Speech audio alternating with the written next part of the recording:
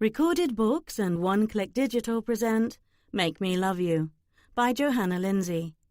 Narrated by Beverly A. Crick. Chapter 1. This is intolerable. How dare that dissolute joke of a royal heir give the Whitworths an ultimatum? Aging badly, 25 years his wife's senior, Thomas Whitworth still had a face that defied the passage of time. Though his hair had turned pure white, he had no wrinkles to speak of. He was still a handsome, if old, man, riddled with pain in most of his joints, but he had the constitution and stubbornness to appear otherwise, could stand hale and hearty in the presence of others, even if it took every ounce of his will to do so. Pride demanded it, and he was a very prideful man. "He is regent now, officially sworn. England and her subjects are in his hands," Harriet Whitworth said, wringing her own hands. "And not so loud, Thomas, please. His emissary isn't out the front door yet." But with the emissary gone from the room, Thomas collapsed on the sofa. "Do you think I care if he hears me?" Thomas snarled at his wife.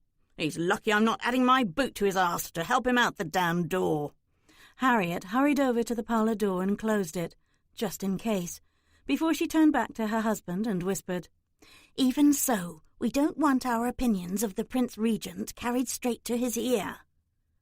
She had been young when she married Thomas, Earl of Tamden, a prime catch in her day, and a beauty still at the age of 43, with her blonde hair and crystal blue eyes. She had thought she could love this husband her parents had picked for her, but he did nothing to encourage that emotion from her, and so it never came to pass. Thomas was a hard-tempered man, but she had learned how to live with him without becoming subject to his rants and rages, and never, ever to cause them. She'd had to become as hard and callous as he was, and didn't think she would ever forgive him for turning her into a copy of himself.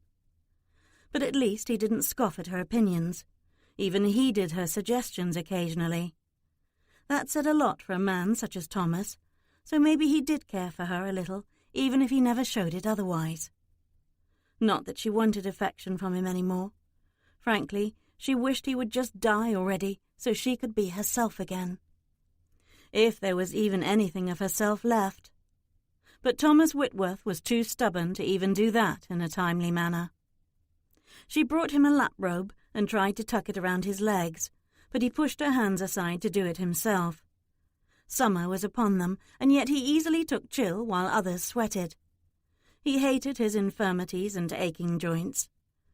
Most of his rages these days were directed inwardly, because he was no longer the robust man of old. But his current rage was solely directed at the Prince Regent. "What outrageous audacity!" Thomas said. "Do you think he isn't aware of what the entire nation thinks of him? He's a hedonist with no interest in politics, only the pleasures his royal blood affords him. This is just a ploy to confiscate our wealth because, as usual, he's utterly in debt from his extravagances and Parliament won't grant him relief." "I'm not so sure of that," Harriet disagreed.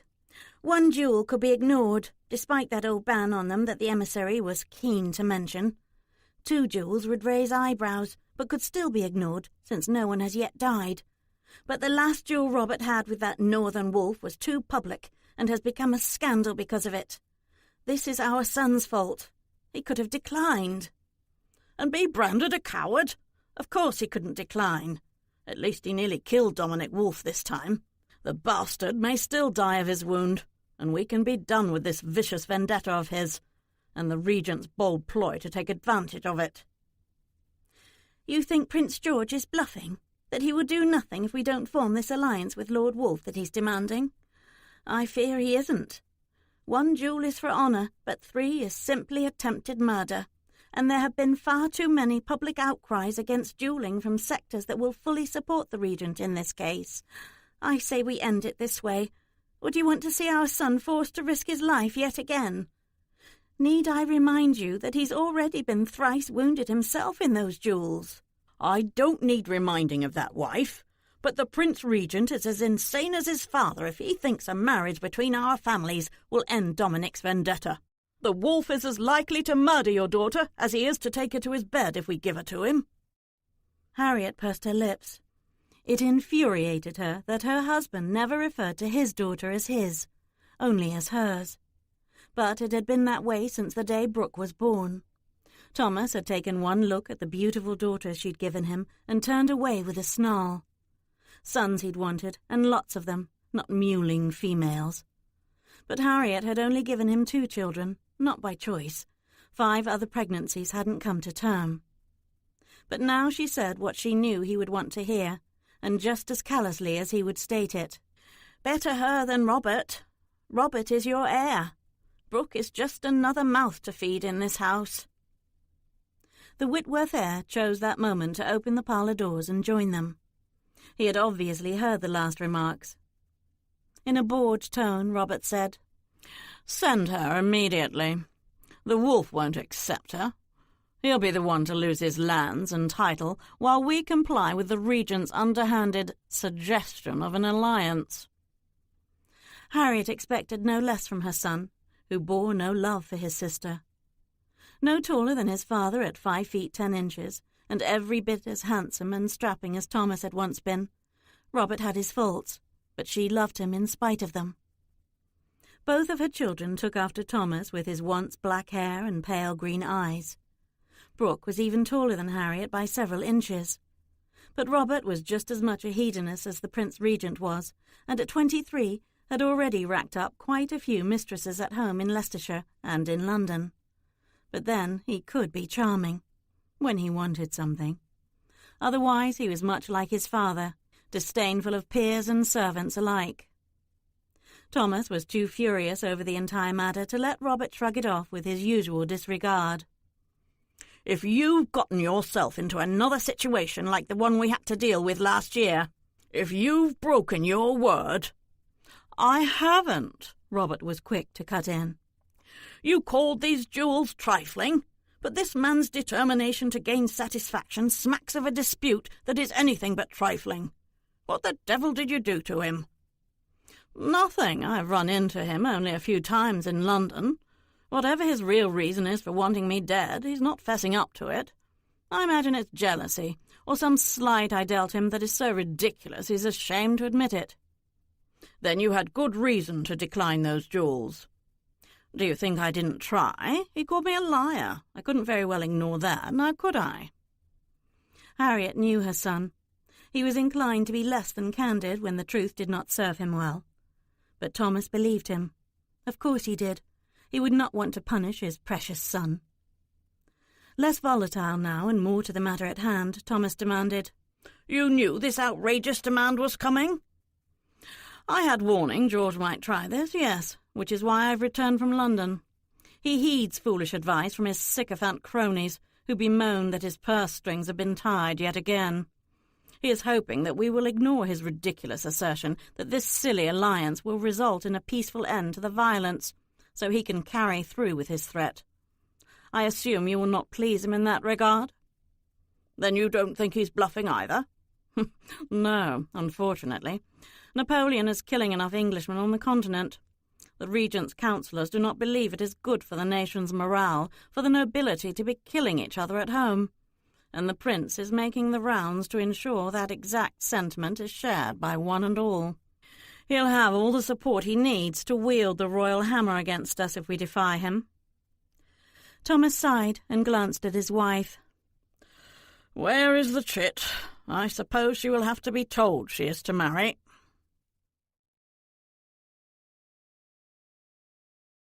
Chapter 2. Now that they would be looking for her, Brooke quickly abandoned her crouching position below the open parlour window and ran straight for the stable.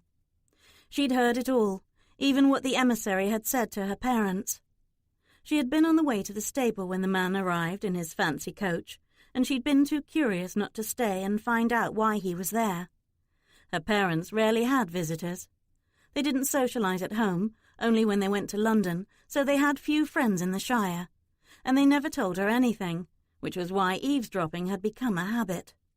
They would look for her in her room first, then the conservatory, then the stable, her 3 haunts. She didn't want to be found yet, so she didn't stop to check on the stallion's sprained right foreleg or greet the new foal. She simply urged the stable boy to hurry with her mount Rebel. She'd named her horse that because it was what she was, at heart anyway.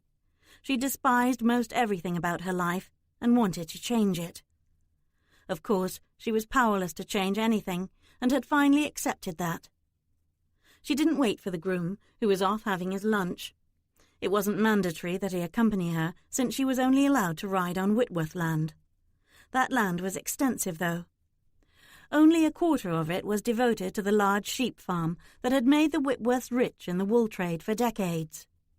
Not that anyone in her family had ever sheared sheep, but the rest of the land was open or wooded, allowing for a good gallop, which is what she needed today. She wanted ample time to digest everything she'd just overheard before her parents shared the news with her. Her immediate reaction was extreme disappointment that Robert's duelling was going to cost her the season in London that she'd been promised. The planning of that trip had brought her and her mother together. Brooke hadn't seen that much of her mother in years.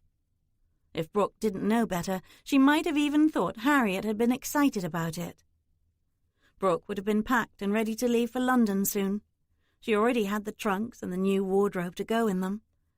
Harriet had been giving her a season in London, not because Harriet wanted to or thought it would please Brooke, but because it was what society expected of her parents, and Harriet always did what was expected of her. Brooke had never looked forward to anything as much as she had that promised trip. So much for promises. Then the fear hit her. She would have to marry a complete stranger. But as she and Rebel raced across the meadow, she realized this change of plans might be a blessing in disguise, because it was a quick, sure way of getting away from her family. She had been worried that she'd go to London and not fit in because she had so few social skills that she might not find a man who would marry her. That worry was gone now. In the end, the disappointment and the fear were still with her, yet she was hard-pressed to get a smile off her lips. She'd never before experienced such contradictory emotions, but she supposed her fear of this unknown man who would be as likely to murder her as to bed her, and lived far away, couldn't cancel out her delight at leaving home. Being thrown to a wolf was not the escape she would have preferred, but anything was better than living with a family that didn't love her. She slowed her horse when she came to the woods, and took the path she usually used when accompanying her maid Elfrida on an herb-gathering expedition. They'd created the path themselves on their many trips to the deepest part of the forest.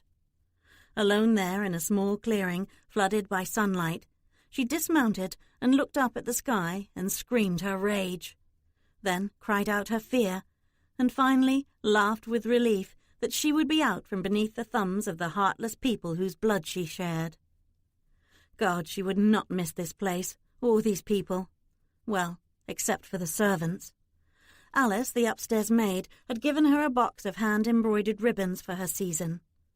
Brooke had cried when she realized how much time and love had gone into making them. Or Mary, the cook, who always had a hug and a pastry for her. Or William, her groom, who went out of his way to make her laugh when she was in a dismal mood.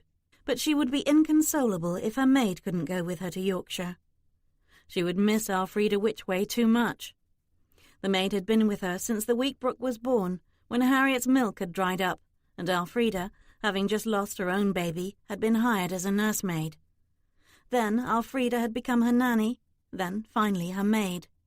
33 now, and with black hair and eyes so dark they could be considered black as well. Elfrida was more a mother to her than Harriet had ever been. She was also Brooke's dearest friend. Earthy, bossy, outrageously blunt at times, Elfrida wasn't the least bit servile, and considered herself the equal of anyone. Brooke spent much time tending plants in the conservatory so that Elfrida would have the herbs she needed year-round. The villagers of Tamden relied on Elfrida to cure their ills. They came to the kitchen and passed their requests through the kitchen staff to Elfrida, who then passed her herbal remedies back the same way in exchange for coin.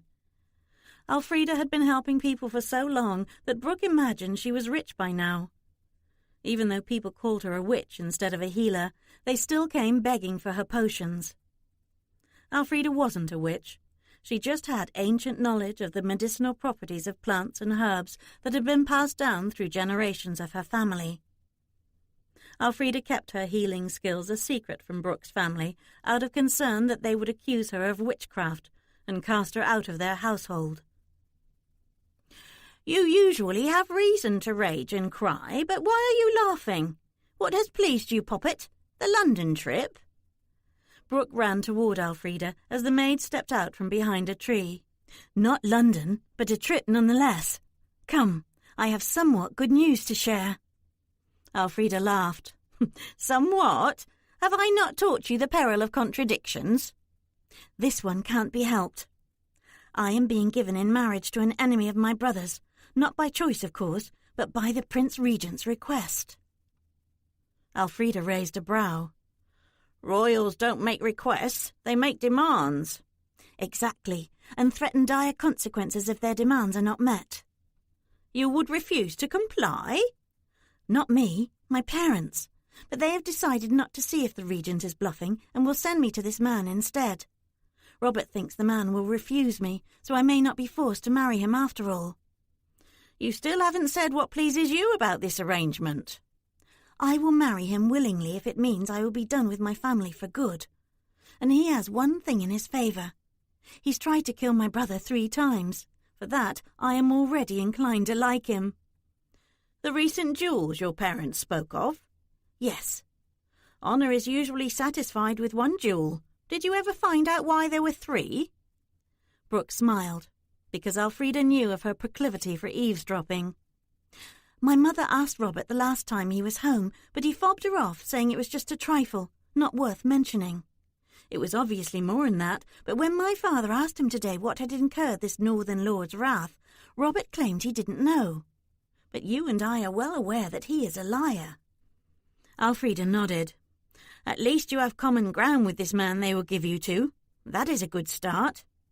"Well, yes, we have in common a dislike of my brother, but I didn't try to kill Robert, as he accused me of doing when I was a child," Brooke said adamantly. "I really did trip that day when I was trying to beat him to the bottom of the stairs, and stumbled into his back instead. I was lucky and caught the railing, whereas he tumbled to the bottom. Yet he claimed I pushed him deliberately, and my parents believed him, of course, as they always do. So I was confined to my room until he was hale and hearty again. But I swear he pretended to need an extra few weeks for his sprained ankle to mend because he knew I disliked being cooped up.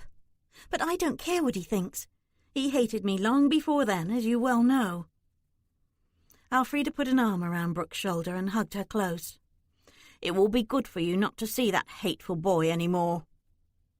Brooke would have included all of her family in that statement, but didn't say so. "I may leave within the week. You will come with me? Please say you will." "Of course I will." "Then let us spend the day stocking up on your supplies and gathering rooted herbs you can replant. We don't know if we will be able to find in the north all the herbs you need." "Where in the north?" "I don't know. They haven't actually told me any of this yet. I just—" Elfrida's laugh cut her off. "Yes, we know how you gather information."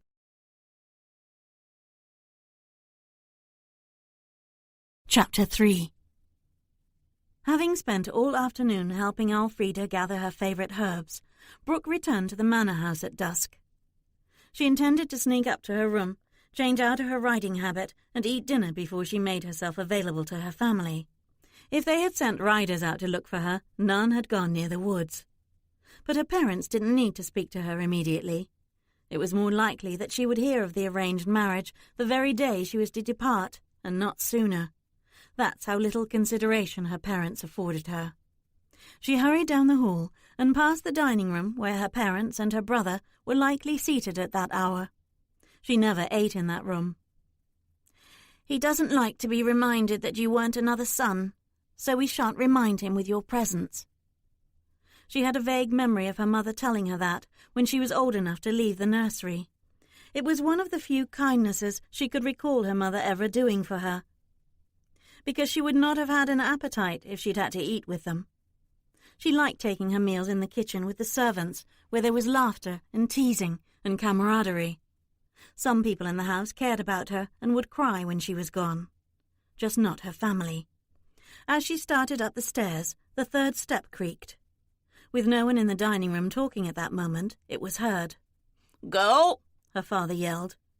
She winced at the tone of his voice, but immediately went to the dining room and stood in the doorway, her head bowed. She was an obedient daughter. At least they thought she was.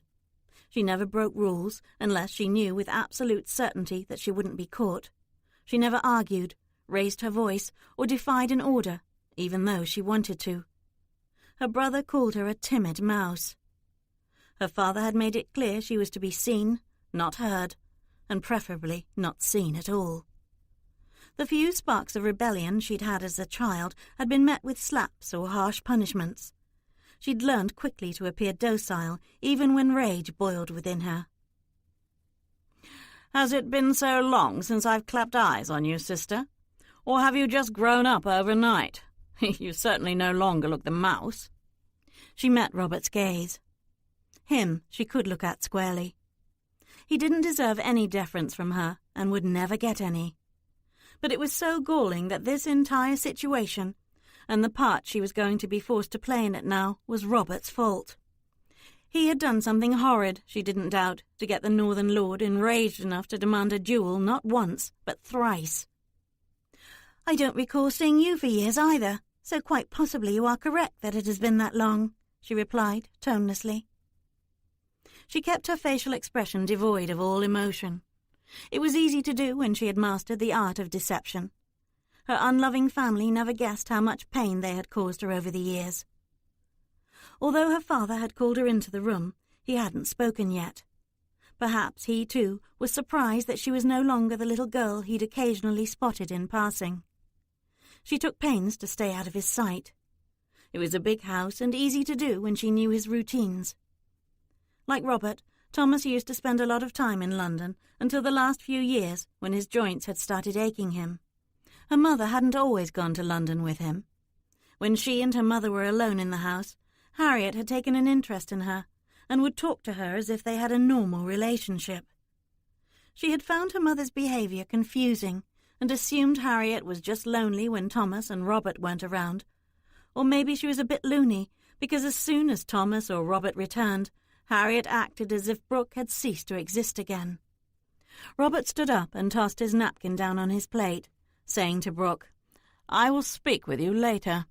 There is a strategy you might employ to come out ahead in this endeavour." Him help her? She would sooner hug a poisonous adder than trust any offer of assistance from her brother. But since no one had actually told her yet why she'd been called into the dining room, she said nothing, and just waited for her future to be unfolded for her. Her mother began, explaining everything that Brooke already knew. A daughter would normally ask dozens of questions, might even protest.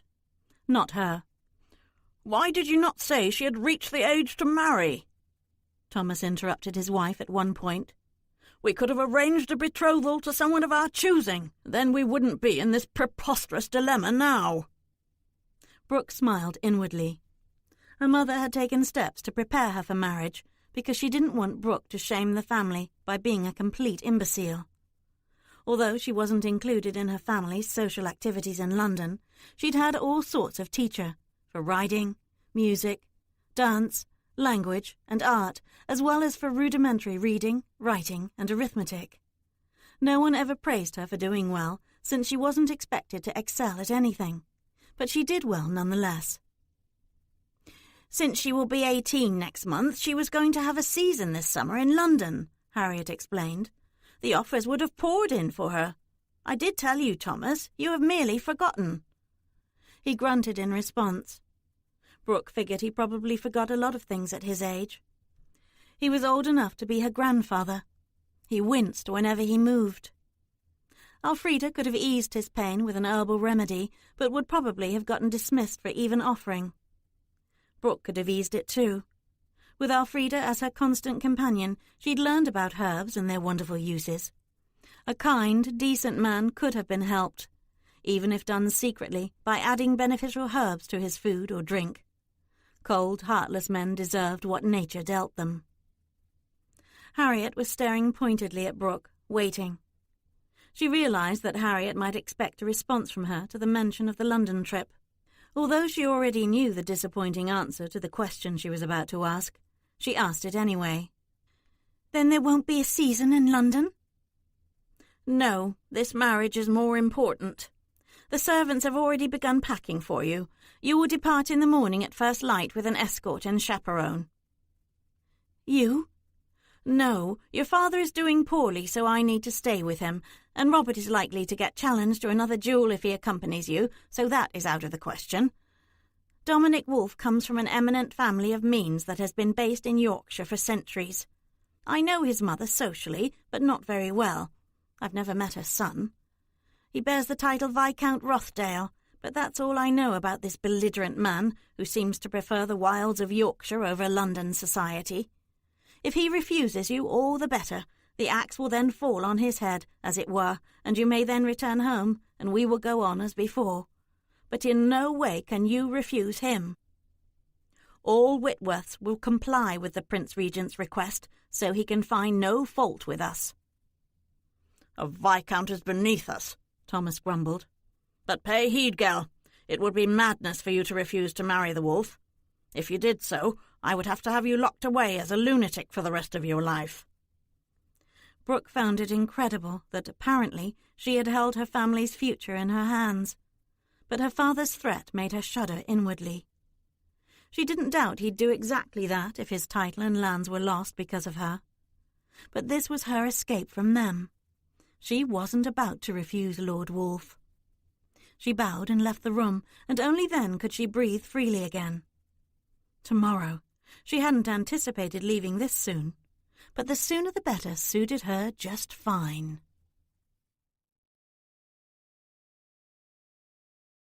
Chapter 4. "Make him love you, precious. Make him fall deeply in love, and you will have a good life with him," Brooke's mother whispered to her before Brooke stepped into the coach. It took hours for Brooke's shock to wear off.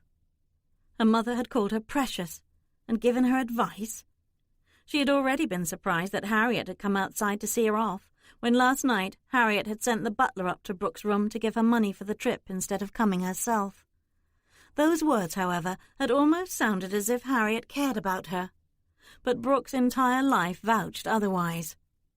Why couldn't her mother be consistent? Why did Brooke only ever get these confusing glimpses of the mother she wished Harriet could be, but so rarely was? If the Wolf of the North became besotted with her, then he'd leave Harriet's darling Robert alone and stop trying to kill him. Brooke was no fool. Only one child had ever been loved in her family, and her parents would do or say anything to protect him, including lie to their daughter about her chances of charming a man who hated her family as much as she did. The family-crested coach had pulled up to the front door for her. Her parents' pride demanded that she arrive at the enemy's door in style, she supposed. Besides the driver, 2 footmen escorted her. Earlier that morning she'd gone to the stables for one last visit with the horses. She'd informed the head groom that she'd be taking Rebel with her. If she was not coming back here, and she truly hoped she wasn't, then she didn't want to leave behind anything that she cared about. Most of the staff came out to bid her goodbye. She didn't think she would shed tears for this place, but she did for the people she'd grown up with, servants who actually cared about her. Her groom, William, even handed her a wood carving he'd made of a horse, telling her he hoped it reminded her of Rebel. It didn't. He wasn't good at carving, but she would cherish it anyway. The servants accompanying her had their instructions. They were to bring her straight back home if the wolf didn't allow entrance into his lair. Otherwise, the servants, except for Elfrida, were to return to Leicestershire with the coach. Brooke hoped she gained entrance. She hoped she would find something to like about Dominic Wolfe, other than their mutual dislike of her brother. But it was possible she wouldn't, and possible, too, that she wouldn't get through the door. The emissary had come to the Whitworths first. From Leicestershire, it was half a week's ride by coach to Lord Wolfe's home near York. The Regent's man was only a day ahead of them on the road, which meant Lord Wolfe was still blissfully unaware of any of this. If he was going to be enraged when he was told, and rightfully so, Brooke thought, She wished he could have more than just one day to calm down before she arrived. It would have been logical for her family to wait until they'd learned his reaction to the regent's demand before sending her north. To dispatch Brooke so soon smacked of fear. They might have raged and railed about this, but they would never have called the regent's bluff. The consequences meant too much to them to do so. And her brother, what a blackguard! When he'd come to her room last night, he'd had a calculating look in his eyes that warned her she wouldn't like the strategy he had mentioned in the dining room. "Marry him first, then poison him," Robert had simply stated. "We can claim half his lands, or all of them, if he has no other relatives. I know he had a sister who died, but no one knows much else about Dominic Wolfe." "And what if I like him instead?" Brooke had replied. It could happen. She wasn't hopeful that it would, but it could. "You will not. You will be loyal to your family and despise him." She might end up despising Dominic Wolfe, but it certainly wouldn't be out of loyalty to her family. She hadn't said that, though. She had kept her incredulity over Robert's suggestion to herself.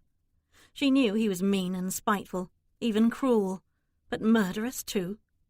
Yet he was so handsome. He had so many blessings, was even an earl's heir. There was no excuse for him to have turned out as he did, except that he was his father's son. Like father, like son had never been so true as it was in the Whitworth family. She refused to even acknowledge his preposterous suggestion, and instead asked, "What did you do to Dominic Wolfe to make him challenge you 3 times?" He snorted. "Nothing to warrant such persistence. But don't cross us on this, sister.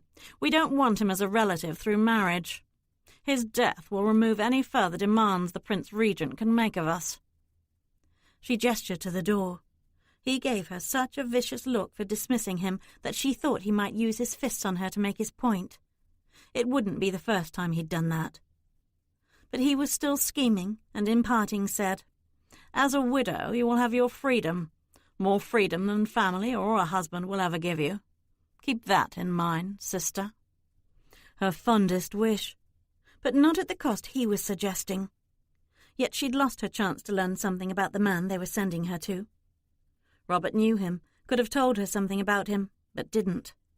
She'd almost asked before the door closed behind him, but she'd never asked anything of him in her life, and wasn't going to start now.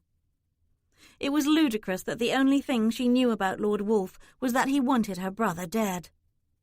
She didn't know if he was young or old, infirm, ugly, or even as cold and callous as her own family was. He could already be engaged to marry someone else, too. Could be in love. How horrible to think that his life was going to be turned upside down, just because he'd wanted justice from her brother that he obviously couldn't get from the courts. She already felt sorry for him. When the coach stopped for lunch that day, they'd already travelled farther from Whitworth Manor than Brooke had ever before been. By evening, they would be out of Leicestershire. The trip to London was to have been her first long journey and her first time out of the Shire. She'd been to Leicester and a few other towns around it, but those had been short visits that hadn't required spending the night away from home. So she was determined to enjoy this journey despite what would happen at the end of it.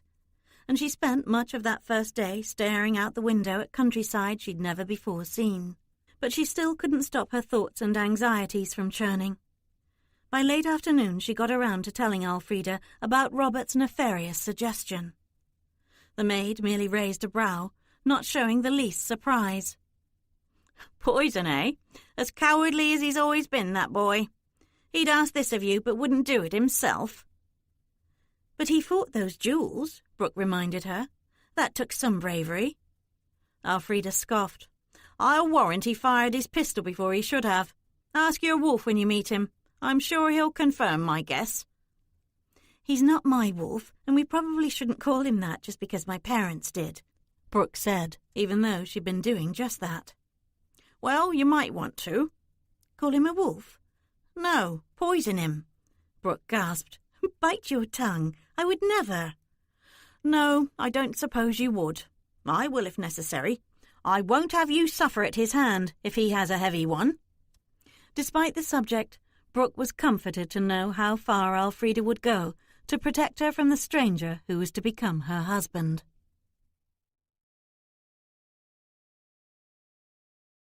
Chapter 5.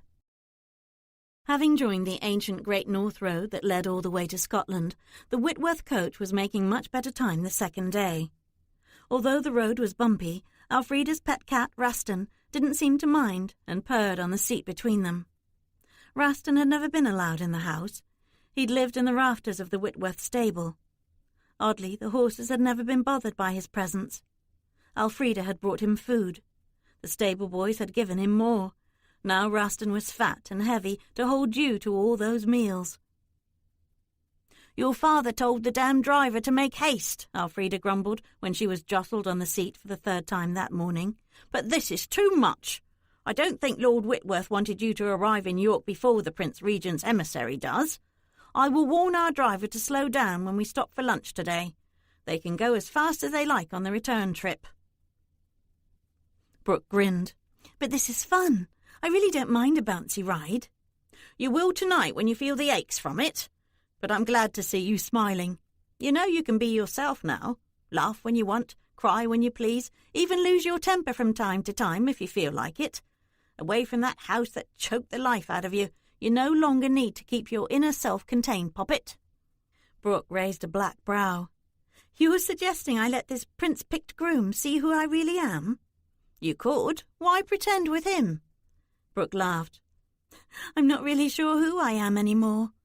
"Of course you are. You are yourself with me and always have been." "But only with you, and only because you were the only one in that house who actually loved me." "Your mother—" "Don't defend her to me. She spoke to me only when she had to, or when my father and Robert were away and she was in one of her chattering moods. And even then she only wanted me to sit there and listen, not participate in a real conversation." Many times Elfrida had tried to convince Brooke that Harriet loved her. At times Brooke had thought it might be true. Occasionally her mother would smile at her when no one else was around, or stand in the doorway of the study, watching her during a lesson with her tutor. Once, when Brooke cut her arm, Harriet brushed Elfrida aside to tend it herself. She'd even given Brooke Rebel, her most prized possession, for her 13th birthday. Yes, a few times Harriet had acted like a mother toward her, but Brooke knew what love felt like and what it looked like. She saw it every time Elfrida looked at her. She never saw it in her real mother's eyes. Yet she knew Harriet was capable of love because she displayed it in abundance for Robert. She could be like two different people, Frida. Most of the time cold and indifferent, and on rare occasions caring and interested. Sometimes I thought, but if I'd been myself with her, I would have been caught in the crosshairs when she reverted to being as cold as my father. The hurt she caused me would have been so much worse if I'd allowed myself to hope it could be otherwise.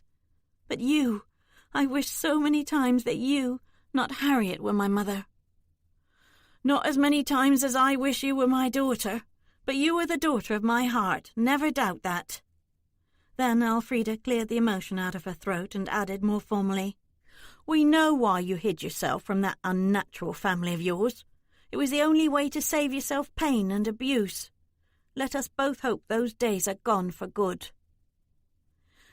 "What do you think will happen if Dominic Wolfe doesn't like me and sends me back home?" Brooke wondered aloud. "Nothing other than you will likely get that season in London that you were promised, and soon after, some other husband. But there would have to be something very wrong with Lord Wolfe for him not to like you, Poppet." "But he hates Robert and will hate me because of it." "Then he will be a fool."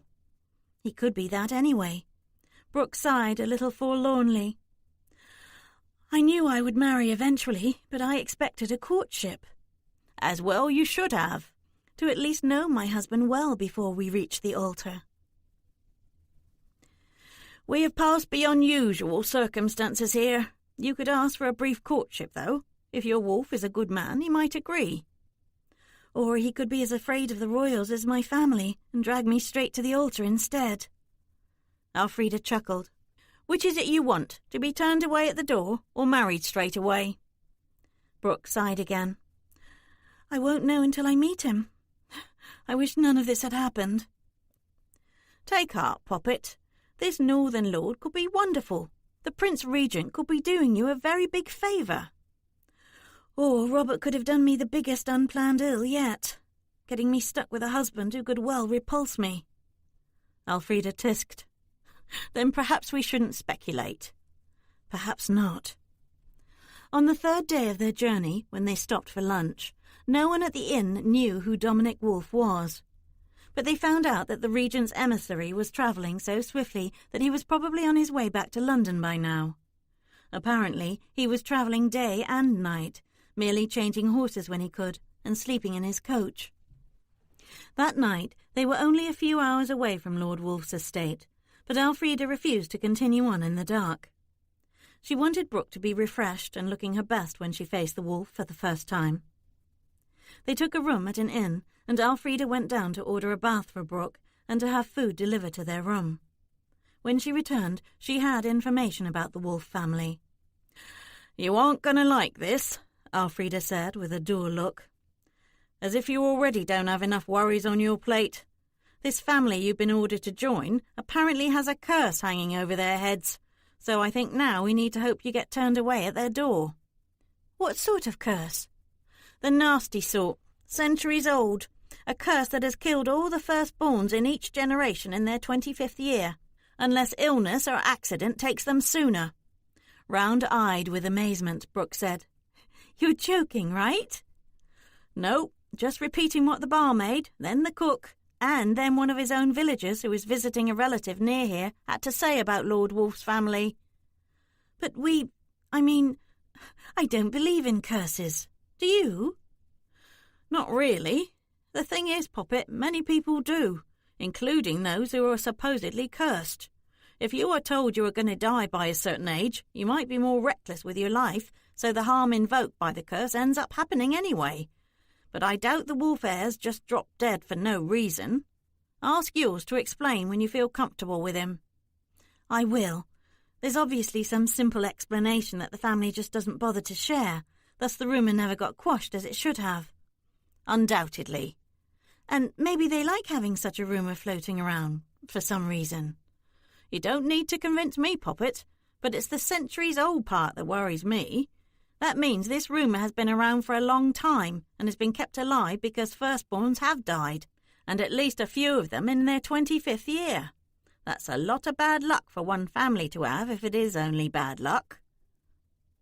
Brooke was scowling, but she wanted to know what else Elfrida had heard about the Wolfes.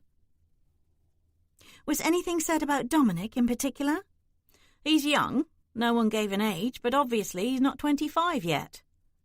Brooke rolled her eyes and accused, "You do believe in curses?"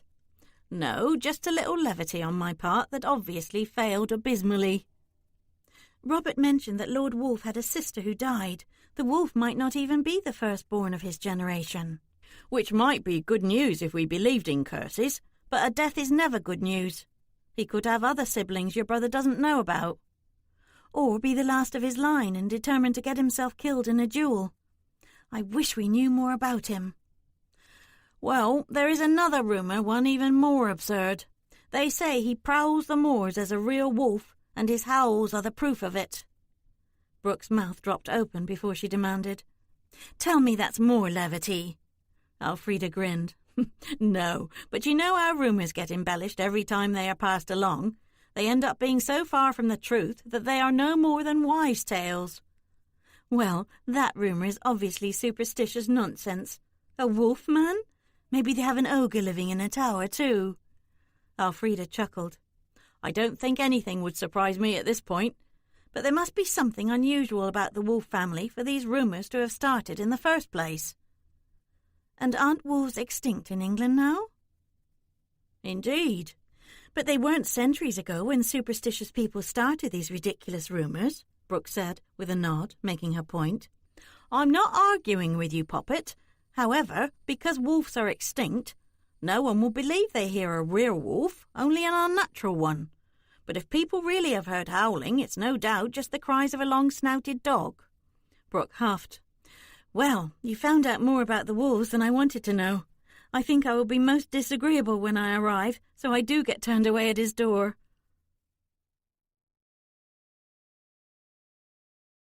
Chapter 6.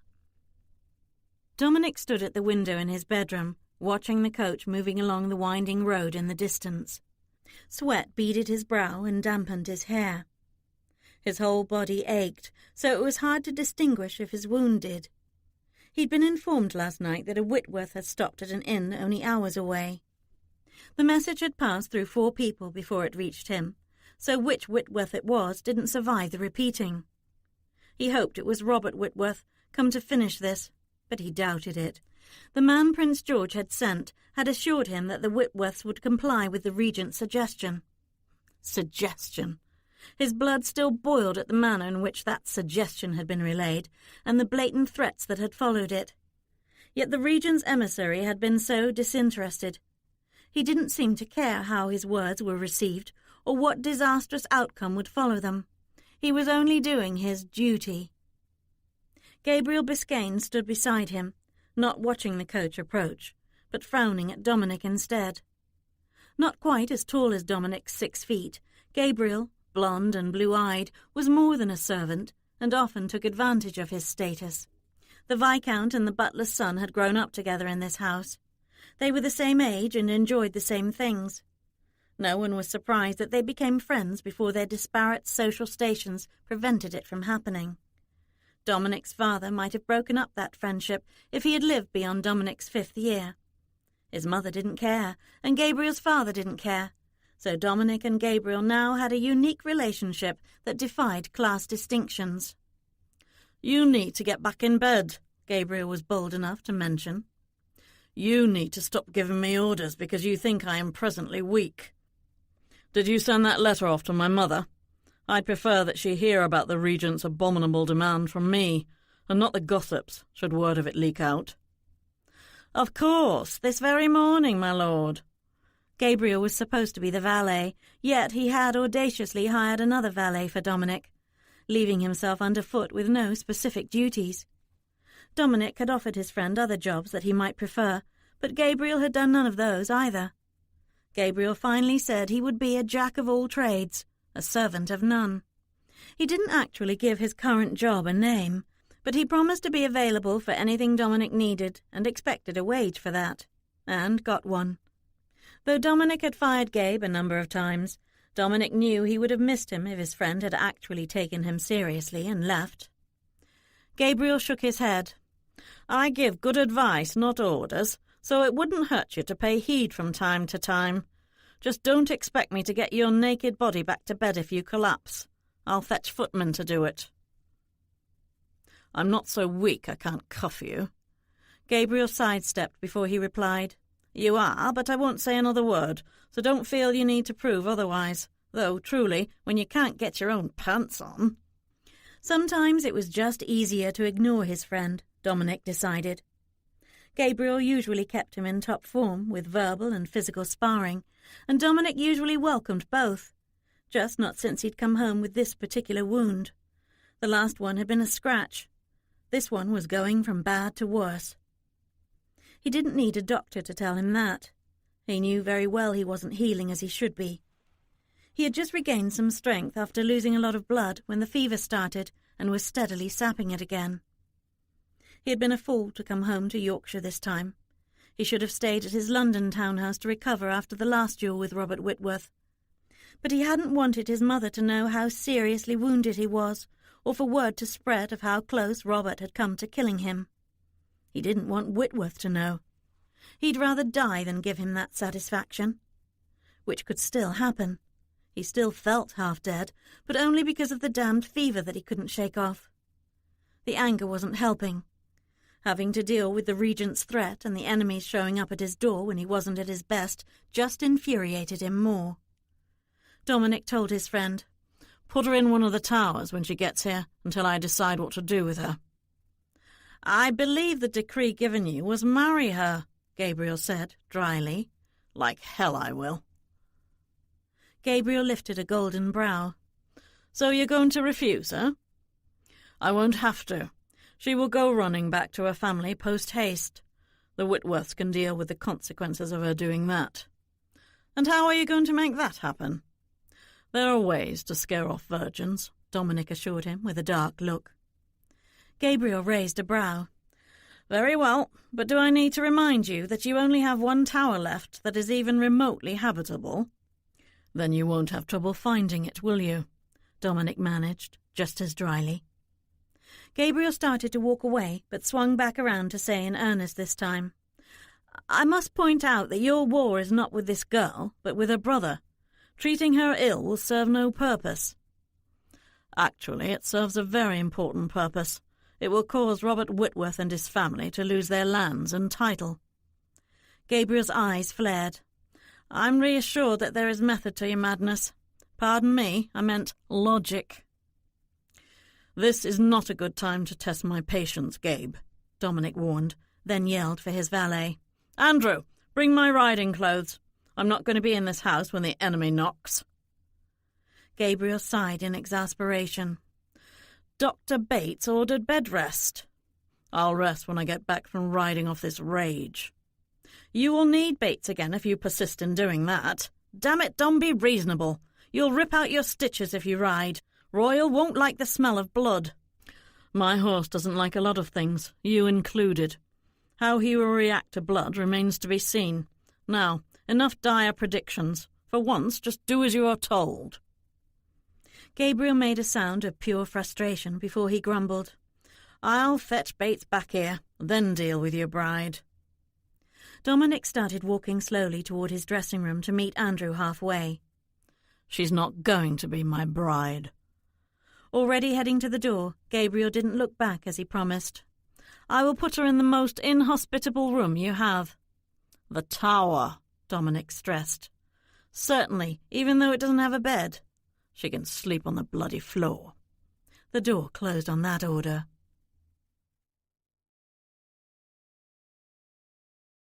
Chapter 7. "There's another one," Brooke said, pointing out the coach window at the ruins of a small castle. "Many of the smaller ones in Yorkshire were built to protect against incursions from Scotland. Yorkshire was meant to be a stalwart wall that would keep the Scottish armies from reaching the south." Brooke glanced at the maid and giggled. "You were listening to my history lessons, weren't you?" Elfrida nodded. "I had to. That tutor wasn't supposed to be teaching you history. Your parents would have fired him if they'd found out. So I guarded the door. You don't remember tempting him to lose his job with all your questions?" Vaguely. Looking out the window again, Brooke wondered if this small ruin was on Wolfland. They should be on it by now, unless the Wolves didn't actually own much land in Yorkshire. "I wonder if we'll be here long enough to see all this heather bloom." They'd been told it would flower in late summer. It must be beautiful when it does. There's so much of it. "The Yorkshire moors are quite striking, even without the heather in bloom. But I prefer more heavily forested terrain," Elfrida replied. The sky was cloudy this morning, and without the sun, the landscape looked a bit bleak and gloomy to Brooke. She wondered if her thoughts were just colouring it so. "Where the deuce is it?" she said impatiently, still looking out the window on her side of the coach. Elfrida didn't need to ask what Brooke was referring to. "On my side." Brooke gasped and quickly changed places with the maid, but she sighed dismally when she saw the house she'd been looking for. "I hope that's not it." "I'll wager it is." The facade of the 3-story manor house was made of dark grey stone that looked almost black, though that might be because moss or ivy was covering it. It was hard to tell at this distance. 2 corner towers rose above the massive rectangular edifice, giving it the appearance of a castle. A large tree stood in front of each tower. Both were in full bloom, obscuring her view of the rest of the manor. "It looks forlorn, gloomy, forbidding." Elfrida laughed at that and stressed, "No, it does not. It would not appear that way to you if the sun would stop hiding from us. It's going to rain soon. Let's hope we get inside first." "If they let us in." "Stop it," the maid loudly tusked. "If you are turned away at the door, I will spit on it. See how they like my curses added to theirs." Brooke couldn't help laughing. Elfrida wasn't a witch, but sometimes she liked to pretend she was. Elfrida swore that centuries ago the T had been removed from her surname, Witchway. It was part of her mystique, which she cultivated with the villagers to keep them in awe of her, warning that she'd prove the T really belonged there if they told anyone where they got their potions. Brooke spotted something else and exclaimed, I see hedges behind the house, on this side of it at least, tall enough that I can't see over them. Do you think he's got a maze in there? Now that might be fun." "I know you were denied many things growing up, but mazes are something you should be glad to have missed out on. You can get lost in them." "You know that from experience, do you?" Elfrida snorted. "Me? Go in a bloody maze? Ha! Not in this lifetime, I won't. But Cora from Tamden Village used to work at an estate in the south that had one. She and her beau thought it a lark to have their trysts in that maze. It was so big that no one could hear them yelling for help. They were lucky it was only days, and not weeks before they were found." "They should have dropped breadcrumbs to leave a trail they could follow on the way out." "They did, but Cora's cat followed them in and ate them all." Brooke shook her head. Was any of that actually true? Elfrida didn't deny or confirm it. "I'm just saying, if you enter a maze, leave a trail, just not an edible one." "I'll remember that, if there's even one there." Brooke leaned back in the seat, beginning to feel anxious again now that their destination was in sight. She could be meeting her future husband within the hour, if he was even there. The emissary had obviously assumed he was. But what if Dominic Wolfe wasn't at his home in Yorkshire and knew nothing about this marriage yet? A reprieve for her. That would suit her just fine. Maybe Lord Wolfe had been warned of what was going to be demanded of him and intended to keep himself unavailable indefinitely to avoid receiving the news. She might just like living here if he stayed away, so she could have the house to herself. Elfrida nudged her shoulder and nodded toward the other window. Their coach had gone beyond the manor house and had rounded the last curve in the road, which turned them back toward the house. Now they could see a large stable at the side of the house, and beyond it a fenced-in pasture that stretched as far as the eye could see. Brooke's pale green eyes flared wide, seeing the small herd of horses grazing in it, some small enough to be foals. "He might be a horse breeder," she exclaimed excitedly. "How ironic that he's already doing the very thing I want to do." Elfrida chuckled. "You still have that silly notion of breeding horses some day?" "Not just any horses, but champion racers, and I most certainly do." "But women don't," Elfrida said bluntly. "It will be scandalous, and you know it." "The devil it would." "Oh, you mean, no, I wouldn't actually be on hand for the breeding. I'd have a manager for that, of course. But I'll own them and make the selections and be involved in the training. Yes, I most certainly can do all the rest of that. And I'll make a very nice income at it once I'm done with family and husbands." "Or you could devote yourself to your children instead." "If I ever have any, but who says I can't do both? I can raise horses and horse breeders." Brooke laughed. Lord Wolfe's liking horses as much as she did was a plus on his side. 2 pluses boded well, didn't it? She was suddenly feeling much better about him and this place where he lived. "Well, the idea has at least put some colour back in your cheeks, and in good time," Elfrida said. "We are turning into the last stretch of road to the house."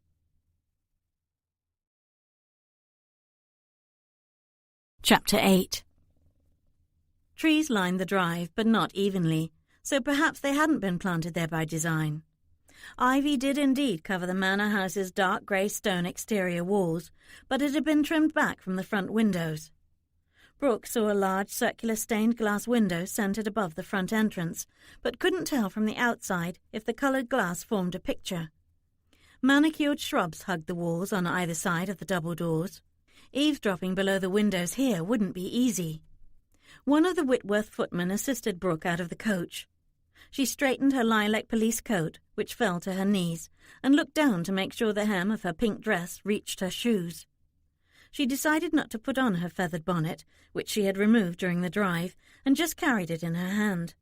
The sun broke through the clouds just then. A good omen, she wondered.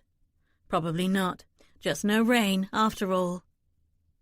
Elfrida followed her out of the coach with Rastin in her arms, and remarked in a disagreeable tone, "You would think they would have seen or heard us arriving and be out here to greet us. They must have a lax staff if we have to knock on the door." "Perhaps no one lives here. We could be at the wrong house." "Don't be so hopeful, Poppet. We had good directions from that last coaching inn." It could also be a not-so-subtle way of saying she wasn't welcome, but Brooke didn't mention that again. Her stomach was tied in knots and had been for days, but now it was much worse. If she vomited, she would be mortified. Whichever servant had to clean it up would hate her. Not a good start if they did get in. The footmen were waiting for her order to unload the trunks. She didn't give it yet. Didn't move, either. Elfrida didn't notice that Brooke was rooted to the spot, merely said, "Come on, then," and started toward the doors. But Rustin hissed loudly as the maid got closer to the house and fought to get out of her arms. They watched as he ran along the side of the house and disappeared. "What the devil's got into him?" the maid said in surprise. "Maybe they keep dogs in the house that he can sense. Or maybe it's because there really is a wolf in there," Elfrida countered, hinting that she believed in folklore after all. "Rustin usually scares dogs away. I've yet to see one that frightens him." "It's a new place. He doesn't feel at home yet." "And neither do I with this lack of welcome."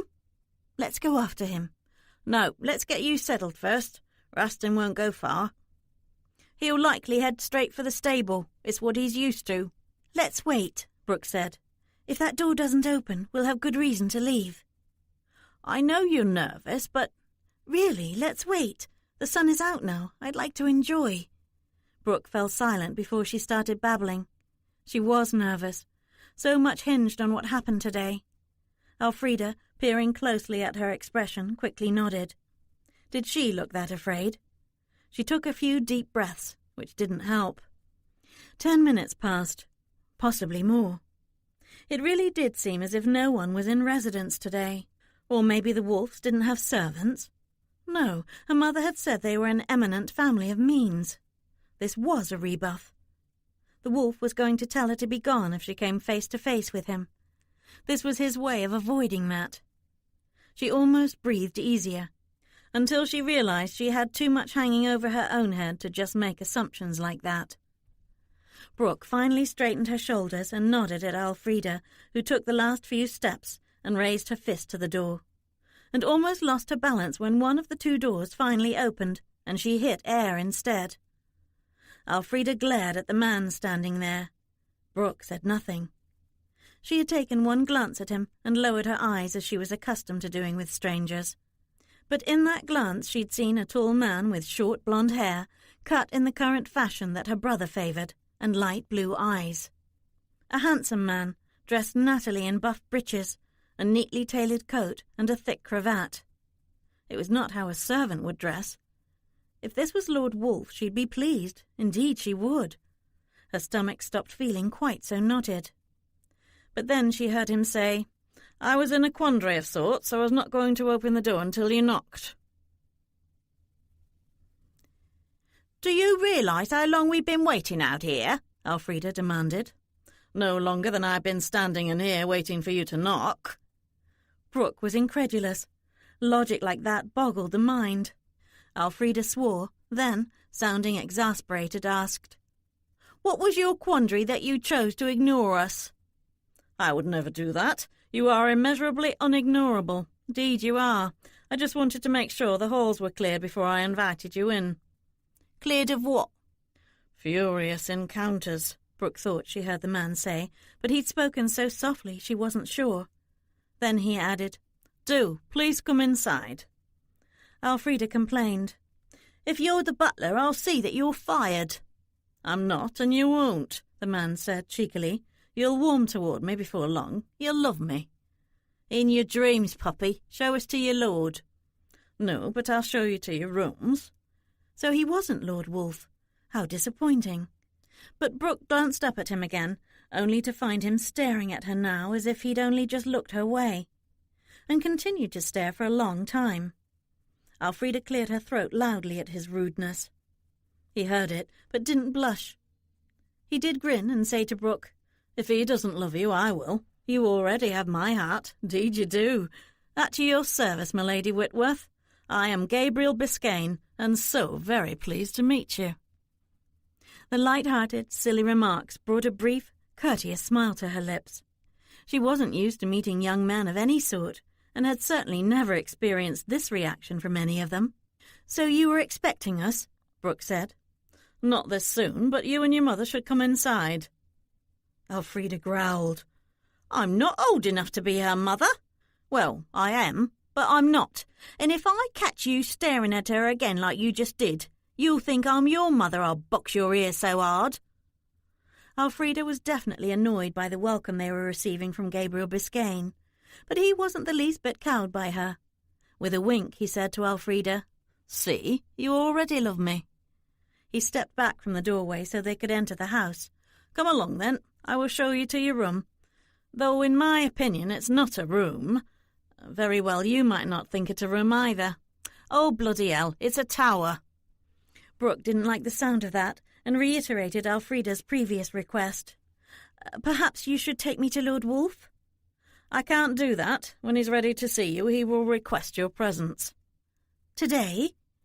"Possibly not." Another reprieve, and this one brought a sigh of relief. Another smile to Brooke's lips, and the last of the knots in her belly dissipated. He had to have been joking about the tower, she decided. But if he wasn't, tower be damned, she wouldn't mind it at all if it meant she wouldn't have to deal with the lord of the manor any time soon. Well, as long as the tower had a bed. Surely it would have a bed. Elfrida was about to protest, though, but Brooke shook her head at the maid, who had done too much complaining already. And Mr. Biscayne had already turned about and was heading down the hall.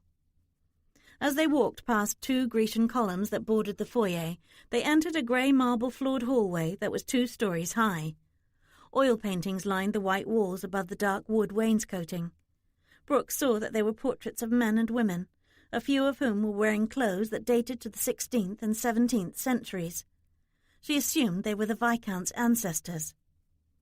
A large crystal chandelier was in the centre of the hall, but so high up a servant would have to climb a tall ladder to light it, so she doubted it was used often. They passed several sets of double doors, which no doubt led to parlours and the dining room before they came to the grand staircase. Splashes of colour on the white walls made her glance back at the foyer. The round stained-glass window above the front door threw beams of blue, red and yellow light on the white walls.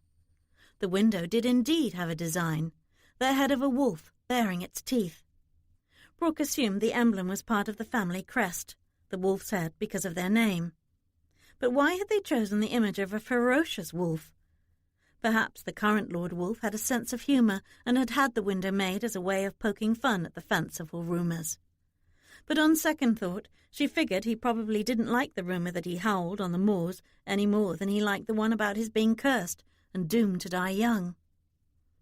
At the top of the stairs, Gabriel Biscayne led them to the right, down a wide carpeted hallway that had doors on only one side. These rooms would face the back of the property, Brooke realised. Soon they turned a corner and headed down another corridor that led back to the front of the house. Here a few of the doors on both sides of the corridor had been left open to let in light. The house certainly had many bedrooms and was bigger than it appeared from outside. At the end of the corridor, Gabriel stopped at a circular stairway. Brooke guessed it led to the tower room he'd mentioned. She hadn't thought he was serious about putting her there until that moment. She tensed, waiting, but he didn't move, just stared at the dark winding stairs in front of them for a long moment. Then, without a word, he turned about and marched them back down the corridor and returned to the other. As he passed the door at the end, he glanced back at Brooke and Elfrida and put a finger to his lips, suggesting they needed to be quiet, and moved to the next door, just to the right of the stairs. Brooke was reminded of what had happened to her as a child when she disturbed her father's solitude upstairs. She'd only done it once. Lessons had been learned quickly in that house. Gabriel entered the room, walked across it, and opened the 2 windows to let in some fresh air. Brooke followed him, wanting to see the view. She'd been right. The tall hedges she'd seen from a distance surrounded a large park-like area behind the house, with bright green lawns and pathways bordered by beds of roses and other pretty flowers. There were a few shade trees with benches beneath their leafy green canopies and a tiny pond. Lamp-posts were placed here and there to light the way at night, or just look pretty from the house. Right in the centre was indeed a maze, not huge, but with hedges so tall she couldn't see the pathways inside it from her window. Too bad. She would have liked to memorize them before venturing into it, and she would be doing that if they were staying. Before Gabriel left, he said in a whisper, "I will bear the brunt of his wrath for not putting you where he ordered, but I'd rather not wake him just yet, so do try to be as quiet as you can, so he doesn't hear you in here." Appalled that he hadn't been joking about the tower, Brooke replied, "Please, I'd prefer another room not so close to his, even one in that tower." He smiled, apparently not as worried about the Lord's wrath as he'd sounded. "Nonsense. Most of the rooms up here aren't cleaned regularly unless guests are staying in them. This is the only unoccupied room that is clean and doesn't have a permanent 'Don't Use' sign on the door." She hadn't noticed any signs. "Why is Lord Wolfe sleeping in the middle of the day?" "I'd be amazed if he is." Gabriel was already heading briskly toward the door, adding without pause, "I will have your trunk sent up." Brooke might have thanked him if the door hadn't closed so quickly, and she weren't wondering now if the wolf was as ill-tempered as her father, if he needed to be tiptoed around. And then she was staring at another door, one that could very well connect to Lord Wolfe's room, and all sorts of alarming thoughts entered her head, the worst of which was that the wolf would have easy access to pounce on her while she slept.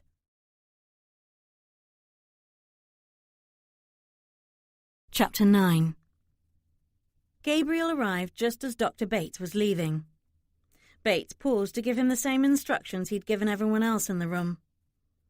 Dominic caught Gabe's expression and might have laughed if it wouldn't hurt, but it would. They'd all been right. He had ripped open his stitches and had been forced to cut short his ride. But the doctor's embarrassing lecture had done what the ride was supposed to do, temporarily distract him from his anger. Carl, the servant assigned to stay with him to fetch whatever he needed today, sat in a chair by the door. Carl had winced in sympathy when the doctor had given his instructions. Dominic's valet, Andrew, was also in the suite, but he was busy in the dressing room. Gabriel closed the door after the doctor left and approached the bed. "Leeches? Really?" "Whatever you wrote in the message that summoned Bates here again apparently led him to bring bloodsuckers," Dominic replied. "He warned he won't be available for the next few days because he's committed to visit patients up north, but he's confident the leeches will soon bring down this fever. That is his opinion, not mine." With his wounded leg left bare on top of the bedsheet, the leeches by the re-stitched wound were quite visible. Gabriel refused to look at them and stared instead at Dominic's dog, sleeping on the foot of the bed. After a moment, Gabriel shook his head and picked up a tan hair off the sheet. "You shouldn't allow that mutt in here, at least not while you are being leeched. He's shedding. You don't want dog hair in the wound, do you?" "Wolf is fine. He's worried about me.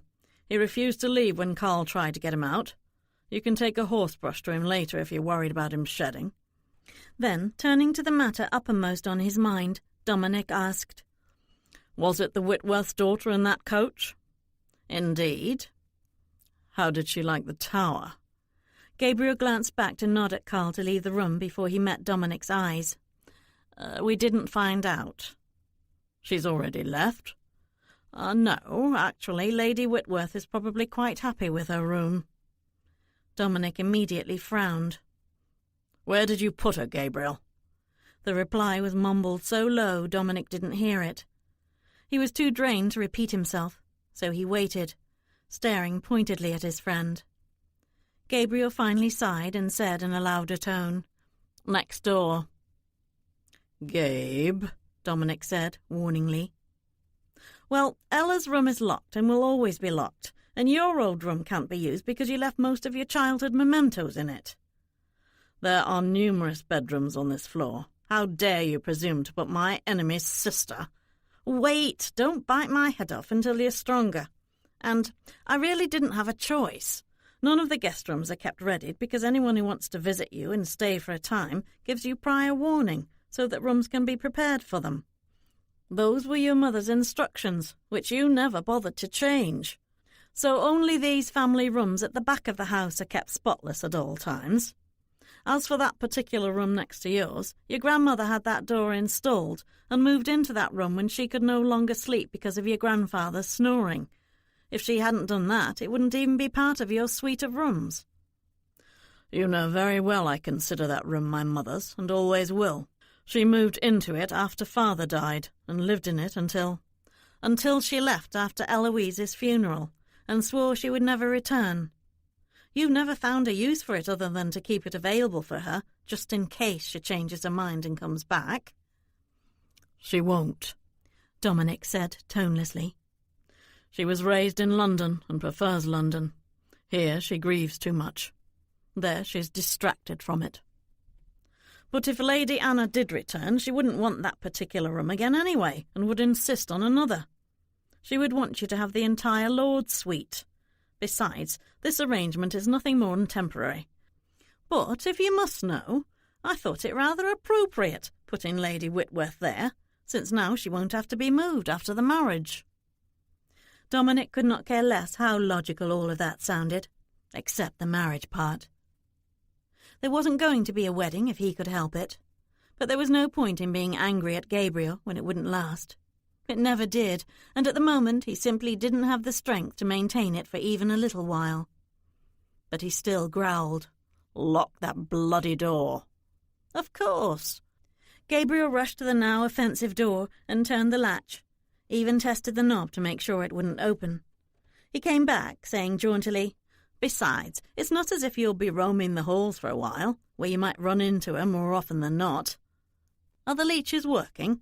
he added, trying to change the subject. It didn't work. Dominic said succinctly, "You disobeyed my wishes. Aside from your convoluted logic, why did you really do that?" Gabriel winced, but stood his ground.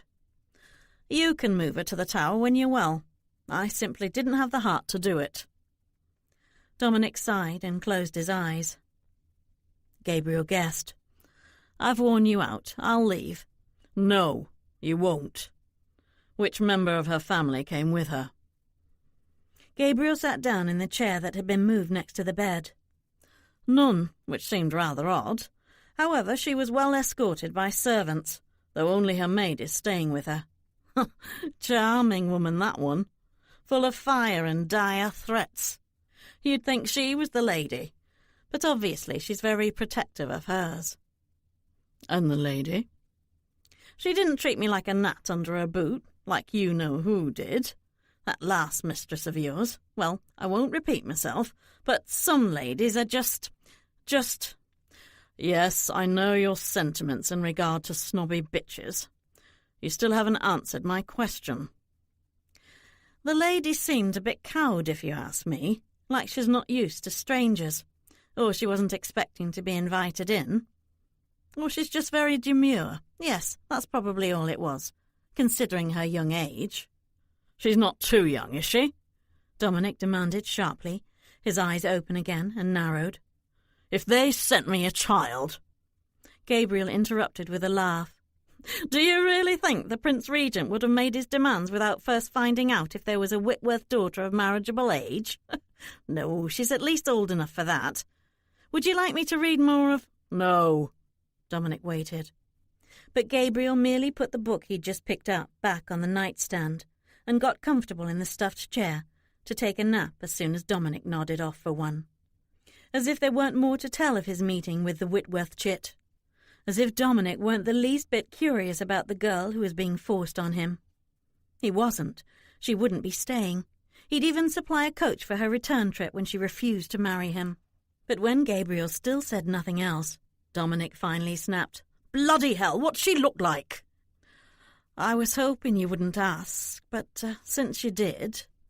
Gabriel paused for a long sigh.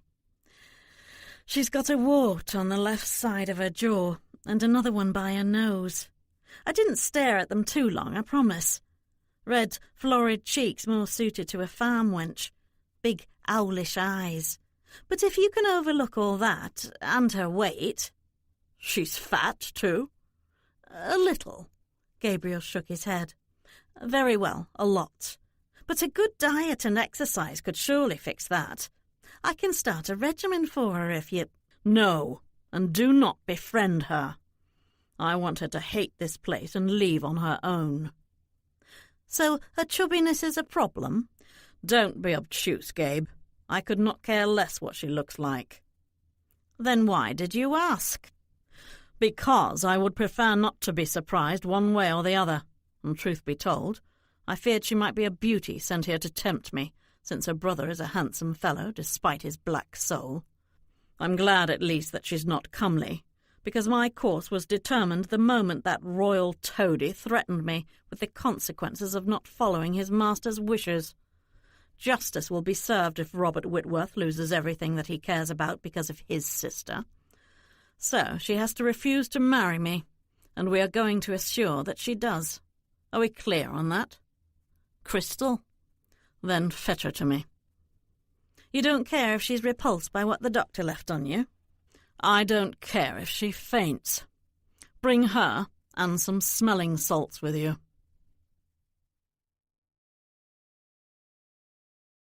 Chapter 10. We need to find out if there is a conservatory or a greenhouse where we can plant your herb cuttings, Brooke said to Elfrida. They were on their way to the stable to look for Raston, and Brooke also wanted to make sure Rebel was going to be well cared for. She'd left her bonnet and pelisse in the bedroom since the day was comfortably warm.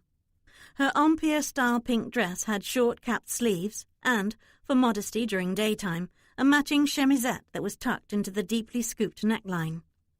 Brooke had never had occasion to leave off the tucker, though she knew she would have been expected to when she attended evening gatherings in London. "Those cuttings need to be planted soonest before they wither and die," she added. "I know you've been worried about that." "You are my only worry, Poppet. You are and always have been my one true focus, since the day they put you in my arms to nurse. The cuttings I can plant in the ground for now. Perhaps behind the hedges where no one but the gardeners will notice them. There's good fertile soil here. That part behind the house attests to that." "Yes, but we can also build our own greenhouse if there isn't one here. Harriet gave me money for this trip, more than I needed, not because she wanted to, but because it would reflect badly on her if she sent me here with empty pockets. You know how she is, always doing what's expected of her, whether she wants to or not." "She loved you in her own way, Poppet." "Don't defend her. I know my mother, and I don't want to think about her now." To keep that old hurt from joining all of the other unpleasant emotions she was dealing with right now, Brooke quickly changed the subject. "Do you think that's a greenhouse?" Elfrida followed Brooke's gaze to a small building by the tall hedges bordering the park. "Hard to tell what's in it from here. It could be just the gardener's shed." "I can't tell from here if that's glass on the roof and sides or just light-coloured boards." Elfrida squinted her eyes at the little rectangular shed. "If it's glass, it's very dirty glass, but we'll have a look after I find Raston." As soon as they stepped inside the stable, they heard a loud meow that seemed to come from above them, and made both of them laugh. Raston didn't get up from the long support beam where he was lying. He had just wanted them to know he'd seen them. An elderly white-haired man approached with a teenage boy beside him and said, "The cat will be fine here, ma'am. Actually, a welcome addition. I spotted a few mice in the hay pile this morning, and I was just thinking of fetching my sister's cat from the village, since our resident mouse-catcher seems to have abandoned us. Can't have vermin underfoot here spooking the horses. Your cat will likely take care of that problem, if he's yours." "Indeed," Elfrida replied. The man's weathered face creased further when he grinned at Elfrida slightly, because he'd guessed correctly. But when he glanced at Brooke, he appeared undecided whether to say anything else. For a moment, she could have sworn his expression turned pitying. But then he seemed to shake off whatever emotion that had been, and introduced himself. "I'm Arnold Biscayne, head groom here at Rothdale Manor, and this is my youngest son, Peter." "You're related to Gabriel Biscayne?" Brooke asked, curiously. "Gabe is my nephew, and Peter has already put your mare out to pasture with the other mares and will fetch her when you need her. She will be well cared for here." "Thank you," Brooke smiled. "Indeed, Rebel is precious to me." She didn't just love her horse. Rebel represented hope for her future. She wanted to breed the mare while Rebel was still young. She hadn't been allowed to at home because their head groom had orders not to increase the stock. When she was younger, she had devised all sorts of plans to accomplish her goal anyway, even trying at midnight when the grooms were asleep. But she was afraid to get near her father's stallion that Rebel favoured. But Brooke might be allowed to breed Rebel here, if the wolf did indeed breed horses. She would ask the Viscount that when, or rather if, she ever met him. At the moment, she was more concerned about Elfrida's herb cuttings, and asked Arnold, "Is that a greenhouse we saw over by the hedges?" Arnold nodded. Lady Anna, Viscount Rothdale's mother, had it built. She loved to garden and didn't want to mar the design of the house by adding a conservatory. She grew special flowers that were later replanted in the park. Some even survived after she left, though everything inside the greenhouse has long since withered and died. "Do you think I could do some gardening in the greenhouse?" He didn't answer, probably didn't know if she would be allowed to, but he did ask instead. "You think you'll be staying then, my lady, and marrying his lordship despite the curse?" She wondered why he suddenly looked so sad, and then realized he must believe in that silly curse. She almost giggled at his question, though. What a deplorable subject to raise, and she didn't even know the answer. So she said, "That's a very good question, but the answer remains to be seen, since I haven't even met him yet. Thank you for seeing to my horse. I'd like to meet all of the Rothdale horses when I have more time, but just now I'm going to go check on Rebel out back while my maid has a closer look at the greenhouse. I'll meet you there in a few minutes, Frida." Brooke walked through the large stable and out the open back door. The pasture fence began back there and stretched far to the west. She spotted Rebel grazing in the far field. The male horses were kept in the near pasture. She watched them for a while, noting that no slugs were in the bunch. Prime horseflesh, all of them. One trotted toward her. He was solid black, even his mane and tail, and beautifully sleek, even as big as he was. He stuck his head over the fence, trying to reach her. She moved closer to rub his nose gently. "Well, aren't you pretty? Yes, I know you're not a mare, so don't take offence. You're still pretty." "You're a brave one, aren't you? Dominic Stallion isn't usually friendly to anyone. He's tried to bite me a time or two." The horse galloped off as Brooke swung around to see Gabriel standing behind her. "I love horses. Perhaps they sense that." He shook his head. "I love horses too. Who doesn't, as handy as they are? But that brute still tries to bite anyone who approaches him, carrot in hand or not. Just be cautious if he comes near you again, or just don't go too close to his fence. He's king of the roost." Gabriel laughed and waved his hand behind him. "Like his owner is of all the rest." That didn't sound like an order, merely friendly advice that she could take or ignore as she pleased, but she nodded. "Have you come to give me a tour of the property?" "No, he's ready to see you." Gabriel extended an arm toward the house. Her feet might as well have just grown roots. She wasn't moving. "Why?" He laughed. "Why? And here I thought you wanted to meet him today." The devil she did.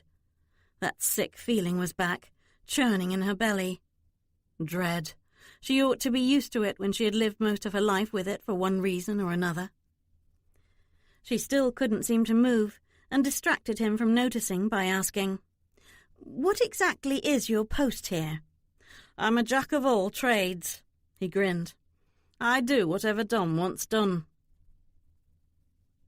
She was surprised to hear him speak so familiarly of his lord and refer to him by a nickname. "You care about him?" "Friends usually do."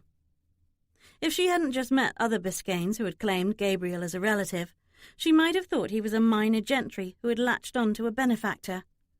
Robert had had one such friend, as hard as it was to believe he had any, who often came home with him and stayed as a guest. Servants, however, didn't usually consider their employers friends. She'd thought she was unique among the nobility in befriending servants. Her family certainly didn't. Good grief, did she and Viscount Rothdale have this in common too? "So he's a likeable fellow. I'm so—" Her mouth snapped shut when she saw all humour leave his expression. The knot in her belly tightened, and he didn't answer her.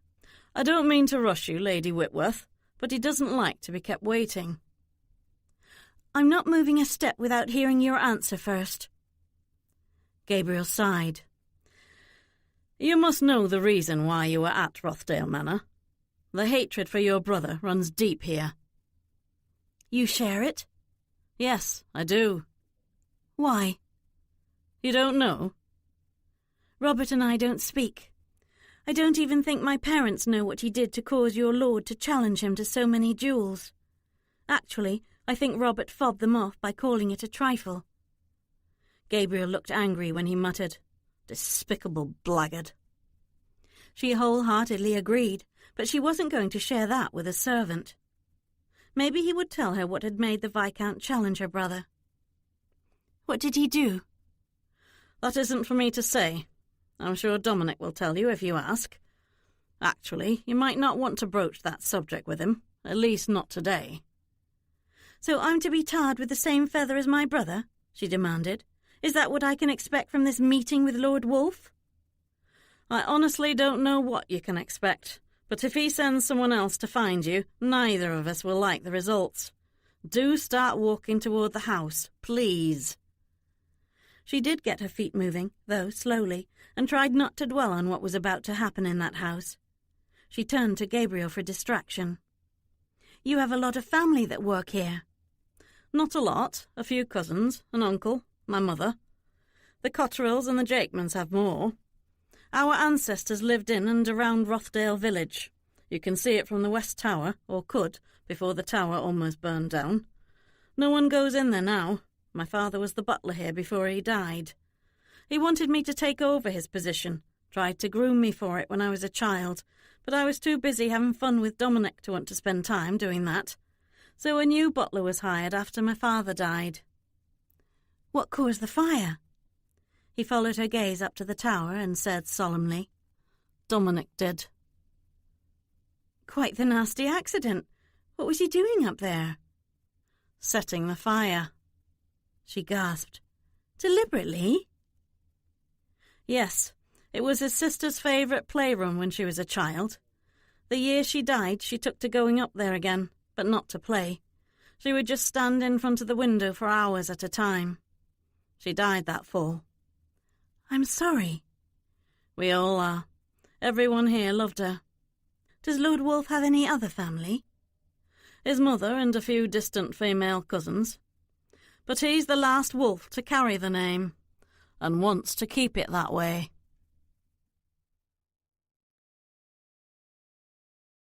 Chapter 11. Brooke was still dragging her feet by the time they got upstairs, desperate now for a delay that would keep her from entering that room at the end of the hall. She stopped for the umpteenth time, asking Gabriel, "Why did you put me in a room that connects with the Viscount?" He glanced back to say, "As I told Dominic, it will save us the trouble of moving your belongings after the marriage. But I assure you the door is locked now." That would have been a relief if she weren't so anxious. "Do you know for a fact there's to be a marriage?" He didn't answer.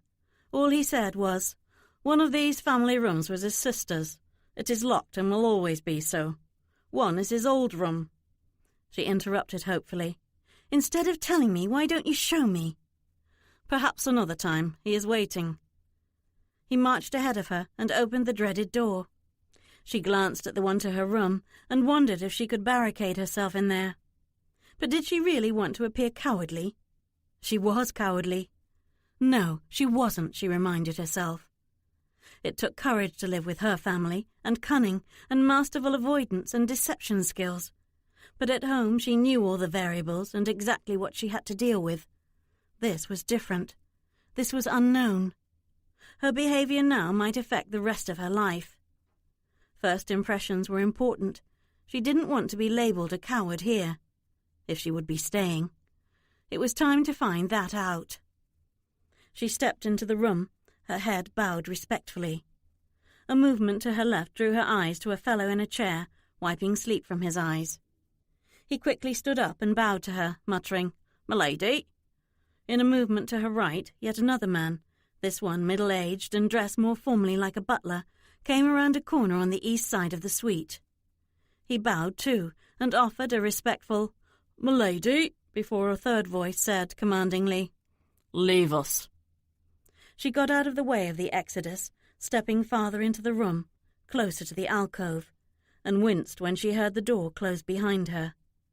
She knew vaguely where Lord Wolfe had spoken from, somewhere in front of her, but without looking up, she saw only the foot of a bed in that direction. Then a dog ran over to her and sniffed at her shoes. Her instinct was to crouch down to get acquainted, but that would reveal that she liked animals, and she didn't want to reveal that much about herself yet.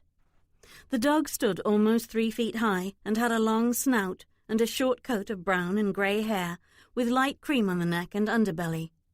She couldn't tell what breed it was, but she imagined that with a snout that long, it would sound like a wolf when it howled. When the animal sat down beside her, she was bold enough to ask, "What is his name?" "Wolf." "He's not actually—" "No. I found him on the moors a few years back. Still a pup, but half dead from starvation. He thought he could chew on my leg. I liked his determination not to die, so I brought him home and fed him." "Does he howl on the moors?" "Not that I've noticed. So you heard that rumour?" "Yes, but I paid it no heed." "Come here." She tensed. Well, there really was no help for this. And they'd just had a somewhat normal conversation. He might not be as cold and vengeful as she'd been expecting him to be. Maybe her brother had lied, and he'd been the one demanding the jewels, while Lord Wolf was just an innocent in Robert's vendetta for some imagined slight. It was possible. She and the Viscount might both be victims of Robert's vicious nature. She moved forward some more, but she was still hesitant to look at him. When she did, she would instantly know his nature. She was good at reading people, a side effect of not letting them read her. But she wasn't seeing his feet in front of her, and she'd be reaching the wall pretty soon. Then she did see them, at the foot of the bed. One was under a sheet, and the other, a big bare foot, lay on top of the sheet. He was receiving her while he was in bed? That was so inappropriate it boggled the mind. She was mortified and prayed her cheeks weren't showing it. She raised her eyes and took in his face and his whole body. Her red cheeks couldn't be helped now. He sat propped up in bed against a dozen pillows, one leg entirely exposed. His whole chest was bare as well. The bedsheet was draped over his hips. She didn't miss the leeches on his right thigh, which explained why his leg was uncovered. She saw too much with that first glance, so she kept her eyes on his face. She definitely wasn't expecting this. He was more handsome than her brother, and she thought no one could overshadow Robert in looks. But this man did in a wild way. The bare shoulders, the upper chest matted with black hair, the thick neck and arms were a study in stark masculinity. She'd never before seen this much bare male skin. Did he have to be such a big, strapping specimen? Wasn't she intimidated enough without having to worry about his size, too? She wouldn't be able to outrun legs as long as his, and she definitely wouldn't be able to get out of arms that strong.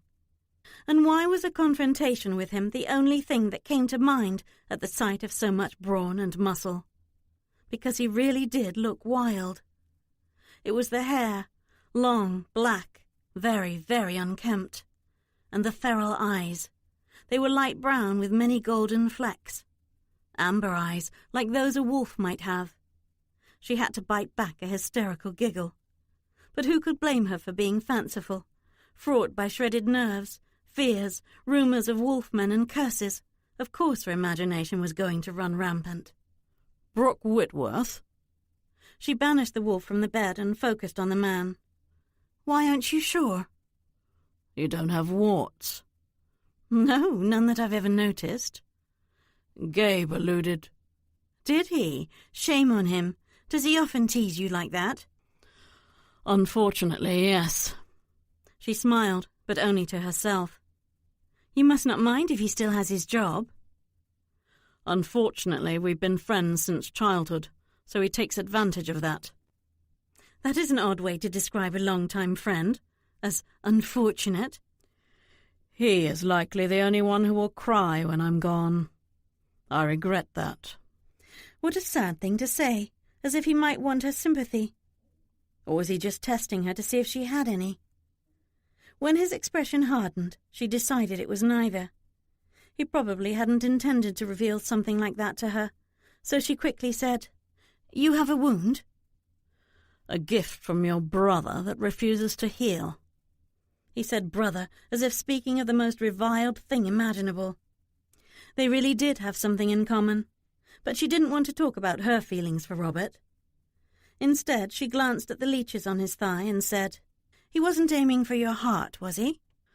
"I think it's obvious what he aimed for." A crude gentleman? No, he was no gentleman at all, or he was attempting to shock her. The latter was more likely, but it didn't work. The long bare leg shocked her. The bare chest shocked her. That her brother had tried to make sure there would be no more wolves didn't. But that wouldn't be Robert's goal. Robert would have aimed to kill. So she said, "I disagree. What's obvious is that he has no more skill in shooting pistols than you do." She realized too late that she'd just insulted him, so she was surprised when he admitted, "I'm not in the habit of dueling." "That's too bad. With more experience, you could have saved us both this—" She didn't finish. Telling him she didn't want this marriage was revealing too much. But he guessed anyway, saying dryly, "Unwanted marriage?" She could have lied, but she chose not to answer. She'd meant she wished his aim, not Robert's, had been true, but there was no point in clarifying that. He was going to think the worst of her simply by association. She was a Whitworth, the sister of the man he'd thrice tried to kill. But she couldn't hold back her curiosity. "Why didn't you practice? Wouldn't that be the logical course of action? Practice first, then issue your challenge?" "Rage doesn't acknowledge logic." Well, for some people, such as him, it might not, but— Oh, very well, he had a point. "Are you even old enough to marry?" The question, out of context, drew her eyes back to his. The anger appeared to be under control for the moment, but she couldn't be sure. She wasn't getting a sense of the man yet, other than that he was quick to anger, quick to blunder, and was not giving her a welcoming smile. Perhaps he never smiled, but if he was going to be civil again, she could be as well. "I don't think anyone cares if I am or I am not. Certainly not the Prince Regent, who is demanding that our families be joined in marriage. But as it happens, I will be 18 in a few weeks." "And what would a spoiled earl's daughter as young as you know about marriage?" She stiffened, only a little. "I understand what's expected of me." "Do you? I highly doubt it. Your mind is more likely filled with misconceptions. But how could it not be when half the town beget their children without ever taking off their night-clothes?" Her mouth dropped open. She quickly closed it. "Come closer." She didn't. With 2 feet between her and the bed, she was close enough to a naked wolf. They weren't married yet. He was not getting any samples. "Already you show that you don't know the first thing about marriage. Or did your mother fail to mention that above all else you will obey your husband?" She knew that rule, but she also knew that without some sort of mutual respect and devotion, a marriage could end up being quite odious. For her. But what the deuce was he doing? Just making sure that she would be a dutiful wife? Or making sure that she knew that being his dutiful wife wasn't going to be pleasant? She took a step forward before he made the demand again. But when he just stared at her, waiting, she knew he wanted more. Decide. Call his bluff. Be compliant. Remind him. No, she had to marry him, or else her family would lose their lands and title. He had to marry her for the same reasons. They might as well already be joined. She took the step that brought her upper thighs to the edge of his mattress. His arm closest to her slipped around her waist and up her back as he drew her closer. It was so sudden she almost sprawled across his chest, but caught herself in time, placing one hand on the bed's headboard above his shoulder. But he was still pressing her closer, and his arm had too much strength for her to resist. Her mouth got captured by his, and the heavy arm around her back kept her there. He kissed her. His anger made it seem passionate. It was passionate. It was illuminating, a promise of what could be had in his bed if he accepted her. A promise that there would be no clothes between them if he did, that he was a lusty man who would take what he wanted when he wanted it. Her heart pounded erratically, loudly.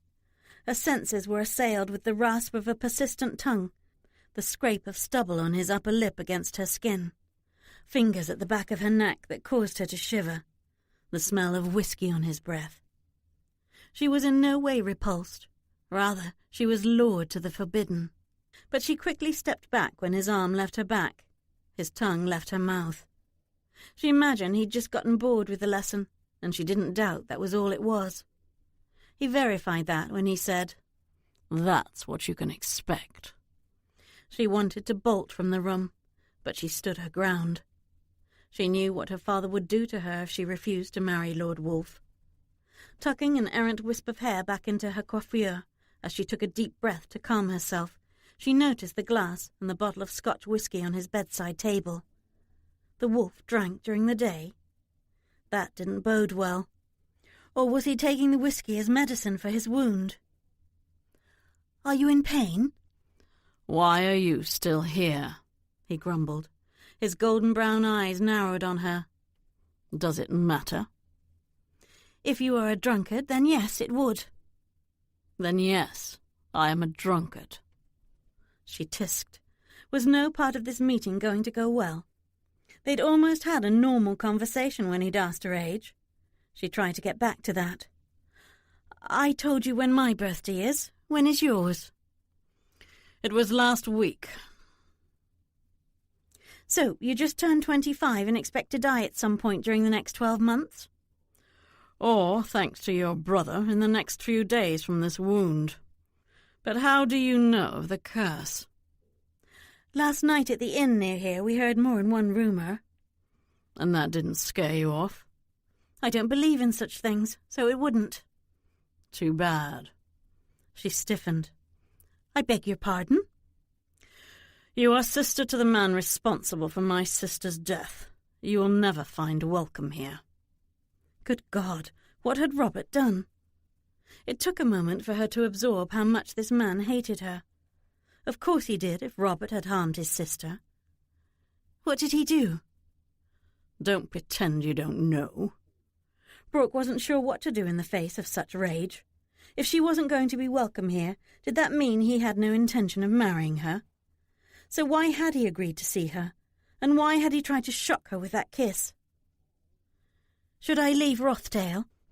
"Yes." She gasped and turned, about to head straight for the door. If she'd done so more quickly, she would have missed his addressing. "If that is your choice." She paused to say bitterly, "You know very well that choice isn't mine." "Nor mine," he growled behind her.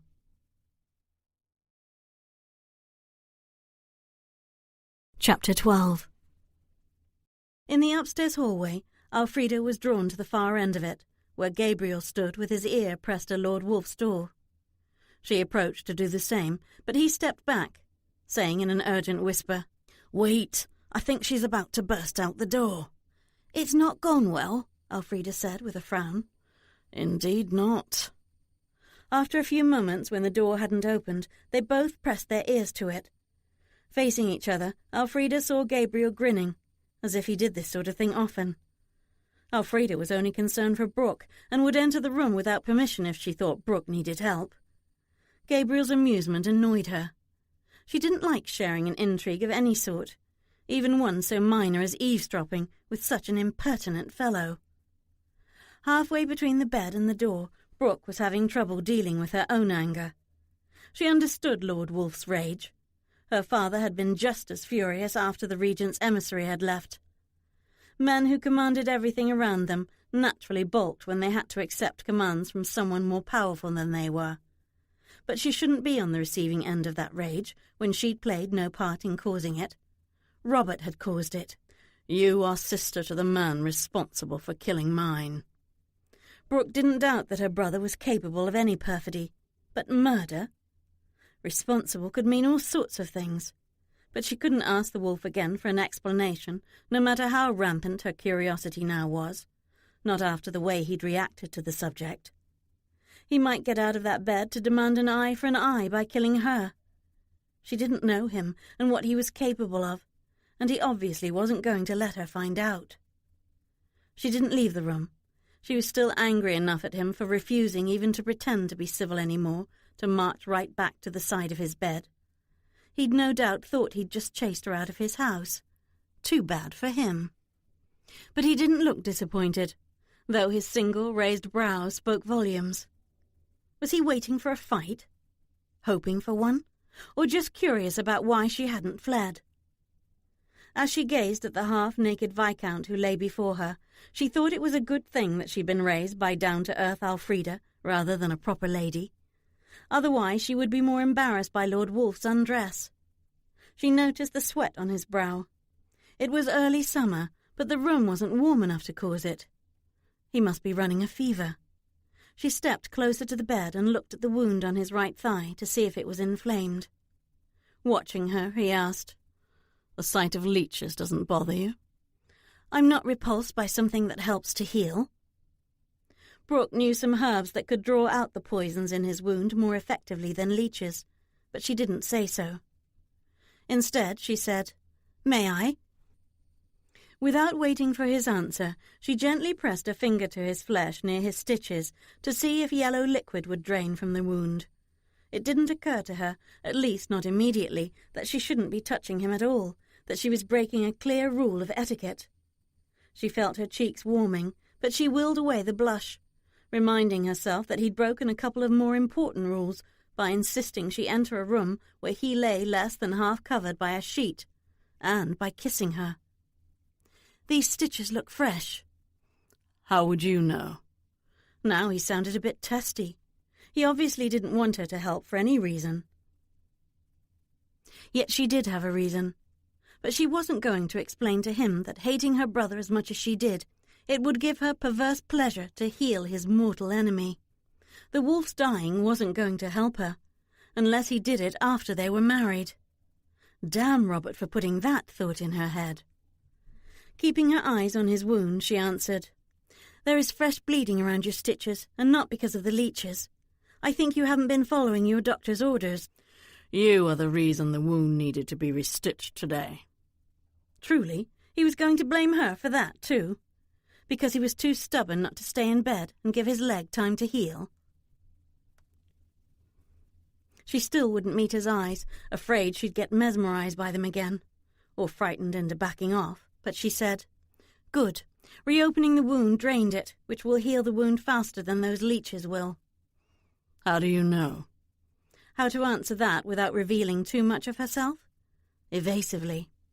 "It's common knowledge in Leicestershire, and there are other ways to draw out the poisons more quickly."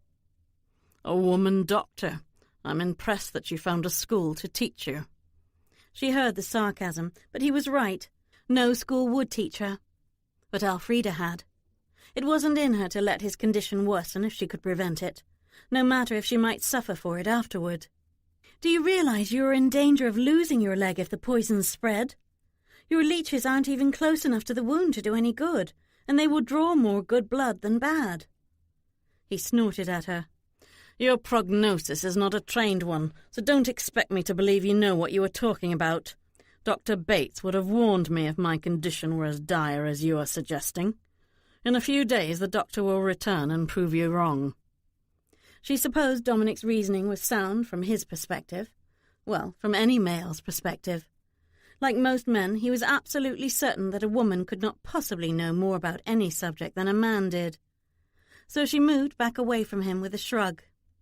"You will do as you please, of course, but should you change your mind, my maid, Elfrida, who has great knowledge of herbal remedies, might know how to fix you, if I can convince her to help."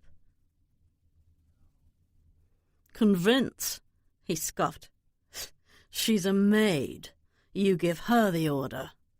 "No, I do not. She raised me. From the week of my birth she's been more of a mother to me than mine ever was. I don't treat her like a servant, and never will. And she's only ever helped people who can't afford a real doctor, which means she's never helped a lady or a lord before. So, as I said, I could try to convince her to have a look at your wound, but she may balk at breaking that rule of hers." "So she's a healer, just not a traditional one?" he speculated. Brooke didn't answer. She wasn't about to give away Elfrida's secrets. She shouldn't even have made the offer. He would probably survive for a few more days. But her silence prompted him to say, I'm aware there are self-trained healers with knowledge that has been passed down from one generation to the next, who still treat the sick in areas where doctors are not available. This far north, we are lucky to have even one doctor who lives nearby. But why would your maid have a rule against helping the nobility? She'd revealed too much. This closeness to him must be rattling her thoughts. She blanched when he added, Is she a witch? Don't be absurd. There are no such things. Of course there are. It was a witch who cursed my family. He believed he was cursed? She was incredulous. He was an educated man, wasn't he? He should know better than to succumb to superstition. But then it dawned on her that he was going to use that supposed curse as another means to get her to flee. He must think that if he professed to believe in it, then she would too. Ha! She wasn't falling for that ploy. He didn't say anything more about his family curse. He closed his eyes instead. Apparently, he'd taxed what little strength he had. They shouldn't have met yet. He should have waited until his fever was gone and he was not in pain. You should rest if you hope to survive until your doctor returns, she suggested matter-of-factly, and turned toward the door. You can ask your maid, he said, opening his eyes. But why do you even want to help me? Not expecting the concession, she glanced back at him. Because you are going to be my husband. He growled at that answer. She raised a brow, silently questioning if he was going to be the one to fail to comply with the regent's demand. So you think you can make me love you by healing me? Not at all. I'm confident that you will find many other reasons to love me. He didn't seem to like that answer and scowled darkly. You are mistaken, Brooke Whitworth. I am not pleased to allow you into my home, nor should you feel welcome here, because you are not. Her back stiffened. She had been nothing but cordial, even helpful to him. Then tell me to go. He didn't. No, of course he wouldn't. He'd already made it clear he wanted her to do the fleeing on her own. Just as I thought, she added bitterly.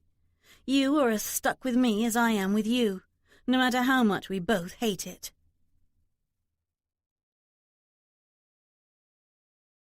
Chapter 13. Brooke was too upset to notice that Elfrida was in the group of people waiting outside the Viscount's door. She turned away from them and ran down the narrower corridor to that tower Gabriel had led her to earlier. She peeked into the dark stairwell and saw only a faint light emanating from above, but she mounted the stairs anyway. She wanted to see for herself exactly where the wolf had wanted to put her. When she reached the top of the stairs, she blanched. Nothing was in that circular tower room except cobwebs. The windows were small and narrow, letting in only a few narrow sunbeams. This wasn't a bedroom. It was a dismal cell. "Well," Elfrida huffed, coming to look over Brooke's shoulder at the empty room. "Now we know. And have Gabriel to thank for not making me sleep on the floor in here tonight. Don't you thank him. I will find some way to... if he ever stops annoying me." Brooke turned about and hugged Elfrida, because she needed a hug just then. She didn't want to stay in this house. She didn't want to argue with Dominic Wolfe again. Even as sick and wounded as he was, he'd quickly lost his temper. God help her when he regained his full strength. If that happened. Maybe she shouldn't ask Elfrida to intervene, should just let nature and one incompetent doctor take their course. Rubbing Brooke's back soothingly, Elfrida said, "If he's not really a wolf, it will be all right." Since neither of them believed he was a real wolf, Brooke knew the remark was meant to lighten her mood. She appreciated Elfrida's effort, but it didn't work. She'd clung to a slim hope on the way to Viscount Rothdale's estate that he and she might get along eventually, if he didn't simply refuse to marry her. That hope was gone now that she knew how deep his antipathy ran for her whole family. Such a dismal thought, and such a shame. Had she met Dominic Wolfe under different circumstances, she could have been quite attracted to him. He was young and handsome after all. A very different outcome might have been possible. Even a courtship if her family had approved. No, that was only what should have happened, not what could have happened, not when he was only a viscount. Her father would have aimed higher, Not for her, but for himself. Not that it mattered when Dominic despised her and was determined to make her despise him as well. He had made that abundantly clear. Brooke turned toward the stairs, wanting to leave this horrid room, confessing, "The wolf hates me. He wants me to flee."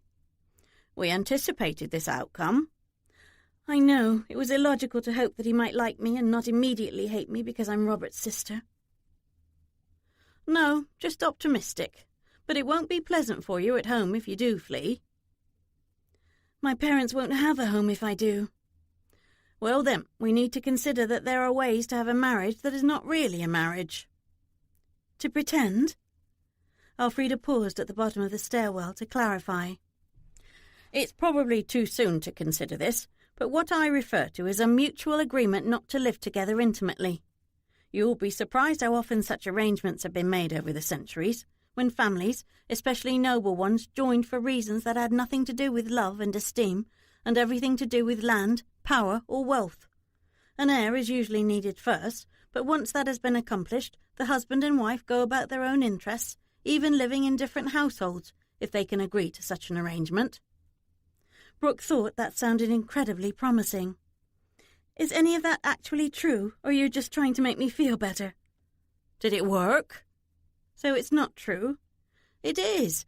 You have so very little knowledge of the Tom because your parents socialised in London without you.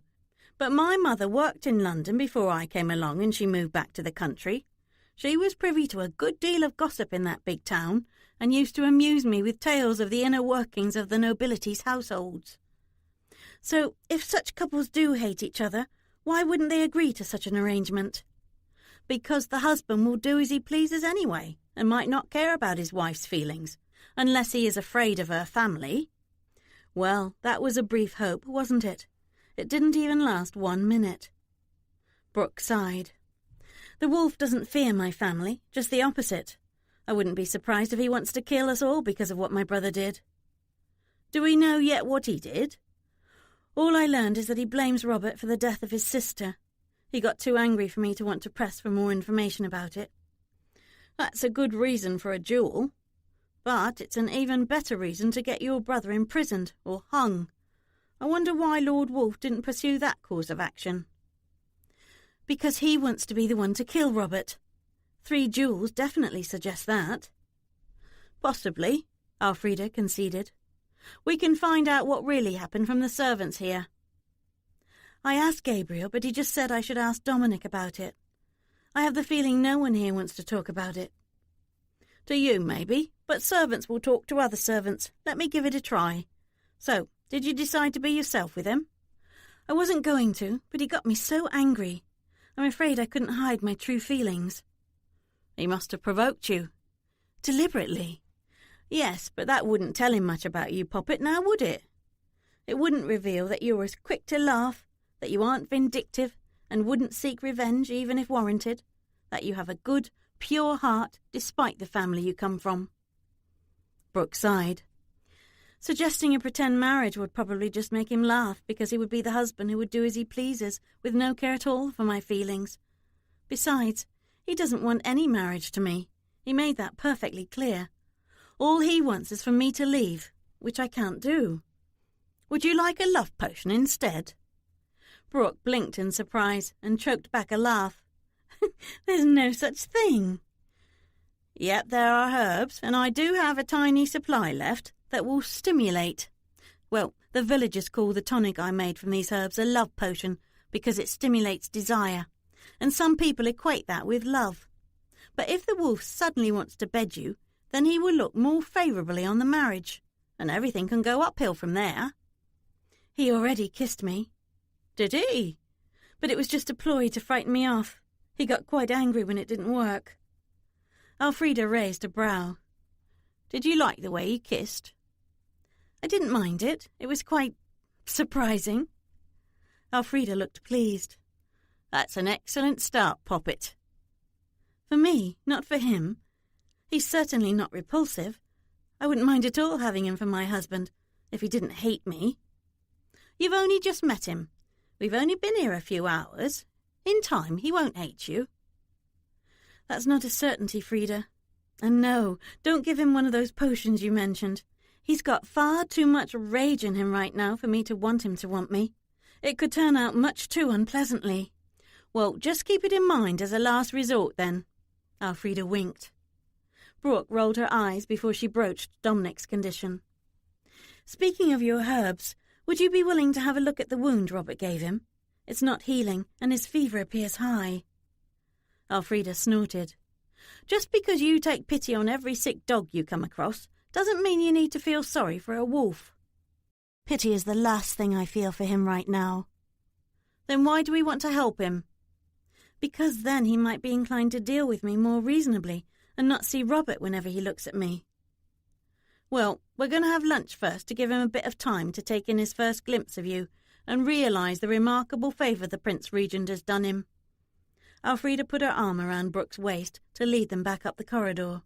Besides, we are not in a hurry to fix him after the insult he's dealt you. You were listening at the door, Brooke accused, hearing Elfrida use the word fix and the same phrase she used with the wolf. Elfrida didn't admit whether she had. She just nodded toward the tower. I'm talking about that room we just left. That was an insult, Poppet, of the worst sort. Brooke agreed, but she still grinned. Lunch sounds like a good idea. He's not going to get worse in the next few hours. I don't think.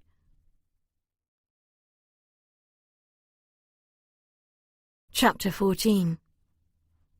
Brooke and Elfrida found a big kitchen at the back west corner of the house. 2 men and 4 women were in it, and 2 older children doing menial chores. 2 Biscaynes, 3 Cotterills, 1 Jakeman, and 2 others who weren't members of those 3 families that had worked at the big house, as they called it, for hundreds of years. But the 2 newcomers didn't learn all that until Elfrida got angry when their lunch was set before them in the dining room. Brooke felt discouraged as she looked at her plate. It was obviously another ploy the wolf had arranged to get them to leave his house. But Elfrida was livid when each of them was served a plate with only 2 thin slices of toasted bread, burned, actually, on it, and nothing else, not even a crock of butter. "Come with me," Elfrida said, going straight to the kitchen. Brooke agreed that something needed to be done about the shabby way they were being treated, but she wasn't expecting the approach Elfrida took. First, Elfrida demanded that the servants introduce themselves. As the staff warily gave their names and positions, they stared nervously at Brooke. They probably weren't used to a lady invading their domain. But she might have confused them, too, when she sat down at the kitchen table. They didn't know that she was used to eating in a kitchen. Marcia Biscayne, the cook, was much older than the other women in the room. Short and blonde, she had laugh lines around her blue eyes, which hinted at a jolly disposition. Unfortunately, she wasn't displaying it now, as she stood quite stiffly, looking offended by Brooke and Elfrida's presence. Elfrida pointed a finger at the cook, saying, "You'll serve us a proper meal if you don't want to grow warts." Marcia turned quite red in the face. "I follow his lordship's orders." "To starve us? How many warts would you like? I can be very accommodating." Brooke almost laughed. The other servants looked so horrified. But frightening the servants probably wasn't a good idea, especially if she ended up marrying Dominic. So she told Marcia, "She's joking." "She don't look like she is." "She has an odd sense of humour," Brooke assured Marcia before she got assertive herself. "I'm sure you know I am to marry your lord and eventually bear his children, so I do need to be in good health for that. You can either agree that he wasn't serious when he told you to feed us scraps, or you can vacate the kitchen and we will make our own meal." Elfrida added as she sat down at the table, "And you might also want to keep in mind that once Lady Whitworth becomes Lady Wolf, she'll be wielding the household axe, as it were. If you like your jobs, you might want to agree that Lord Wolf, being in a feverish state, wasn't thinking clearly about any orders he's given you concerning my lady." Absolute silence followed that. It probably wasn't the best time for Ruston to wander in and hop onto Elfrida's lap. Or maybe it was. "Which?" was whispered from more than one direction, but the cook filled 2 new plates in a hurry and set them on the table. Were all the servants here superstitious? Possibly, but Brooke didn't want herself and Elfrida to be treated as pariahs if they were going to be living in this house, so she needed to put the staff at ease. She tried a simple common courtesy first. "I was very sorry to hear about Lord Wolf's sister. When did she die?" "It was nigh 2 years ago when it happened, and...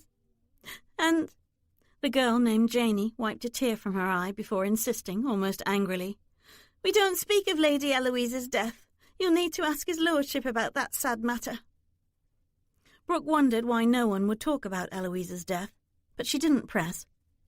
Maybe the servants didn't even know the circumstances. But she did wonder why the wolf had waited so long to challenge her brother if his sister died almost 2 years ago. Elfrida was quite pleased with the new meal and seemed more relaxed. Perhaps to convince the kitchen staff that she wasn't a witch, she complimented them on the meal and got them talking in a more natural manner after she told a few amusing stories about Leicestershire. Marcia took to Brooke first, or at least she stopped being so stiff and formal. More comfortable with members of the nobility than the other servants, due to her elevated position in the household, she seemed pleased by Brooke's praise for the cottage pie she'd served them, and even laughed when Brooke told a story of her own about her midnight foray to try to get her mare bred when she was only 14, and how she'd chickened out. Marcia was Gabriel's mother and aunt to the young woman Janey. Once Marcia let down her guard, Brooke understood where Gabriel had gotten his chipper, good-humoured nature. Before Brooke and Elfrida left the kitchen, Marcia told her niece, "Go and inform his lordship that I'm feeding his children." Confused, Janey pointed out, "But he doesn't have any." "He will one day, and he'll understand. Just tell him." Brooke hid a grin. The woman could have just kept it a secret that she'd been feeding them proper meals. But Marcia obviously didn't fear the wolf. She didn't appear to fear Elfrida now either, so Brooke had accomplished at least one goal today. When they returned upstairs after lunch, they found Gabriel still waiting outside Lord Wolf's room. He grumbled to them, "He's annoyed with me. He won't let me back in. But now that you're here, you can help by distracting him so he won't kick me out again." "So he's sleeping?" Elfrida guessed. "I doubt it. He's too stubborn to actually rest. It's been hell keeping him in that bed. Beg pardon, ladies, but it has been difficult." Since neither Gabriel nor Elfrida appeared to want to open the door to find out if Dominic was awake, Brooke did, and entered the room. "Brave, ain't she?" she heard Gabriel whisper behind her. It was unnerving to know that even Dominic's friend could be wary of him. When she peeked into the room's alcove, she saw that the wolf wasn't sleeping. His eyes had latched onto her immediately, and narrowed. She still led her little group forward to the bed. "My companion," Brooke stressed in the introduction. "Elfrida Whichway." "It took you this long to convince her," Dominic said to Brooke. She hadn't realized that having given her permission to bring Elfrida here, he'd expected them to come back immediately. She took the blame, saying, "No, I wanted to have lunch." "So you kept me waiting over a trifle?" Dominic demanded, surly. Elfrida tisked, her own tone not the least bit conciliatory, when she said, "She did nothing of the sort. It did take this long for her to convince me. And I am still not convinced. I will look at your wound, though, with your permission." He'd just been hit with 2 salvos, both pointing out that they didn't like him much. He didn't say another word, just nodded his head slightly. Brooke suspected he found it galling to be at the mercy of his enemies. He must feel as bad as he looked to agree to this. He probably did think he might be in danger of losing his leg, and thus their help was better than none. Elfrida only had to glance at the wound to say, "That's quite a serious inflammation, Lord Wolf. Your body fights it vigorously, which is why you are feverish and likely feel like hell warmed over." He didn't confirm how he felt, and instead asked, "So you are a healer?" "I've never called myself that. I am merely familiar with remedies that have been commonly known since olden days, as are most women who grow up in rural villages. You can continue with the course of treatment your doctor recommended, or I can find an herb that will do the same thing, only quicker." Brooke knew that Elfrida didn't want the people at Rothdale to know they were both prepared for medical emergencies such as this one. That was why Elfrida hadn't brought her satchel of potions, salves, tools, herbs, and plant cuttings. The less others knew of her healing abilities, the better. "There's actually such an herb that grows here?" Dominic asked. When Elfrida didn't answer him, Brooke quickly interjected. "I brought some common herbs with me from Leicestershire. One of those may be what she refers to." "These will need to be removed," Elfrida added matter-of-factly, placing a finger near the leeches. "Or we can wait until they fall off. If you've been treated with leeches before, you know that they will leave tiny wounds that will bleed. They will itch before your bullet wound does, but do not scratch them. Scratching could worsen the inflammation." "Stop treating me like a child."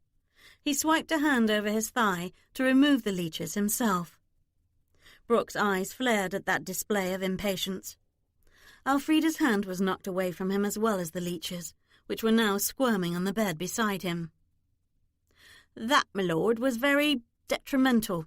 There was time—" "If you insult me again—" The wolf didn't finish his threat, but threat it certainly was. Brooke was amazed that Elfrida wasn't already on her way out the door. How had Elfrida insulted him? By not rushing immediately to help him? By giving him sound advice that he apparently already knew? Perhaps he'd guessed, as Brooke had, that Elfrida had been about to say foolish instead of detrimental.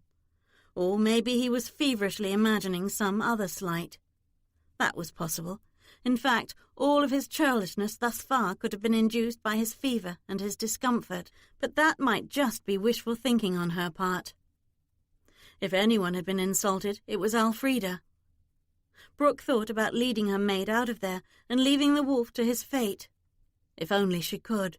If only she could defy everyone, even the Prince Regent. But she was still by law in the hands of her parents, and they had thrown her to this wolf. High dudgeon would only lead to embarrassment afterward, because she couldn't leave this place. She would still have to deal with Dominic Wolfe, and getting him beholden to her could definitely make those dealings go easier. But she was still angry enough to tell Elfrida, "I think the less time we spend in here, the better." She said it deliberately to direct his anger away from Elfrida and back to her. She hoped it would prompt him to kick her out of his house. If he was going to make that costly mistake, he would do it when he was in a rage. But she didn't hear the words that would free her, and he didn't even glance her way. He was still glaring at Elfrida. But, amazingly, Elfrida wasn't done with offering her help. "It's too bad your doctor doesn't wield a needle better. Your wound is going to leave a jagged scar. We could make it much neater." "You or her?" "Me, my lord." "Then say me, damn it." Elfrida stiffened and stood back. "I am not your maid, I am hers. Do not presume." "You truly wish to butt heads with me?" Dominic cut in darkly. "I am not butting heads, merely stating a fact," Elfrida insisted. "Careful, wench. If this marriage occurs, I will be the one paying your wage." "You are welcome to, but it isn't necessary. Lady Whitworth is dear to me. I will serve her with or without a wage." Elfrida was annoying him more and more with every word she said.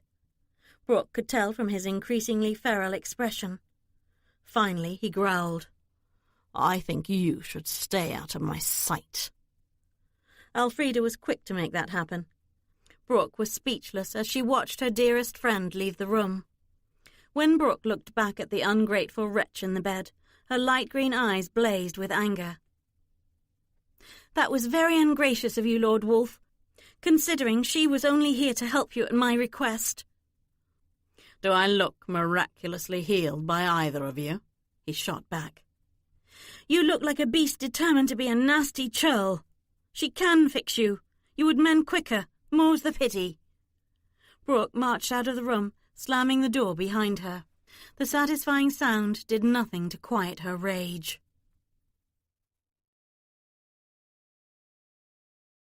Chapter 15.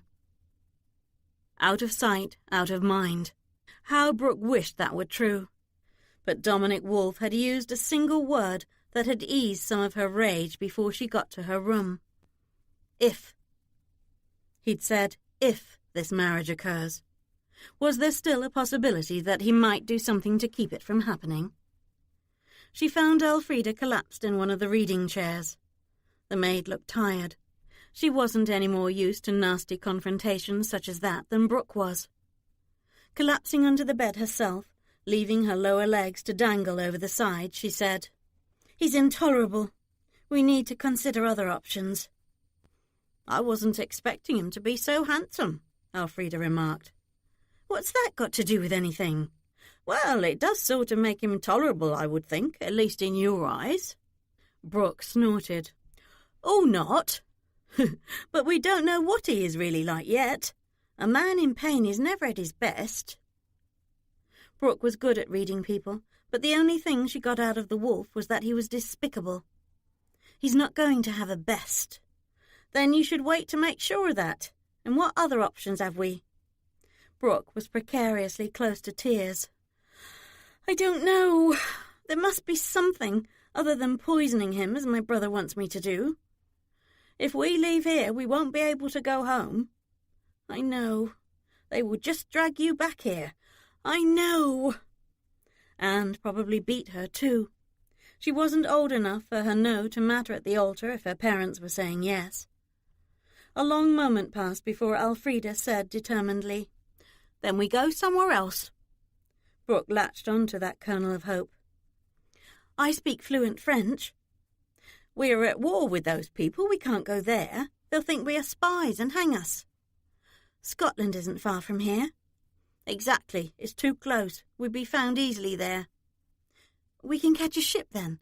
The coast can't be too far from here." "A day or two. But did your mother give you enough money for a long voyage? And to survive wherever we end up long enough to figure out how to earn more money to live on?" Brooke figured she had enough for the passage, maybe, but not enough to survive on for long. The tears got closer. But then Elfrida added, "Or we can sneak back to Leicestershire and fetch my money from the forest." Brooke let out a near hysterical laugh. "You buried it?" "Of course I did. I suspected we might not stay here. And even if we did, I suspected you might want to escape every so often and could use the excuse of visiting your parents to do so. In any case, I assumed we would return to Leicestershire at some point. But you realise, no matter where we go, we still might be found. Your parents have much to lose. They will send an army of lackeys after you." "But it will be too late. The regent will have taken what he will take." Elfrida raised a brow. "Do you really want to do that to them? To your mother?" "She doesn't care about me," Brooke insisted. "Why should I care about her?" "Because you do. And because she does. I know you don't like to hear it, Poppet, but she does. I don't know why she's chosen to hide it, but she must have good reason. Did you never consider it might be because of your father? When a man decides something has no value, everyone around him must agree with him or risk punishment." Brooke shook her head, unconvinced. The times Harriet had acted like a real mother were too few. Although she'd gotten quite involved in preparing for Brooke's season in London, almost as if she were looking forward to it more than Brooke, none of that made up for the years of neglect, never giving her a hug, never telling her, "I love you." Brooke couldn't even eat dinner with her parents, but Robert certainly did. Still, Elfrida was right. She couldn't do that to her mother. It would break her own heart. Out of options, she sighed dismally. "I'll move up to that tower room so I'll be reminded every moment I'm in it that it's where my future husband wanted me to be." Elfrida tisked. "We don't pout." "You don't. I might find it refreshing." "Pouting hurts you more than it hurts anyone else. We don't pout. But you can make him love you." Brooke sat up. Her mother had said the same thing. "Make him love you, precious. Make him fall deeply in love, and you will have a good life with him." "You suggested a pretend marriage earlier," Brooke reminded Elfrida. "Love wouldn't be a part of that." Elfrida shrugged. "You need to reach common ground with him so he stops pushing you away. He might find an arrangement or a bargain acceptable, and that might get you a truce. Then you can move in for the kill." Brooke burst out laughing. "I wouldn't exactly call enticing him to love me moving in for the kill." It's his animosity you'll be killing. Anything is possible after that. This interesting thought was a much more palatable option. She might indeed get the wolf to bargain with her if she convinced him she wasn't going to leave no matter what. She just needed to figure out a bargain that would benefit him. It would be a way to become friends with him, like before love, friends before lovers. It would give her time to endear herself to him, time to get into his thoughts and then his heart. It would certainly be a challenge, probably the biggest of her life, but if she set her mind to it... But one obstacle she might not be able to surmount. What if she couldn't get past her dislike of him? Yet she was adept at hiding her feelings. Well, she was before she came here. But she could get that under control. So, as long as he didn't guess that she didn't like him...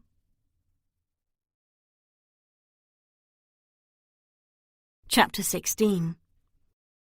After Elfrida helped Brooke out of her travelling garb and into a simple day dress, the maid immediately went off to her room in the servants' wing to get the herbs they needed for Dominic.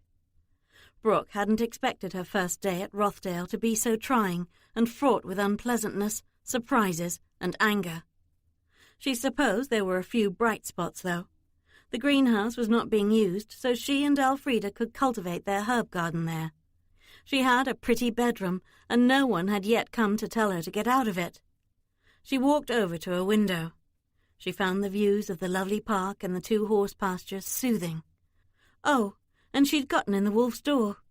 All in all, she'd made her escape from her unloving family.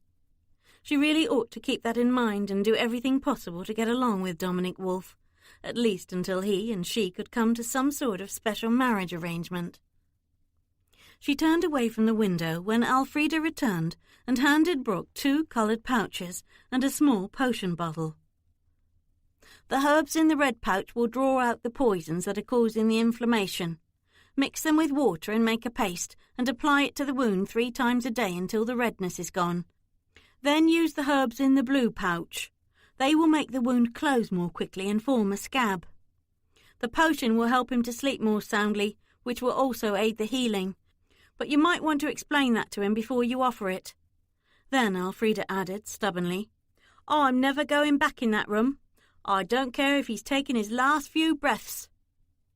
Brooke nodded. She didn't blame Elfrida for feeling that way. She also knew Elfrida didn't mean what she'd said. The maid wouldn't ignore someone close to dying, no matter how she felt about the person. But the wolf probably wouldn't die now, so Elfrida was no longer obliged to deal with him. Brooke concurred. I'm not going back in there either. We've done more than enough for him, and we shouldn't have helped him at all. Elfrida tisked, giving Brooke a look of disapproval before reminding her. We settled on a plan. The more you help him, the more his heart will open to you. When he's better, he will remember what you did for him and start to love you. Brooke sighed. Very well. Be pleasant. I doubt that's possible. Be soothing. I know that's not possible. Then just be yourself. Brooke laughed. I think I've been doing just that. She knew Elfrida had given her sound advice, so she decided to at least try a combination of all 3. If she didn't lose her temper again. If she could ignore his surliness. Gabriel answered Brooke's knock and let her into Dominic's room, even though he whispered, He's sleeping. No, I'm not, came from the bed. He had keen hearing like a wolf. That was an unnerving thought. But approaching that bed again was even more unnerving, because his long, muscular bare leg was still on top of the sheet, not beneath it. She tisked when she saw that the leeches were back on his leg. He admitted in a somewhat normal tone, I assumed you were done helping me. Did you? You were half correct. She set the medicine on his nightstand. These leeches will have to come off. The sooner I apply the salve, the sooner you will start to heal. A servant can do that. A servant will not know how. Your maid does. You've offended her. She won't be back. She's offended? I was present. I know exactly who got offended.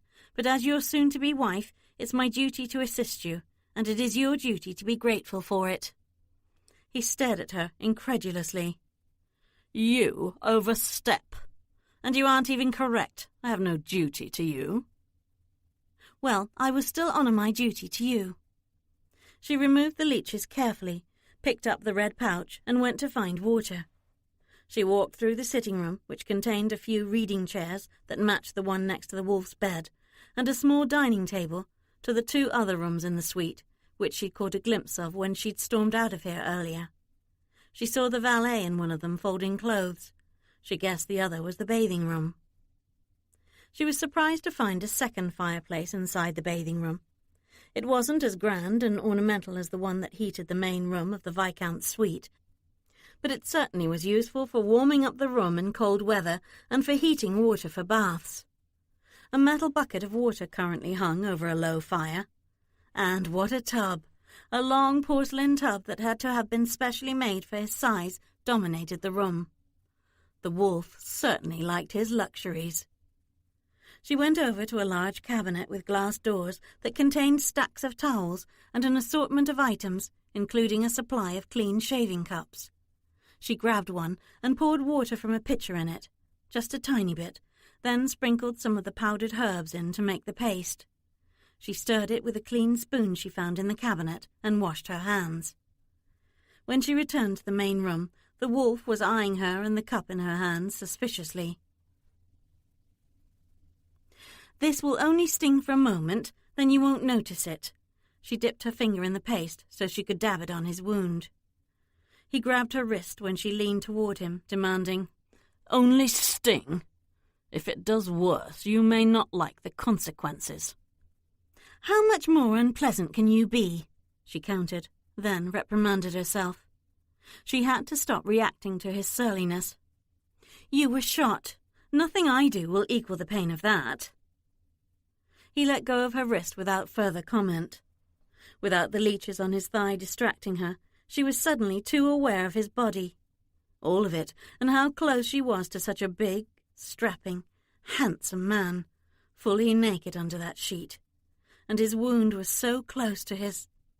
Her cheeks suddenly too hot. She tried not to think about where she was touching him, and quickly applied the salve, saying, "Perhaps I'll have dinner here with you tonight?" Without waiting for his permission, she glanced up and gave him a brilliant smile.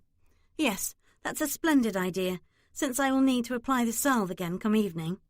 We may even see some improvement by then. And less churlishness," she added, hopefully to herself. "That soon?" "It may only be minimal, but yes, I do expect there will be a little less inflammation, and perhaps your fever will go down. We shall hope." He merely grunted, so she went to wash her hands. When she returned, his eyes were closed. Had he fallen asleep that quickly? Or was this his way of dismissing her? Likely the latter, she decided, but she left the room quietly anyway.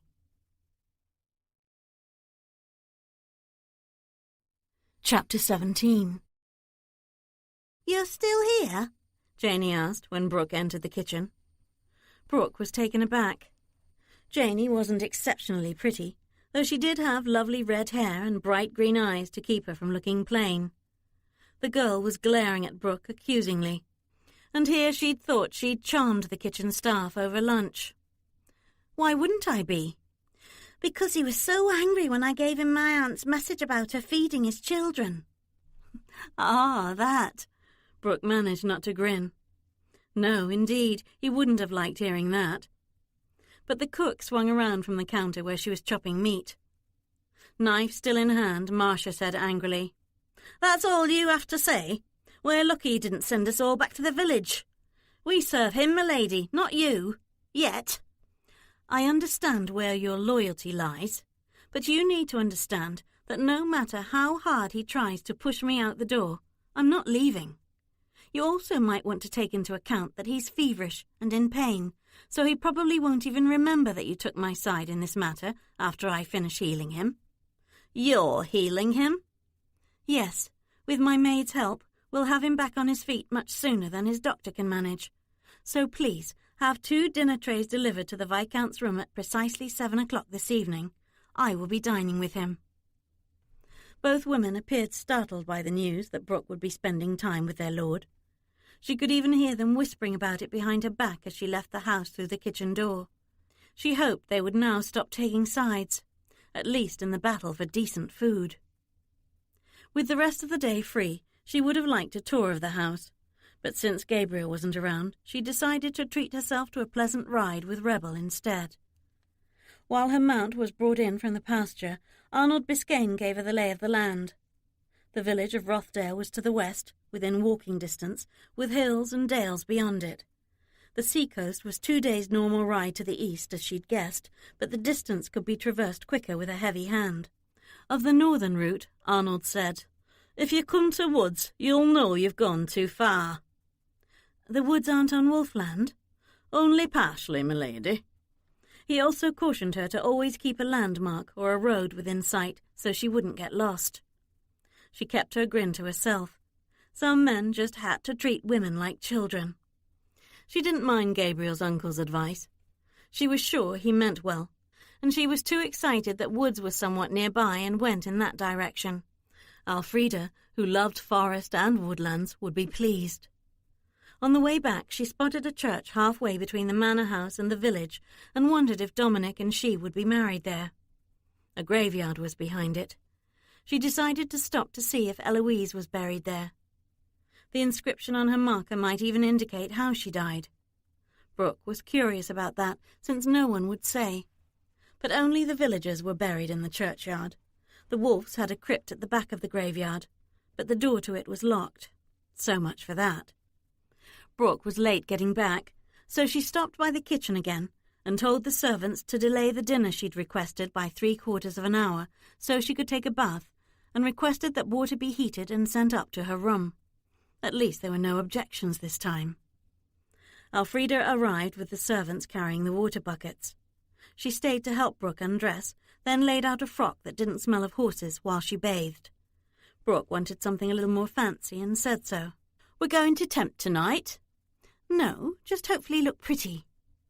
"You look that no matter what you wear, Poppet. The yellow, then. It enhances the brightness of your green eyes." The gown did more than that, but Brooke didn't blush. She'd done enough of that when her first evening gowns had been made for her earlier this year in preparation for her season. They weren't her first Empire fashions, but they were her first fancy gowns that didn't include a chemisette tucked between the low neckline and her throat. The yellow gown was sleeveless and had a short ruffle that edged the entire neckline, front and back. A sprinkling of gold sequins that sparkled in the light was stitched to the ruffle.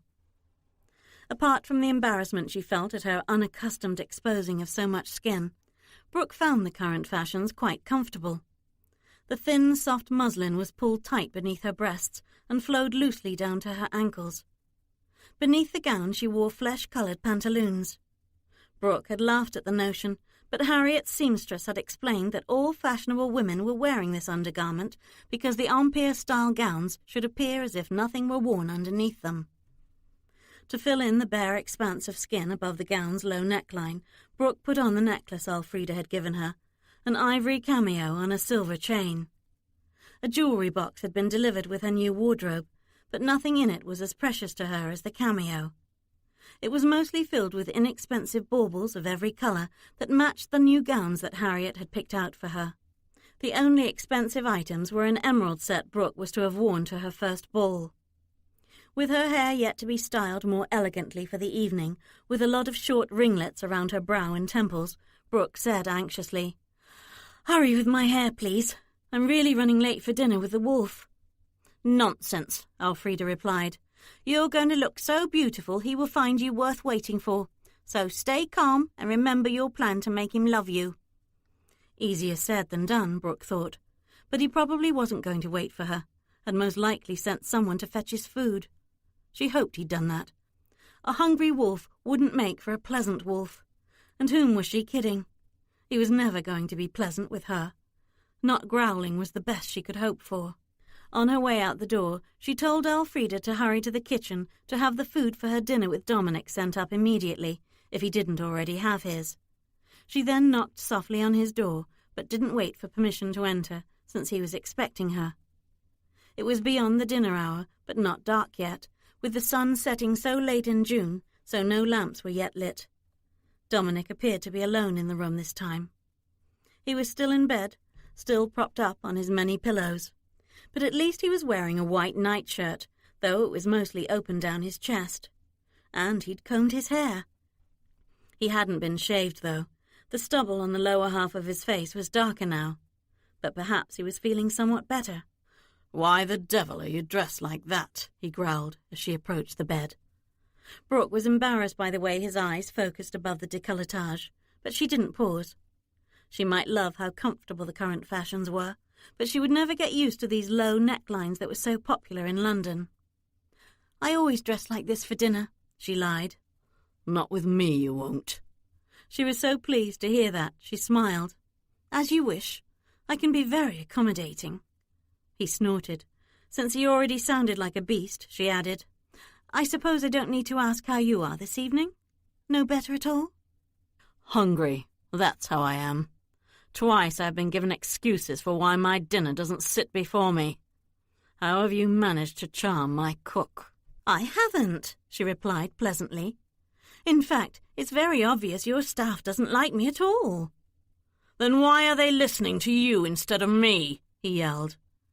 "Because I'm a lady, of course," she said pointedly, "and servants don't dare pit themselves against a noblewoman without serious consequences. It must be your fever that has made you overlook that. Besides, your trying to starve me while I'm here isn't going to work.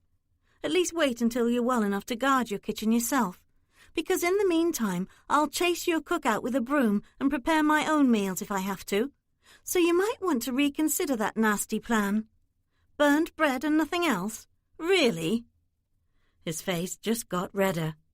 She ought to be angry too, but having gotten a proper meal for lunch, she could now see a little humour in his attempt to starve her. So she tried to mollify him a little by saying, "I expect our dinner will arrive at any moment, but in the meantime—" He was done yelling, perhaps done talking at all, so she glanced down at his wound and was relieved to be able to say, "It does look a little better, not quite so red." She hurried to the bathing room to mix the salve. When she returned to his bedside, he was still glaring at her. But she was surprised when he grabbed her wrist as she reached for his wound and said, "You are closest kin to the man I hate most in this world. That should terrify you. Why doesn't it?" That gave her pause. If he thought she should be afraid of him, then she probably should be. But then he didn't know how she felt about her brother. She decided to tell him. "Because, believe it or not, I hate Robert too. And believe it or not, I would rather be here with you than with my own family, no matter that you're a churlish beast."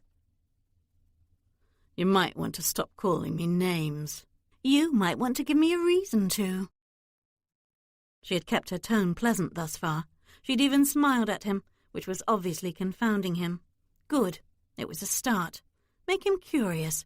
Catch him off guard. "Why would you hate your brother?" She'd never told anyone but Elfrida. She shouldn't share the reason with him, but suddenly she did. "He's hated me from the day I was born. I don't know why. But he used to come into my room in the middle of the night, put a hand over my mouth and hit me, leaving bruises where they wouldn't be seen, and promising to kill me if I told on him. I was too young to realize I could lock my door against him. I think I was only 4 or 5. Most people don't remember much from that age, but Robert's beatings are something that I can't forget, and still can't forgive. He became sick for several weeks after the last time he did it, justly deserved.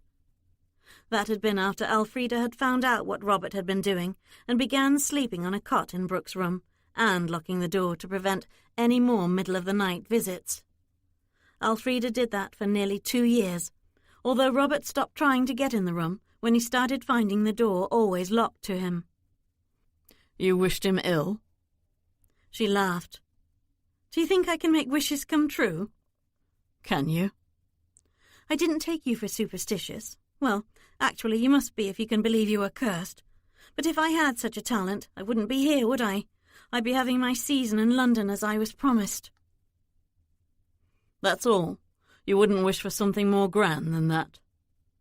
She realized suddenly that they were having a normal conversation, with neither of them growling or snapping. It's something I've looked forward to for the last 2 years. It had made those 2 years tolerable at least, better than all those before it. She'd had something to be excited about. The trip promised something better in the end, possibly even happiness. It promised escape. But this man could give her these things too, couldn't he? At least the escape. So it was quite annoying to hear him say, "You know I have no reason to believe you about your brother, and every reason not to." "How true, but I don't feel a need to convince you of anything, so it's all right if you don't. You asked, I answered, and as long as we are making confessions—" "We aren't." She ignored that. "I should warn you that I don't usually reveal my feelings. I have become quite accustomed to keeping them under wraps, as it were." "Why?" "Because the alternative would be unpleasant," she admitted. For me, she wanted to add, but she was not going to try to win him to her side with pity, if he was even capable of it, by telling him what her life with her family had been like. "So instead of this light chipper nonsense I'm hearing, you're really seething with anger inside? Is that what you're implying?" She blinked at that guess, then laughed. "Exactly. Oftentimes that is the case, but not right now. And earlier I felt angry, and, as you might have noticed, I couldn't hide it from you because—" "But how will I know whether you're concealing or revealing your true feelings?" "I admit it might be difficult for you to tell, so shall we both simply agree to be forthright with each other?" "I hope you'll not be here long enough for it to matter." That was not exactly what she'd hoped to hear after being honest with him and revealing so much personal information. "Well, I will continue to share my feelings with you. You are already doing exactly that, so I suppose we don't need to agree to anything." If he couldn't tell that he'd finally annoyed her, then he was blind. But he didn't reply because the food arrived and he finally let go of her wrist. She almost laughed. It was so obvious that he'd only done so because he was hungry, and the sooner she was done treating his wound, the sooner he could eat. She made quick work of dabbing the paste over and around the stitches, though she stood back as far as she could from him to do it. "Let that dry while we eat. I will bandage it before I go so the paste does not rub off while you sleep." "You know I don't want your help." "Yes, you have made that quite clear." "Then why do you persist?" "As I mentioned earlier, you're going to be my husband, so it's my duty to assist you." "Your life will never be pleasant here.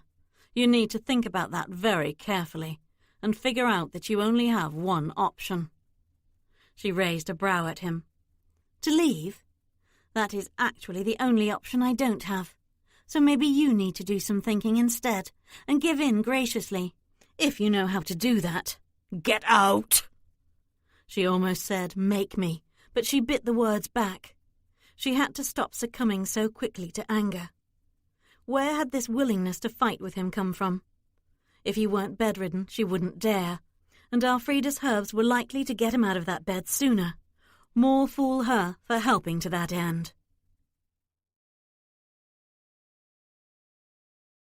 Chapter 18. Brooke didn't leave the wolf's den, although she stared at the door for a few moments, tempted to walk out. She finally chose to ignore Dominic's order and picked up one of the 2 food trays that had been set on the little dining table and took it to Dominic. A small vase of flowers had been added to one tray. Marsh must have tried to make amends to the Viscount for delaying his dinner until Brooke was ready. He probably wouldn't even notice how pretty the flowers were. She knew she ought to offer a smile as she set the tray on his bedside table, but she couldn't quite manage it. He was lucky that she didn't dump it in his lap. "Would you like me to feed you?" She had to stop goading him. It got her the glare she expected. He didn't thank her for putting the tray within his reach, or for handling him the dinner plate. Did the man have no manners at all, or was his abundant rudeness reserved just for her? After removing the ceramic dome that had been put over his plate to keep it warm, she took it back to the dining table, where she intended to eat, far from him. She was doing it again, reacting to his churlishness and forgetting her resolve to make him like her. So she removed the dome from her plate and took her tray with her as she went to sit in the chair at his bedside. She would be pleasant, despite him, and show him it would be nice to have her around. He didn't reiterate his order for her to leave. He was probably too busy eating to care just then. The baked fish was served with a tangy cream sauce topping it. Brooke found it quite tasty. Crisp vegetables filled the other half of the plate. The dinner trays also had biscuits, little bowls of butter, and cinnamon scones for dessert. Dominic didn't appear to have any trouble reaching for whatever he wanted to add to his plate, but then, aside from the wound on his thigh, nothing was wrong with his body, and his arms were long. She imagined she was going to be impressed by his height when she saw him standing. Would she find him even more intimidating then? She wished they could come to some sort of peace before then. With fork in hand, Brooke tried to introduce a topic of conversation that didn't touch on their impending marriage. Since she was curious about his family, she asked, "Your mother isn't in residence?" He didn't answer. Actually, he must have debated whether to respond, so she was pleased when he finally got around to saying, "She lives permanently at our house in London now. There are too many bad memories here for her to want to return to the moors." "You're estranged?" she guessed. "You could say the same thing about me and my mother, but I didn't have the luxury of leaving home. Until now, that is. Odd that we would have that in common." He gave her an incredulous look, which ended in a dark frown. "We don't have anything in common. That's a nasty habit you have of jumping ahead with your assumptions, particularly when it couldn't be further from the truth. I am quite close to my mother. She merely refuses to come back to Yorkshire because all the memories of my sister are here, which is understandable. And she was raised in London. The social whirl and her old friends there at least distract her from her grief." Since he mentioned his sister without getting enraged this time, she added carefully, "Yet keeps her from you. Does she even know you were wounded?" "She knows I duelled and why, but no, I didn't want to cause a worry over this wound. But I'm in the habit now of spending half of each year in London with her. We keep a townhouse there and another in Scarborough on the coast. Here is where we come to hide." To hide from what, she wondered, but pointed out. "It's not possible to hide when you are in the open with next to nothing blocking your house from view." "You haven't grasped the size of Yorkshire, have you? We are the proverbial needle in a haystack." "Then you probably shouldn't have built a road that leads straight to your door." "We didn't. It winds." She laughed. She couldn't help it. She knew very well he didn't mean to be funny, which is why he was scowling at her now for laughing. She didn't care. At that moment she decided to be herself while she was here. Well, mostly at least when he wasn't frightening her with his scowls and bared teeth, though maybe she should ask if he would mind. So, trying to keep her tone light, she confessed, "I've never been able to be myself with anyone except Frida. I was trying to explain that earlier, before you annoyed me, but it seems fitting that I be myself with you, since you will soon be my husband. Don't you agree?" He raised a curious brow. "Am I supposed to understand what you're implying? How could I stop you from being who you are? Actually, explain that remark. Is something wrong with you?" She choked back another laugh. "Not at all. I've just been stifled, raised in a house that never felt like a home. I was an unwanted daughter, you see, and when no more sons arrived after me, I got blamed for that. So your calling me a spoiled earl's daughter could not have been farther from the mark." "As if I would believe that any more than I believe that you and your brother aren't thick as thieves. Don't try to garner pity for nonsense of that sort." She bristled. "I bet you don't even know the meaning of the word pity, and you probably even kicked puppies as a child. I assure you it's been quite obvious that you are a man without grace or kindness. Really, you don't need to work so hard at convincing me of that," she added dryly. That got her such an icy look she shivered. So much for conversation and getting to know each other before they reached the altar. And when would that be? Was there a time limit involved? She didn't ask and said no more to him. When she was finished eating, but still had 2 biscuits left, she put them on his tray. She did it out of habit. She was used to sharing her food with Elfrida. After taking her tray back to the dining table, she wanted to leave, but she had one more task to perform. She approached him again. "Did your doctor leave a supply of bandages?" He waved a hand at his night table. She hadn't noticed the shelf underneath it until then, but a tall stack of white cloths was already cut into long strips. She shook one out, then stared at his right thigh, wondering how she was going to get the cloth wrapped around it without getting too close to him. She didn't think she could, was already blushing, and keenly felt his eyes watching as she hesitated. "You should not stare like that," she said curtly. "You shouldn't deign to tell me what I can and cannot do." "I didn't. I wouldn't presume. Should not implies that what you are doing is making me uncomfortable." "Is that supposed to make me ashamed for doing so?" "No, She snapped her mouth shut. He wanted a fight, she realized, anything to get her out of there soon. He was simply still trying to get her to refuse to marry him. Was it going to be like this every time she came in here to help him? Maybe it was. Maybe he hated needing her help too, and that's why he was so nasty about it. No, she had a feeling that his animosity was never going to end, even when he was hale and... She'd hesitated so long he yanked the bandage from her hand. She sighed in relief as he started to wrap the cloth around his muscular thigh. "Be careful you don't rub off the salve. Frida advises airing wounds, not covering them up. They heal quicker that way, and I have an herb to help with that too. But until the wound has fully drained, you need the bandage." "Whatever will get me back on my feet sooner." That had been said tonelessly. She glanced at him. Though his brow was dry, he was still pale and likely tired. As he tucked in the end of the cloth strip to hold the bandage tight, she tapped the potion bottle on his bedside table. "You can take a sip of this when you are ready to sleep. It will keep you from waking due to the discomfort of your wound. An undisturbed sleep is wonderful medicine. Or you can drink more whiskey, which will basically do the same thing. Just don't mix the two." "Why not?" "It will make you grow warts." She grinned to show she was joking. He scowled, not amused, so she added, "It might make you queasy in the morning is all." "Take it with you. I don't trust potions that haven't been given by a doctor." He clearly didn't trust her, was what he meant. She didn't take offence. There was no point. She picked up the bottle. "I will come in the morning to apply the salve again. Have hot water on hand. A hot compress should be soothing for you." With that, she headed straight for the door. She didn't expect any thanks, and didn't get any. Lines had been drawn. They were basically at war. Well, in his mind, she just needed to persevere, to be patient, and to fire only soft bullets in return.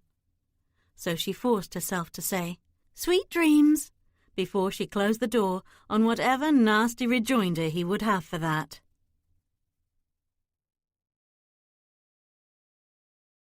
Chapter 19.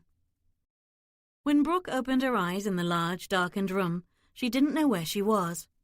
She sat up, startled, and looked around, then lay back down on the soft pillows, remembering she was in Yorkshire, at the home of the angry, churlish, handsome man who was going to be her husband. She reached for her pocket watch on the night table to see that it was 8:30. She'd overslept. When she'd got back to her room last night, she'd taken a sip of that sleeping draught the wolf had refused, and when it didn't work quickly enough, she'd taken another sip. She was afraid she was going to have trouble sleeping in this room every night, because of the door that connected her room to his, because while she couldn't open it, he could from the other side. She saw that Elfrida had already been here. On the washstand was fresh water, still slightly warm, though the drapes were still closed. Brooke opened those now and smiled down on the park below. It was quite lovely with the morning sun shining on it. She might read a book today, if she could find one, on one of the many benches. The tall bookshelf in her room was empty, as had been all of the other furniture before she'd unpacked. The room's decor made it obvious that a woman was the previous occupant. The large four-poster bed was covered with a thick white spread that was dotted with pink flowers and edged with a set of ruffles. The carpet was a darker shade of pink, mixed with yellow and maroon, while the wallpaper on the walls was lavender and pink in yet another floral design. The sitting area by the two windows had a love seat and a comfortable-looking chair next to it, both thickly upholstered in silver-threaded lavender brocade. A low, intricately carved table was centered between them. Brooke had put her toiletries and jewelry box on the vanity. A small desk was still empty and would remain so, since she didn't own any stationery, though perhaps she should try to buy some in Rothdale village. She had a mind to let her mother know she was having so much fun here. She made quick work of dressing, which was quite easy to do with the current Empire fashion. She merely tied back her hair with a white ribbon to match her frock. She was more used to wearing her hair this way than the way it had been styled last night and for the trip to Yorkshire. While the wolf might be expecting her, she was not so looking forward to entering that room again that she went downstairs first. Passing through the kitchen on her way to the stable, she grabbed 2 sausages, one for herself and one for Raston, and 2 carrots, just in case Dominic's stallion got curious again. Raston came down from the rafters when she waved the sausage at him and followed her out the back door. After he devoured his treat, she picked him up for some petting, while she waited for Rebel to notice her standing at the fence that separated the 2 pastures. Dominic's stallion trotted toward her again and didn't hesitate to take a carrot from her hand. She found it hard to believe that he was as vicious as Gabriel claimed. But when Rebel arrived, the mare didn't even glance at the carrot Brooke offered her. She was too busy lifting her tail and swatting it toward the stallion barely a foot away.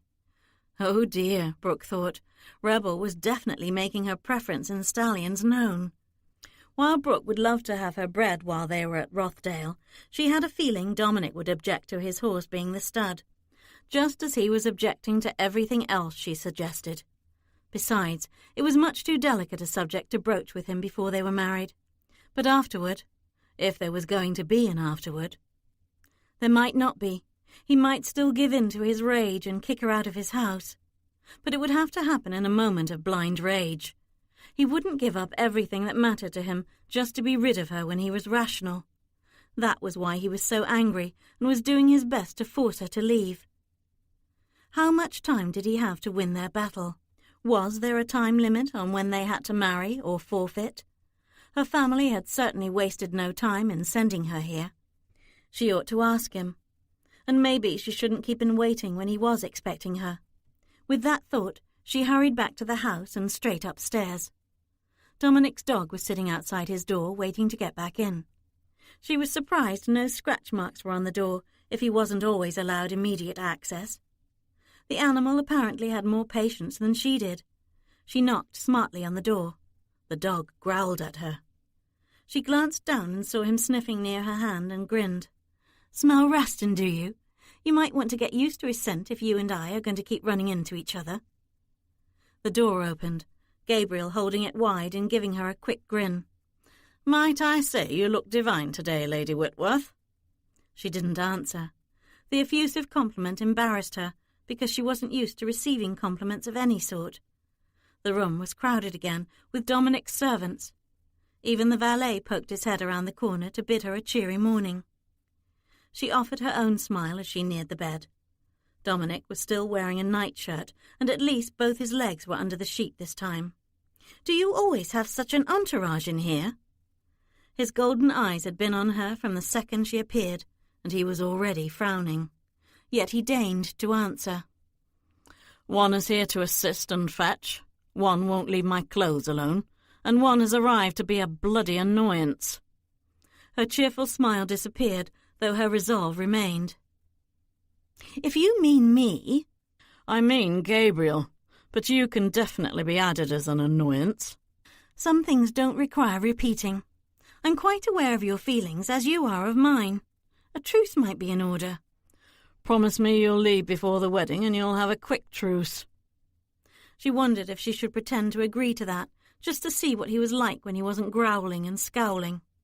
No, she didn't dare give him hope, then snatch it away. She reached the side of the bed and pulled the small scissors from her pocket. "Shall we see if the inflammation has receded?"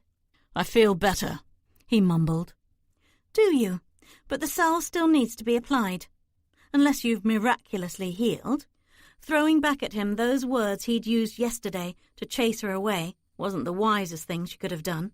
She curbed the bit of anger that had snuck up on her because of his annoyance remark, and dredged up another smile, though she was sure he could see how fake it was. But he wasn't looking at her. He raised the sheet covering his right leg high enough to unwrap the bandage himself before she could get her scissors near him. So he did sense her anger. So be it. Hiding it every time she was around him was a recipe for an explosion. "Your wound drained well," she said, as the last of the bandages fell away. 3 more applications today and— 3? He balked. "You can tell me how to make the salve, and I will apply it myself." "I could, but too much of the herb could draw out the poison too quickly and enlarge your wound, while too little will do nothing." That was an absurd lie. She ought to tell him it was. No, she wouldn't. He might want to see her as little as possible, but nothing would get resolved if they just counted the days down in separate rooms until they were standing at the altar. Besides, for her tactic to work instead of his, she had to keep helping him, and she had to stop being so sensitive to his insults. "Is there hot water for a brief compress?" she asked. "The water has been kept hot for 2 hours. When you request something, be on hand to receive it." She ignored the surliness as she headed to the bathing room to find the water, tossing back, "The room is a little warm from that fire, isn't it?" It wasn't really. She guessed the window in the bathing room had been left open to draw out the heat from the fireplace, and she found that she was right. She dipped a small towel in the bucket of simmering water, then dropped it in a clean bowl to take back to his bed. She wrung out the towel and placed it over his wound. It was no longer hot enough to burn, but he must have thought it was. He roared. She raised a brow at him and got a nasty look for it. To distract him, she mentioned what was on her mind.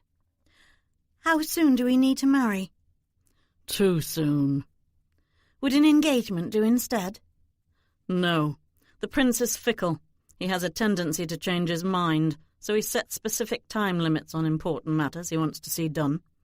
He wants money out of this absurd arrangement to pay off his debts, wants one of us to refuse to go along with it, so he can dip his hands into fresh coffers. He wants that immediately, so if we don't marry in the time he has prescribed, he will get what he really wants out of this absurdity. The first of the 3 banns was read yesterday at Sunday Mass. The emissary saw to that before he left." She felt a little queasy hearing that news. "So in only 2 more weeks? I'm surprised he didn't bring a special license with him to shorten the time." "He did. I got the delay only because of the severity of my wound, which he could clearly see, since I had to receive him in bed. It was his stipulation that you remain here for the duration. If you leave—" Yes, we already know your sentiments. Mine are the same as yours. Believe me, I wish none of this had happened. As I told you, I was looking forward to having a season in London, but instead I was thrown to the wolves. Or wolf, as it were. Oh, I beg pardon. I suppose you don't like that nickname." "You shouldn't try to provoke me," he warned, darkly. Her heart skipped a beat. When he got all feral like that, he really was frightening. She had to remind herself that she didn't know what he was capable of. Then again, maybe she should try to find out. So she steeled herself to say dryly, "Only you are allowed to be provocative? Oh, wait, that assumes I'll still be here to see what happens if I don't need your advice. Which means you won't say the words to end this, will you? Which suggests a truce is still the best path forward for both of us."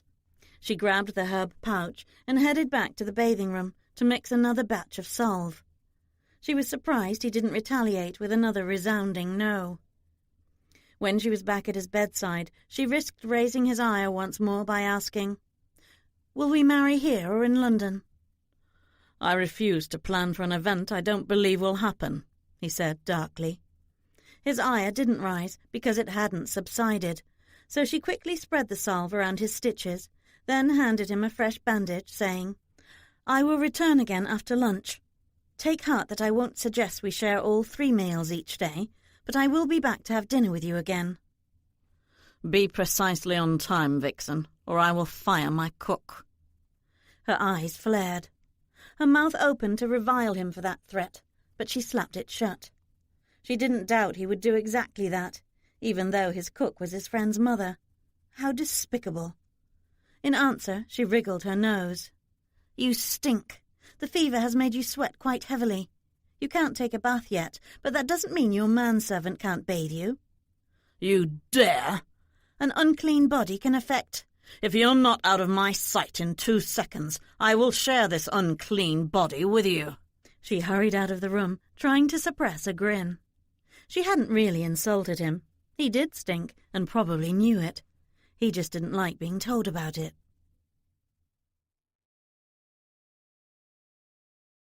Chapter 20. Returning upstairs after lunch, Brooke caught Gabriel coming down the corridor from Dominic's room and stopped to ask him, "Am I ever going to get a tour of the house?" "This is going to be your home, so you're welcome to explore all you like." "Tell me about Eloise, then." All of a sudden he looked wary. "Why? It's not good to talk about the—" "Nonsense. What was she like?" Gabriel was silent for a moment. "She was beautiful. Wonderful." He blushed a little. "I was a little in love with her myself, but she didn't know, and of course I could never tell her. She was so full of spirit and fun, but she was a bit headstrong too, and could be as wild and reckless as her brother. She loved to ride just as fast as Dom, and those two were always racing across the moors together. Actually, racing each other. She also had her own sailboat, identical to his, which he bought her after he taught her to sail, and they would even race those down the coast. And she used to tag along with Dom and me, even when Archer and Benton, his best friends from school, visited. She refused to be left out of whatever fun we were up to." His description made Brooke wish she could have known the girl. Eloise Wolfe sounded quite fun to be around. Brooke had a feeling they could have been close friends. Anything else about her that was special? She liked making her own choices about clothes, friends, even charities. Lady Anna didn't always agree with her daughter, and she couldn't curb Ella's buying whatever caught her fancy, because Ella had her own money, an inheritance from one of her grandmothers. Lady Anna is a patron of the arts, and she encouraged Ella to pick a worthy cause to support as well. Ella surprised us all when she didn't pick one, but 3. Gabriel chuckled. A hospital in York, a church-run foundling house just outside of London, and a home for elderly mariners in Scarborough. Not exactly what Lady Anna had in mind, though she couldn't deny they were worthy causes.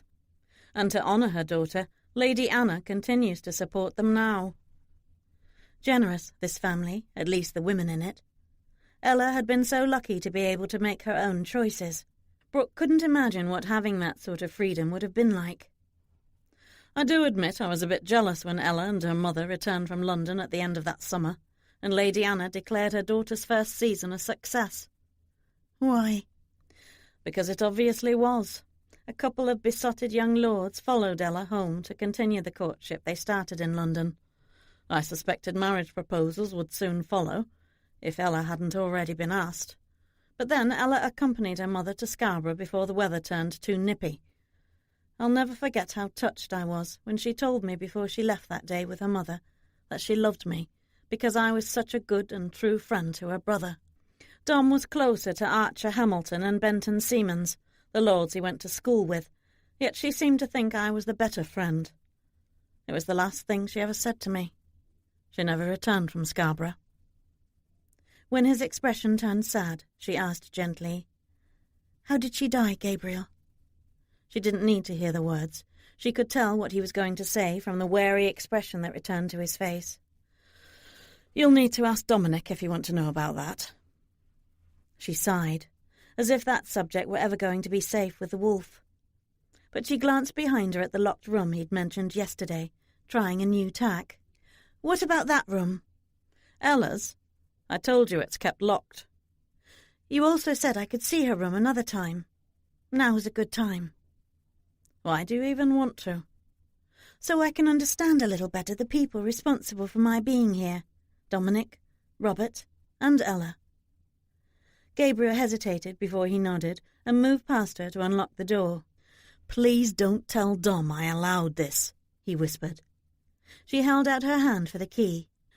"I promise he'll never know. I'll lock the door when I leave." Gabriel nodded, then continued on his way downstairs. Brooke entered the room and quickly closed the door. Would she find anything of interest in the dead girl's room? It wasn't going to tell her how Ella died. It was dark and musty in here, with the thick drapes closed. She opened one panel before slowly walking about the room. She might be seeing it exactly as Ella had last seen it, except for the portrait of a beautiful young woman leaning against one wall. Eloise Wolfe? She had a strong feeling that it was, and it must have been painted right before her 18th year. Black hair, amber eyes, joyful, excited about her upcoming season. It had probably had a prominent place downstairs until her death made it too painful for her family to look at, and it had been stored behind a locked door instead. Nothing appeared to be out of place or missing from the room. The vanity was still filled with perfumes and baubles. The small dressing room was still cluttered with clothes, bonnets, and shoes. There was a painting of a beautiful white horse and another of 2 sailboats on the sea. Ella definitely liked the outdoors. A miniature of Dominic sat on a night table next to the bed. A younger Dominic, though old enough for the image to closely resemble the man he'd become. Ella loved him, had been close to him from what Gabriel had said. A jewellery box had a wolf's head carved on the top of it. A family heirloom. She opened the box and was surprised to find it nearly empty, except for a tarnished pair of small silver earrings. If Ella had her own money, why wasn't that box filled with expensive jewellery? The girl had also liked frilly things. Ruffles were on the bed cover, the drapes, the vanity. Or perhaps she'd never got around to redecorating after she grew up. A large bowl of small seashells was at the centre of her bureau, with large shells placed around it. She must have had fun on that Scarborough beach as a child. With Dominic? Did they build sand castles together? Swim together? Brooke wondered if he would ever talk about the sister he'd lost. She started opening the bureau drawers and felt guilt creeping up on her. This was snooping of the worst sort. But how else was she supposed to find out what happened to Dominic's sister when he wouldn't tell her anything beyond Robert's being responsible for her death? The first drawer of the bureau she opened was filled with fans. Brooke was amazed to find so many. She started opening them and saw that they were all quite fancy, each made with a different coloured lace and with different gems dotting the painted frames, no doubt to match Ella's large collection of evening gowns. Then she opened an unusual one. The frame was plain, unpainted wood, no gems attached, and the panels were made of white paper with a faint cursive handwriting design on it. Well, that made it more unusual, and since no gems were on it, she didn't think anyone would mind if she borrowed it for a while. She didn't own any fans herself.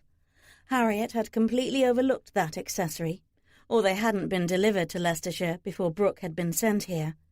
But a fan would certainly come in handy to hide a grin if she felt like grinning at an inappropriate moment, or to keep Dominic from seeing her gritting her teeth.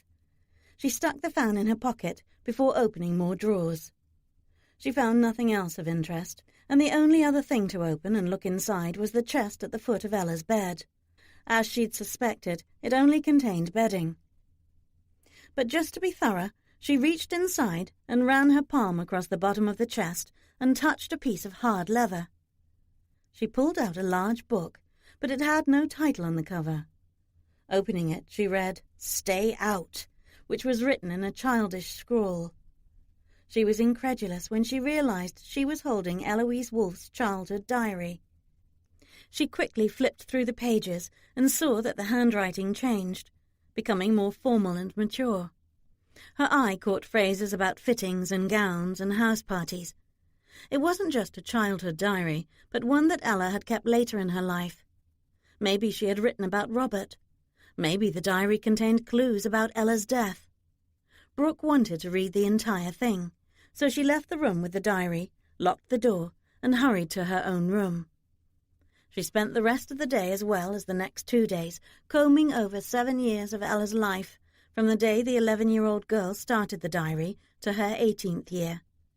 Brooke found the diary quite entertaining and actually laughed out loud when she read about Ella and Dominic's getting lost in a snowstorm and being led home by a big white wolf. Ella's description of the dog that had helped them. The girl had had a childish crush on one of her brother's friends and worried that he'd marry someone else before she was old enough to propose to him, though she never mentioned it again, so she must have outgrown the notion.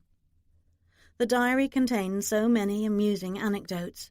Ella's peeking in on Dominic in a corner of the gardens when he tried to kiss one of the local girls, who ran away screaming. Dominic's pretending it was an accident when he fell on their sandcastle, They did build them together, just so they'd have to start over. Ella had even beat him at some of their races and mentioned every win, though she did suspect he had allowed her to. Brooke hated to put the diary down when she had to exercise rebel, help Elfrida set up her new herb garden, or perform her least favourite task, visiting the wolf's room to tend his wounds. She was terribly disappointed when she reached the end of the diary because there were only a few entries from the summer of Ella's season, and none from the autumn when she died. Those pages had apparently been ripped out. Everything after the day she met him. That's the only way Ella referred to the man who had fascinated her at her first ball. The 6 pages after that were missing. Brooke's breath caught in her throat when she saw that whoever had ripped them out had missed the last page of the diary that contained Ella's handwriting. Had Ella removed the evidence before she died? No, Brooke realized Dominic must have ripped them out in the rage that overcame him when he found the damning words that had sent him to kill Robert. But no wonder he'd overlooked that last page when only 2 lines were on it. Laughed when I told him about the baby, but the baby leaves me no choice. Damn Robert Whitworth for ruining my life. Brooke didn't know what to think when she read that last page. So her brother didn't just take Ella's virginity. He'd left her pregnant, lied to his own parents about it, refused to take responsibility for it, even laughed when Ella told him. Brooke was horrified that her brother could be that cruel to Ella, and he didn't even care about his own unborn child. Brooke cried when she realized she'd lost a niece or nephew when Ella died. Yet Dominic didn't just blame Robert for seducing his sister. He blamed him for her death.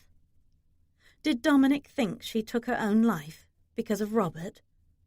Was it in those missing pages? Just those 2 last lines might have made Dominic think that. If that was so, he didn't just hate Brooke because her brother caused the death of his sister, but also the death of his niece or nephew. Why couldn't someone here at Rothdale have just told her that? Or did everyone else think Ella's death was a tragic accident? But Brooke was no closer to feeling comfortable about asking Dominic about it. She'd lied the other night when they'd had their second dinner together, telling him she had an earache so she couldn't hear well. That had helped to keep her from reacting to his barbs. For the next 2 days he stopped trying to get her angry enough to leave. He simply stopped talking at all, waiting for her deafness to go away. While the quiet had been nice for a couple days, it wasn't getting her anywhere. His fever and the inflammation were gone, and so was her excuse to enter his room. Now that she'd finished reading the diary, and had even more questions about what had happened to Ella, she decided her ears would make a full recovery by tomorrow morning. Chapter 21. "This is why you sent me off on that errand," Gabriel accused when he returned to Dominic's room and found him standing at one of the back windows. "So you could sneak out of your bed again?" "I don't sneak." Dominic didn't glance back, though he lifted the cane in his hand to show he'd gotten to the window. "I hobbled with this. Still, there's nothing wrong with the rest of me, Gabe. The fever broke a few days ago, and I'm damned if I can see any redness around the wound." "That's good news." Gabriel joined Dominic at the window. "I'll let Miss Witchway know her—" "No, you won't. But it will give me an excuse to seek her out." Dominic glanced to the side. "Why would you want—" He didn't finish. Gabriel's expression was quite explanatory. Dominic rolled his eyes. "You haven't noticed she's too old for you?" "She's nothing of the sort." Dominic snorted. Those 2 women were wrecking his household, charming his cook, charming his best friend. Even his reticent valet had smiled more in the last 5 days than Dominic had ever seen him smile before. And Wolf didn't even bark at either of the women when he should have. The dog didn't like strangers. If Dominic didn't know better, he'd think both women were witches. But the younger of the 2 sat on a bench beneath a white willow reading, shielded from the sun that flooded the park. Her long black hair no longer tied back, but flowing loosely around her narrow shoulders. Like a young girl, she didn't appear to care about her appearance when she thought no one was around, or watching her. Her lips were plump. He imagined she was biting the lower one as she read, as he'd seen her do 3 times since she'd arrived here, his eyes drawn to her mouth each time. Bloody hell, he was counting. Her eyes were fascinating, so pale a green, like dew-glistened grass. Lightly tanned skin, which indicated how much she enjoyed the outdoors. How unladylike was that? She should be fashionably pale, but she wasn't. Other ladies rode and walked outdoors, but only with hats, veils, or parasols to shield their delicate skin from the sun. She should be demure, but was bold instead. She should have been mortified to enter his bedroom the day she'd arrived, but he hadn't noticed pink cheeks. She had pretended to be cowed, but how quickly she'd dropped that pretense. She was a wisp of a girl, only slightly taller than most, narrow of frame, and yet the plumpness of those breasts she'd flaunted at him in that yellow gown her first night here. Good God, how was he surviving this? It had been a gut-wrenching blow that she looked as she did. Unexpected, unwanted, and why hadn't she run crying from the room when he'd kissed her? He wasn't going to think about that backfiring failure again, but her reaction to it suggested she wasn't a virgin. Was she as immoral as her brother? She'd been hiding in her room the last few days, according to the staff. He thought her ears might be paining her, yet she'd showed no evidence of discomfort when she'd rushed in and out of his room to apply the salve with barely a word the last couple of days. She seemed more distracted than anything else. He'd had to repeat himself too many times, loudly, to want to continue baiting her. Yesterday they'd barely said 2 words to each other. He didn't like the silence. "Is she appealing to you yet?" Gabriel asked, following Dominic's gaze, if not his thoughts. Dominic looked toward the pastures before he said, "Like fungus." Gabriel tisked, but didn't comment. Good. Dominic did not need to hear her praises sung again.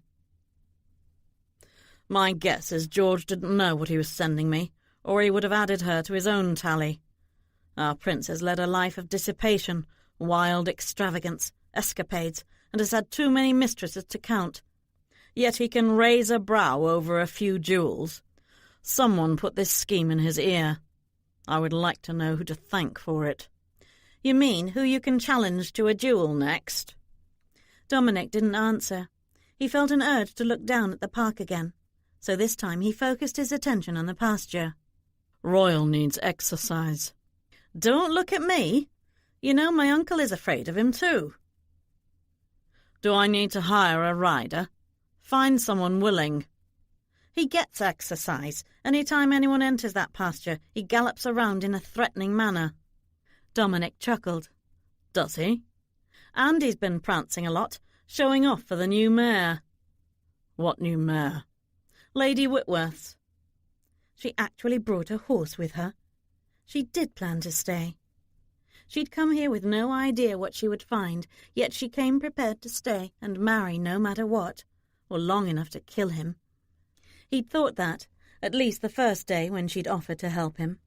It was illogical for her to do that when he'd tried to kill her brother. Illogical for her to accept marriage graciously to her brother's mortal enemy, no matter that they had no choice. She should be as furious as he was at the regent's interference, not offering smiles and ridiculous truces. Yet she'd been playing the angel of mercy when she didn't have to. For some other reason. On the surface she didn't appear to be as vicious as her brother, but Dominic wouldn't put it past Robert to force his sister to play a more subtle game. The Whitworth's guilt would be too obvious if she killed him right away. Perhaps Robert had counselled his sister to cultivate the appearance of a caring fiancé, so that no one would suspect her of poisoning him once they were married. He didn't doubt that the only honest thing she'd told him so far was that she was more accustomed to hiding her feelings than revealing them. So she might well be a liar, too. In either case, he'd be a fool to trust a single thing she said or did, until he could figure out what she was really up to on her brother's behalf. Robert Whitworth was a decadent scoundrel, without conscience or morals, and his sister had been raised with him. That ridiculous tale she'd spun about why she didn't like her own brother, they'd probably concocted it together, and devised a lethal plan to get her out of this forced marriage and back to their plans for her. And those plans would have aspired high. She would have been introduced to society this year. Her family would have had much higher expectations for her than a viscount from Yorkshire. His eyes drifted back to her in time to see her put the book down and enter the maze not far from the willow tree. He glanced back at the pendulum clock on the wall of his sitting room to time how long it would take her to give up going too far in, or to get hopelessly stuck, as had happened to Ella the first time she tried to find her way through the maze. A wooden bench was at the centre. Ella had later carved "I win" on the seat and challenged him to a race to the centre of the maze so she could show him. He and his sister had spent a pleasant hour just talking that day and sharing a few secrets. He'd told her he was worried about his friend Benton, who had gotten too fond of gambling after they left school the year before. She'd confessed she'd decided several years prior that she would marry Benton one day, but now she wouldn't. They'd laughed. He was surprised he could remember that without getting furious. Had enough time passed for fond memories of Ella not to end up with thoughts of the man who'd ruined her life? Thoughts of the man's sister came instead this time, and he glanced back at the clock again. 15 minutes had passed.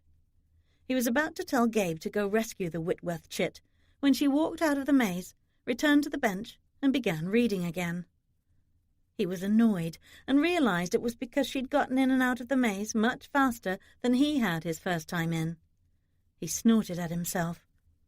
As he gazed down at her, he doubted she was even reading. Was more likely plotting. He couldn't deny he'd thought that potion she'd offered him her first night here had been poison.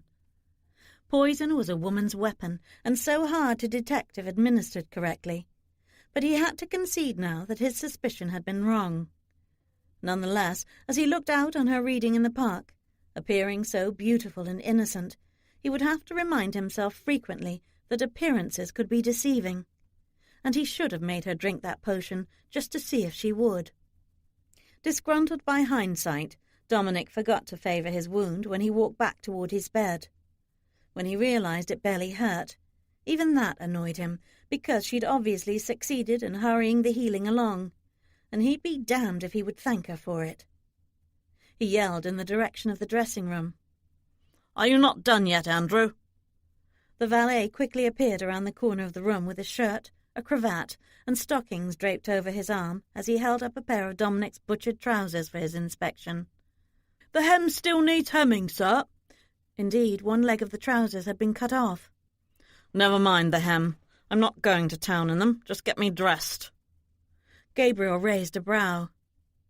"And why are you suddenly making yourself presentable? Well, partially presentable. You aren't thinking of hobbling downstairs, are you? Opening your stitches again will only delay... You're going to make a good mother one day, Gabe, but do stop practising on me. I'm expecting a visit from Priscilla Hiley today. Show her to me when she gets here." "What the deuce is she coming for? And how do you know she's coming? I brought no missives up from... I had Carl send for her." "Why?" Dominic waved Andrew away with the rest of the clothes. A shirt and pants were enough. He got back in bed and only draped the sheet over his bandaged leg this time. Presentable and covered enough for Priscilla. He didn't want her thinking she'd been invited for prurient reasons.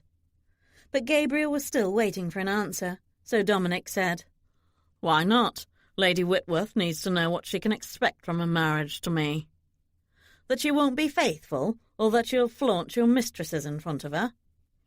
"Ex-mistress. Though Lady Whitworth doesn't need to know that." Dominic and the widow Hiley had ended their affair last year, when she'd made it clear she wanted to marry again. He didn't, at least not to her. She'd merely been convenient, living in York, not so far away. However, she'd been unfaithful to him twice during their brief dalliance. Not that he demanded faithfulness from her, when she cost him nothing, being independently wealthy herself, but marriage wouldn't change her roving eye. "You'll just be spitting yourself if you open this can of worms," Gabriel warned. "Jealous women are not pleasant to be around." "A jealous woman might walk away from a marriage, too, before it happens." Gabriel sighed. "Why don't you just admit it's not going to be all that onerous having this lady as your wife?" Because I will never be able to trust her, Dominic said simply. Because of her brother? Exactly because of him. The widow had arrived after all, and didn't bother to knock when she was quite familiar with Dominic's room. "What am I doing here, Dominic? You and I parted amicably, but you were clear you were done with me." He ignored the pouting tone. Lady Priscilla looked exceptionally pretty today, in a dark violet pelisse and gown, amethysts glittering at her neck and ears. The colours went so well with her blonde hair and violet eyes, but then she knew that. Her beauty had never been in question, and she'd been widowed young. She was a few years younger than he was.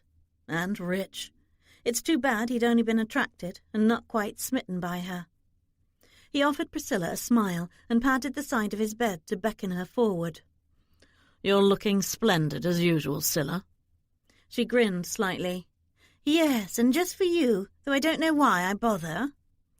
"I could use your company for a week or two, if you have no pressing plans." "Well, that's a shame. I do have plans. The first grand ball of the season, which is next week, and I'm not about to miss it. I intended to leave for London tomorrow, but I suppose I could stay one night if you've missed me. And you're already in bed." She grinned. "I can take a hint." She came over to the bed, sat on the edge of it, and leaned forward to kiss him. He put an arm around her waist to keep her there, but ended the kiss before it encouraged her even more.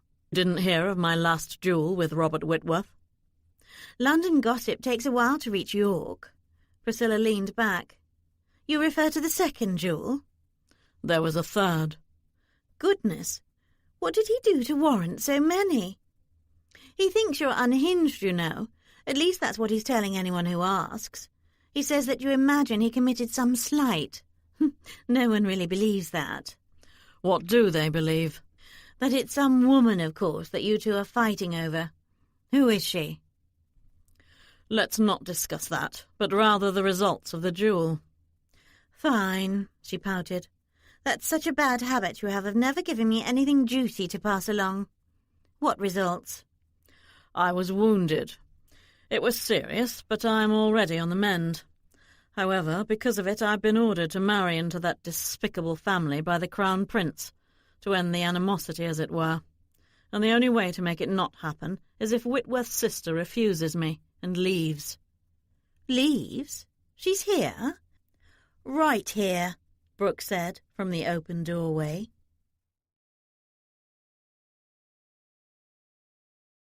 Chapter 22.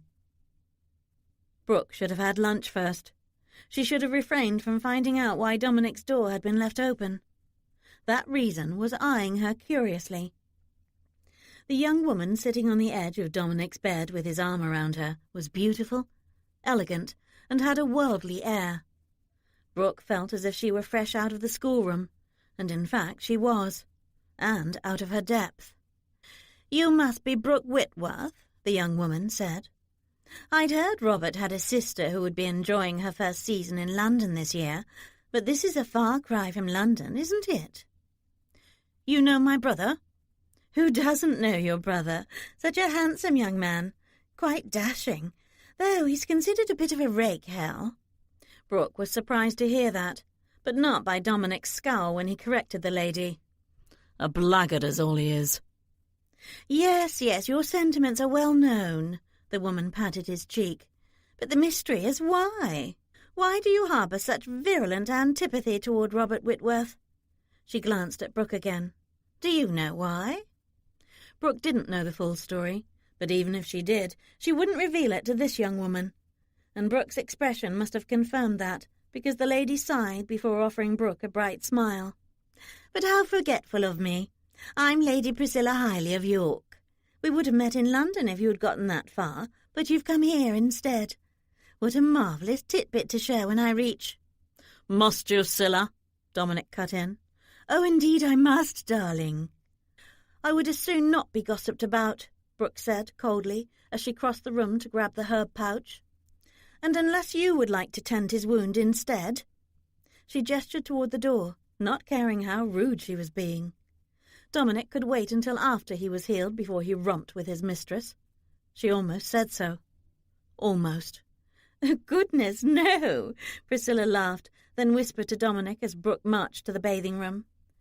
She already treats you like a wife? Lucky you. Bristling over that whispered remark that she couldn't help hearing, Brooke put a little more of the herbal dust in the bowl this time than she ought to. It was going to sting him. She knew it would, but she didn't start a new batch. It only occurred to her belatedly that she had no right to evict anyone from his room. Returning to the bedroom, she gazed around the entire area to make sure the woman had left. Everyone had left, even Carl. Only the dog remained, curled before the fireplace. She wasn't going to apologize for her rudeness. Dominic shouldn't have received that woman in his bedroom, no matter what she was to him. Not when his soon-to-be bride was in the house. If he thought she would tolerate... Her emotions spiraled down until only despondency remained. What choice did she have in the matter? None. Jealous? Her eyes snapped to his, and she couldn't stop the words that came out of her mouth. Of a gossiping harlot? Hardly. She lifted the sheet off his leg, relieved to see that his wound was still easy to get at and not covered by the pants he'd donned. If she'd had to stand there and wait for him to remove his trousers. Some pink rose up her cheeks. She might have seen a lot of his skin since she'd arrived at Rothdale, but watching him undress would be her undoing. He was watching her, though, too closely as usual. It was unnerving how his eyes rarely left her when she was in his room. Was he gauging reactions, searching for something to use against her? I noticed I didn't have to yell today, he pointed out. What? You can hear again? My hearing was only mildly impaired, but yes, I have recovered, she replied without blushing. Priscilla is quite sympathetic to my plight, he remarked casually. Did he really think she wanted to hear about his mistress? So am I, though I do pity myself more than you. You'll just go on as you did before, doing whatever it is you do. What is that, actually? He began unwrapping his bandage for her. Aside from meeting with my managers who handle the many enterprises my ancestors dabbled in, I breed horses for the Continental Army, for officers to be precise. So no thoroughbreds for the common soldiers? Your tone implies you don't like discrimination. I don't. And I don't stipulate who can ride the animals I send to the army. I'm even tasked occasionally with purchasing larger herds for special units. But the common soldiers aren't given mounts of any sort. They walk. That's one of the reasons why it's taken us so bloody long to wrap up the war. Brooke was pleased to see that a scab had formed over his wound, and there were no signs of inflammation. Elfrida's treatment had worked. He had to be feeling much better now. So why hadn't he said so? Because he didn't want her to stop visiting him? More likely he didn't want to have to thank her and Elfrida for helping him. She probably wouldn't have used this herbal salve today if his damn mistress hadn't shown up. She heard the hiss of his breath as she applied the extra-strong mixture, but he said nothing, and she refused to glance up at his face as she gently rubbed the salve over and around his wound. She wished she hadn't been so thin-skinned and pretended to have an earache the last 2 days, because although she was spending so much time in proximity to him, they were no closer to getting along than they had been the day she'd arrived. Now, more than ever, after reading those few lines in Ella's diary, she wanted to talk to him about Robert and Ella, and the baby, and find out how Ella had died. But knowing how the subject of his sister enraged him, she decided to start out with a less offensive line of conversation. Before she could do so, and not realizing she'd absent-mindedly applied more salve than was necessary, he asked, "Will you miss rubbing my thigh once I've healed?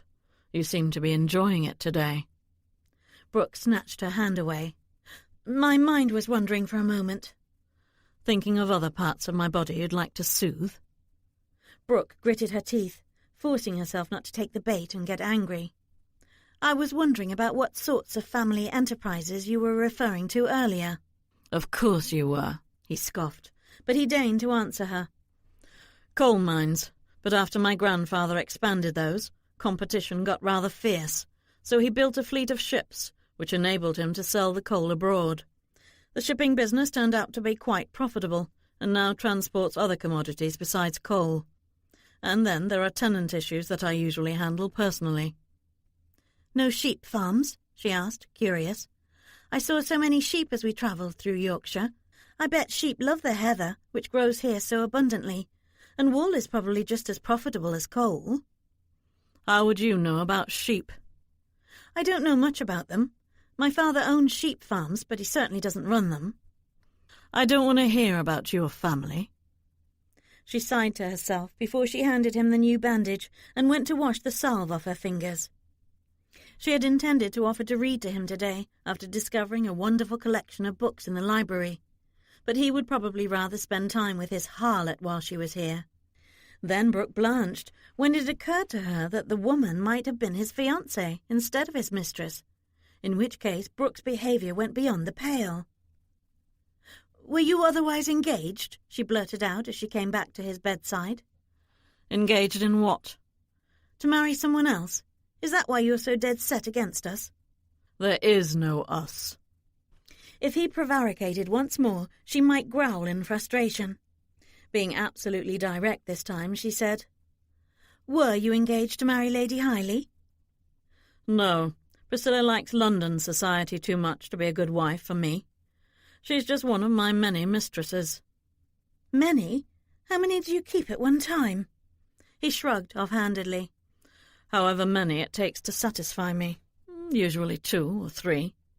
Her mouth dropped open, but only for a moment. This was obviously just another of his attempts to scare her off. It better just be that. She decided to play along instead, pretending to be curious.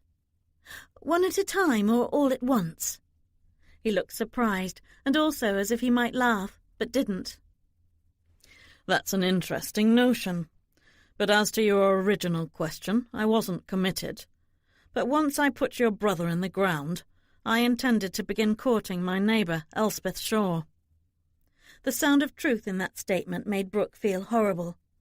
She remembered that it had occurred to her in Leicestershire that he might be in love with someone else.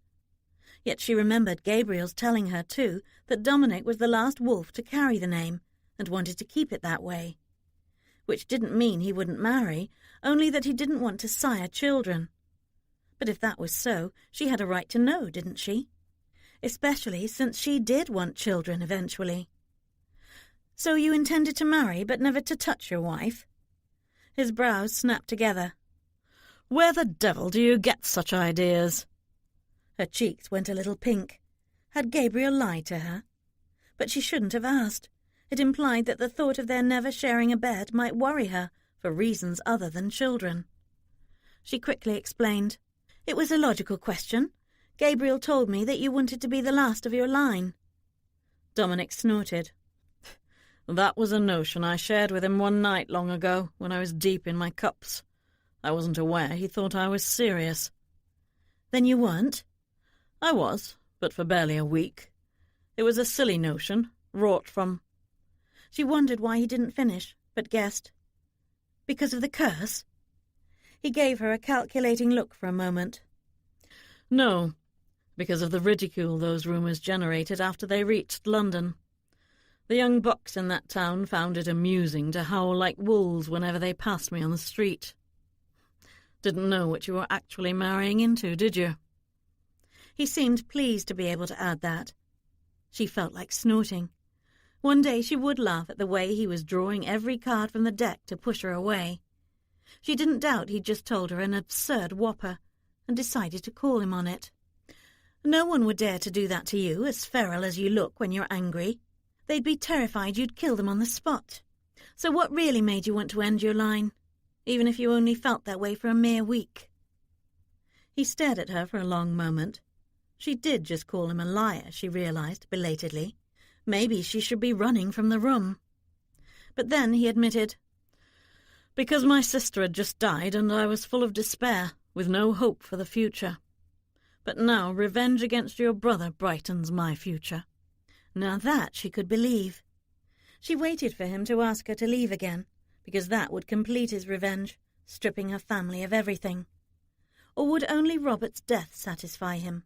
But he didn't say that. Instead, he fessed up. "The howling incidents did happen, but only twice, and over the course of a few years. and it was just college pranks. Not that I wasn't angry the first time it happened, but I caught one of the lads that day, and he was so terrified he blurted out that it was a dare that would have gotten him into a brotherhood at school, if I had just ignored them. The second and last time there was a larger group of young bucks. Courage in numbers, I suppose, but I had 2 school friends with me that day, Benton Seamans and Archer Hamilton. Benton chased 4 of them down the street. The 2 remaining just stood there laughing at how quickly their friends were trying to get away, until Archer punched one and slapped his glove across the face of the other, getting the response, "Don't be a bloody ass," before that chap ran away too. Archer wouldn't really challenge the young buck to a duel over such nonsense, but it did give me a good laugh at the time. She was incredulous that he'd just shared that with her. There was a different man inside the wolf, one that she hadn't met yet, one that she might be able to laugh with some day, one that she might be able to love. But then it occurred to her again that he'd had plans for his life, specific plans that were now ruined because of her. No, because of her brother. She could still only guess at what Robert had done to set these events in motion. She was about to ask again, but bit the words back. That subject provoked nothing but rage in him. She'd pressed him enough for now. And he had a guest he'd probably rather spend time with. "Don't let your lady friend tire you today. Rest is your friend just now. I will return in the morning to check your wound." "You will return for dinner tonight, as is your habit." She wasn't going to argue or join him for dinner tonight if Priscilla Hyley was still in the house. As if she didn't know what he was up to, rubbing it in her face that he had and would continue to have mistresses, marriage or no. "Unless you finally decided to leave, in which case you can give the cell to Scylla. She will take care of me tonight." Brooke didn't answer, but she did slam the door shut on the way out.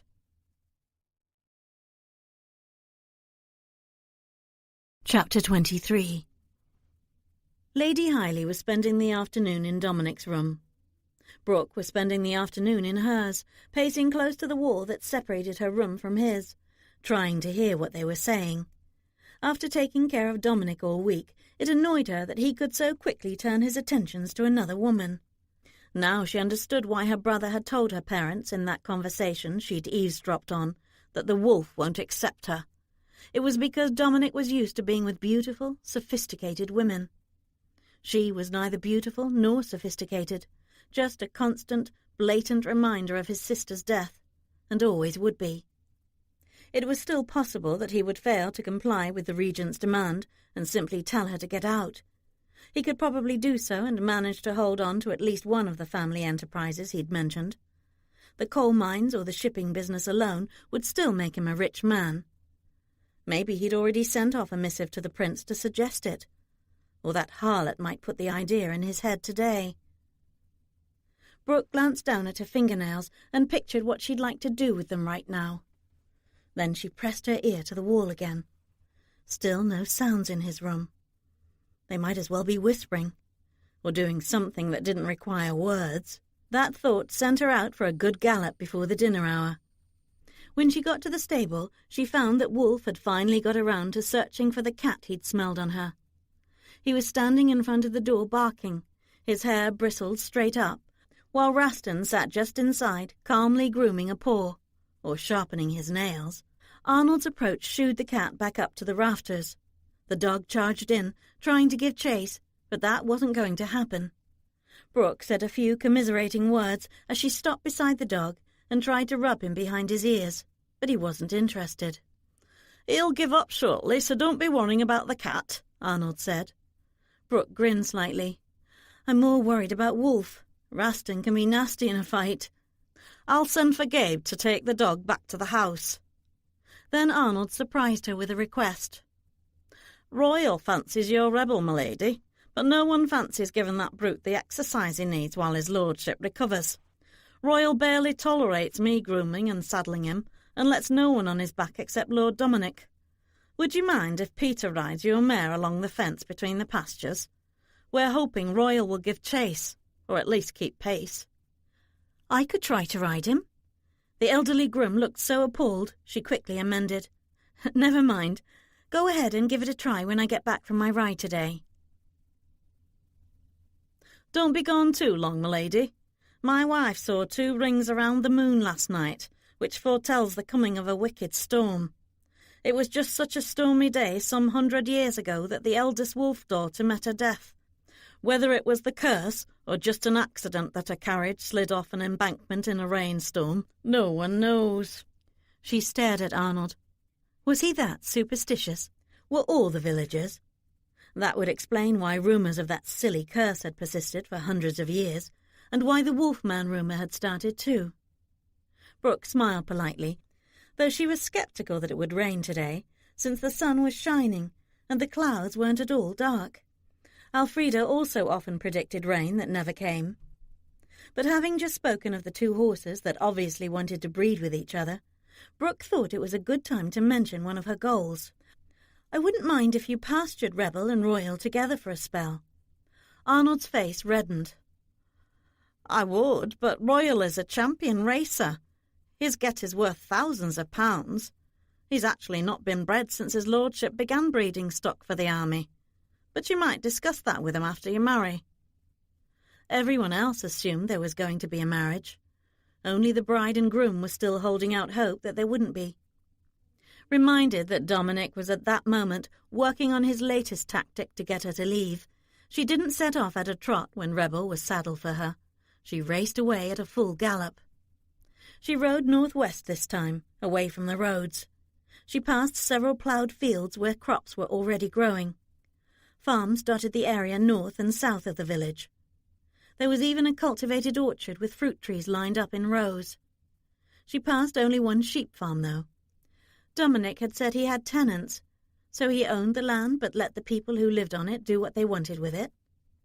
She thought about visiting the village, which was so picturesque from a distance, but she wasn't in a friendly mood today, so she rode on. The Yorkshire countryside was so beautiful, and she enjoyed feeling the warm wind whip through her hair as she galloped across the land. She liked the landscape here better than in Leicestershire for some reason. Maybe because it was wilder, the terrain alternating between farmland and barren moors. Or maybe she simply liked it because it was so far away from her family. Even though she was dealing with a churlish, impossible viscount, she felt freer here.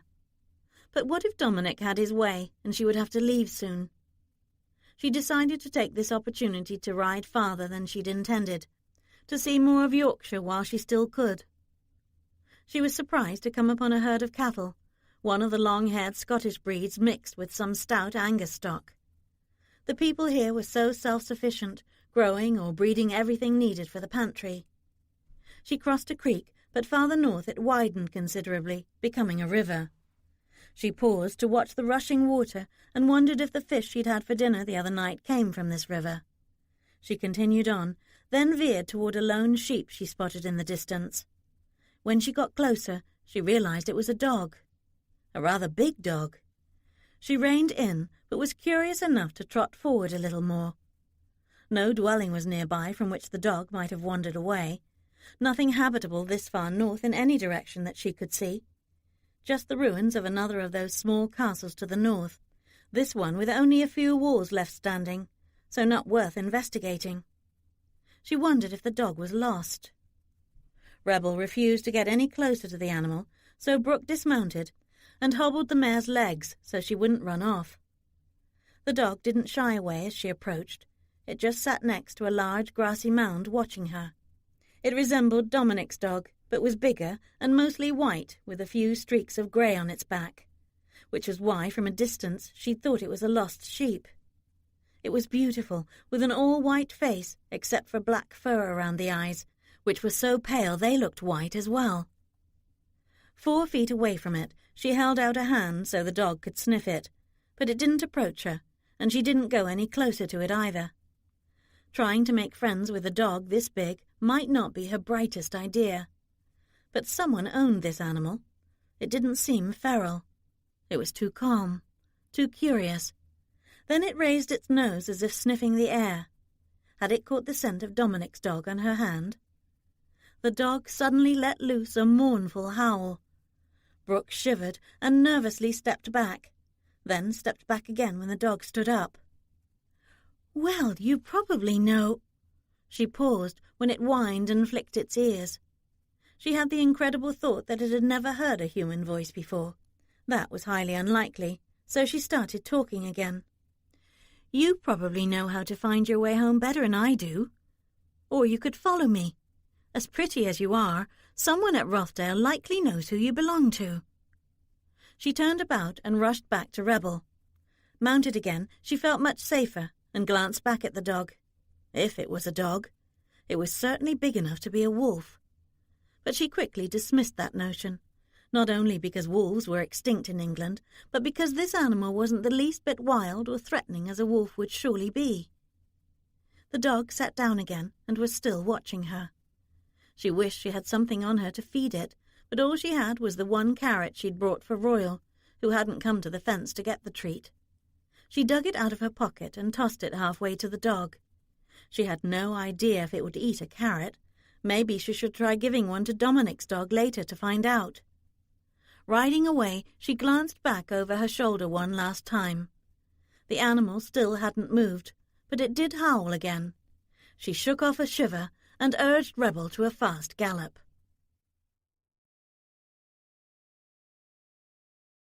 Chapter 24. "Is everyone on your household staff going to come in here today?" Priscilla complained when another maid she'd never before seen came into Dominic's suite with fresh water. "Even your cook delivered our dinner. When has she ever done that?" They were sitting at the chess table Dominic had brought up from the parlour. Not exactly what Priscilla had thought she would be doing here today, but she was a good sport and didn't want to tax his wound any more than he did. Priscilla and his mother were the only two people he'd played who had a chance of beating him. Gabriel knew how to play, but he didn't have the patience for the game, and usually lost deliberately just to end it. Dominic moved his queen. "They are probably just curious about what you're doing here when it's been nigh a year since your last visit." Priscilla moved her knight into position to force his queen to retreat. "And let's not forget the more likely reason, that they already favour your bride-to-be and think I'm stirring the pot against her." "This is only her 5th day here," Dominic scoffed, although he, too, had observed that Brooke had charmed his household. It seemed as if she'd been there for weeks, not days, probably because he'd seen so much of her in so short a time. "Or perhaps your servants worry that the prince will soon own your estate?" He scowled. "I'll marry her if I have to. I just don't want to. It'll be a marriage made in hell, so why wouldn't I do everything in my power to prevent it?" "But what if it's not? What if she's nothing like her brother? Whatever Robert has done to deserve your wrath, no one else perceives him as any more wicked than your typical egotistical rakehell, you know. So why would you condemn your bride just because she's sister to a man you—" "Matchmaker isn't a role that becomes you, Scylla." She laughed. "You'll do as you will no matter what anyone says. I was merely distracting you. Checkmate." He laughed and stood up. She was staying the night and had even offered to sleep in his bed, promising she would be careful of his leg. He had declined the offer, but asked her to keep him company until she was ready to retire.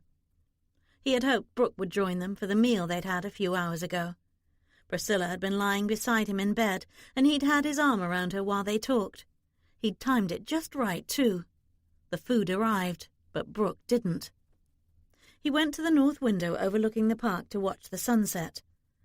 The house was sufficiently angled for him to be able to see part of the sunrise and the winding south road from this window, but the sunset had to spread its light widely for him to see any of it. He saw none of it tonight, due to a dark bank of clouds. "It appears to be raining in the north. It's just as well you didn't try to get home before dark." Priscilla joined him at the window. "That looks nasty." "It will likely blow over before you depart in the morning." "I don't mind travelling in the rain, only in the dark. And the wind appears to be blowing north. That might not even reach us." She glanced down. "Should you be putting pressure on that leg?" "Only when Gabe isn't in the room. Damned mother hen he is. It doesn't hurt, Scylla, and Dr. Bates doubled up on the stitches after the first set broke." "It really doesn't hurt?" She smiled intimately, placing her hand suggestively on his upper thigh that wasn't wounded. He chuckled, guessing the direction of her thoughts. I only got rid of the fever 2 days ago. The wound is merely numb, probably from that witchy paste the girl puts on it. You should have married me when you had the chance, darling. Then you wouldn't be in this pickle. That wouldn't have prevented the jewels. Whitworth still had to pay for what he'd done. Dominic couldn't share that with Priscilla. She loved gossip too much and couldn't be trusted not to spread the reason for Ella's death far and wide. However, without that knowledge, she seemed to find his predicament funny. But then she'd also said that she liked the girl's spunk. Women, there was no accounting for taste or their vagaries. The door suddenly burst open and Gabriel said, "Something has happened to Lady Whitworth. She hasn't returned from her ride." Dominic started to smile. "Hasn't she?" But then he turned and saw Gabriel's worried expression. "How long has she been gone?" "It's been at least 3 hours now. She didn't come back for her dinner." Then she'd actually left of her own accord. Dominic was surprised. He didn't think his flaunting his mistress in front of Brooke would work, but maybe that, coupled with his anger, had finally chased her away. "That's good news." "No, it's not. Her maid is frantic. She swears her lady wouldn't leave without her, and I agree. She wouldn't leave on horseback either. Something's happened to her, and it will soon be dark." All relief fled. "Andrew," Dominic bellowed, "bring me trousers that haven't been butchered, and my greatcoat for the rain." "You can't go out," Gabriel protested. "Of course I can. If she dies on the moors, the prince will think I killed her. I assume someone has already checked the village. That was the first place we looked. Go have Royal saddled." "Dom, please, you can't ride again this soon. I just wanted permission to round up all the men to start searching for her." "You can do that as well, but there's not many of them with mounts who can search far, and we don't have enough saddles to use my horses. And she's my responsibility. I could wish it was otherwise, but the fact stands, so don't argue with me."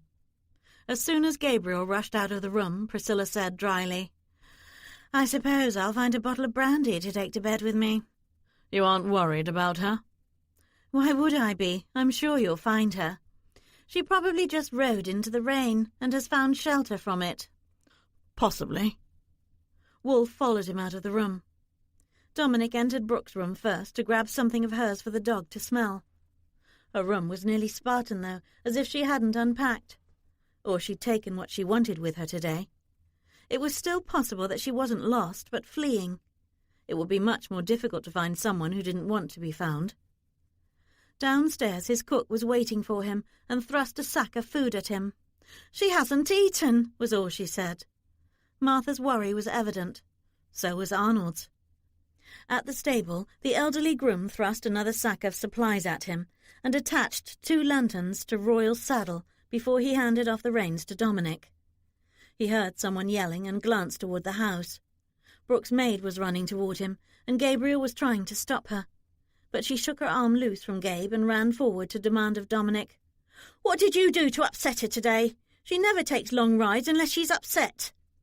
He didn't have time for this, and didn't even address Elfrida. "Take her back to the house," he said to Gabriel, before leaving them there. Dominic rode around behind the pastures before he dismounted to let Wolfe smell the ribbons he'd taken from Brooke's vanity. "Find her," he told the dog. He'd taken Wolfe hunting enough times to know he could depend on him to catch Brooke's scent. Wolfe sniffed around only briefly, before taking off in the direction in which Arnold had said Brooke rode off. Although it was still dusk, he lit one of the lanterns before the rain reached him. Not far to the north, he could see the heavy deluge, which looked like a solid grey curtain hiding the land in the distance from him. Wolfe charged toward it without a care. Dominic pulled up. Was he really going to ride into that? For her? He spurred his stallion forward, thinking now he had another reason to dislike Brooke Whitworth.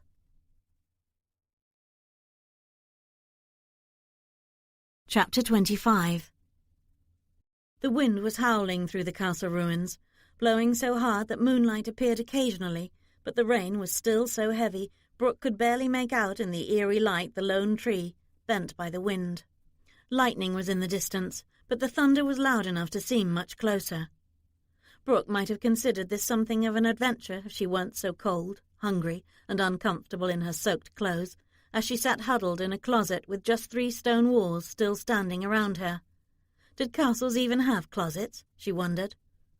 Whatever the space had been used for centuries ago, it was about 3 feet wide and only about 5 feet long. But at least it had a stone ceiling that hadn't crumbled yet, and a stone floor that was dry. There might once have been a door, but that had long since rotted away. She'd been sitting there for what felt like hours, and time was moving excruciatingly slowly. She'd never find her way back to Rothdale in the darkness and the heavy rain. She'd have to wait here until the morning, unless someone rescued her. But how likely was that? Elfrida would be worried. Dominic probably wouldn't know or care that she'd been gone so long. Earlier, as she'd watched a thick sheet of rain bearing down on her, she'd felt daunted, yet excited. She'd never seen anything like it. She'd tried to outrun it, but nature was too quick. She'd stopped as the rain poured down on her and Rebel, not knowing what to do when she couldn't see more than a few feet in front of her in any direction. She'd wondered if Rebel would be able to find her way back to Rothdale if she gave her free rein, or just get them hopelessly lost. Then she'd heard the big dogs howling.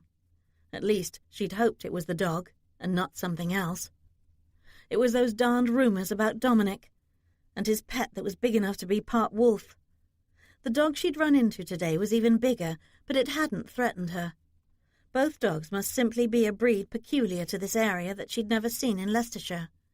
But obviously someone was breeding them this big up here in the north, and Dominic could have mentioned that, instead of letting her think that a few packs of wolves had survived the extinction. She turned about and headed back to find the dog.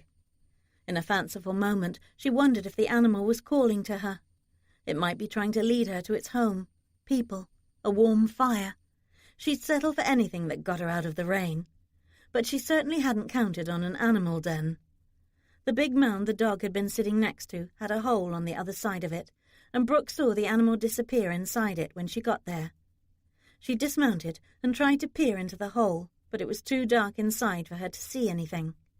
There was no way she was going into the den, even if it might be dry in there. She looked north instead, where she'd seen the castle ruins. She might find shelter there. With the rain so heavy and clouds so low, she couldn't see it now, but if she rode due north she might find it, or the dog might lead her there if she explained. That was a silly notion, but she still spoke into the den. "No, thank you, friend. I'd prefer to try the ruins. Would you like to come along?" She remounted. The dog stuck its head out of the hole and watched her ride away. She glanced back to see if it would follow her, but already she couldn't clearly see much of anything behind her. She was disappointed when she located the ruins. Little of the castle was still standing. The area was littered with broken stone blocks from walls that had fallen. A fairly large tree stood in what had once been the courtyard, or perhaps the remains of a great hall. She hobbled Rebel under the tree, where the mare would have a little cover from the rain, and carefully started picking her way through the slippery, moss-covered stones, looking for shelter. A partial stone stairway must have led to a higher floor, but nothing was up there now except for wind and rain. She hoped to find stairs that led down to a cellar, but the rain was still coming down in torrents, which limited visibility. She saw a flash of white, though, when the dog suddenly ran past her. She hurried up and followed it a little way beyond the broken stairway, where it sat down and waited for her. That was when she found her cubbyhole at the side of the stairway. She stepped inside the small enclosure and invited the dog to join her, but it had already run away. Had it intentionally led her to that room, or had it only sat down to see what she was going to do next? Either way, she called out, "Thank you!" Then she moved as far back in the narrow room as she could go. Leaning against the back wall, even though it was covered with moss, she closed her eyes, feeling thankful to be off her horse and sitting someplace dry. She heard the sound of a horse approaching before she saw the dim light. It was still teeming rain. She stood up quickly and moved to the doorway of her cubbyhole and saw the huge hooded figure holding a lantern and leading his horse to the tree where poor Rebel was hobbled. Rescue! She was so relieved, even if it might only be someone out looking for his dog. "Hello!" she yelled. I had a feeling. The wolf. She'd recognize his voice anywhere. The one person she did not want to be rescued by. And what the devil was he doing out of bed?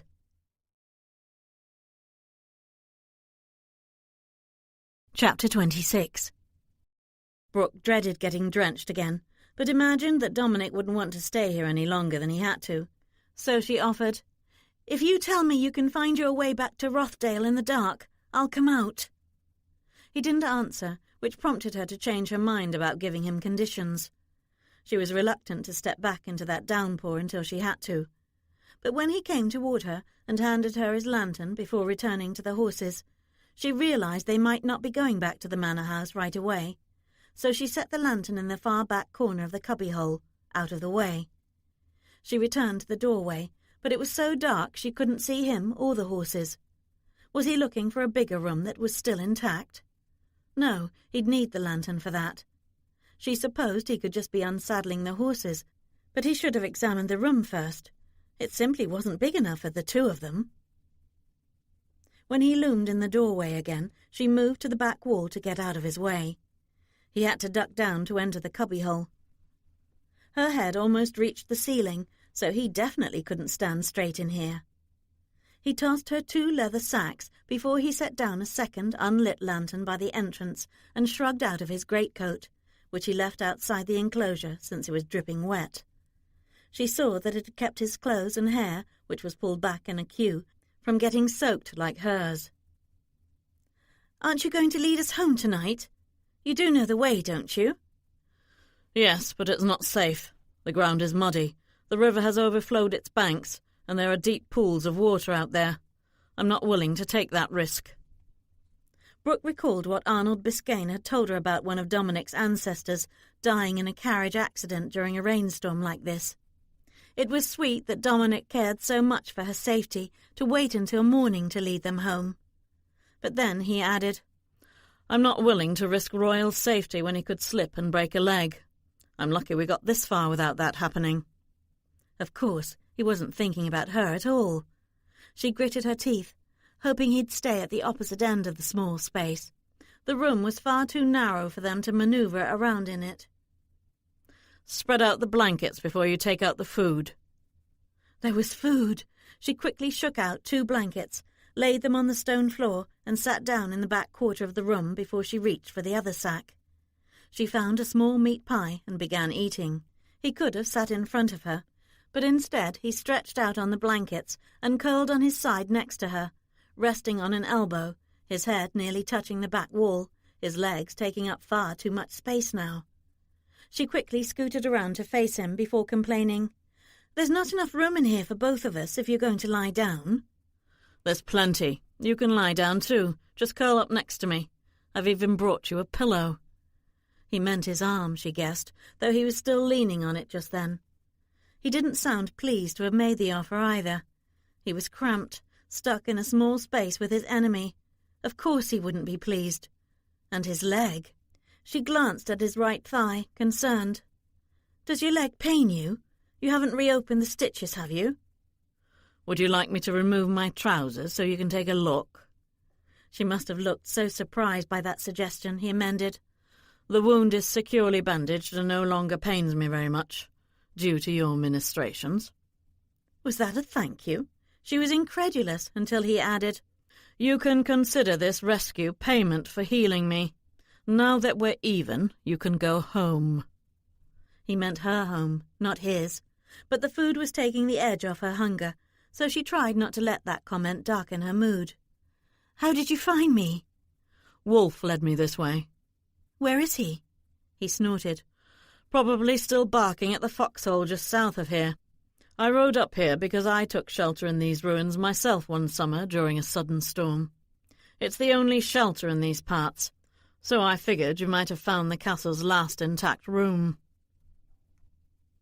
She wouldn't exactly call it intact, but realized Dominic's big body was blocking much of the wind gust that blew in. Was that why he'd lain down? If so, that was quite chivalrous of him. A dog started barking. "There he is now, looking for me." Was that Wolf suddenly barking out there?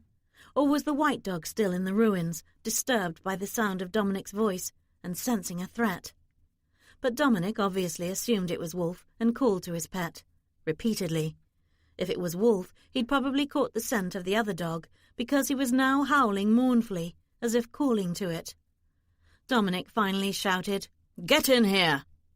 Brooke shrieked when Wolf came into the cubbyhole and shook the rain off his coat before lying down at Dominic's feet with a whimper. Dominic grumbled. Brooke rolled her eyes as she wiped the spray off her face. Watching her, he asked curiously, "How did you find these ruins in the rain?" "With help." "From whom?" "Witch spirits." She grinned. He snorted, so she simply said, "I'd just passed by when the rain started, so it was easy to get back here." She didn't think he'd believe that a dog had called her back this way. "Your maid was frantic when you didn't return from your ride after a few hours. Most of the men on my estate are out looking for you. I thought you'd finally come to your senses and left Rothdale for good." Then why had he bothered to look for her himself? She should ask, but guessed it would lead to an argument, and that's the last thing she wanted in their small space. She couldn't exactly leave or slam any doors here. "At least you're not on shore land." Thank goodness, a neutral subject. "Are we still on yours?" "No. Whoever owns this stretch to the northwest of Rothdale has never occupied it or farmed on it as far as I know." "Are you sure?" she asked, thinking of the dog's owner. "Actually, no. I haven't been up this way for several years. Hell, Ian Shaw might have purchased it for all I know." "You say that as if it's a bad thing. Or were you going to court your shore neighbour in order to join your land to hers?" "She's a pretty girl." Brooke waited, but apparently he wasn't going to say more, so she pointedly asked, "Do you love her?" "I barely know her. It would merely have been a useful match to expand Rothdale and settle a couple of disputes." "Over land?" 10 years ago, Ian Shaw promised to shoot any wolf on his land. I promised to have him thrown in prison if he even tried, but the animosity between our families didn't start over land. Our ancestors 5 generations back duelled. They used swords back then. My ancestor lost a hand in that fight, which should have ended it, but didn't. Then our great-great-aunts had a notorious physical brawl, which caused a scandal that lasted decades. Those are the 2 main clashes that I know of. There could have been others, since the animosity apparently started long before that, around the same time that the infamous wolf curse began. As the story goes, the Shaws reviled and then shunned my ancestor Cornelius Wolf for flaunting his low-born mistress in front of them. Cornelius was a hedonist who cared only for his own whims and pleasures, the proverbial black sheep of the Wolf family. She shook her head at him. "And you actually think Shaw would have let you court his daughter with all that bad history between your families?" "Why not?" Dominic shrugged. "It's exactly that. Ancient bad history. I'm confident Shaw would quit fretting over our border if his daughter were to become mistress of Rothdale. Besides, the man strikes me as simple-minded." "Are you sure the daughter isn't simple-minded too?" "I doubt I would have cared." What a sad thing for him to say. "Do you really aspire so low?" "What else is there?" "Happiness, love, children." "That sounds like what you might aspire to." "But not you?" "Love is fleeting, as is happiness. I would have got around to having some children, though. I just wasn't in a hurry for them." "Cynical, at the least. Not very optimistic, are you? But happiness and love are possible. Whether they last is entirely up to you. Surely you could agree with that." He snorted. "That both require work?" "Not so much work as a little effort. Or maybe nothing at all except acceptance. Sometimes you have to believe you can attain something to attain it." He raised a single brow. "A philosopher, too? Aren't you full of surprises?" She wasn't put off by his derisive tone. "As for you not caring whether your wife is simple-minded or not, I highly doubt you'd want that trait passed down to your children. So that statement is false. You would care." "I'm not getting a chance to find out, am I?" She stiffened. The subject had just turned on them, and this was not the place to get into that argument again, when she couldn't move without touching him, when she felt him against her knees, his legs bent enough to touch her entire right flank and hip. She wouldn't even be able to get out of here without crawling over him. Wisely, she didn't rise to the bait. She opened the sack of blankets, took out 2 more, and handed him one. He folded his to use as a pillow and put his head on it. He still had to keep his knees bent, or his feet would have been out in the rain. "Get some sleep," he said. "It will be morning soon enough, and if the ghosts wake you, ignore them."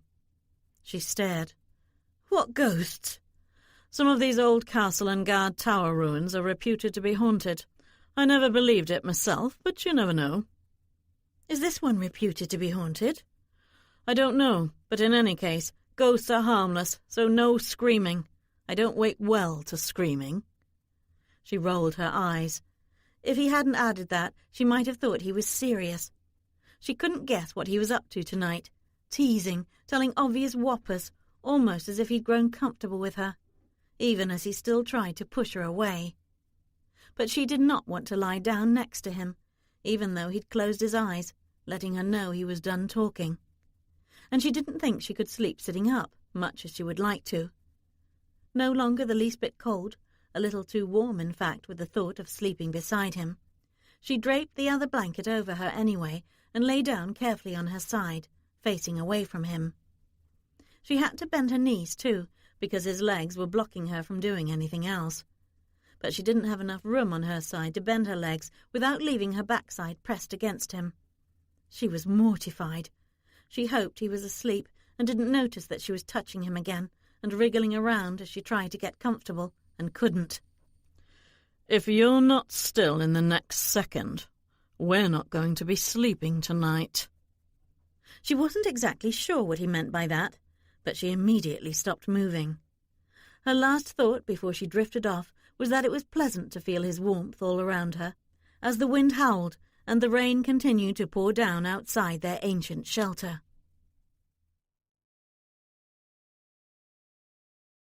Chapter 27.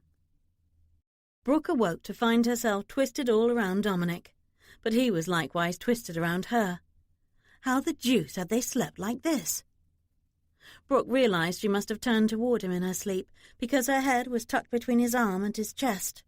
One of his legs was stretched out with his foot outside their cubbyhole, but it had stopped raining. His other leg was bent between hers. She was sure that her leg on which his was resting was quite numb, but she was hesitant to move and find out, because she was going to be utterly mortified if he woke and found her positioned this way, cuddled up to him as if she wanted to be sleeping this close to him. "You slept through the noise." She squeezed her eyes shut, as if that might stop the colour from shooting up her cheeks. "What noise?" she squeaked, thinking of the ghosts he'd mentioned. "The horses bred during the night." Her eyes flared. "They did?" He leaned up on his elbow, which made her head slide down to his forearm, but allowed him to look down at her. "You're not displeased?" "On the contrary, I intend to own my own horse farm some day. This will be a good start." "Who says you get to keep the foal? I charge £500 to Stud Royal." "Since I didn't contract for that, and it's your fault for not hobbling your stud for the night, you can forego that charge." "Is that so?" He ran the back of a finger slowly along her cheek. "But husbands and wives find other ways to negotiate." "We're not married yet," got lost under his mouth. She didn't try to turn her face away, not with her future horse farm apparently at stake. Then she stopped thinking about that altogether. The taste of him was intoxicating. She parted her lips, letting in his tongue. Her hand curled around his neck under his queue, gently caressing him. His hand moved down her neck to her chest and hovered over one of her breasts. He merely slid his palm over the tip, making her nipple peak and sending tingling sensations all the way down to her toes. Only then did his fingers close around her breast and squeeze gently. She might have gasped, his hand felt so nice there. She might have asked him not to stop. But in any case, his kisses deepened and turned more passionate. His knee rose up between her legs until it pressed against the apex of her thighs. She did gasp this time, but it was lost under his mouth. The pleasurable sensation he'd just evoked stayed with her, though, and she felt the strongest urge to rub her body against his. Thrilled and overwhelmed as his tongue thrust in and out of her mouth and his hand caressed her breasts, she felt urges that made no sense to her clambering through her body.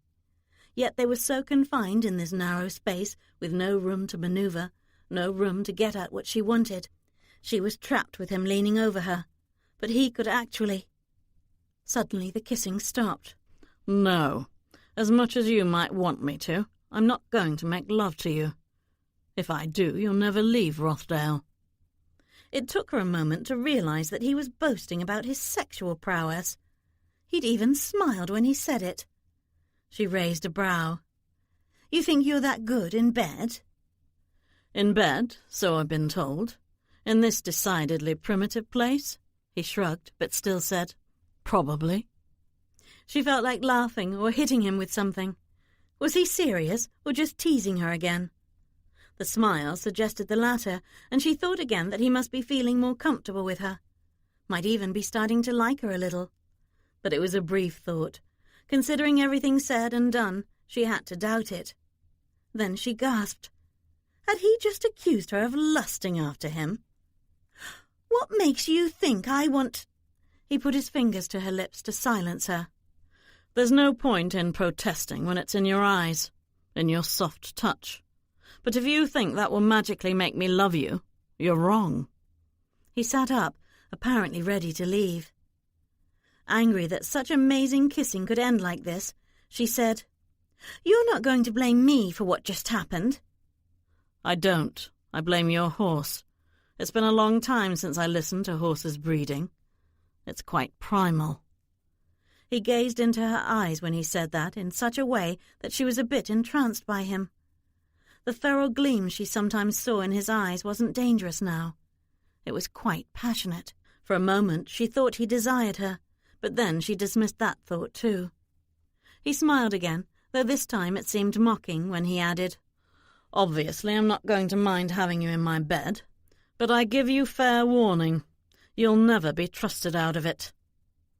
You're not going to find love or happiness here, Brooke Whitworth. Children, possibly more than you want, but nothing else.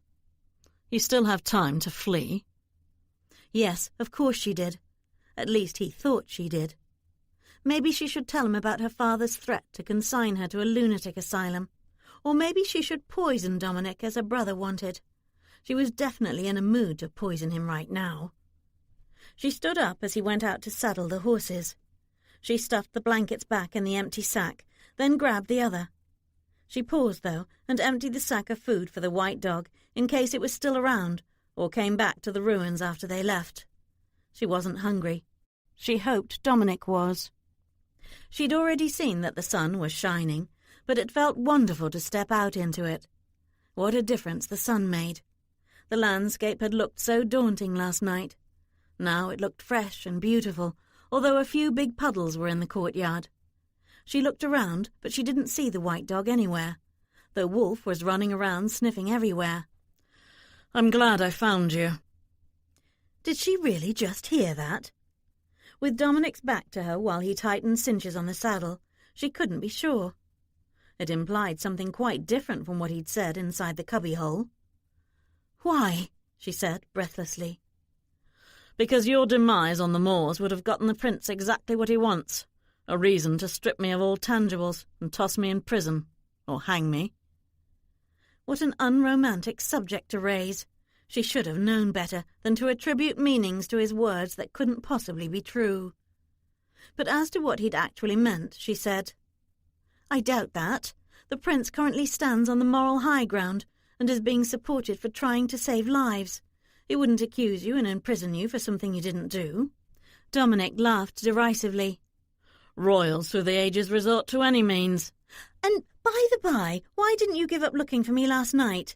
You must have ridden for hours in that rain." "I did, and was tempted to." That didn't exactly answer her question, but he was holding out his hand to help her up on her horse. She walked toward him, but ignored his offer, able to get on Rebel herself. It just wouldn't be very ladylike, but nothing about this situation was. Putting her foot in the stirrup, she persisted. "So why didn't you—" She ended in a gasp when he put his hands on her buttocks and shoved her the rest of the way into the saddle. Self-preservation, as I've just explained. He walked back to tie the supplies to his saddle. When they were both mounted and just beyond the ruins, she glanced back, wondering if the beautiful white dog would reveal itself now so it could watch them leave. Wondering again about where the dog lived, she asked Dominic, "Does he insure breed dogs?" "No." "You're sure?" "I made sure when I found Wolf." So the dog must indeed be lost. She supposed she could come this way again sometime when rain wasn't imminent, to try to help it find its way home. It was the least she could do after the dog had helped her find shelter from the storm.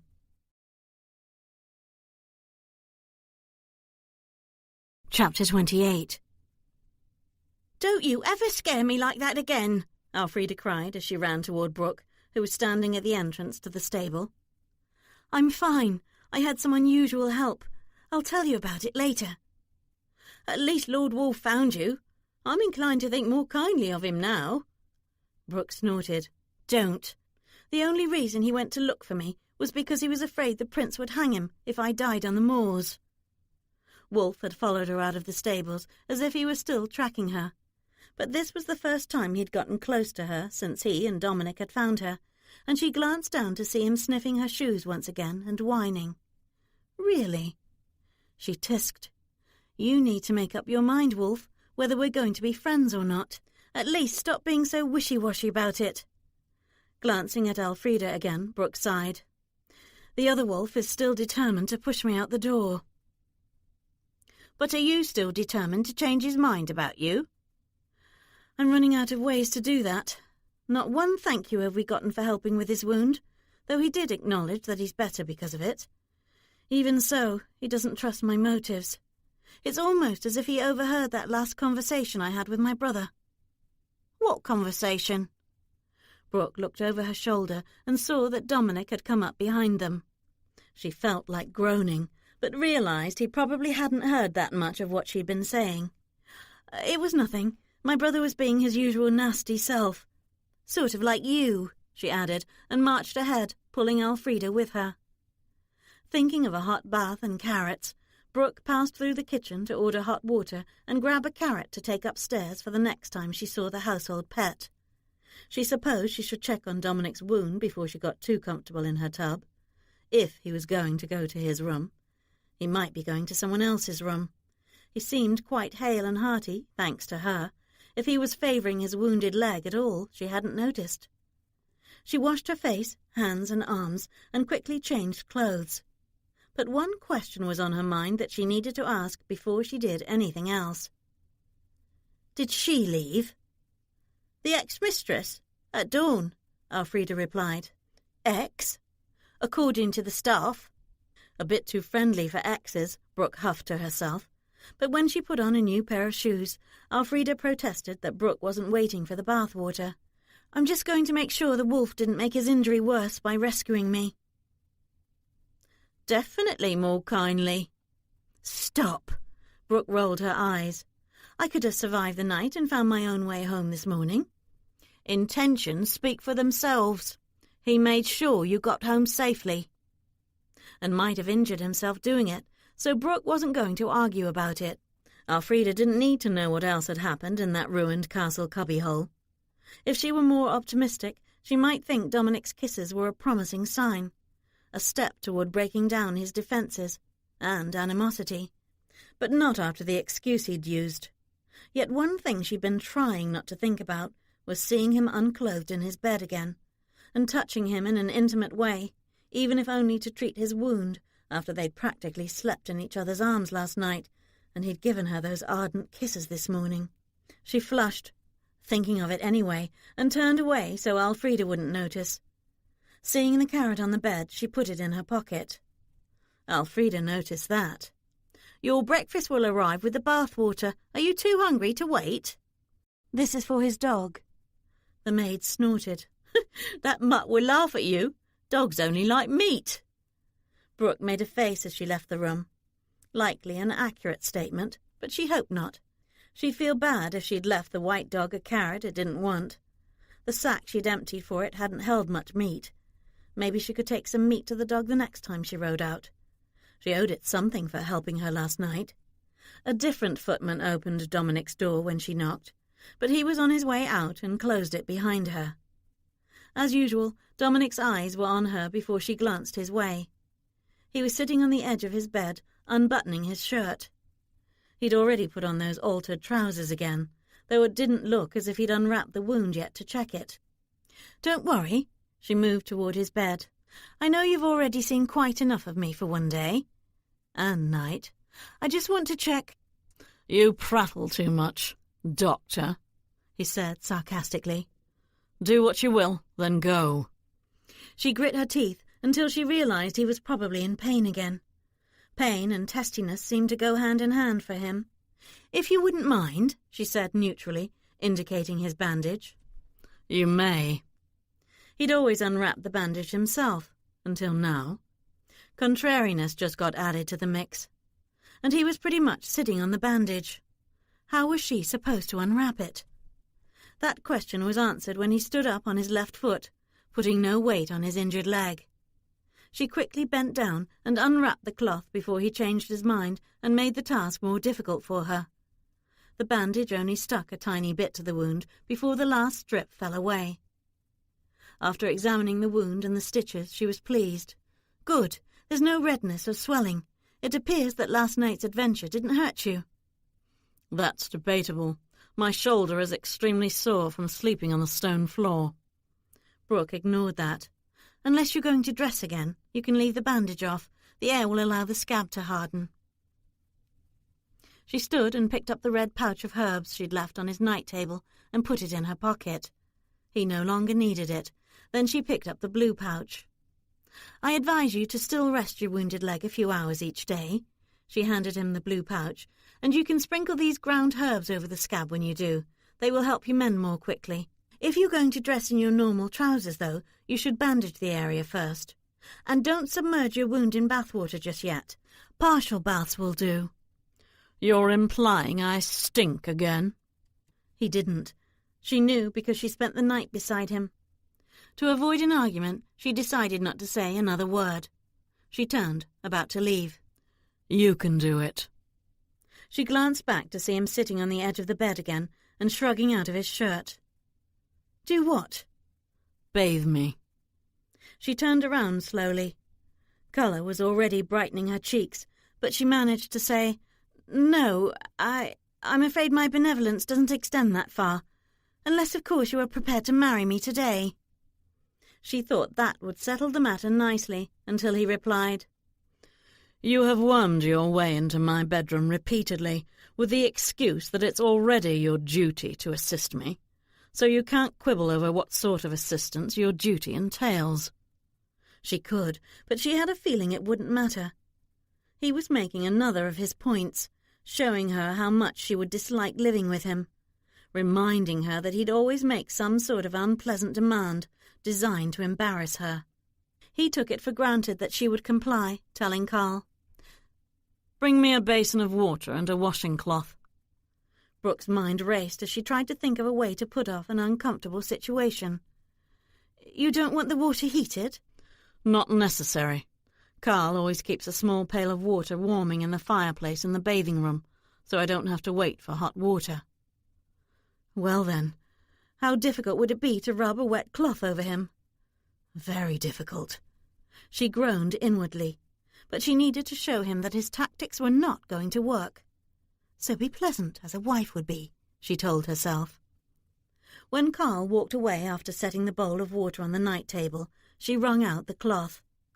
At least Dominic was still sitting on the side of the bed, so she had easy access to him. But when she stood in front of him, cloth in hand, she was arrested by his eyes. He had such a piercing gaze, as if he were trying to see into her mind, or trying to gauge her reaction to this forced intimacy.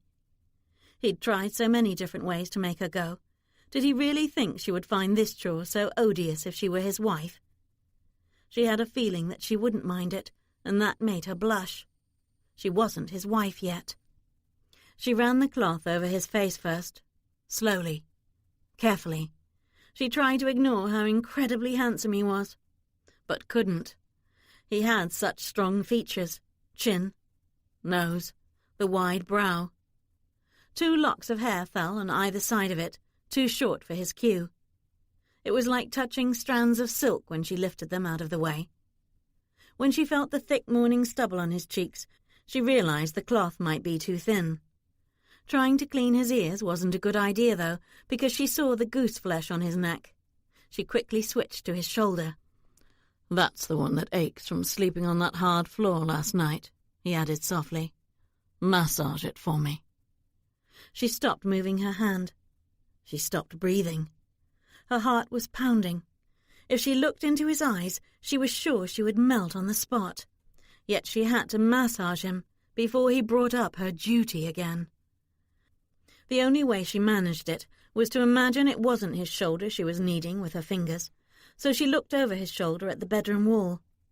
Then she heard his groan of pleasure. Utterly undone, she quickly grabbed the cloth again and moved it down his arm. If he asked her to massage him again, she'd throw the cloth at him. Holding his hand in hers, she wiped each finger. She was concentrating so hard on the task, she didn't notice right away that his hands weren't dirty. He'd already washed them. Her eyes went back to his. He could wash the rest of his body himself, too. He could do this so much more easily and quickly than she could. As she started to say so, his hand twisted around hers and pulled her forward, nearly to his chest. "Remember your duty, soon-to-be wife. This isn't a matter of necessity. It's a matter of choice. Mine. Continue." He'd read her thoughts. Hot-cheeked, she stepped back to wring out the cloth again, then applied it to his chest. Not softly, but angrily, and for longer than necessary, though that might have been because she got so distracted by how big and broad his chest was, and how hard and well-muscled his abdomen was. But when she saw how red she was leaving his skin, she stopped abruptly. He hadn't said a word of protest. Contrite, she decided to finish as quickly as she could and get out of here. But when she leaned around him to reach his back, her breast brushed against his upper arm, and she felt the same wonderful sensations she'd experienced that morning when he'd brushed his palm against her nipple. Oh, God! She quickly backed away to rinse the cloth out again, then climbed onto the bed and moved behind him to wash his back. More goose-flesh appeared on his skin as she washed the back of his neck. His neck and ears were sensitive, something a wife might want to remember for future reference. Brooke tried to forget it. His dog helped her to do that by jumping up on the bed and watching her. Considering the animal's odd behavior recently, he made her a little nervous now. Running the cloth over Dominic's back much more gently, because his eyes weren't on her now, she decided to get into the spirit of being a dutiful fiancée, and massaged his shoulder a little more. She might as well try anything and everything to get him to love her. But Wolf had distracted him, and he leaned over to pet the dog's flank, prompting her to remark casually, "You say he's not a wolf, but one of his ancestors might have been." "Possibly, but it doesn't matter. He's quite tame." Dominic wasn't, but she persisted. "I know wolves are supposed to be extinct on the Isle, but how do we know they were all killed off?" "Because it was inevitable once kings started placing bounties on them, instead of just demanding their pelts as tribute. They've been gone for centuries, but the lands in the north are extensive, and wide stretches are uninhabited. I suppose it's possible a few packs might have survived, but I'm doubtful." She had expected him to scoff at her, as he had done the last time this subject came up, not support her contention that his dog's wolf ancestors might have roamed the Yorkshire moors more recently than centuries ago. But then he said, "If you'd stop looking at Wolf like he's more wolf than dog, you might not fear him, or believe that rumour about a wolf-like creature howling on the moors." The colour returned to her cheeks. "Nonsense," she insisted. "Wolf and I are great friends already, though he does get upset when he smells Raston on my hands." "Raston?" "Elfrida's cat that's been catching mice for your head groom in the stable." "Cats have their uses. Did you think I would object to your bringing one with you?" "You object to everything about my presence here, my Lord Wolf." If she thought that would be a good time for him to deny it, she was mistaken. As long as he couldn't see what she was doing behind him, she reached in her pocket for the carrot and handed it to the dog. He took it and jumped off the other side of the bed and immediately started making crunching noises. She grinned and was still grinning when Dominic said, "What's he chewing on? If he's got hold of another one of my boots." "It's just a carrot. You didn't know he likes them?" "So that's how you made friends with him?" "No, I only found that out just now."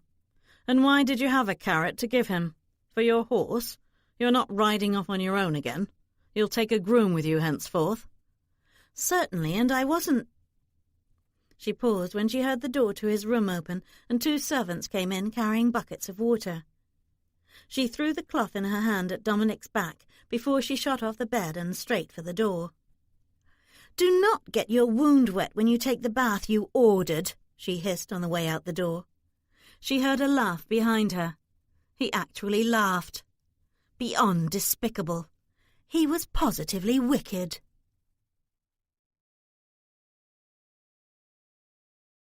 Chapter 29. Brooke made sure not to run into Dominic for the rest of that day by simply staying in her room, even taking her meals there. From the sound of so much traffic coming and going from his room, she guessed he wasn't going to follow her advice to stay off his wounded leg for a few hours a day. She would have thought he'd at least pamper his leg today after so much activity last night and this morning, but obviously not. She even heard him in the corridor later, telling Gabriel he was going out to the stable to check on some of his prized horses. Her run of the house had been brief, and as much as she might be tempted to avoid Dominic and his nasty tactics, she knew she couldn't, or they'd never resolve their issues. Well, she had no issues other than his campaign to drive her away. Would that end once they married? Or was his meanness ingrained? Still, she wasn't about to follow him around Rothdale like a lovesick puppy. She needed viable reasons to seek him out and spend time with him now that she no longer had an excuse to enter his room. Why the deuce did he have to heal so quickly? Elfrida joined her in her room for an early lunch, bringing enough food for them both. "Does he love you yet after you spent the night with him?" the maid asked, even before she set the tray down on the little table. Brooke sat down on the love seat, admitting, "He did kiss me several times, but he had an incredible excuse for doing so." "Oh?"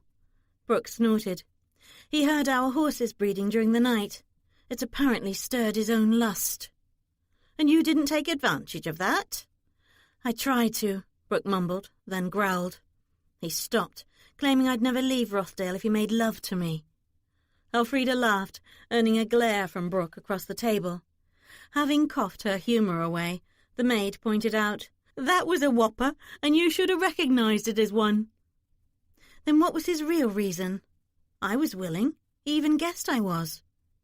"Perhaps your wolf is more chivalrous than he lets on, and simply didn't want your initiation into the delights of marital bed to be lacking a bed.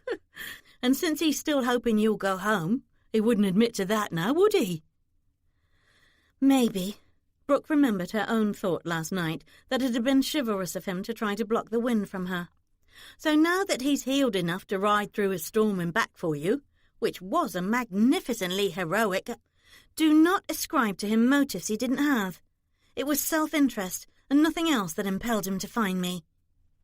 Elfrida tisked as if she didn't agree.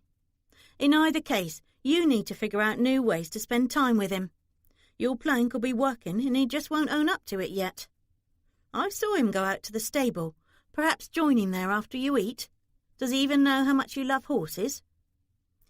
"He knows I want to breed them, but that's a good idea, and—" Brooke paused when she heard Dominic in the hall calling to Wolf, heralding his return to the house. "Just as well. I would probably have ended up scolding him today for not resting his leg. I'll join him at the stable tomorrow if he goes there again. Or ride with him if he starts to exercise that brute he rides. He might even suggest that, not trusting you not to get lost again." Brooke snorted. "He already said I must take a footman with me from now on." "So tell him it's more appropriate for him to escort you, since he's your fiancé. Be assertive, him or no one." Brooke chuckled. Do you know what it's like to be insistent with him? It's like barking at the wind. Both are pointless. You're starting to make me lose hope, Poppet. I know this mountain between the two of you seems insurmountable, especially now that we know he blames your brother, not just for his sister's death, but also for the death of her child. I wish you didn't find that out when you read the girl's diary. Me too, Brooke said a bit dismally. When Elfrida had caught her reading the diary, Brooke had mentioned the part she'd seen at the end of it. Elfrida had offered again that day to make Brooke a love potion to at least get past the animosity and straight to the nicer parts of a marriage. Brooke had declined again. She wanted Dominic to really love her, not just to think he did. You should have listened to me the other day, Elfrida said, bringing that up. This situation is more extreme than we first thought, and that calls for extreme measures. I'm making you that potion. But it's not his lust that I want. Love, lust, they go hand in hand. The maid stood up and headed for the door. At least you'll have it on hand in case a situation arises when you think it will be useful. Because of her harrowing ordeal the previous day, Brooke gave in to her tiredness and went to bed while it was still dusk outside. It was dark when the loud howl woke her. She lit her bedside lamp and looked at her pocket watch. It was 10:30. She grabbed her robe and went quickly to Dominic's room to make sure he was in it, but she was hesitant to knock on his door. What excuse would she have if he was in there? But if he wasn't, and was out howling on the moors instead? Of course he wasn't. She shook off that ridiculous middle-of-the-night thought. It was just a silly rumour. But she wanted to disprove it once and for all, and not just for her own satisfaction, but so she could support him in debunking it. She knocked softly and waited. The door opened only a crack. It was Andrew, and he said immediately, "He's gone for a walk, m'lady." Wonderful, just what she didn't want to hear. Support for that silly rumour. Did you hear that mournful howl? Dogs from the village out wandering this way. Was it? Or were the servants used to making excuses for their lord's eccentric habits? Where does his lordship usually walk? To the village. He frequents a pub when he can't sleep. She thanked Andrew and went back to her room, but not right back to bed. A pub, eh? Maybe he had a favourite serving girl there. She was miffed that he was turning to other women instead of her, first his former mistress, now a tavern girl. Wide awake now, she dressed and left the house, deciding to see for herself. On this beautiful summer night, the wide path to the village was bathed in moonlight. It didn't take her long to get there and spot the one building that was lit up and noisy. She headed straight for it, but stopped at one of the windows to peer inside. She spotted Dominic immediately, taller than anyone else in the room. Gabriel and a half-dozen other men surrounded him. He was dressed casually and didn't even look like a lord tonight. Nor was he acting like one. She was seeing a new side to the wolf and was fascinated, watching him laugh and drink with the commoners. And good grief, was he the one singing? She was impressed that the local men seemed to like him and feel comfortable with him. When Dominic suddenly let out a howl, the other men did as well, and soon they were all laughing about it. Brooke grinned. No, indeed, that rumour about his being part wolf obviously didn't bother him at all anymore, if it ever did. That thought made her wonder how many of the other things he'd told her about himself were true, and how many he'd made up to chase her away. At least he wasn't there cavorting with women. She turned away from the window to walk back to Rothdale, but gasped when she bumped into someone. "Steady, lass," the man said. "If you've got a chap in there who stayed longer than he ought to, come tell him." Before she could protest, she was pulled into the tavern. She would have bolted right back out if Dominic hadn't seen her immediately. Her eyes locked to his across the room. She didn't move. Then a perky red-cheeked serving girl thrust a drink in her hand and smiled. Brooke felt bad about having had such angry thoughts about the women who worked at the tavern. "So who is he?" asked the man who had led her inside. When she glanced at the grinning villager, who looked as if he was hoping to see one of the men get yelled at, she probably disappointed him by saying, "I'm Dominic's fiancé." The last thing she expected was for him to laugh and shout that information to the room. Hoots and hollers filled the room, and men started patting Dominic on the back. "We heard that gossip," one of the men admitted. "Now we know it's true." Another man, who was having trouble taking his eyes off Brooke, told Dominic, "You're a lucky man, my lord." Dominic actually smiled, though he replied, "That remains to be seen." That got quite a few laughs, probably because everyone in the tavern had guessed that she was checking up on him. And how was she going to explain this to him? She took a big sip of the local beer when he started toward her. Then the toasts started, and hearing so many people wishing her and Dominic health and happiness, she couldn't stop smiling. That might have been why he didn't rush her out of the tavern. After a few more sips of beer, which she'd never tasted before, she stopped worrying that he might be annoyed that she'd come to the tavern. But he did finally take the half-empty glass from her hand. "Time to go." She nodded and preceded him out the door and stumbled on the step. Suddenly his arm was about her waist. "Do I need to carry you home?" She looked up at him. "Do you want to?" "No, of course you don't." "Which way is the path to Rothdale?" He laughed. "Not accustomed to drink, are you?" "No, well, wine, but rarely. But I'm fine. I just wasn't looking down and forgot there was a step." "Sure." His tone sounded teasing rather than sceptical.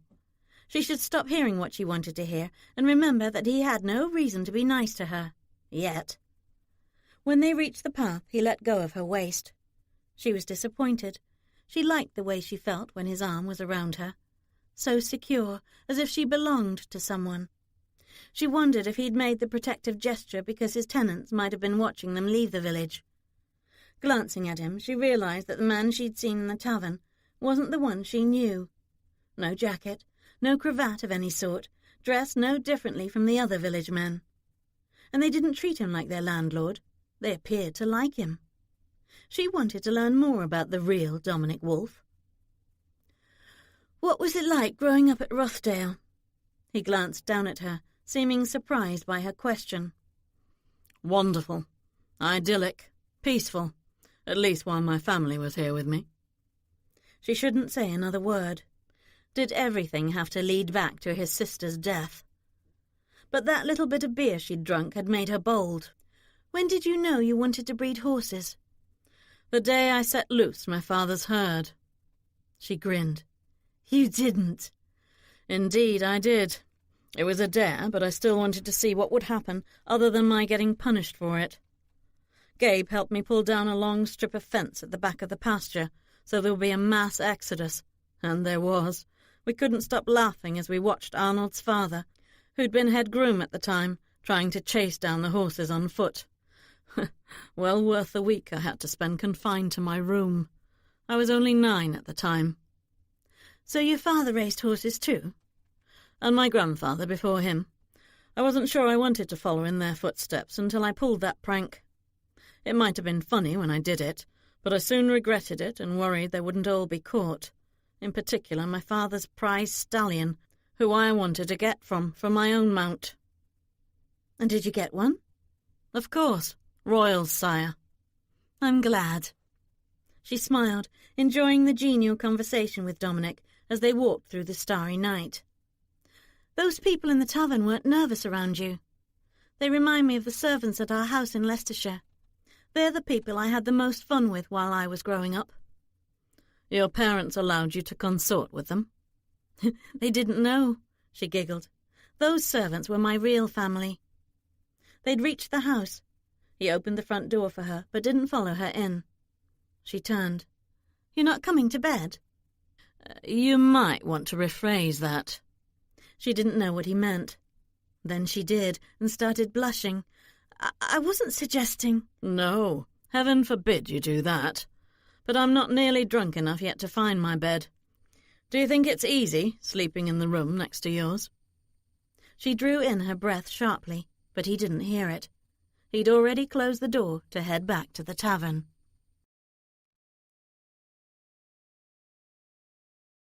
Chapter 30. Dominic might not be drunk enough to sleep yet, but neither was Brooke after his last remark. She would have loved to think that he wanted her so much that it bothered him that she slept so nearby, but she didn't believe that. He might have kissed her on 2 occasions, but neither time had been because he actually wanted to kiss her. Maybe she should have told Dominic she had been referring to her bed, not his. She giggled, imagining his surprise. Would he have taken her up on the offer? Not before the wedding, he wouldn't. She sighed and stood at the window overlooking the park, which was bathed in moonlight. She should go down to the kitchen for a glass of warm milk, to help her get back to sleep. She saw a white animal loping toward the house. Good grief! The white dog had followed her home and had got inside the hedges. She hurried downstairs into the back of the house, out through the music room, which had tall French doors that opened onto the wide terrace above the park. She stood at the top of the steps that led down to the gardens and waited to see if the dog would come to her. It did, slowly mounting the steps. Brooke was grinning by then. "I've always wanted my own pet," she told the dog, feeling brave enough to rub it behind its ears as soon as it was within reach. "Well, one that I don't ride. Would you like to live here? Come along if you do. We'll figure out how to get you settled in the morning." As if it understood her, the dog followed her into the house. She stopped by the kitchen first and grabbed a large bowl of the thick stew she'd had for dinner and took it with her to her room. At least no servants were about to notice her unusual friend. After setting the bowl on the floor, she closed the door and watched how quickly the dog ate the food. She probably wouldn't be able to keep it here. Well, not without permission. But after what Dominic had said about Raston, he might allow it. He liked dogs, so why wouldn't he? Of course, she knew exactly why. To deny her simply because he could. She would worry about that in the morning, and she'd have to find out from the kitchen staff what they fed Wolf. Her friend had devoured that large bowl of stew in mere seconds. She filled the empty bowl with water before she sat next to the dog on the floor to get better acquainted. After it had let her rub it behind the ears, she didn't think it would object to a more thorough petting. It didn't, and when it lay on the floor next to her so she could rub its belly, she was able to see it was indeed a female. Brooke was completely won over. She would find a way to keep it. In the morning, when Elfrida woke her, bringing in a fresh pitcher of water, Brooke smiled at the dream she'd had about the white dog coming to Rothdale. It had been so vivid, and yet so unlikely, which was why she gasped when she saw the dog sleeping at the foot of the bed. Her first impulse was to cover it with the blanket until she could explain what it was doing there, but she said to Elfrida, "Don't be alarmed. I've found myself a new pet. It's friendly. And why would I worry? That's a big dog. I've already been to visit Raston this morn, so I think I'll keep my distance." "It's just a dog, Frida." "Is it? I'll just go assure the staff of that before you take it outside and half the household runs out screaming." Brooke grinned. Elfrida was being quite pragmatic about it, even if she was backing out of the room. "You'll grow to love her." "Why does everyone keep telling me who or what I'm going to love?" Elfrida mumbled on her way out the door. Brooke dressed quickly, talking to the dog all the while. She hoped Elfrida had just been joking about the screaming, but maybe she should clear the way before she let the animal out of the way. But it jumped down from the bed to follow her when she started toward the door, so she stopped and bent down on one knee. "I'll be back in a few minutes to take you out for a romp. Can you wait? Stay?" It was obviously used to people. Never a growl, not once showing its teeth. Brooke still didn't know for sure if it understood her, let alone any simple commands, but it sat on its haunches in the centre of the room, let her pet it again, and stayed there while she hurried to the door. She nearly tripped over Wolf as she left the room. He'd been sniffing at the bottom of her door and tried to get past her into the room, but she quickly closed the door before he could. She would introduce the two animals. She hoped they would get along, but not before she had permission to keep her pet. At least Wolf wasn't barking and drawing attention to the secret visitor in her room. But the worst kind of attention had already been drawn. "What the deuce?" Dominic had stepped out of his room and seen what his dog was doing. "You charmed my dog with that bloody carrot, didn't you?" With Wolf now scratching at her door to get in, Dominic approached. "Does he think you have more carrots in there?" "Yes," she lied. but she made the mistake of being too obvious by blocking her door by standing with her arms spread wide, which is why he pushed her aside to open it. Wolf rushed in, but stopped abruptly when he saw the other dog. Dominic didn't move any farther into the room either. "That's a wolf," he said, incredulously. Brooke snorted. "And how would you know when you've never seen one?" "I have, and I'll show you, but you're not getting anywhere near that animal again." She tried to walk around him to put herself between him and the white dog, but he thrust out an arm to block her. "Stop it!" she protested. "It's a friendly dog." "Do you even know what a friendly dog is like? It would be wagging its tail at you, not sitting there eyeing you like you're its next meal. We have to kill it." She gasped. "Don't you dare!" The whimpering drew her eyes to Wolf. He had dropped down to his belly and was inching his way toward the other dog, whimpering all the way. Eyes wide, she guessed in amazement. "That's his mother." "Don't be absurd," Dominic scoffed. "Use your eyes. That's a lost pup begging its mother to accept him back in the pack." "You can't keep it." "And why not? You kept Wolf. Your pet was just as wild when you found him. He tried to eat you." "He didn't know any better, now he does. But that," Dominic stabbed a finger toward her majestic friend, "is a wild thing, full grown." "How can you say that when she is calmly sitting there, doing absolutely nothing threatening?" "You can't keep a real wolf indoors."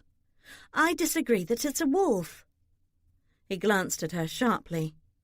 "Oh, now you think they are extinct, when you have tried twice to convince me otherwise." She stuck her chin out. "She helped me. She called me back to the ruins during the rainstorm when I couldn't see 2 feet in front of me. She knows people. She didn't growl at me when I first saw her. She didn't growl at Elfrida this morning. She's not growling at you when you are threatening it. I want to keep her. She's obviously not a wolf." In answer, he took her hand and pulled her out of there and straight downstairs to the parlour.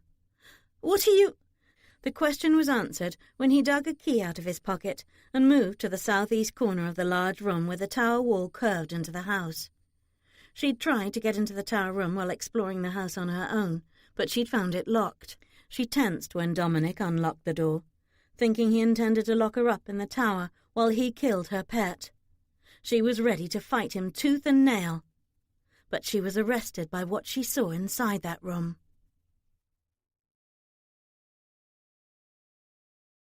Chapter 31. A chill ran down Brooke's back as she stepped into the gloomy room. Its curved walls were made of rough grey stone, just like the floor. A few paintings covered with white cloths, probably to protect them from the dust, hung on the walls. An old chest rested on a low table in the middle of the room. Aside from that, Brooke couldn't see much because the room had no windows. The only light came through the open doorway. Dust motes danced in the light, but she didn't see any cobwebs like in the tower room upstairs. That grim memory made her ask, "Do you know the condition of the upstairs tower room where you tried to put me when I arrived? It's filled with cobwebs." "Is it? I haven't been up there since I was a child. But you could have cleaned it. Do you think you're going to just sit here and do nothing if you stay?" He actually smiled when he said that. She clamped her mouth shut. Implying he would turn her into a servant when he had so many of them in the house was just another of his tactics to make her flee. "One moment." He left the room. She squeezed her eyes shut, expecting to hear the sound of the door closing, but he came back with a lit candle. She wished he hadn't.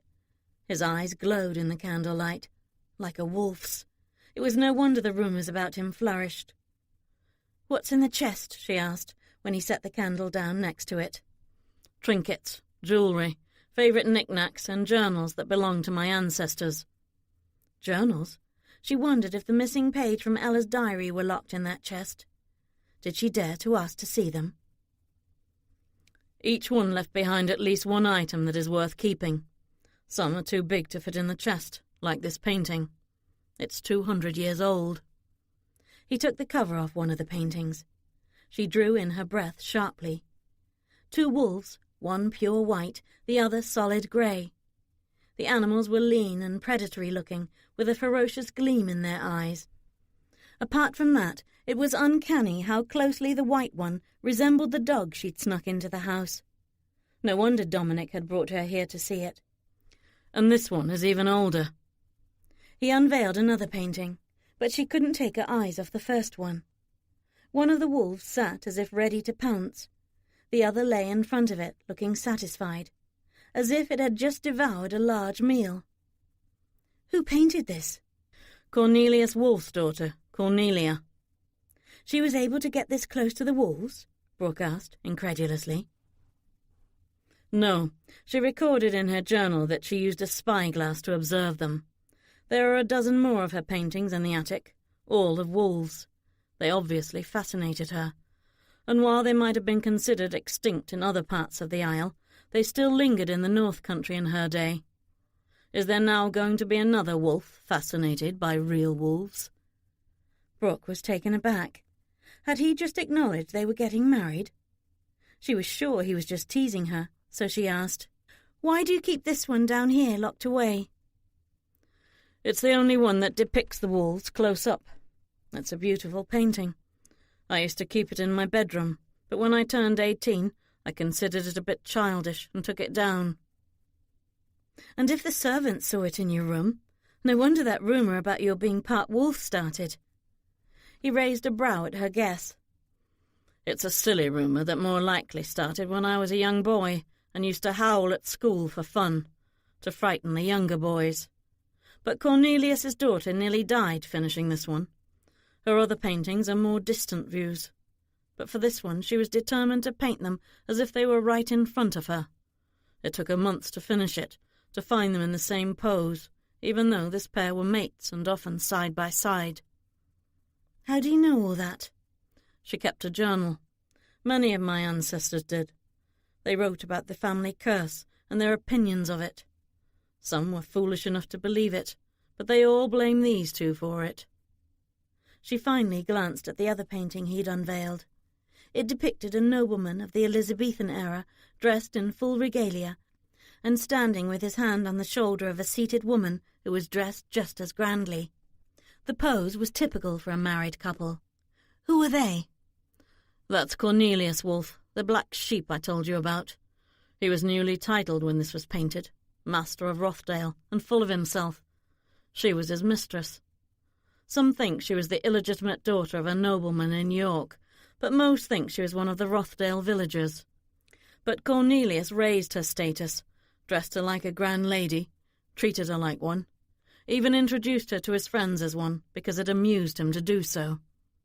And gained your neighbours' ridicule and enmity because of it? Brooke guessed, thinking of the shores.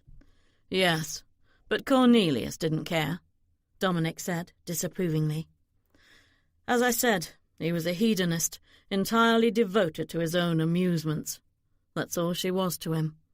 When he had this portrait made of them, she was certain he would marry her. But when she suggested it, he laughed at her. Not very. Black sheep to the core. Oh, I see. She cursed your family because he crushed her hopes. Something like that. She left, damning him and his line to perdition. She actually died mysteriously that same day. He killed her? No, there are two different versions of what befell her. According to one, she went home and killed herself. According to the other, she was accused of witchcraft by the village priest, a relative of hers, and was burned at the stake. But no other information about her survived, not even her name. The belief in witches was widespread back then, from the lowest born to the highest noble. It didn't take much at all for someone to be accused of being one. People weren't inclined to change their opinion of the woman when Cornelius married 10 years later and his firstborn died at birth. That tragedy was attributed to that woman's curse. But death happens whether by accident or illness. Dominic gave her an odd look. Of course. Our family certainly doesn't have a monopoly on death, and we've lost other members prematurely who weren't firstborns. If the wolves are cursed with anything, it's bad luck. If Cornelius's mistress's curse was as broad as you said it was, and Cornelius's firstborn died as a baby, How did the 25th year get added to the rumour? Another mystery, considering only 3 of my ancestors died at the age of 25, my father being one of them. So it's more that we aren't expected to survive beyond that year, and no firstborn ever has. Not one? Not one. How did your father die? He and my mother were at the orchard. He climbed an apple tree to pick one for her, and fell. It wasn't a tall tree, but the fall still broke his neck. She had the orchard burned after the funeral.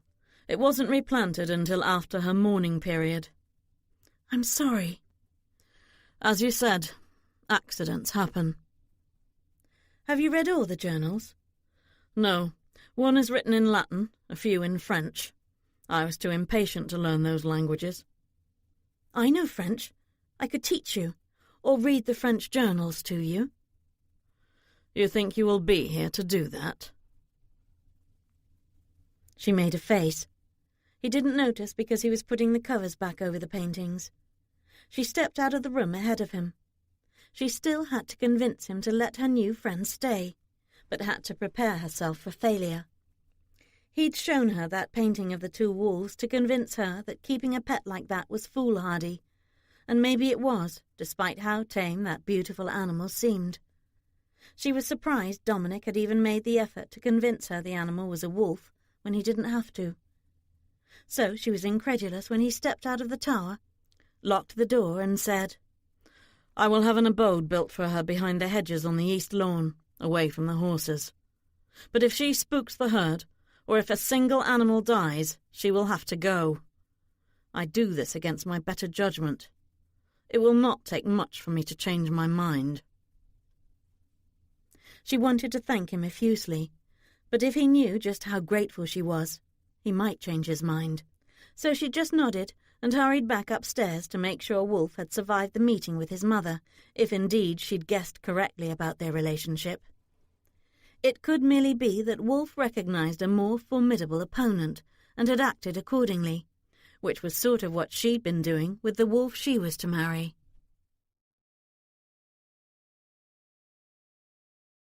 Chapter 32. Brooke got so involved with the 2 dogs, wolves, whatever they were, that she lost track of the time that day. She decided to call her friend Storm, in honor of how they met, and she supervised the building of Storm's abode herself, insisting not only on a shed where she could get out of the rain, but also a hole dug in the ground, which might be the kind of shelter she was more used to. Dominic had once tried to enclose the small area with a 6-foot-high fence, but he'd had it torn down when Wolf almost hurt himself trying to jump over it. From the moment the 2 animals met, they were nearly inseparable. They romped across the moors like puppies. They both accompanied her when she exercised Rebel, and the mare didn't seem to mind them. However, Royal did when Dominic tried to join them. Dominic wasn't all that pleased that his pet preferred to stay outdoors near Storm than in the house with him, but he didn't force the issue. He solved it instead by letting both animals in the house that night. The staff wasn't happy about that. Brooke was. But Storm behaved like a dog, not a wolf, so the staff would get used to her in time. If there was time. The marriage banns were read again the next day, her second Sunday at Rothdale. Only 1 more week until she and Dominic would be out of time. She realized that if he did figure out a way for them to avoid getting married, and she went home without Bedlam hanging over her head, her parents would never let her keep Storm. She knew them too well, and she would be heartbroken. So there was 1 more reason why she wanted to marry Dominic, 1 more reason for her to make him love her, eventually. His tactics to get her to flee seemed to have been put on hold after their night in the ruins. It might have been because of the dogs. She'd spent most of her time with them yesterday and again today. But so did he, so she hadn't needed to find an excuse to seek him out. Yesterday he'd even said he expected her to join him for dinner. He might have thought that would annoy her, so she didn't let him know that she looked forward to those meals with him. And she kept it to herself that in letting her keep an animal he thought was a wolf, he'd completely won her over. Of course, he might be hoping that the wolf would take care of his problem for him, but she honestly didn't think so. What happened that night, though, made her think that he might be getting desperate with only 1 week left before the nuptials. But it was only a small kernel of doubt. She didn't think he could really fake the panic, and it did seem to be panic that came over him when a letter from London was delivered to him at dinner. He stood up immediately. "My mother has taken ill. Pack a valise tonight and go to bed early. We will be on the road by dawn. The coach takes too long to reach the coast. We can get to Scarborough before noon tomorrow if we ride." "I could follow you in the coach." "No, you come with me." "But—" "You come with me. Rise before dawn so you have time to eat before we depart. I apologize for such haste, but she's the only family I have left."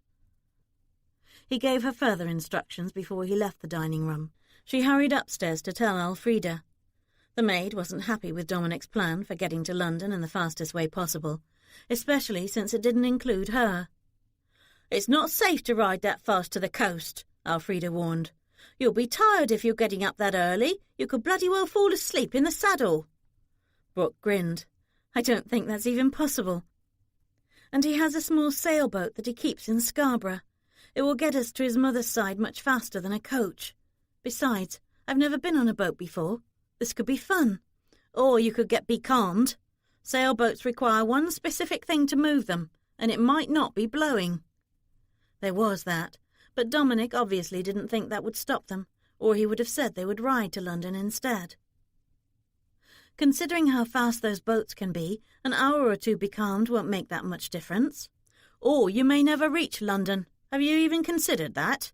That the desperation you saw in him is about you, because he's running out of time to get out of the marriage?"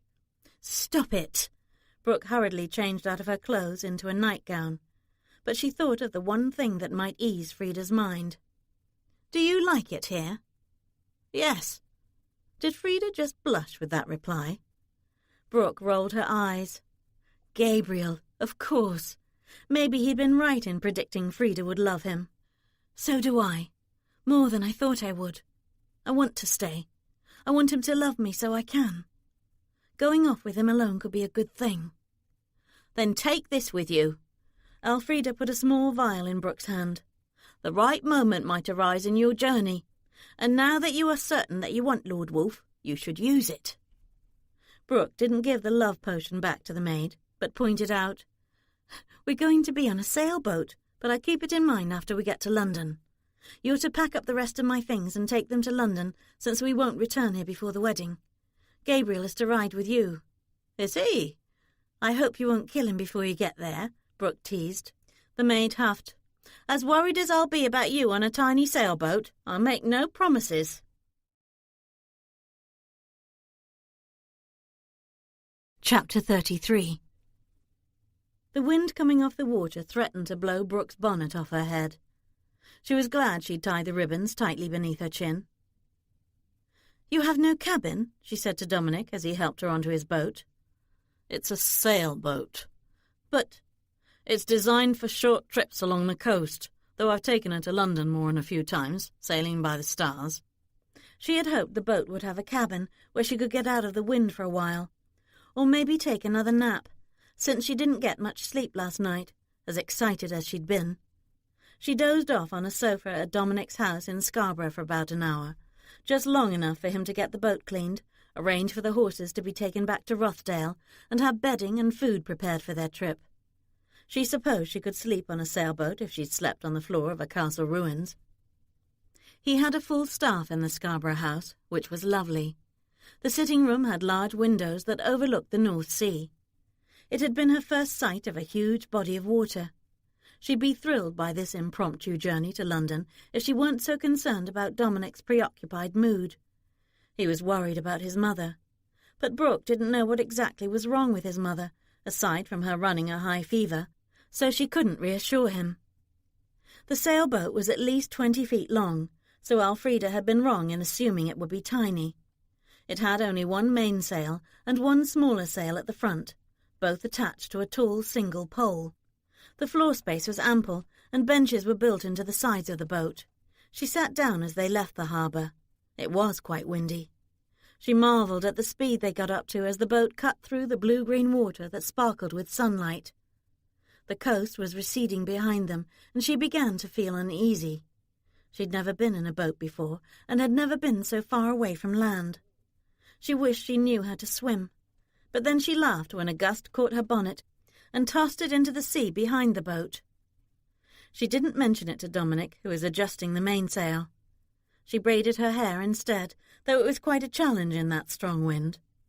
With the boat sailing south, she saw the thin green line of the coast to her right and the empty blue sea to her left, though she imagined ships were out there just beyond the horizon. "Do you think we'll see the English Armada?" she wondered aloud.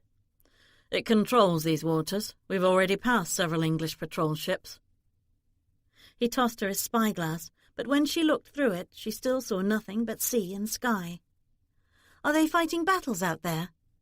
"No, just guarding against blockade runners. They will fire on boats that try to break through the blockade. That strategy has worked. Since the war began, our fleet has doubled, while the French fleet has shrunk in half. The blockade prevents Napoleon from getting the materials he needs to build more ships. He wouldn't dare risk the ships he has left by waging a battle in these waters. Besides, his strength is on land, not on the sea." "Then who exactly is our Armada firing on?" He shrugged. "Ships trying to sneak in French spies, smugglers. The English are simply too fond of French brandy, even at exorbitant prices, for bold sailors, both French and English, not to be tempted to make a great deal of money by smuggling it in. But smugglers work at night, not in broad daylight. However, we're hugging the coast to steer clear of any altercations between our navy and any blockade runners." A while later she took a sandwich out of the picnic basket and devoured it. Oh, this fresh air was making her hungry. Then she made her way unsteadily toward Dominic and put the basket by his feet so he could eat. He didn't even look down at it, which made her wonder if it wouldn't be safe for him to take his hands off the wheel. She'd offer to help him, but she had a feeling he'd decline, if not outright laugh at the suggestion. Yet she knew from Ella's diary that he'd taught his sister to sail. Maybe it wasn't that hard. Maybe he wouldn't laugh. "I could relieve you for a bit. Would it take long to give me a few lessons?" "Have you ever been in a boat this size before?" "Well, no. No boat of any size, actually." "Sailing is rather complicated. You'd have to spend weeks out on the water to learn." "But you taught your sister?" He glanced at her sharply. "How do you know that?"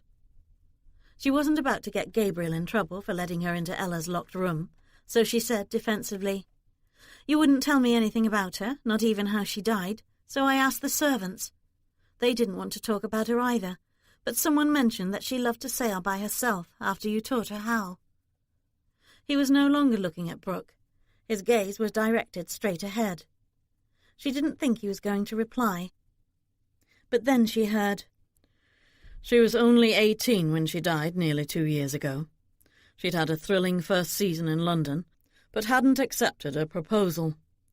She had so many suitors my mother couldn't keep track of them all. I was with them in London for the first few weeks, enjoying seeing my sister so exhilarated by the social whirl, but my work for the military intervened. The army sent me an urgent request for more horses than I could supply, and a long list of horse-farms where I could obtain them, most of them in Ireland. The number they needed for a high-priority mission was staggering. I suspected it would take me months to round up the herd, and it did. So I missed the rest of Ella's season. I even missed her funeral." Brooke drew in her breath. His anger was back. She heard it, saw it, and guessed he wouldn't say any more now. Yet he hadn't told her what she wanted to know. She tried to encourage him to continue by asking, "Couldn't anyone else have bought those horses so you wouldn't have had to leave your sister at such an important time in her life?" "I suppose so, but my contact in the army was used to working with me and trusted me to get them the fastest mounts available. I wasn't told why, but I guessed the animals were for an important new network of spies or scouts on the continent. In any case, it was stressed that nothing else could take precedence over that mission." Brooke cringed slightly as she summoned up her courage. "How did your sister die that year?" "It was early fall. 2 of Ella's suitors had followed her to Rothdale after the season to continue courting her, but Ella didn't favour them and asked Mother to take her to Scarborough for a few weeks, before the weather turned nippy, hoping the young lords would leave before she and my mother returned to Rothdale. But while they were in Scarborough, she recklessly went sailing by herself on a day that suddenly turned stormy. My mother was frantic with worry when she didn't return after a few hours. The whole town was. Nearly every ship and boat in the harbour was sent out to look for her. Was she ever found? Yes. 2 days later her body washed up on the shore, miles down the coast. It was so disfigured and battered by the surf by then that my mother couldn't bear to look at it. But there was a locket that was handed to her that confirmed it was Ella. I'd given it to her on her 16th birthday and had inscribed on the back, "Wild One." It made her laugh, and she always wore it with her day dresses. As you can imagine, my mother was grief-stricken, and not knowing how to contact me, she had no choice but to hold the funeral a week later. When I returned to Yorkshire and learned the devastating news that Ella had died, my mother and I lamented her reckless nature and her bad luck to have been caught in a sudden storm. I blamed myself for not curbing that recklessness. My mother blamed herself for taking Ella to Scarborough. She cried the entire time she told me about the funeral.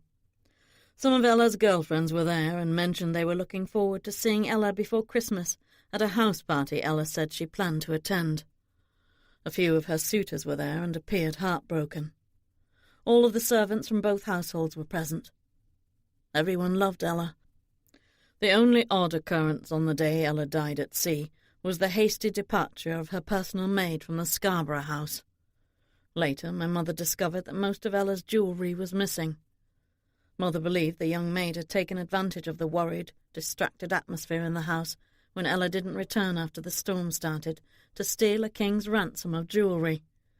The local authorities looked for the girl, but she was never found. Brooke didn't see how any of that series of heartbreaking events related to her brother. In addition to feeling sad, she felt more confused than ever.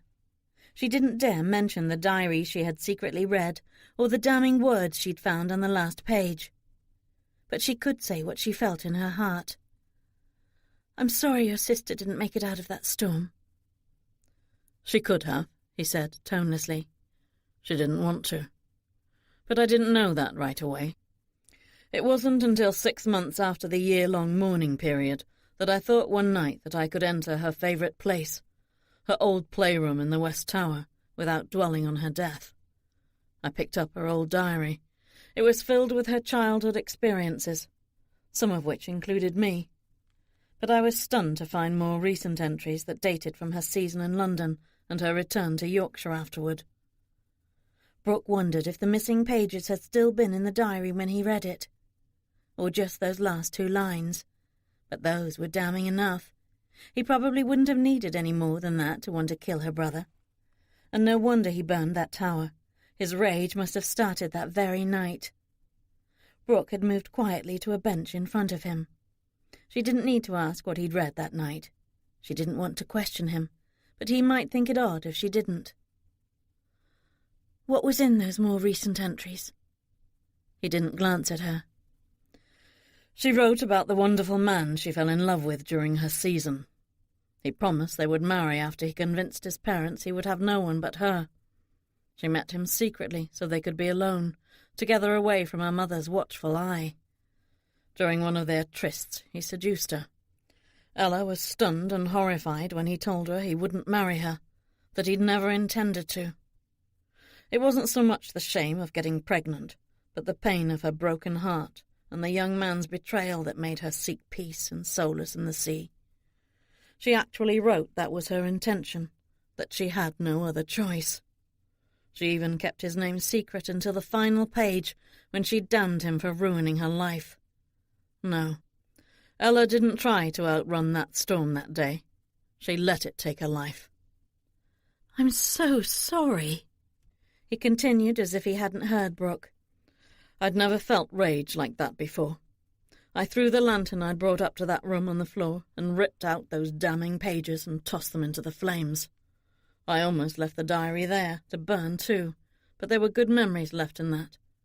I thought I might want to read again some day, or show to my mother eventually, so I put it away in Ella's room. But I didn't try to put out that fire, and I rode straight for London to find the man who seduced my innocent sister and left her with child, and laughed at her when she told him. Your lying brother. Brooke flinched. She wished now that she'd never learned the full truth that had been in those missing pages. She could say absolutely nothing in defence of her brother. His cruelty toward Ella was indefensible. The wound I gave him wasn't severe, Dominic continued.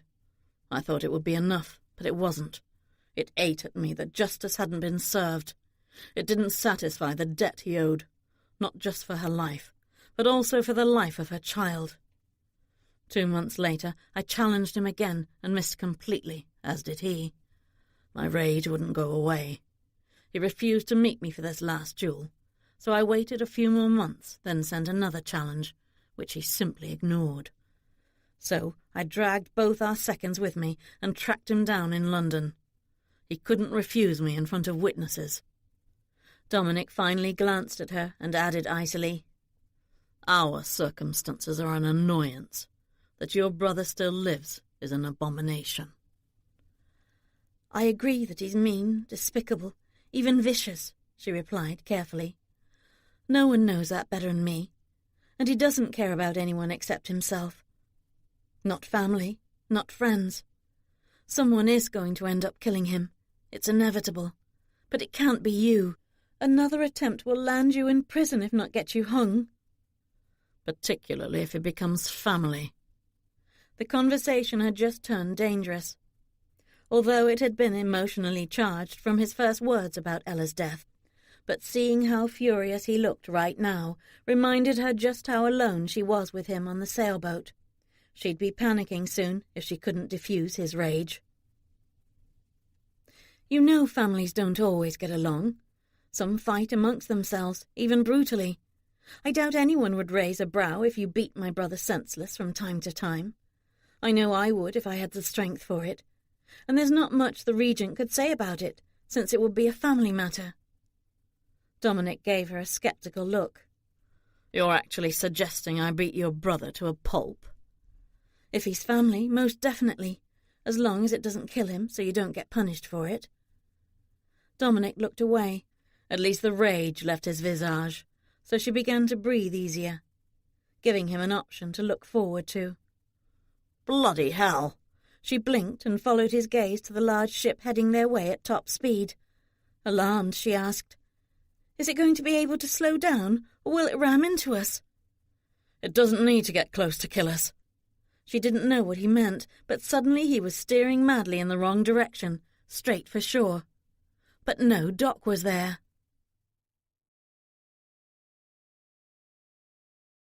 Chapter 34. Brooke screamed as the shoreline raced toward them. Or rather, they raced toward it. They were going to crash. Dominic yelled, Hold tight to the rail! If Brooke hadn't grabbed it right then and crouched down, she might have tumbled off the boat when it hit the beach. Shaking, she stood up carefully and looked over the side. The rocky shore was less than 2 feet from the rail. He'd deliberately beached his boat. Dominic's arm was suddenly around her waist as he swung her over the rail to the ground. My valise! She yelled up at him. A moment later he jumped off the boat with both their bags in one hand and grabbed her hand with the other. Run! He yelled without explaining. She was starting to get quite indignant over his bizarre, reckless behaviour. Won't your boat be stuck now? She gasped out as she tried to keep up with him. I'll worry about that if it survives. Survives what? He didn't answer. He just kept running inland, dragging her with him. He didn't stop until they reached a huge tree with a wide trunk. She was glaring at him when a thunderous explosion rent the air. She saw Dominic cringe. That's when she realized what had happened. Was your boat just blown up? By our own navy? They must have spotted a blockade runner and chased them, then thought we were them. I can't think of any other damned reason for what just happened. But you knew they were going to fire at us, didn't you? This is wartime. If the Navy had reason to suspect we were French, they wouldn't hesitate. But no, I didn't think they would actually blow up my damned boat. Just wasn't going to risk it with you on board. Her brows rose only slightly, but she couldn't resist smiling. He'd beached his boat for her. But he'd lost it too, and that was a disastrous turn of events for both of them. "You blowing up the countryside, mate?" a male voice called. The man walking toward them was young, short, and wearing a wide grin and a tattered jacket that had once been fine. Brooke wondered if it was a donation from some lord who lived nearby. Dominic appeared glad to see the man. She supposed he could at least tell them where they were, if Dominic didn't know. But he probably did, because he'd made this trip so many times. "No, that was an overzealous warship of ours," Dominic was saying. "Thought you were a Frenchie, did they?" The man chuckled. "And you are?" "Just investigating the noise. My village is nearby, if you'd like to follow me to it." "Certainly. I'm interested in acquiring 2 horses. We've got mounts, fast ones too, but you'll be needing to discuss that with Rory. All decisions are his to make." But then 4 more men and a boy came running through the trees toward them, and the man complained, "I got this under control, Rory, all peaceable like. I was bringing 'em to you." That didn't get the newcomers to lower the weapons they were holding. Even the boy was holding a revolver. Dominic immediately shoved Brooke behind him. She still peeked around his upper arm. The other villagers didn't look at all friendly. Rory was the tallest among them. At least that was whom the first man was staring at.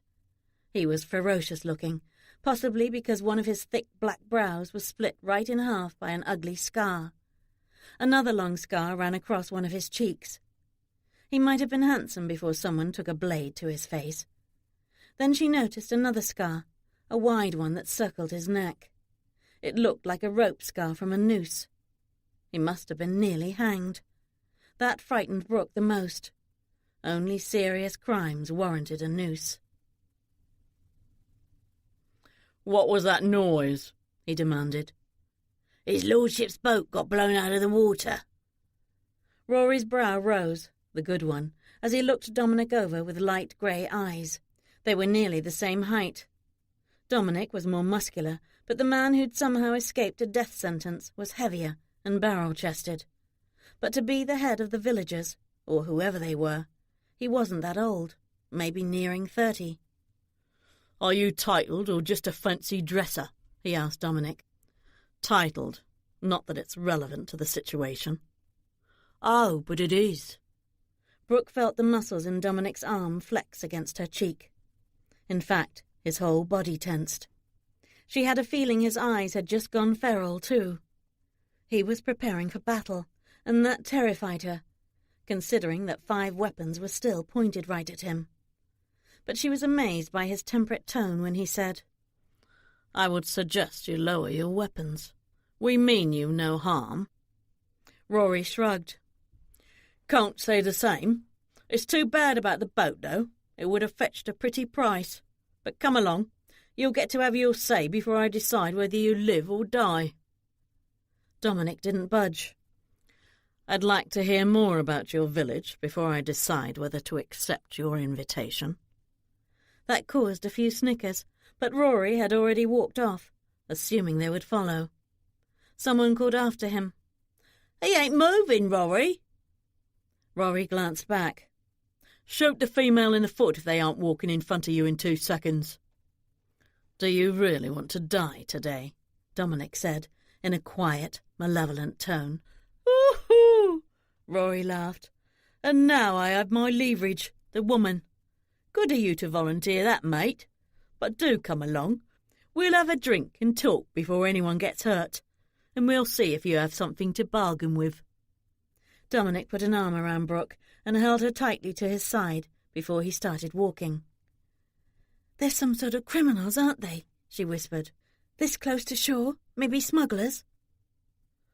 "Without a ship, more likely highwaymen hiding in the woods if they have fast horses, unless it was a lie." "But it sounded like they'll dicker for our release." "For promises? Not likely." "Don't underestimate the power of a titled lord. That Rory fellow probably knows if you give your word you'll honour it." She was trying to be optimistic, to tamp down her fear, but it didn't work. Dominic wasn't armed. If he tried to fight their way out of this, he was going to get shot, repeatedly, and he was a big target. It was all well and good that he'd threatened to kill their captors. But if he died...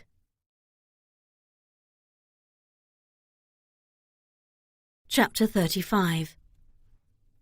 Brooke looked around the clearing in the woods where the criminals apparently lived. With only 4 decent-sized huts, it certainly wasn't a village. A 5th appeared to be under construction. A wagon filled with lumber was parked next to it. She didn't see any gardens or shops, not even a road leading there. A large campfire burned in front of one of the huts. A big pot hung over the fire, and benches surrounded it. A dozen or so people were there, though half of them were women holding young children. Most of them eyed Brooke and Dominic warily, but one young woman smiled shyly at Brooke, as did a few of the children. They were led to the campfire. Rory picked up a flask on the ground and took a swig from it, then offered it to Dominic, who shook his head. Dominic removed his arm from around Brooke's shoulders when Rory gave her a long look. She realized Dominic was preparing to fight. Rory took a step back before asking, "Do you need some time to cool off, then, before we talk? We usually do our robbing on the highways, but we don't turn away donations that come our way. You can take what little I have on me, or you can loan me 2 of your horses, and I will return them with a purse containing £100. Or I can hold you for ransom, governor. 100, eh? I'm thinking you're worth a lot more than that." "The Prince Regent is already holding me for ransom," Dominic snarled. The men laughed, obviously not believing him. "And what's His Holiness asking of you?" Rory asked. "A ring on her finger." The uproarious laughter when Dominic pointed his thumb at her got Brooke quite indignant. But Rory stepped closer to her and grinned. "I'd pay that ransom." It might have been the remark, or because the man was about to touch her cheek, but Dominic suddenly lunged at him. They fell to the ground, and despite there being a half-dozen weapons trained on him, Dominic still landed a fist to Rory's cheek, before 3 men dragged him off their leader. "You might be a lord, but you're not too smart," Rory said angrily as he got back to his feet. "A cooling-off time it is, then. Tie his lordship up and make bleeding sure the ropes are tight. As for her—" "I'll be seeing to her," a female voice interrupted. Brooke turned to see an older woman approaching. Grey-haired and grey-eyed, she was a little beyond middle years with a weathered face. Her eyes swept over Brooke in a calculating manner before she gave Rory a stern look. Dominic was struggling so fiercely with the 3 men holding him that 2 of them were already on the ground, but 4 others jumped in to help restrain him. He might still have won that battle, but he stopped trying when he heard the woman add, "Do you not recognise a gently reared lady? She's coming with me, boy." Brooke held her breath, waiting to hear Rory laugh and tell the old woman to go away. He didn't. Instead, he turned to help his men tie up Dominic, and the woman led Brooke to the hut at the far end of the clearing. It was much nicer inside than she had expected. She even found the strong smell of fresh wood pleasant. A double bed had a brightly coloured quilt on it. There was a table with 4 chairs, even a rug on the wooden floorboards. The furniture all looked old and heavily used. "Make yourself comfy, dearie. I'm Matty." Brooke swung around when the old woman followed her into the room.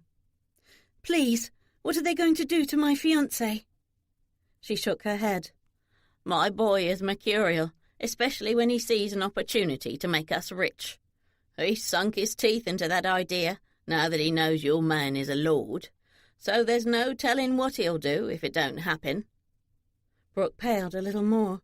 Had she really hoped to hear a less terrifying outcome? But if this woman was Rory's mother, could she help them? Rory had listened to her and let Brooke go with her. If Brooke could somehow gain her sympathy, maybe.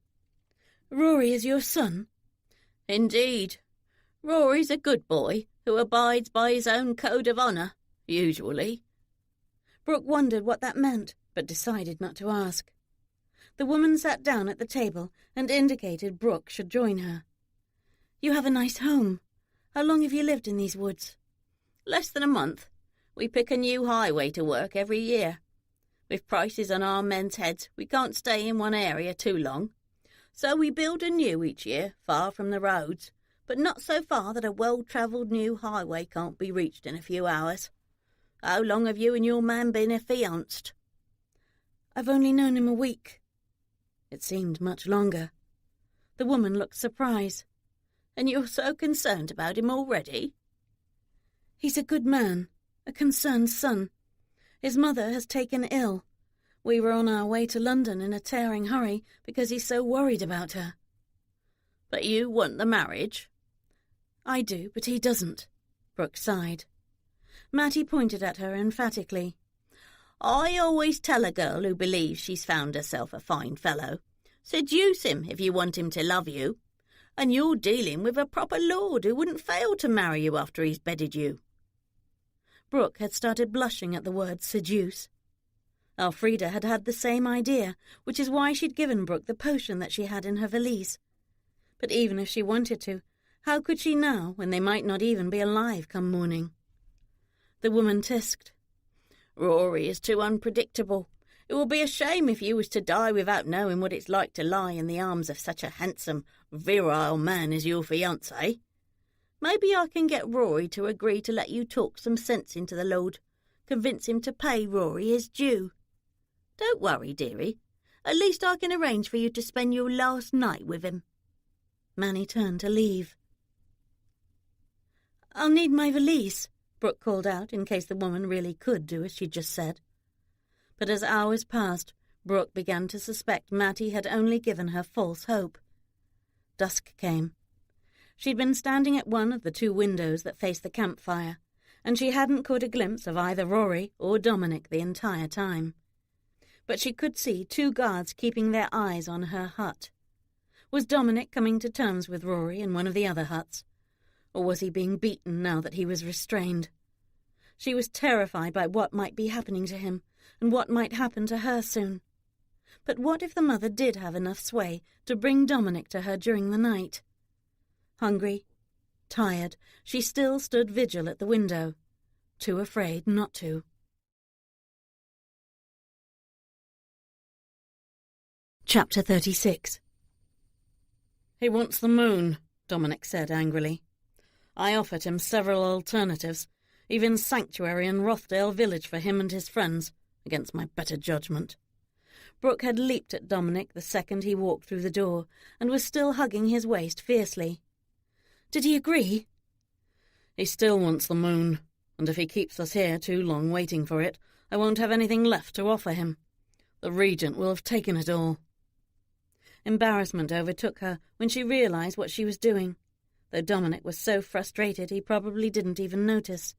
She stepped back. "Did you explain that?" "That is none of his business. Then that old woman called him away. I could hear them arguing behind the hut they had me in, though I couldn't make out what they were saying.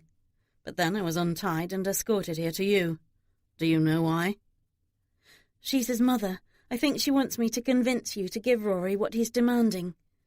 She made it sound like this would be our last night if you don't." "Last?"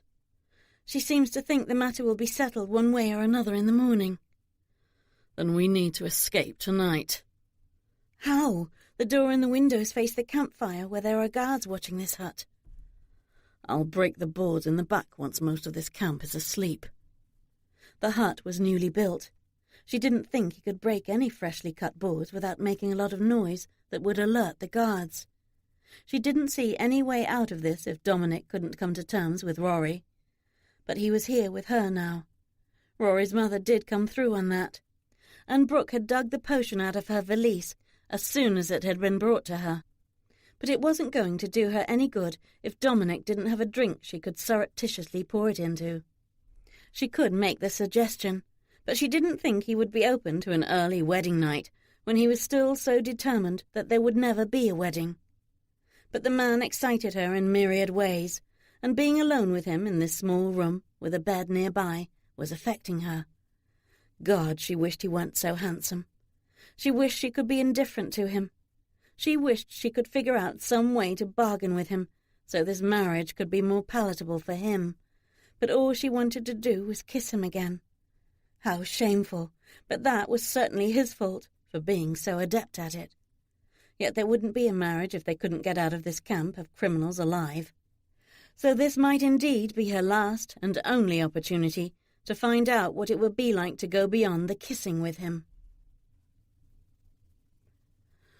"Get some sleep," he suggested.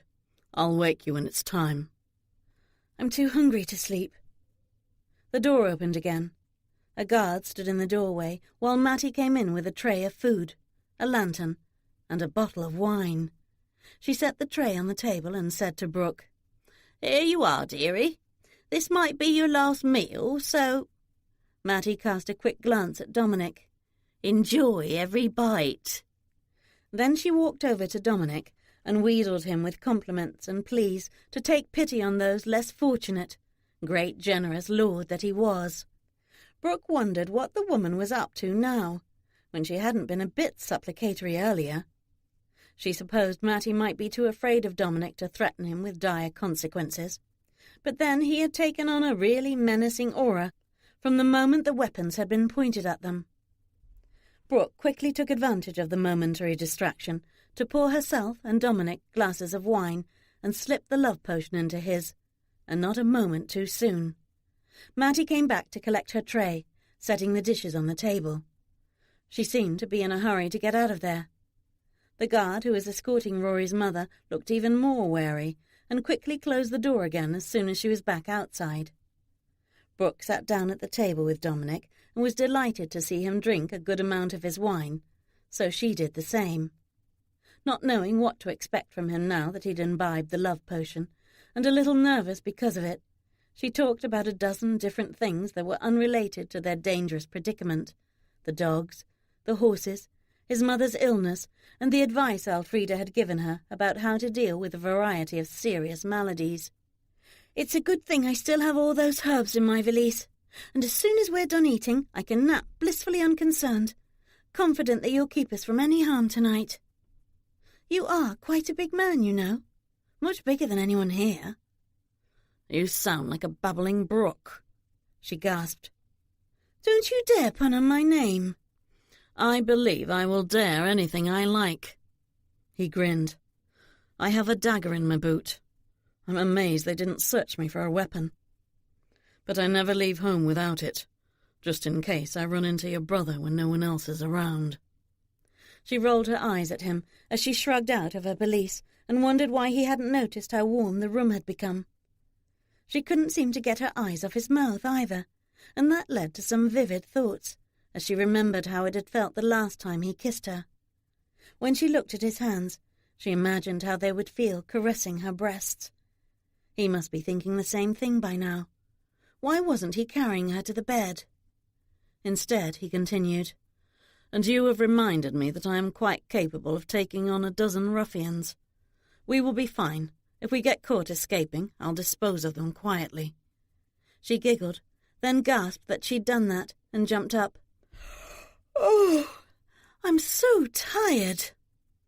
"Then get some sleep. I'll wake you when it's time to go." That had been a hint for him to join her, but obviously not a good one. She couldn't get those sensual thoughts out of her head, was afraid she might scream if he didn't start kissing her soon. She weaved her way to the bed. "I think you had too much wine." "Possibly," she mumbled, and started undressing. She didn't even realize that she'd thoughtlessly taken off her dress along with her shoes and stockings, until she heard him groan as she crawled across the soft quilt. But she complained, "It's hot. Aren't you hot?" She lay down, but then leaned up on her elbows and saw that he looked a little more than surprised. Or was he finally reacting to the wine? "I wanted to thank you for Storm, but mostly for protecting me today." He raised a curious brow at her. "Thank me? How?" His tone was teasing. She locked her eyes with his and patted the bed next to her. He drew in his breath sharply, but was already walking toward the bed. He lay down next to her and put his hand on her bare arm. moving it up toward her shoulder in a slow caress. "Are you sure?" She wasn't sure about a single thing in that breathless moment, except that she wanted to feel his mouth on hers again. The leap of her pulse, the rolling inside her that felt so odd, the forgetting to breathe, it was all there to overwhelm her. She answered him by pulling his head down to hers until their lips met. The touch was exquisite, so soft, pulling her into the kiss with finesse and an unspoken promise. A foray of his tongue teasing her lips, licking them. She hoped the kiss would escalate to the passion he'd displayed before. She was quite frantic for it, which was why a few moments later she did the escalating herself, putting a hand on the back of his neck and pulling him closer, much more impatient than she ought to be. She sensed the passion was there, but he was trying to contain it, and she wasn't sure why, unless... Had she drunk from the wrong glass? It didn't matter.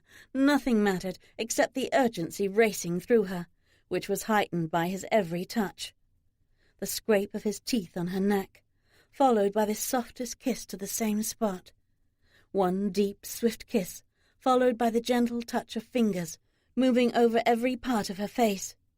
It was driving her crazy. She finally gripped his cheeks to keep his mouth on hers, her passion escalating beyond reason.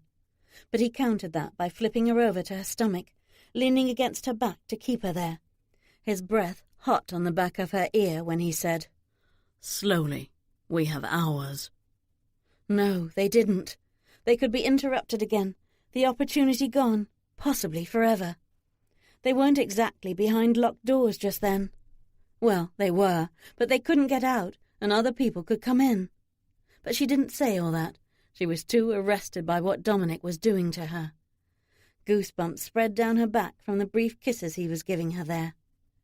She didn't realize he'd shed his own clothes until she was on her back again, and his kisses were no longer soft and slow. Passion unchecked, she was fully caught up in that storm. She thought he was too, until he leaned back and she saw in his golden eyes that he wasn't going to make love to her there in that little hut. A gentleman after all. Did he think she needed rose petals and soft sheets?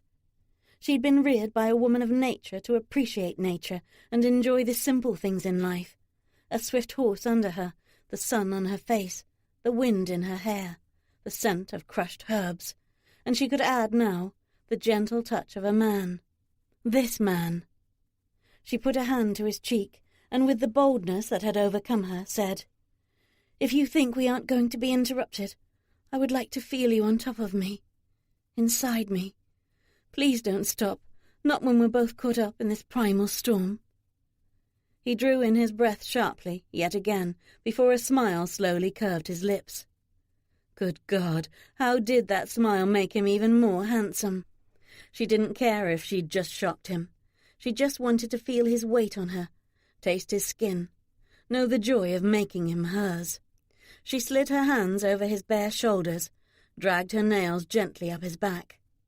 He easily removed her camisole, completely baring her breasts to his eyes, then his hands, then his mouth, driving her even wilder for him, if that was possible. She easily pulled off the tie that queued his hair, so she could feel his hair on her skin. She wasn't sure if she got more pleasure from the way he touched her breasts, or the way he admired how plump they were. No, his mouth on them was definitely the best. Small gasps escaped her as little shocks sparked her pleasure. He seemed to be finding every bit of sensitive skin she possessed, in places she wouldn't have thought could be erogenous, the back of her knees, the tips of her fingers when he sucked on them, behind her neck, places she could touch with no such results. So it was him, only him, or just part of her mounting excitement, possibly that. He did need to remove her pantaloons, which was not so easily done. She thought he might rip them off when he couldn't find the ties, so she helped, even lifted her hips to make it easier for him. Even that was a caress, the way he did it, his hands on her skin as he pushed the thin stockinette down her legs, over her ankles, then brought a hand slowly back up her bare legs. But the finger he slipped inside her as he reached the junction was electrifying, like nothing she'd ever felt. She let out a sharp gasp as pleasure set her blood racing. She found it incredible that this wasn't even the half of it. If this got even better, she might get addicted. Like a cat, she wanted to rub her body against him, but settled for wrapping her legs around his hips as his hands and mouth moved back up her body, trapping him right where she wanted him. When his mouth came back to hers, she didn't know he was poised to claim her. It was sharp, swift, her surprised cry caught in his mouth. She definitely didn't like that part, almost pushed him away, until she remembered she should have expected that pain, and might thank him instead for dealing with it so quickly, especially since it was gone just as swiftly, leaving that glorious feeling of him filling her. And something else. It built. It exploded. Ecstasy washing over her. And he hadn't moved yet. The most amazing, delicious sensations flooded her, pulsed around him. He was even looking down at her, incredulously. Toes curled. She almost purred. She couldn't help smiling. He was still looking down at her when a few sweet thrusts brought his own climax. It was amazing to watch, but he collapsed on her then. Her smile broadened. Her hands ran through his hair. She might not mind sleeping like this if they ever got to sleep again. She pushed away a nasty thought that the danger might not be over, and wouldn't be until they were far from this camp.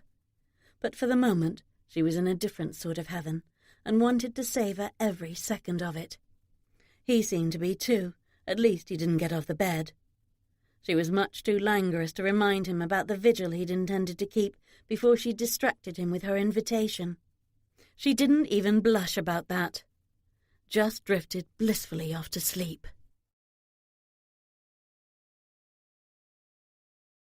Chapter 37. She was blushing now. Dominic was swearing at the sunlight coming in through the windows. They'd both slept through the night, their opportunity to escape gone because she'd invited him to make love to her. He got out of bed and retrieved his clothes. She found the tie for his hair, which she'd removed last night, on the mattress and waved it at him. Taking it from her, all he said was, "I keep Storm, for Wolf." She frowned slightly, trying to think why he would say that now, then recalled her thanking him for letting her keep Storm. She burst out laughing. He grinned as well. She realized that she must be getting quite used to him if she could laugh spontaneously like that, and he must be getting used to her if he could tease her like that. Her plan to make him love her, eventually, was starting to work, but was she getting caught in the same snare? Dressed again in all but her pelisse, Brooke had the amusing thought that Regency fashion must have been designed for lovers who grabbed stolen moments. It definitely made it easy to disrobe quickly and redress nearly as quickly.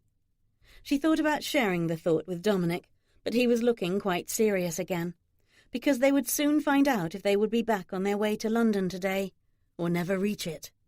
Yet she had such confidence that he would handle whatever came their way.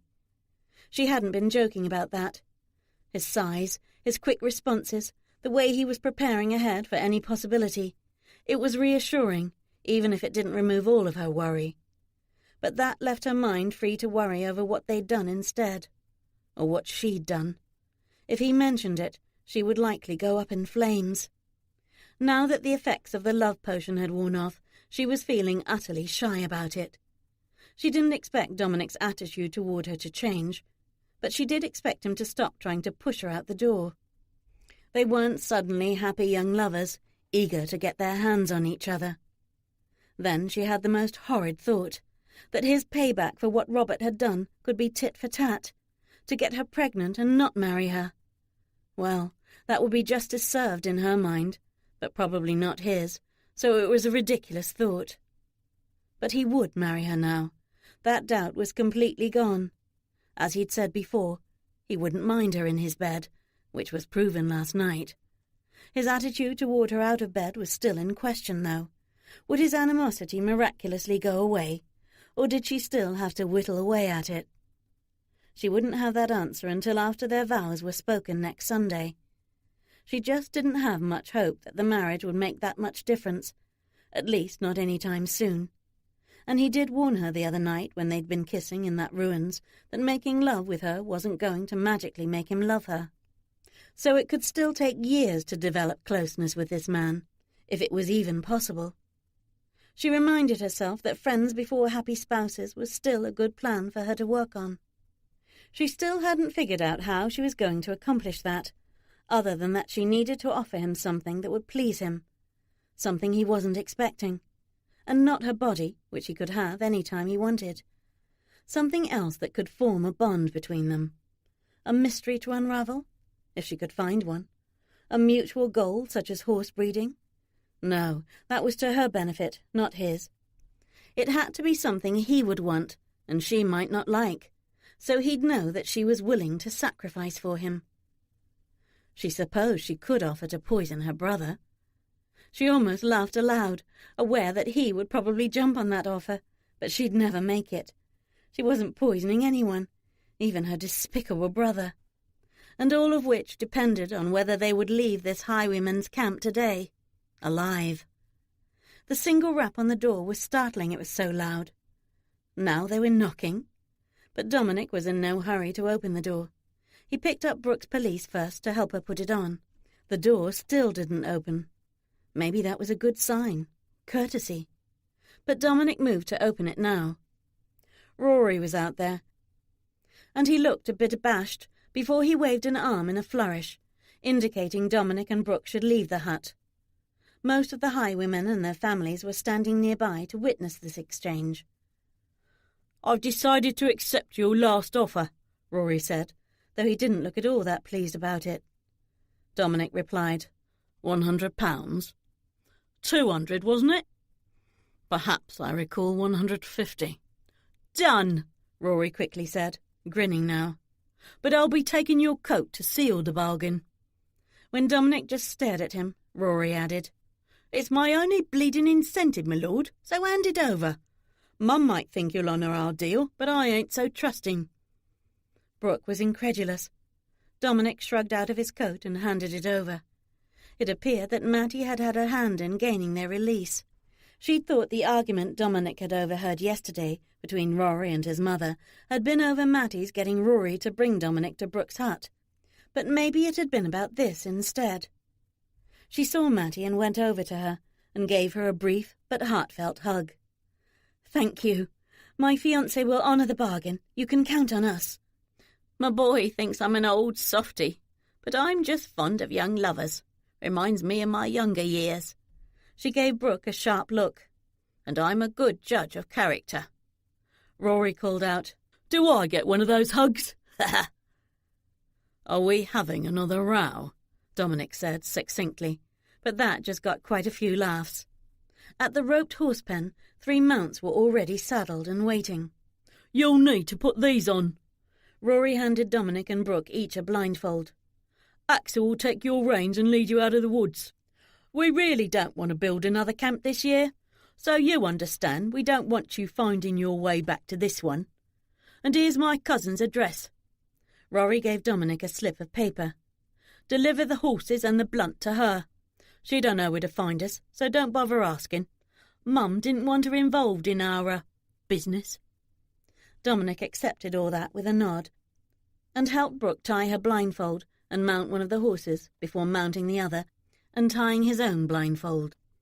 It's actually been a pleasure, Dominic said in parting. Let's just not do it again. Only Brooke, who felt a blush warming her cheeks, and maybe Mattie, understood that first remark. At first it was slow going through the woods, but they moved more swiftly once they reached the road. A ways down it, Axel finally stopped and handed over the reins, then disappeared through the woods along the road. Dominic stared after him for a moment. They'll probably move that camp anyway.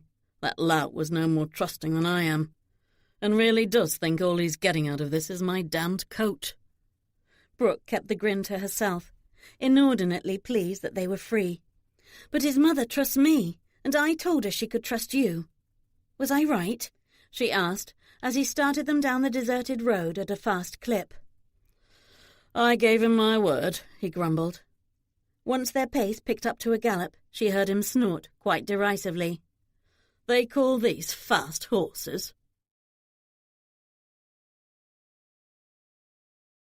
Chapter 38. With every other crisis taken care of, Dominic was back to worrying about his mother as they raced to London. He predicted they would get there by tomorrow night. Apparently they'd sailed that far down the coast before their misadventure with the highwayman for him to think so. Swapping out the horses for fresh ones at several of the towns they passed allowed them to continue at a gallop. They spent the night at an inn and were on the road again at dawn. Brooke agreed that speed was more important than her comfort. She just didn't bother to say so. And she didn't complain, not once. But as much as she loved riding, she was quite tired of it by that nightfall. However, she could have walked into the Wolf townhouse. Dominic didn't need to pick her up and carry her up the front steps and inside. The butler led them in, a grey-haired, rotund fellow in his night-clothes. Was it that late? She was tired enough to think it might be. "Hot bathwater, hot food, and wake whoever you need to, Willis," Dominic ordered. "But point me to a clean room for Lady Whitworth first." Brooke protested. "Just food will do. I'm afraid I'll fall asleep in a bath." "Is the lady hurt?" Willis asked as he hurriedly followed Dominic upstairs. "No, just tired. I may have overdone my haste in getting here. How is my mother?" "Worse than when I wrote you, my lord. Thank you for coming so quickly." Dominic didn't put Brooke down until Willis opened a door for him. She spotted the bed and headed straight toward it, deciding food could wait until morning, too. She glanced back to tell Dominic that, but the door had already closed behind him. She sighed and moved away from the tempting bed. She looked for a mirror to see how badly dishevelled she looked, but couldn't find one, so she moved to one of the 2 windows instead. She had a view of the street out front and a single lamp-post. Peaceful, with no traffic this late. London. They'd even galloped through the streets, not giving her a chance to see much of it. Tomorrow, maybe. She was looking at the bed again when Dominic knocked on her door and entered without permission. He held a pitcher of water and a plate of warmed food. She was too tired to thank him, but she did smile at his thoughtfulness. "Mother's sleeping," he said. "Even her maid is sleeping. I won't know her actual condition until morning." "Nonsense! Go wake the maid. You didn't nearly kill us today riding here to sleep without some news." Her brow is still hot. Brooke wanted to put her arms around him. He looked so helpless, and in fact he could do nothing to help his mother, other than make sure she had the best physician available. "Summon her doctor in the morning. See what he has to say before you think the worst.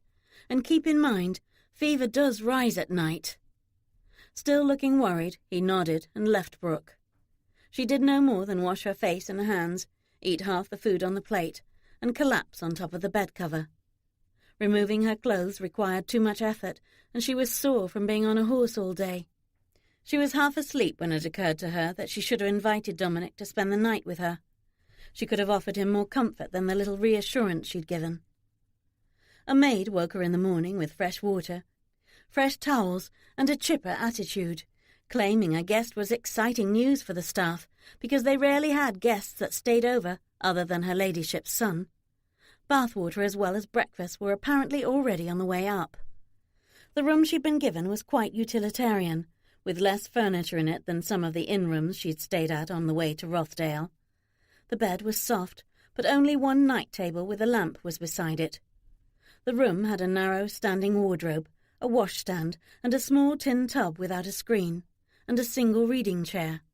But there was no table, no vanity, not even a bureau, and she looked again and still couldn't find a mirror. It appeared that the lady of the house didn't want overnight guests, and made sure if she had one, the guest wouldn't stay long. But among the servants who carried in the buckets of water was a footman with a hard-backed chair in one hand, and a small round table in the other, which he set down near one of the windows. Brooke laughed. At least the servants didn't mind having guests.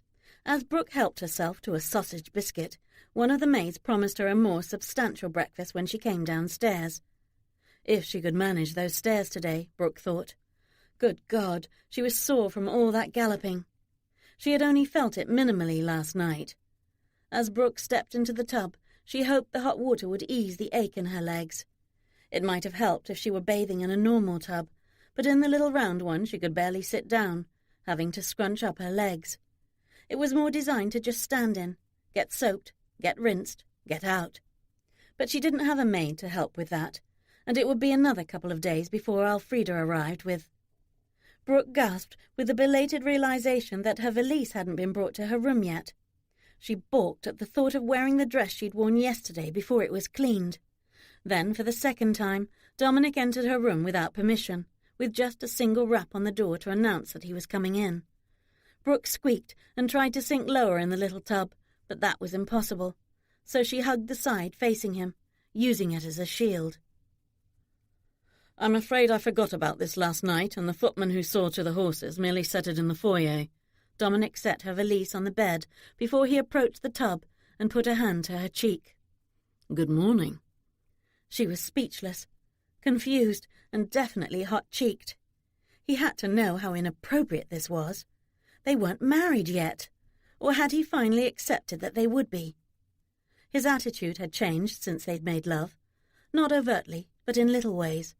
He didn't hesitate to touch her now, helping her on and off horses the last 2 days, carrying her into his house, and just now, a gentle caress. And not one dark, feral look since they'd left the highwaymen's camp. She shouldn't read too much into that. She really shouldn't. Not when he was still so worried about his mother. And yet she couldn't resist the thought that making love with him might have changed everything between them. "Do hurry," he continued. "My mother is awake, and I'd like to hear what you have to say about her illness." He left, closing the door behind him. She sighed. Maybe he was just being nice and thoughtful because he wanted her help.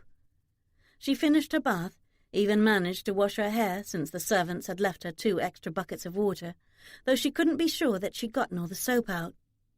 With his do hurry still in mind, she quickly dried her hair by tossing it about to simulate a breeze, but she almost laughed when she realized she didn't have a hairbrush. Elfrida had been so busy worrying about tiny boats and Brooks falling asleep on horses and falling off them that the maid had forgotten to pack a brush. Brooke was definitely going shopping sometime today for some amenities, and thankfully she wouldn't have to ask Dominic for money.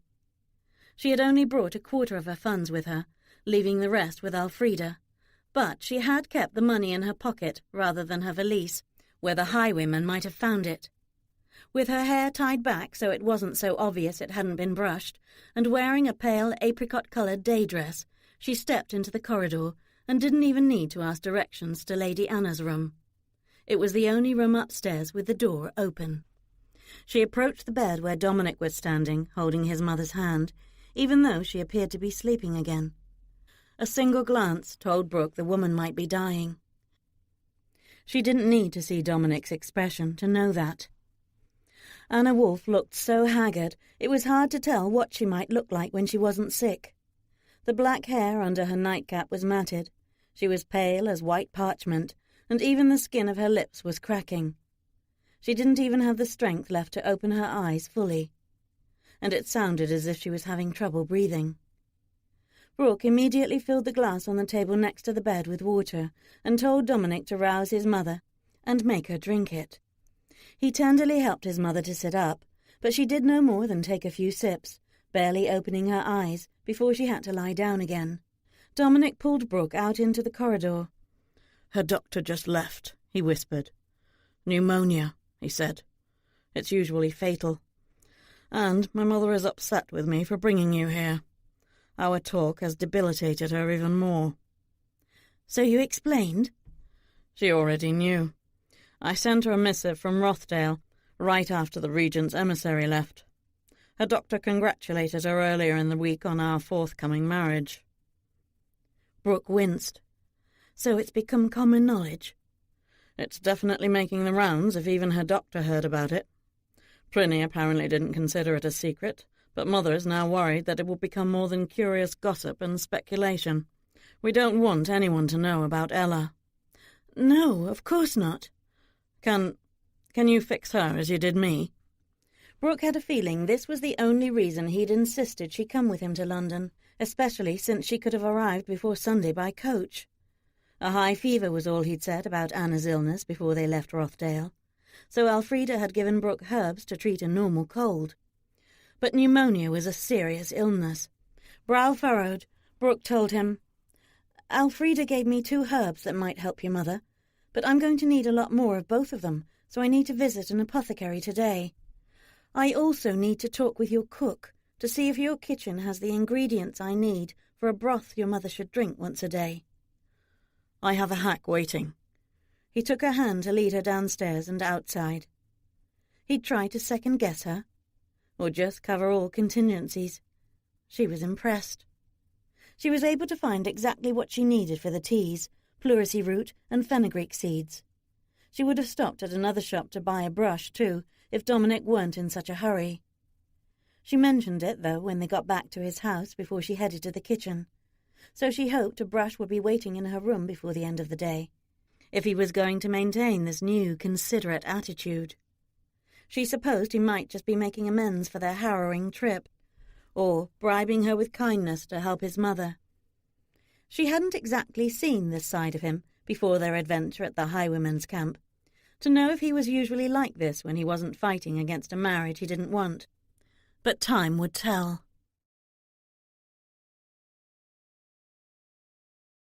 Chapter 39.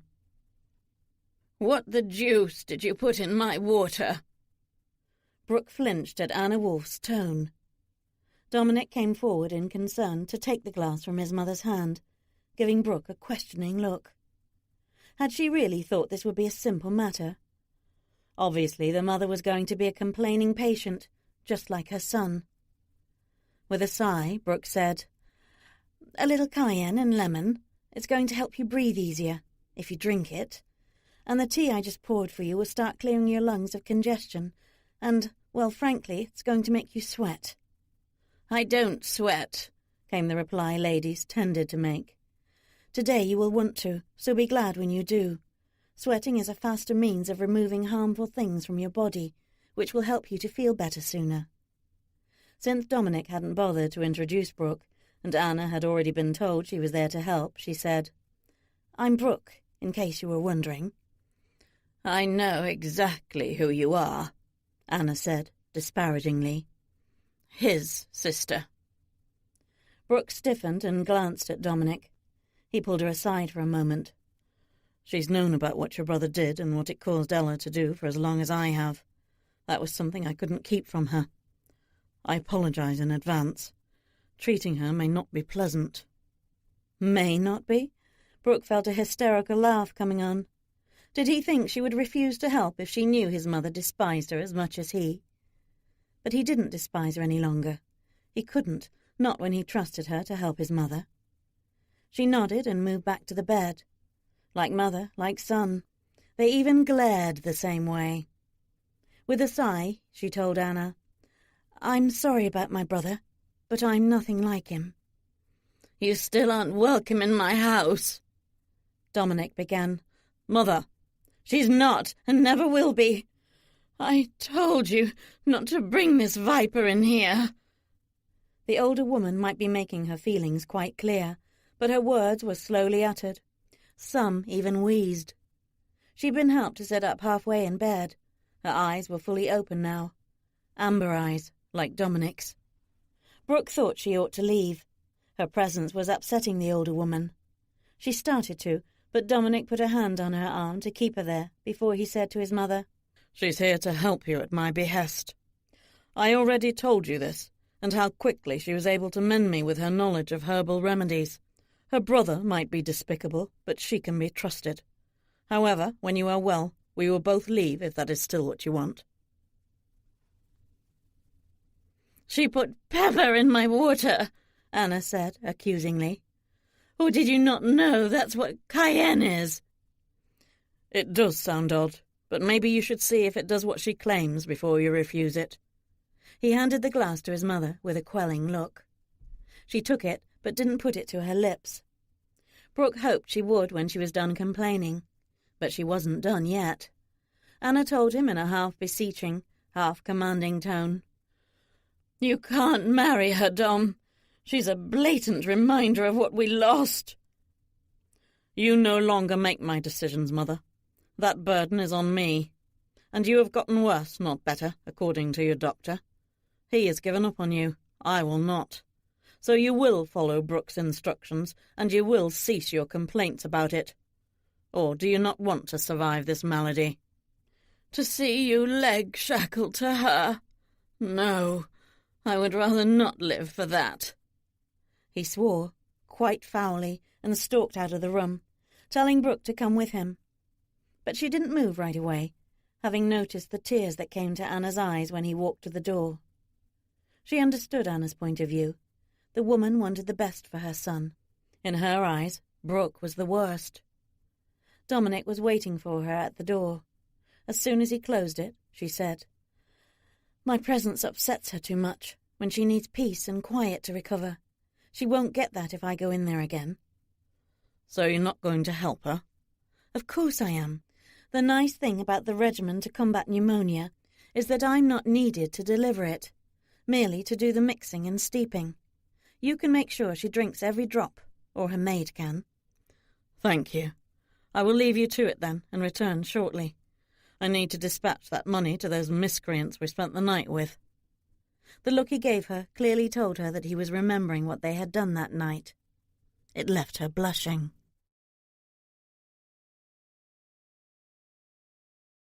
Chapter 40.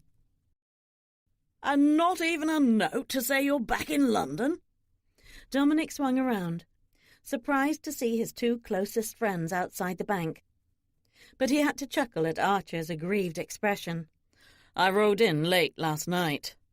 Have you even been home since last night to see if I sent one this morning? Oh, Archer said, contritely. Benton elbowed Archer before saying to Dominic, Good to see you, old chap. I've got wonderful news, but we hear you do as well. This calls for another celebration.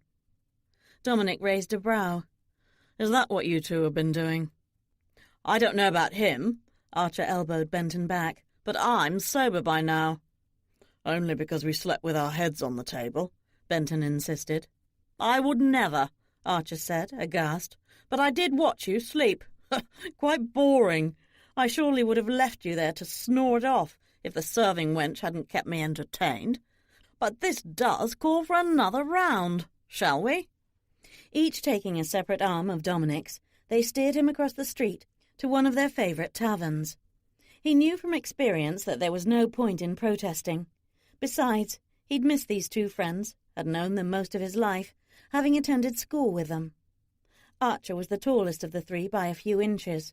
He was often called the Golden Boy, not just because his family had such deep pockets. Blonde and green-eyed, too handsome by far, he was considered the Ton's most eligible bachelor, and thus was at the top of every hostess's invitation list. Benton, while just as handsome with his brown hair and eyes, had developed a bit of a reputation as a gambler, so he didn't receive nearly as many invitations, which might be why he'd been seeking a wife outside London. It was a shame they didn't see one another more often. Benton had been in the West, courting a duke's daughter, had apparently started wooing her before she came of age, to get his foot in the door. Now that was dedication, Dominic thought, to court a woman that long. But he hadn't seen Benton often since his friend had decided on that path, to know if he'd succeeded. But he guessed that was what they were celebrating.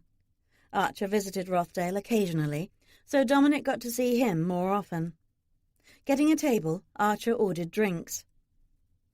Dominic felt compelled to note, You look tired. I am tired. Did I not mention I'd been up all night, making sure Benton didn't get robbed while he slept?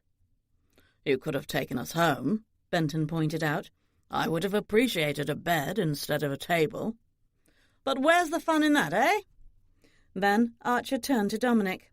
So, tell us, is she at least pretty, this chit Prinny wants you to marry? Wants? What exactly have you heard? It's swirling around town that you're going to marry Whitworth's sister, Archer said. He's been crowing about it, you know. Claiming the Regent himself got you off his back, so he won't have to fight any more ridiculous duels with you. Is he really that chummy with Prinny? I doubt he even knows George. But our prince found out the last duel wasn't the first. And now he's going to strip me of everything if I don't ally with the Whitworths in marriage to end my vendetta. What the deuce did Whitworth do to warrant more than one duel? Benton demanded, angry on Dominic's behalf. I would as soon not display my rage in this fine establishment, Dominic replied. Leave it go. Really? Archer complained. You still won't fess up? We need to get him foxed, Benton. Dominic rolled his eyes. He probably could tell them what Robert had done. They were his closest friends, after all. But his mother would never forgive him if it somehow got out. He wouldn't forgive himself, for that matter. So he changed the subject by asking Benton, If you've been celebrating, does that mean your lady has said yes? Benton beamed. We're to be married next month. You're both invited, of course. Then congratulations are indeed in order. But you do give new meaning to the word perseverance. Did it really take 2 years to win her? Benton grinned. No, she was in love with me within a month. It took 2 years to win over her father. They laughed. Dominic ordered another round. But when Archer started to nod off, Dominic told Benton, It looks like you really did keep vigil all night. Get him home. I'll see you both later this week. Leaving his friends, Dominic took a hack to Bond Street to find Brooke a brush and comb set. Something beautiful and special. A token of thanks for making this trip with him with few objections. He'd expected more. Any other lady he knew would have been railing at him most of the way. But not Brooke. The woman defied description.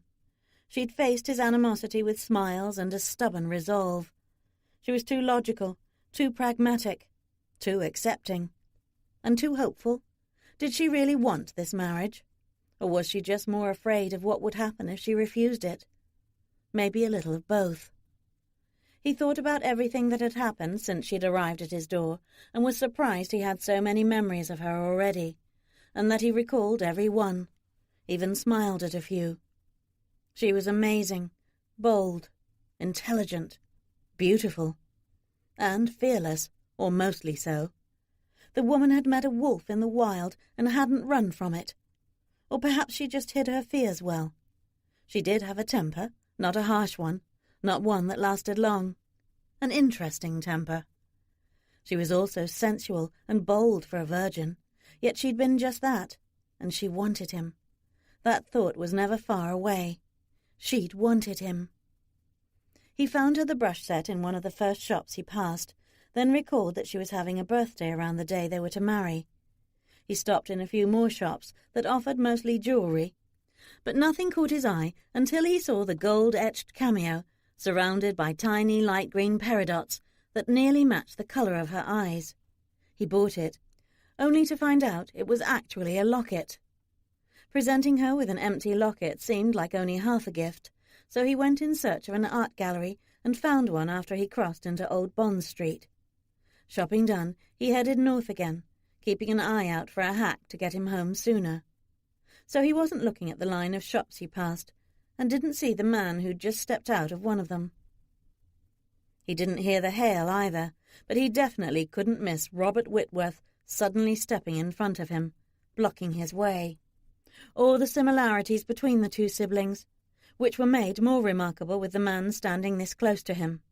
The same light green eyes, the same black hair. Well, well, my soon-to-be brother-in-law, Robert said with a sneer. Still gadding about London ruining virgins, Whitworth? That is your forte, isn't it?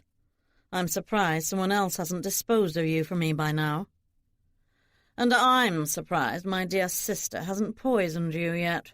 She promised she would. Oh, I understand now. She's waiting until after the wedding, I suppose. It felt like a physical blow to his gut. Dominic didn't breathe for a moment, but it was obvious that Robert was just spewing venom to goad him. She's nothing like you, he said, contemptuously. Robert laughed derisively. She charmed you, did she? You actually fell for that? She did turn out prettier and more clever than I expected. The urge was there, powerful, immediate, to kill the man with his bare hands, despite there being several dozen pedestrians to witness it. But sanity prevailed, just barely. Dominic still landed a solid punch to Robert's cheek that made him stumble backward several feet. The surprised look Dominic saw on his enemy's face wasn't appeasing in the least, but it quickly turned murderous until Dominic took a step toward him. Robert moved back even more. He wasn't a fighter, he was a coward, a seducer of innocence, an immoral blackguard of the worst sort. "We aren't related yet, Whitworth," Dominic spat out. "When we are, you can expect a lot more of that."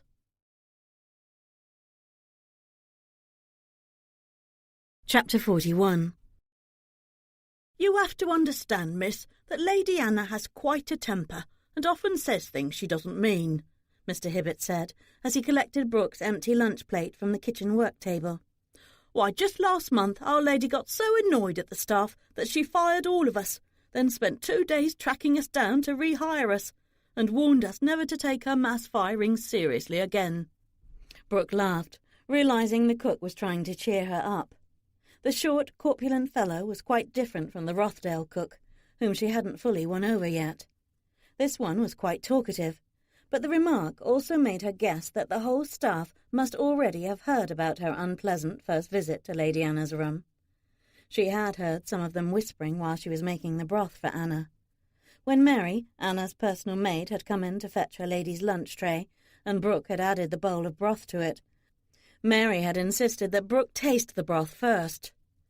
Brooke had been shocked, but she kept her tone neutral when she'd replied, "I've already had a bowl. So has the kitchen staff, since it needs to be made fresh daily and will otherwise go to waste. Made with strained garlic and a few other beneficial vegetables, it's believed to aid in repairing tissue damage in the lungs, but it is still quite tasty if you're partial to garlic. And you must see that your lady drinks every drop of it, or Lord Wolfe will be informed that you are hindering his mother's recovery." The girl, red-cheeked, had left with Anna's tray immediately, but Brooke was still smarting over the insult to her, and its being witnessed by the kitchen staff. The kitchen had gotten quite hot while lunch was prepared. As she wiped her brow, Brooke asked Mr. Hibbert, "Is there a garden?" "A small one behind the house. Nothing as fancy as the gardens at Rothdale, but it may still be cool there at this time of day. It's just off the morning room." Brooke smiled and left the kitchen to find the morning room, but passing through the main hall she saw a grand-looking lady entering the house and heard Willis say, "Duchess, always a pleasure." "Is my dear friend any better, Willis? She didn't mention her health in the note I just received from her." "Not yet, but with Lord Wolfe's arrival we may soon see improvement." "Indeed, that should cheer Anna." Then the lady spotted Brooke and ordered imperiously, "You there, send up a pot of tea for me to your lady's room, and do hurry."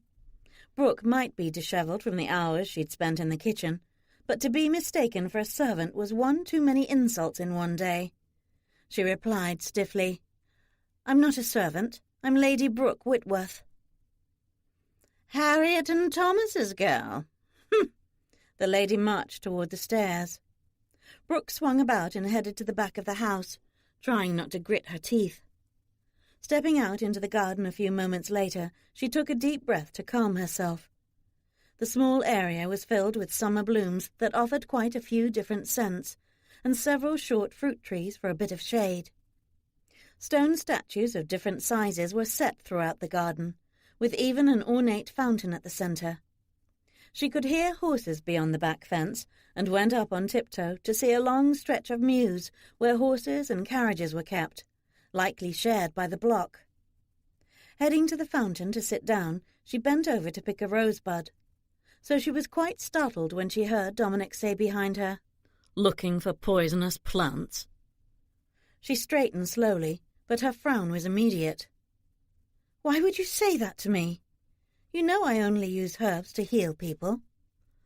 "Didn't you try to put something quite different in my wine the other night, and ended up drinking it yourself?"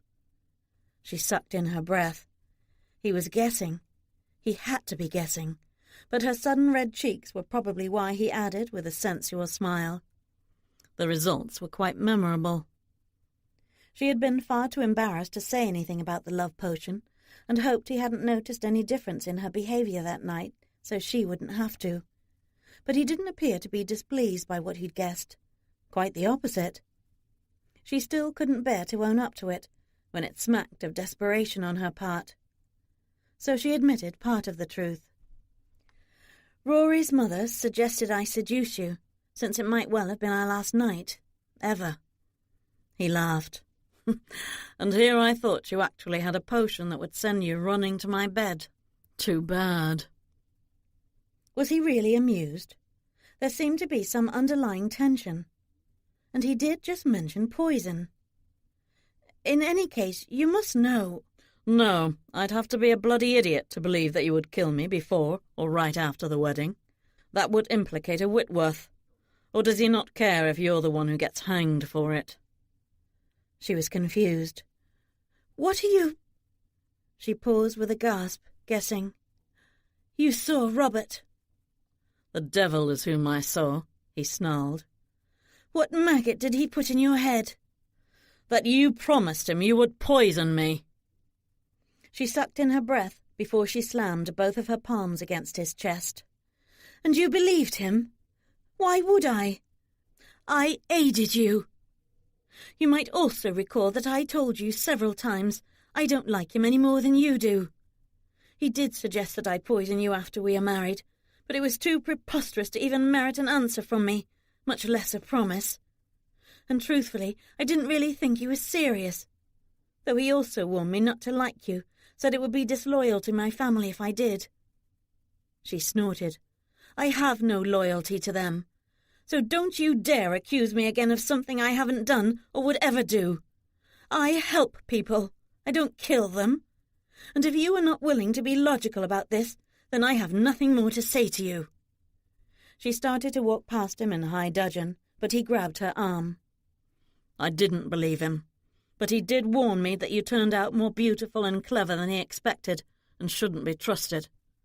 Because he's a vicious, destructive person who wants to enrage you, and remind you that he's still walking around unscathed, while Ella is dead because of him. I knew the vicious child. I never tried to know the man, preferred to just avoid him altogether. Maybe he hoped you would challenge him right then to another duel, leaving the regent no choice but to punish you for it. Or he could have hoped you would bring your anger to me, which you did. Killing me would certainly stop you from trying to kill him again, since you'd be in prison for it. I'm just guessing. I simply don't know what his motives are, or what he's capable of these days. He's capable of driving young women to their death and getting away with it. Then Dominic added, I don't want you giving my mother any more of your teas or magical potions. Good God, it felt as if they were right back where they'd started. Too late, she said with a furious glare.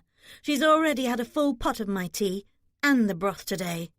But don't worry, her maid already insulted me by wanting me to drink it first. That's not a bad idea. Very well, you can give your recipes to Mr. Hibbett, who will indeed test them first. But I think it would be better if you just stay away from my mother altogether. She brushed past him, tossing over her shoulder.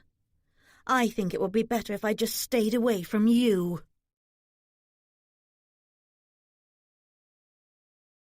Chapter 42. On her way from the garden to her room, Brooke stopped in the library to grab a book to occupy her for the rest of the day. She was too upset to even look at the titles first. A History of London. Not bad for a blind choice, she thought, when she was comfortable in her reading chair. But she couldn't concentrate on reading when she was so upset that her relationship with Dominic was deteriorating, thanks to his mother's antipathy and her brother's stirring up trouble between them. As the hours passed, she got more and more downhearted, because the progress she thought she had made in making him love her during those last days at Rothdale, when they seemed to bond over storm, was undone. She'd been so sure more doors to his heart had opened during their journey to London, when he'd given her the most wonderful night of her life, introducing her to the most remarkable pleasures, and he'd been so sweet and protective of her. All that was undone too. Now she was afraid Dominic was back to hating her as much as he hated Robert. Yet she couldn't give up. The marriage still had to happen. Besides, while the situation with the Wolfes and their servants wasn't great, she would have a better future as Dominic's wife than she would have if she returned to her family. Maybe it was time to bargain with him for one of those marriages of convenience Elfrida had told her about, or maybe a real bargain in which she gave him something he might want in exchange for. What? She gave it a lot of thought, but could only come up with one thing that would make it palatable for him, and not cost him much. At least he would believe she was serious when he heard what she would accept in return. So she was quite willing to join him for dinner when a maid showed up with the invitation. But she was still smarting over what he had said to her today, including his pretty much accusing her of trying to poison his mother. So even though she gave him a tight smile when she entered the dining room, she asked, "Is your cook dead yet?" He laughed. "No, but my mother is breathing easier." "I'm glad to hear it. You can thank me by not yelling at me any more." "I don't yell." "You did?" "This is a yell," he yelled to prove his point. It sounded the same to her. He stood up and pulled out the chair next to him. She sat down in the chair at the opposite end of the long table. It looked as if he might rectify that, standing there a long moment, debating whether to put her where he wanted her. She sighed in relief when he started to sit back down in his chair, but apparently he reconsidered and came down to her end of the table and sat in the chair to her right. If she weren't still so utterly disgusted with him, she might have laughed. Concessions when he'd been so cold and suspicious earlier. But she was mostly angry at her brother for putting her back to day one with Dominic. He was wearing a fresh shirt, minus a coat. He'd also been properly dressed as an elegant lord earlier in the day, so he obviously kept a full wardrobe of clothes at this house. Her gown was fresh, if a bit wrinkled. She could have asked one of the maids to steam it, but would probably have been ignored. "If you're going to continue my suggested regimen for your mother, you need to make sure she drinks at least 4 cups of each of the 2 teas. "You can do that. She won't fight you any more." "You can. Whatever you told her to change her mind about me isn't going to really change her attitude any more than it does yours." "It's not about you. It's about lack of choice and what can be lost." She snorted at him. "What makes you think my family saw it any differently? I was promised bedlam for the rest of my life if I balked at this marriage.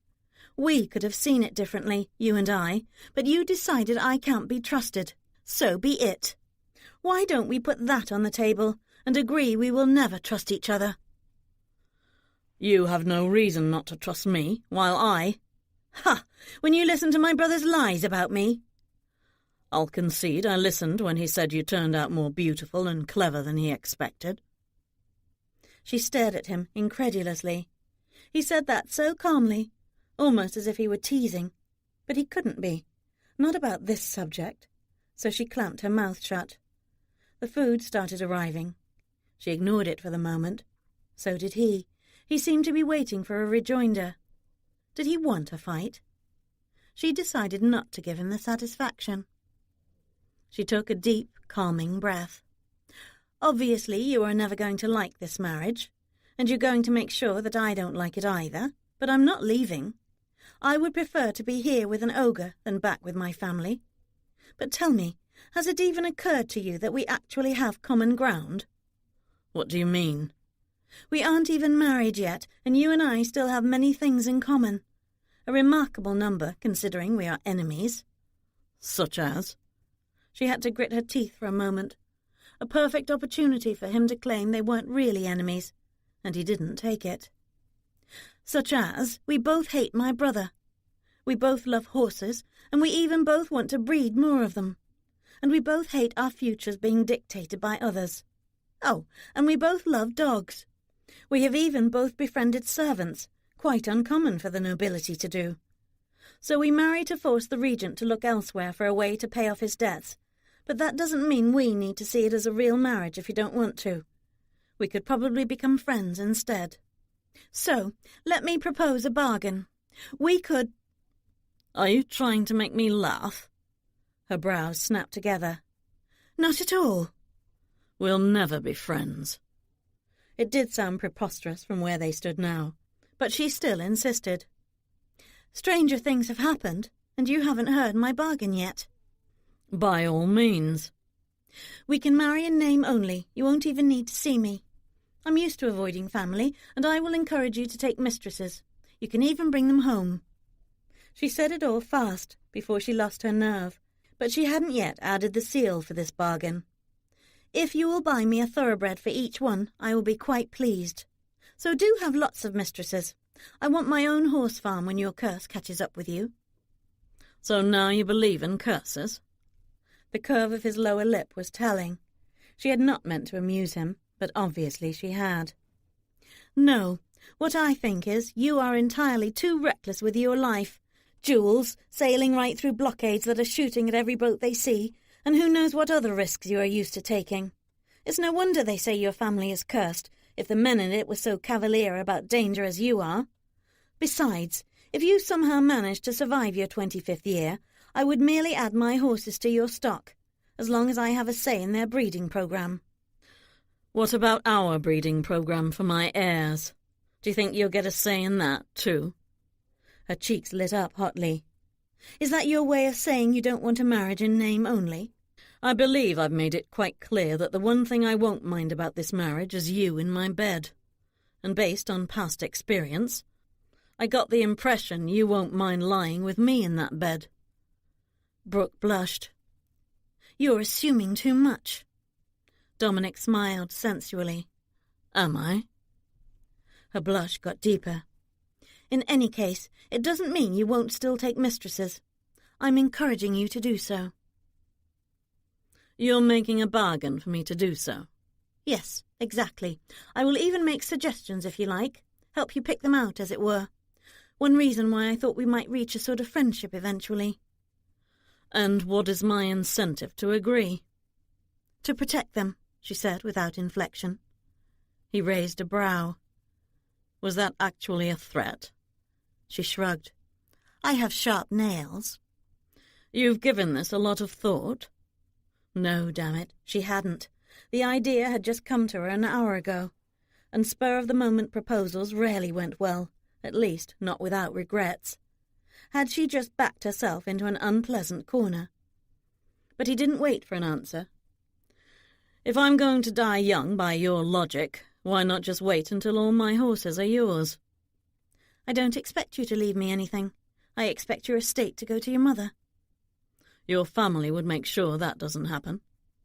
"So stop being so careless with your life and don't die, because I do not want them to benefit from this, when it's my brother's fault that I'm here.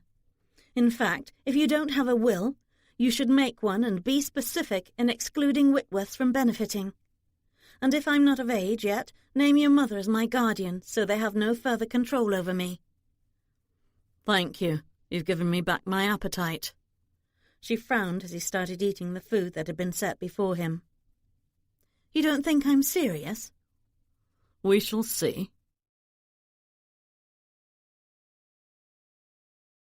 Chapter 43. Despite swearing she wouldn't step foot in Lady Anna's room again, the next morning Brooke took the ladies' breakfast upstairs herself. She told herself it was just to see how much her teas had helped yesterday, but she really wanted to witness firsthand the supposed change in the woman's attitude. Dominic might think his mother had seen the light, but Brooke highly doubted it.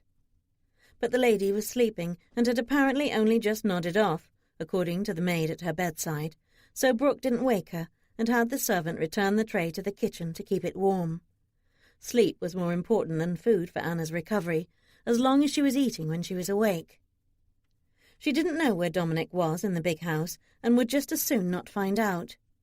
She decided to go shopping, which she hoped would take her mind off her having only 2 days left until her wedding. Not that they needed to wait until the third banns was read, when they had the order and the marriage license from the prince. She merely assumed they would be waiting until the last minute of the grace period that Dominic had been given. She fetched her pelisse, then went to find the butler to request the wolf coach. "I've a bit of shopping to do, but mainly I'd like to tour the city to see some of the places I read about yesterday." "Be sure to visit Vauxhall Gardens, my lady. It's especially colourful at this time of the year, though it warrants a full-day excursion with so many different entertainments to view." She smiled. "Just a peek, then, for today?" "Certainly. I'm sure his lordship will want to take you for a longer visit to the gardens some other day." Would he?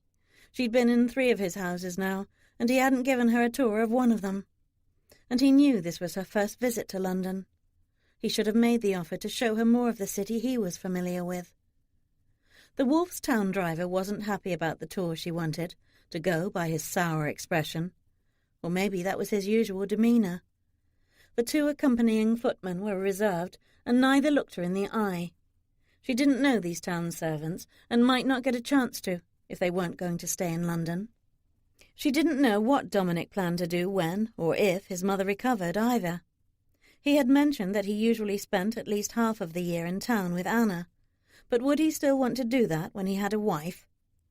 These were things she ought to be able to discuss with him, but when did they ever talk about mundane matters?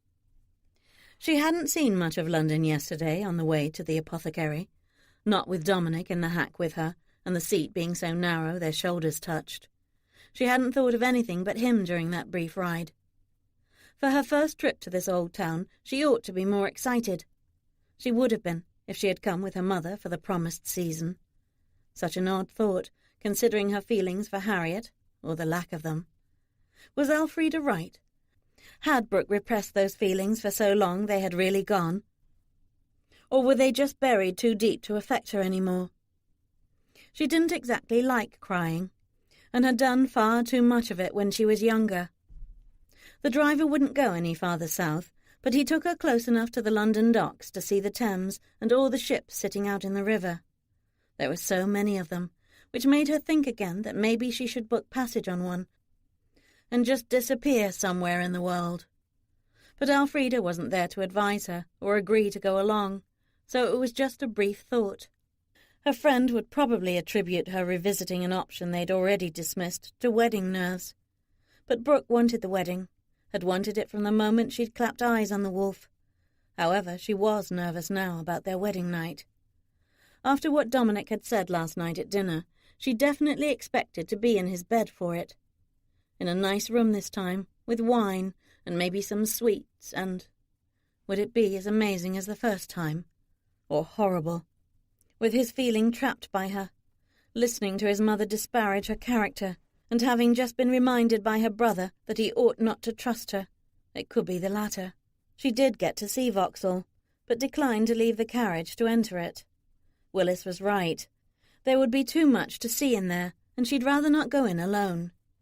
She did get to drive through Hyde Park, though, down the lane that would be filled on the weekend with the carriages of the upper crust of society, since it was a noted place to meet or just be seen. Adjacent to it was Rotten Row, where she hoped to ride Rebel some day. She also saw St. George's Church in Hanover Square, where all the high society weddings took place, and wondered if that's where she was going to be married. It occurred to her that her parents might often come to these places, but neither of them would ever take her along. She had a brother in London, but she'd never go anywhere with him. She even had a fiancé, but the only place he'd taken her was to an apothecary shop, for his mother. She felt so alone in this town. She didn't even have Elfrida, and the maid wouldn't arrive for a few more days. She ended the tour on Bond Street and left the coach to find some shoes, and maybe another apothecary, so she could make a salve for the blister on her foot. Travelling boots weren't meant to be worn daily. The 2 footmen followed her at a discreet distance. They just didn't enter the shops with her. She entered many of them, even after she found a new pair of shoes, which she changed into immediately, and a few shops farther down the street she even found some calendula for a salve. She didn't find spending money in the great London shops as much fun as she thought it would be, but she continued shopping, or mostly peering in shop windows, because she was in no hurry to return to the Wolf House. Maybe Dominic would think she'd fled and worry, or rejoice. She gritted her teeth and entered another shop before she noticed what it was. Fabrics. London fabrics. She didn't need any, had a brand new wardrobe, yet she couldn't resist seeing the selections to be had here in the biggest port town in the country. What the devil, Brooke? I was beginning to think you'd never slow down. She closed her eyes with a cringe. Had Robert been following her? Put this away, quickly. Whatever he just put in her hand, she closed a fist around it instinctively and dropped it in the pocket of her pelisse. But he glanced back toward the front of the shop to see if one of her footmen was looking inside to notice, made her even more nervous. "What are you up to now, Robert?" she demanded. "Don't take that tone with me when I'm just helping you out." "Like you did when you told Dominic that I promised to poison him? That kind of help could have gotten me killed. Or was that the plan?" He shrugged. "It would have solved our problem." She wasn't hearing anything she didn't expect to hear from him. He wouldn't care. "Whatever you just gave me is going to be thrown away. I'm not going to poison him for any reason. Certainly not for you." "It's not poison," he insisted. "Just something to make him sick and disoriented enough to send you packing. I'll settle for him losing everything when he does that." She didn't believe him. He was too much of a coward to want Dominic to remain alive, destitute or not after what Robert had done to warrant those jewels. "Do you really think he's still going to try to kill you after I marry him? He won't, you know. He has more honour than that, to kill family, unlike you. Beating you senseless, though, now that's allowed." She probably shouldn't have ended that with a half-smirk. Robert flushed with livid colour, but when he raised a fist to her, she thrust her chin out and snarled, "Go ahead. I dare you. I'd love to see you in jail for it. If you think I won't scream murder to see that happen, think again." "Bitch," he snarled as he walked away. "Defiler of innocence," she said, just loudly enough that only he would hear it. He didn't stop. She did see both his hands form fists, and he almost broke the door to the shop, he slammed it so hard on his way out. But then she'd never spoken to him like that before. Maybe she should have made clear a long time ago just how much she hated him, instead of going out of her way to avoid him.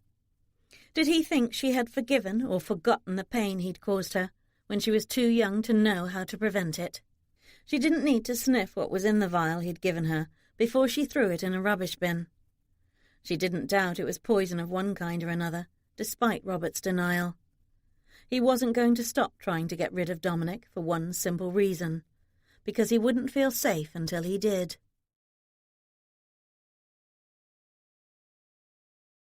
Chapter 44.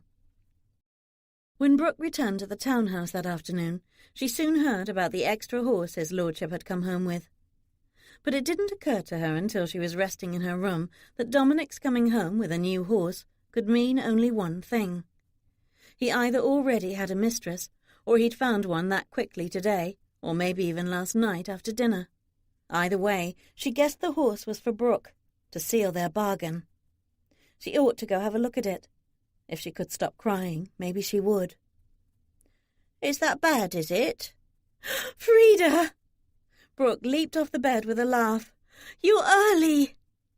"I made sure of that. Gabriel didn't like taking turns driving that big coach, but I was persuasive." "With a clobbering or worked," the maid grinned. They had a lot to catch up on. Well, Brooke did. Elfrida's trip to London was apparently quite uneventful, and summed up in just a few words about the unpleasantness of trying to sleep in a moving coach. Brooke's trip was too eventful, but she glossed over most of it, and couldn't manage to mention the early wedding night she'd had before arriving in London. She would, just maybe after the wedding, when it wouldn't be so embarrassing and earn her a scolding. But she did mention her run-in with Robert, and Dominic's exasperating behaviour, ending with, "He spent last night with some other woman." "Did he? But he's not married yet, and you haven't made him love you yet." "Are you really trying to tell me what happens before the wedding doesn't count?" "When the wedding wasn't his idea? When he never proposed? Yes, I am, indeed. Now, if it happens after the wedding, there's an herb I've never stopped that is reputed to render a man incapable of performing in bed. I'll see if I can find some here in London. I've always wanted to test it on someone to see if it's true. I've just never met a man I dislike enough to try it on." "Permanently incapable?" "No, of course not." Elfrida winked. "I wouldn't do that to you." It took a moment for Brooke to realise that Elfrida was just trying to lighten her mood with nonsense. That statement that Dominic's unfaithfulness shouldn't count before the wedding was reasonable, though, particularly since the bargain was her idea. She helped Elfrida to unpack the trunks when they were brought in. But another soft knock came at her door almost as soon as the footman filed out. She certainly wasn't expecting to see Dominic standing in the corridor. He was dressed to go out. Or maybe he was just returning. She immediately thought of the woman her suspicions imagined he'd been with last night. And again today. Maybe she should have asked for a horse per copulation, she thought, with a mental growl. He handed her a folded card. I've accepted one of my mother's invitations that included me. Most of her friends expect me to be in town at this time of year. Be ready by 8 tonight. Oh, and dress accordingly. It's a ball we'll be attending. Brooke immediately stopped thinking about him and other women. A party when your mother is so sick? She's improving. Go see for yourself. And it was her suggestion. Do you even dance? With 4 legs I might be a bit clumsy, but... He glanced down at his legs. Just 2 today. She grinned at his teasing. I didn't mean to imply that. Just that I'm a Yorkshire clod who was never taught? She rolled her eyes and teased back. Yes, that. Well, in any case, we have a purpose in going. To show the prince how famously we're getting along. He's going to be there? He might. He's been known to favour Lady Hewitt's parties with an appearance. They are old friends. So no fighting tonight, Babel. He walked away. She barely even noticed, the excitement of her first ball already starting to fill her. She turned to tell Elfrida, "Unpack." I heard.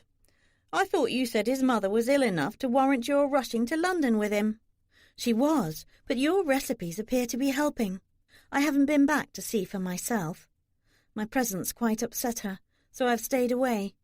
She didn't like me at all. I hated the woman who might have been my mother-in-law. My mother hated hers. You do not need to follow suit. She'll be the grandmother of your children. Make an effort to like her for their sake. Brooke hadn't considered that. Harriet would be their grandmother too, whom they would hopefully rarely see. So it would be nice if they had at least one grandmother to love and dote on them. She nodded and went straight to Anna's room. The lady wasn't sleeping this time. As Brooke approached the bed, she saw that Anna was no longer quite as pale, and even her lips were smooth again. Her eyes were fully open and alert now, too. Maybe the doctor had misdiagnosed her. The woman definitely didn't look as if she was dying now. I was wondering if you would visit your patient again. Was that a slight smile? I didn't think you wanted me to, madam. I admit I don't make a good patient. I do apologize for that. That was a nice way to put those horrid circumstances. But Anna wasn't going to just ignore it either.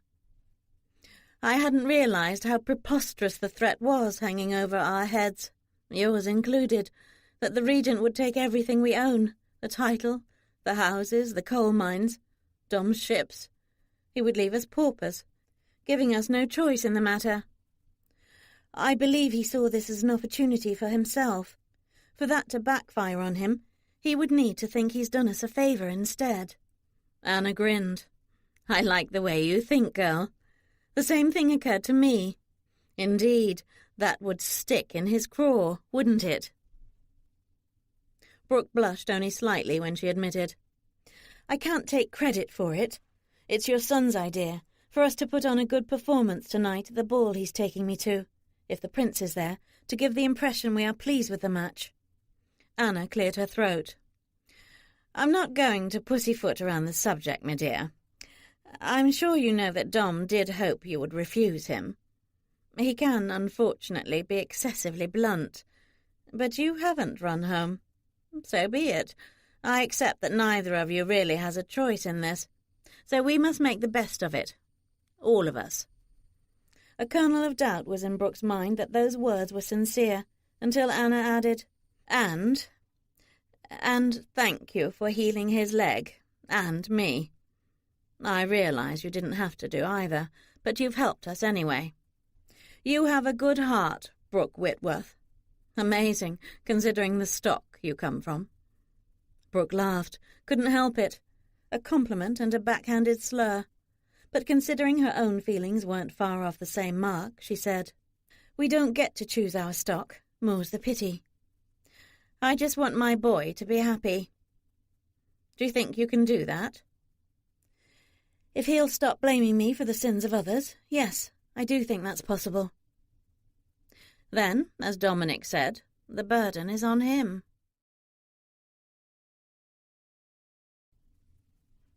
Chapter 45. Brooke hugged Anna's final words to her as she hurriedly prepared for the ball. They gave her hope. Had she found the family she'd always wished for in the Wolfes? Dominic said they would leave at 8 o'clock, and she only had a few hours to bathe, dress, and have her hair styled, but with Elfrida's help she managed it. After combing the last lock in Brooke's lustrous black hair into place, Elfrida stood back and gazed at her. "You look—" Elfrida didn't finish. It even looked as if she might cry. Brooke grinned. "That bad?" That got a snort out of the maid. "You've never looked more beautiful. Your mother has done you proud." That got a snort out of Brooke. "All she did was pick the colour of the gown. I got to choose the design."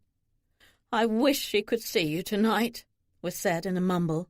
Then louder, "I think I will mention to your husband that he should have you painted in this gown." "Don't do that. Aside from the fact that he won't want any record of me being part of his family, at least not hanging on his wall, his reply will probably make you angry." Elfrida's brows narrowed. "What's happened to make you lose your confidence?" "Other than that he jumped on my bargain, or that his anger is barely below the surface again after he ran into Robert yesterday." "What bargain?" "Never mind. It was just a business deal that might win his friendship some day. I'm at least still hopeful of that. And don't make me late." Elfrida finished fastening the emerald choker to Brooke's neck. The emerald-tipped pins had already been added to her coiffure, and the bracelet sparkled on her wrist. All 3 of her ball gowns were made for these jewels, each in different shades of pale green, with trimmings to distinguish them. This one was bordered in lime silk with silver sequins. There was not one decent mirror in the room, other than her small handheld one, but she trusted Elfrida not to let her out the door with anything out of place. "You should smile when you first see him." "So he doesn't notice the lack of a tucker? He really didn't like it when I wore that evening gown without one." "He liked it. He just didn't like what it did to him," Elfrida stated without inflection. Brooke giggled. She probably shouldn't have known exactly what Elfrida was implying, so she quickly left the room before the maid wondered about it. And she did smile, since Dominic was waiting for her at the bottom of the stairs. She'd draped a thin, tasselled shawl across her chest, since she'd rather he not yet see just how low her décolletage was. It was the first time she was seeing him in evening attire. The black tailcoat, the dark grey waistcoat under it, and a pristine white cravat tied perfectly, and his dark hair tied back so tightly not a lock would escape his queue. Had his valet come to London too? She tried to imagine Dominic tying that fancy cravat, and couldn't. "You look very handsome." She managed not to blush saying it. "I suppose that pleases you?" She started to frown until she realized. "Yes, of course. You will have the ladies drooling over you." "I'd rather they not actually do that, but as long as you're pleased. Shall we?" She preceded him out the door to the waiting coach. The driver helped her into it before Dominic could. She sat in the seat on the opposite side of the one where she had sat in the hack the other day, expecting to be across from him. Yet when he got in the coach, he still sat next to her. At least there was enough room this time for them not to be touching, though it didn't seem to matter. He was still too close, still filled her mind too much. Just 3 more days, and she would know if marriage to him would make any sort of difference. "You will dance with no one but me tonight." She glanced aside at him. "Is that normal for an affianced couple? Actually, are we even that?" "A royal edict negates the necessity of asking, so yes, we are, which is why you didn't need a chaperone for tonight. My mother did offer to arrange one, but I declined. I didn't think you would want a chaperone to overhear you pointing out prospective mistresses to me." Her cheeks lit up hotly. "Is that what I'm going to be doing?" "Isn't that what you suggested?" Yes, it was, when she was tossing out incentives to get her bargain sealed. So be it. Bed made, etc. She would manage to do this without snapping his head off. Then she remembered that he probably already had a mistress and had brought home her payment for it. But just to be sure, she asked, "Did you buy me a horse? I was told you came home with one today." "I did." "Who is she?" "The horse?" "Your mistress." "I don't have one yet. The horse is for you to ride while you're here, since your mare is at Rothdale. Consider it a wedding gift." "That was thoughtful. Thank you. A thoroughbred?" "Worthy of breeding, yes." She grinned to herself and almost asked him to stop the coach so she could go have a look at it, but didn't want him to know just how pleased she was. This bargain might work out after all, if she could just think of the horses she would be getting, and not think of what he would be getting in return.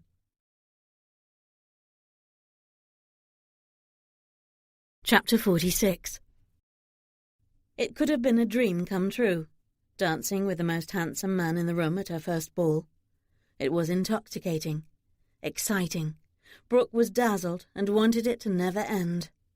They'd caused quite a stir upon their arrival, when Dominic had her heralded as his fiancée. She didn't need to be warned that London society was aware of Dominic's jewels. With the last one so public, it had definitely made the rounds. But if everyone there didn't already know that he was now allying himself with the very family whose heir he'd tried to kill, they certainly did now. They just didn't know why, which became apparent when the couple were stopped several times on the way to the dance floor, and she heard such remarks as, "Getting your toes stepped on by Prinny doesn't usually turn out so well," and "Should you be thanking Lord Robert now?" and more bluntly, "What did Robert do to warrant—" Dominic had simply walked away from that fellow, but the entire room was probably dying to question him about his reasons for duelling in the first place, which did explain why he seemed reluctant to leave the dance floor, and they were now twirling to the fourth dance in a row. He wasn't a coward. She knew that well. She guessed he was simply delaying the anger that was bound to get poked by the gossip-mongers tonight, and avoiding making a scene because of it. After all, their marriage was not a subject he could be civil about. She could be. If he wanted to keep her close, she could fend off. Actually, one simple word will fly through the room and convince them we— "Was I supposed to be reading your thoughts?" Dominic cut in. "You're rather good at it, so I suspect you know exactly what I was trying to say. But if you aren't worried about getting badgered with questions about our marriage tonight, then I won't mention a brilliant way to keep those questions from even being asked." "I'm listening." "If you kiss me right here and now, people will think the Regent has done us a favour, and we are marrying for love." "So love solves everything, does it?" "I have no idea if it does or not, but it does explain what you're doing here with me." "And would ruin my chance of a dalliance forming tonight, or is that no longer your main concern?" She had not thought of that, only of helping him to avoid an angry scene. She ought to stop putting concerns for him before her own, but she was silent long enough for him to stop dancing and draw her close. He did kiss her, right there on the ballroom floor, scattering her thoughts, igniting her passion. She heard a few gasps. One might have been her own. She didn't care. Nothing mattered when his mouth was moving so sensually over hers. She was about to wrap her arms around his neck when they were jostled apart, another couple twirling right into them. Brooke laughed. Still smiling, she also took advantage of the moment and took Dominic's hand to lead him off the floor to the sidelines. No one approached with any rude questions. She whispered, "I think it worked, or half worked, though it might take a few minutes for that word to fly through the room."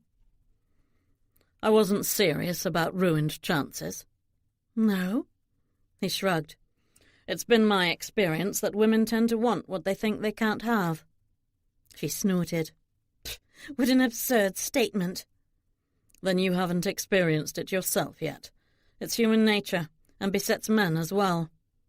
She was quite familiar with human nature. Or was he still not being serious? Besides, he added, there are too many innocents here tonight, so it didn't matter.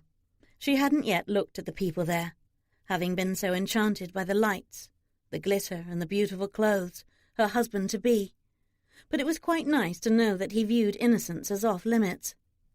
Is this a debutante's ball? No, though this season's crop would still have been invited. She perused the crowd and concluded, Not even half the women here are as young as you just implied. Aren't they? But then they come with chaperones, and very few chaperones are old and doddering. She rolled her eyes. Make up your mind. The more small groups of people did still come over to greet Dominic and get introduced to her. Friends of his who wanted to congratulate him on the coming nuptials. One rakish fellow said, "Is this what you get for duelling, Dominic? I need to find someone to challenge." Dominic chuckled. "I would recommend a less painful approach." The mention of pain had Brooke whisper as soon as they had a moment alone. How is your pain after 4 dances? And don't try to tell me you don't still have some. You're aware that I had that wound for a week before you and the fever showed up. It had already started to mend prior to that interruption. That doesn't answer my question. He shrugged. It's tolerable, though it could still use your gentle touch. Maybe another love potion would help. He was teasing. She was quite certain she had convinced him there had been no love potion. So she only blushed a little. But that he was smiling assured her that the well-wishing from his acquaintances hadn't annoyed him yet. But then one old biddy came forward with a new guess. So, it was all about the girl here? The Whitworths were that determined you not have her? I know you love to gossip, Hilary, but do try to restrain yourself from creating fiction. I hadn't clapped eyes on Brooke until the prince sent her my way. The hows and wherefores are quite simply none of your business. While he might have said it with a smile, his tone had gotten sharp enough for the lady to huff and to march away. He wasn't smiling now. That feral gleam had entered his golden eyes, which might be why no one else approached. Brooke had time to glance about the room again and note that a quarter of the people present were middle-aged, mothers or fathers escorting their daughters. Nearly half were the young people having their first or second season, there to find love, or at least a good match. It was a marriage mart, as Elfrida had sneeringly called it, but where else in the country could so many young people be gathered in one place to meet? Arranged opportunity was what it was. That had become tradition, and Brooke would have been included in their number, if not for... She thrust that thought aside. At least she was certain she'd be the only Whitworth here tonight. Robert had been forbidden to bring his debauchery to parties that included debutantes, the only decent thing their father had ever done, in Brooke's opinion. She hadn't overheard that confrontation, but some of the servants had, and she'd caught a few of their whispers about it. Cost a bleeding fortune to keep that scandal under wraps. He dipped into the wrong virgin, he did. Can't even attend those parties now. How's he supposed to find himself a bride, eh? But that was last year, before the jewels. Did Harriet know about the tragic incident involving Eloise Wolfe or the others? Probably not. After all, she still doted on that worthless son of hers. So did Thomas.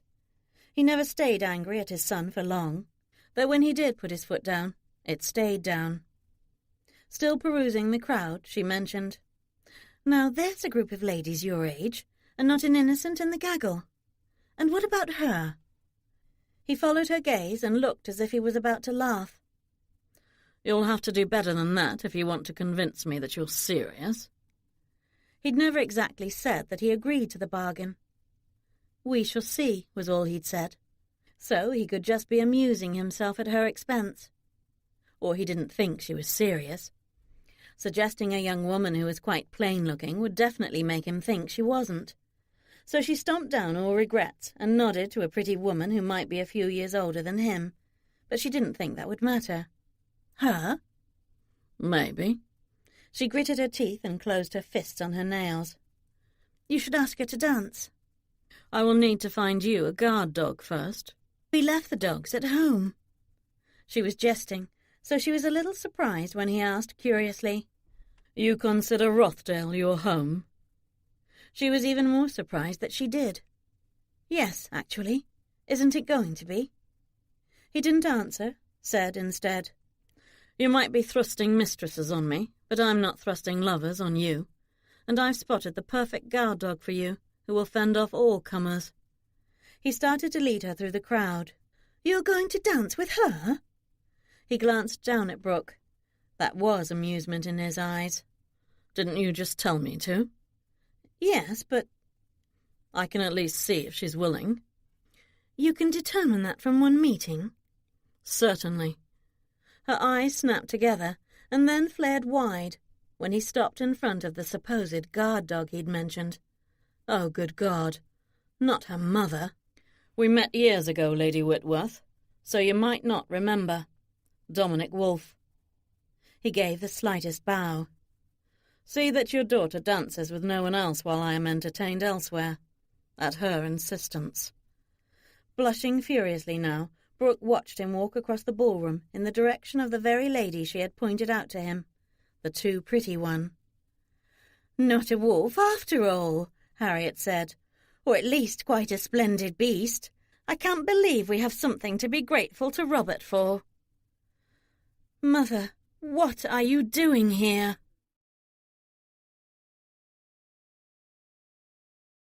Chapter 47. As Dominic walked across the ballroom, he realized it might not have been a good idea to leave Brooke with another Whitworth, especially her mother. Brooke's parents had had specific plans for their daughter, a season in London, and probably a hand-picked husband. He wouldn't be surprised if Harriet was the one who had pushed Robert into goading him the other day. The whole family would have wanted him to reject Brooke, but when he didn't, mother and son might still be plotting to that end. Although his own mother was trying to make the best of a bad situation, he knew she still grieved deeply for Ella, and would be reminded of her loss whenever she saw Brooke. These misgivings continued to plague him. "Your bride-to-be doesn't look very happy talking to that woman," Archer remarked casually as he fell into step beside Dominic. Dominic stopped to glance back at Brooke. "That's her mother. She said she didn't like her family, but then she said a lot of things. And I haven't a clue what's true or not." "Now that's a nasty statement, old chap. You won't make progress if you're going to doubt everything she says." "What progress?" Dominic wondered. "She boldly admitted she's used to hiding her feelings. At least she was on the up-and-up about that. Or perhaps that was a lie." But Archer suddenly laughed. "And here I thought I envied you when I clapped eyes on her tonight. You said she was pretty. That simply doesn't describe your fiancée. Introduce us. I wouldn't give a bloody damn if she's hiding things." "No." Still staring transfixed at Brooke, Archer offered. "I'd be happy to whisk her away for you out of the country. You can say she was kidnapped. It would be true. No blame on you then, eh? Just the loss of everything I own. So I could wait until after the nuptials before I rid you of this thorn." "She's not a thorn," Dominic mumbled. "But you're becoming a nuisance. Do go away." Dominic walked away first, knowing his friend wouldn't. Since Dominic had met Brooke, she'd filled his mind in every way. He'd even come close a few times to thinking he could do more than tolerate her. That night they'd spent together, she'd ignited his passions and satisfied him so completely. It would be easy to love her. If there were far too many of those. Yet here he was, approaching another woman with Brooke's blessing to be unfaithful to her because of that silly bargain of hers that he didn't understand. He'd had every intention of embracing her bargain if it was what she wanted, but he was just realizing belatedly that he didn't want to. Just then his path was blocked, and everything he'd felt the day Brooke arrived at his home returned to him. The Prince Regent, with 3 of his sycophants just behind him, stood in Dominic's way, and looking quite the dandy as usual in his chartreuse satin tailcoat with extra wide lapels and fashionable white trousers. The long length of the pants had apparently been invented by the Regent's good friend, Beau Brummel, so of course he would wear them. Most of London already copied Bromwell's unique style. Even the Regency's lacy cravat was likely Bromwell's doing, fluffed up exceedingly high, probably to conceal the prince's double chins. But the man was nearing 50. No fancy clothes could hide the dissipation of his life. Dominic had known the royal might put in an appearance tonight. He'd just hoped he wouldn't. And Prinny, as his friends called him, had obviously already been in the ballroom before Dominic and Brooke got there. The commotion his arrival always caused would have alerted Dominic otherwise, which was too bad. Prior warning would have given him time to mask what he was currently feeling. "I wasn't told she was a beauty," the prince remarked, looking beyond Dominic at Brooke, before smiling at Dominic. "You must be pleased." "You would not care to know what I am, Highness." Dominic said it so coldly the regent looked a little nervous. "Yes, well, at least you are complying. Carry on." The small group continued on their way along the edges of the dance floor. Dominic didn't move a muscle, fighting off emotions that could get him hung. To think his life could be changed utterly, just because that man couldn't live on the fortune Parliament already granted him.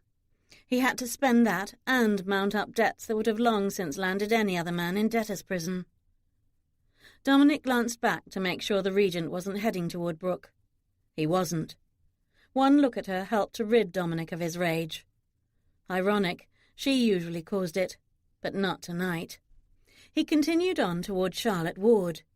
He'd heard that she'd remarried not long after their brief one-week affair. He just couldn't remember what her new husband's name was. Blonde, with light blue eyes, she was exceptionally pretty, yet she hadn't held his interest for long. Too mercurial in her moods, too clinging. Or had that been Melissa? Too many mistresses. He supposed he might be getting a little jaded. "Charlotte?" He took her hand to kiss the back of her fingers politely before he waved a hand at the dance floor. "Shall we?" She gave him a brilliant smile and accepted his arm. But they'd only twirled twice before she looked at him with her brow raised to say sulkily, "It took you long enough to come back to me after Priscilla. I can't imagine what you saw in her. By the by, she's here." "I hadn't noticed." He didn't try to spot Priscilla highly in the crowd, when it was all he could do to not glance toward Brooke again, to see if she was watching this performance.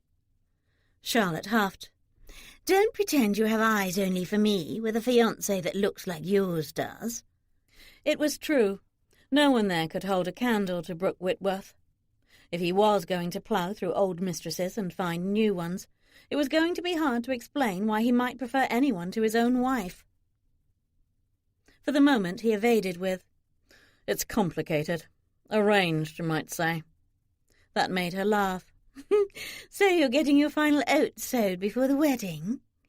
Charlotte would apparently be willing to start up their affair again, even though she had remarried, but he found himself choosing a different course. "Actually, I need a favour if you wouldn't mind. And remember, we parted amicably." She gave a good semblance of a pout. "I pretended. I was crushed." He managed not to laugh. "Is that why you married again so quickly?" She grinned, even as she waved a dismissive hand.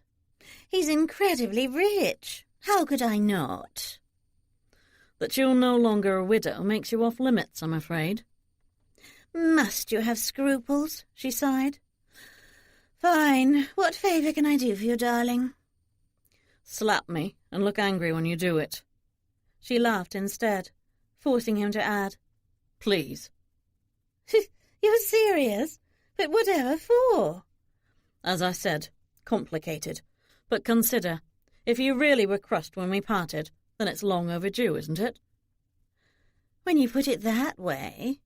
She cracked her palm across his cheek.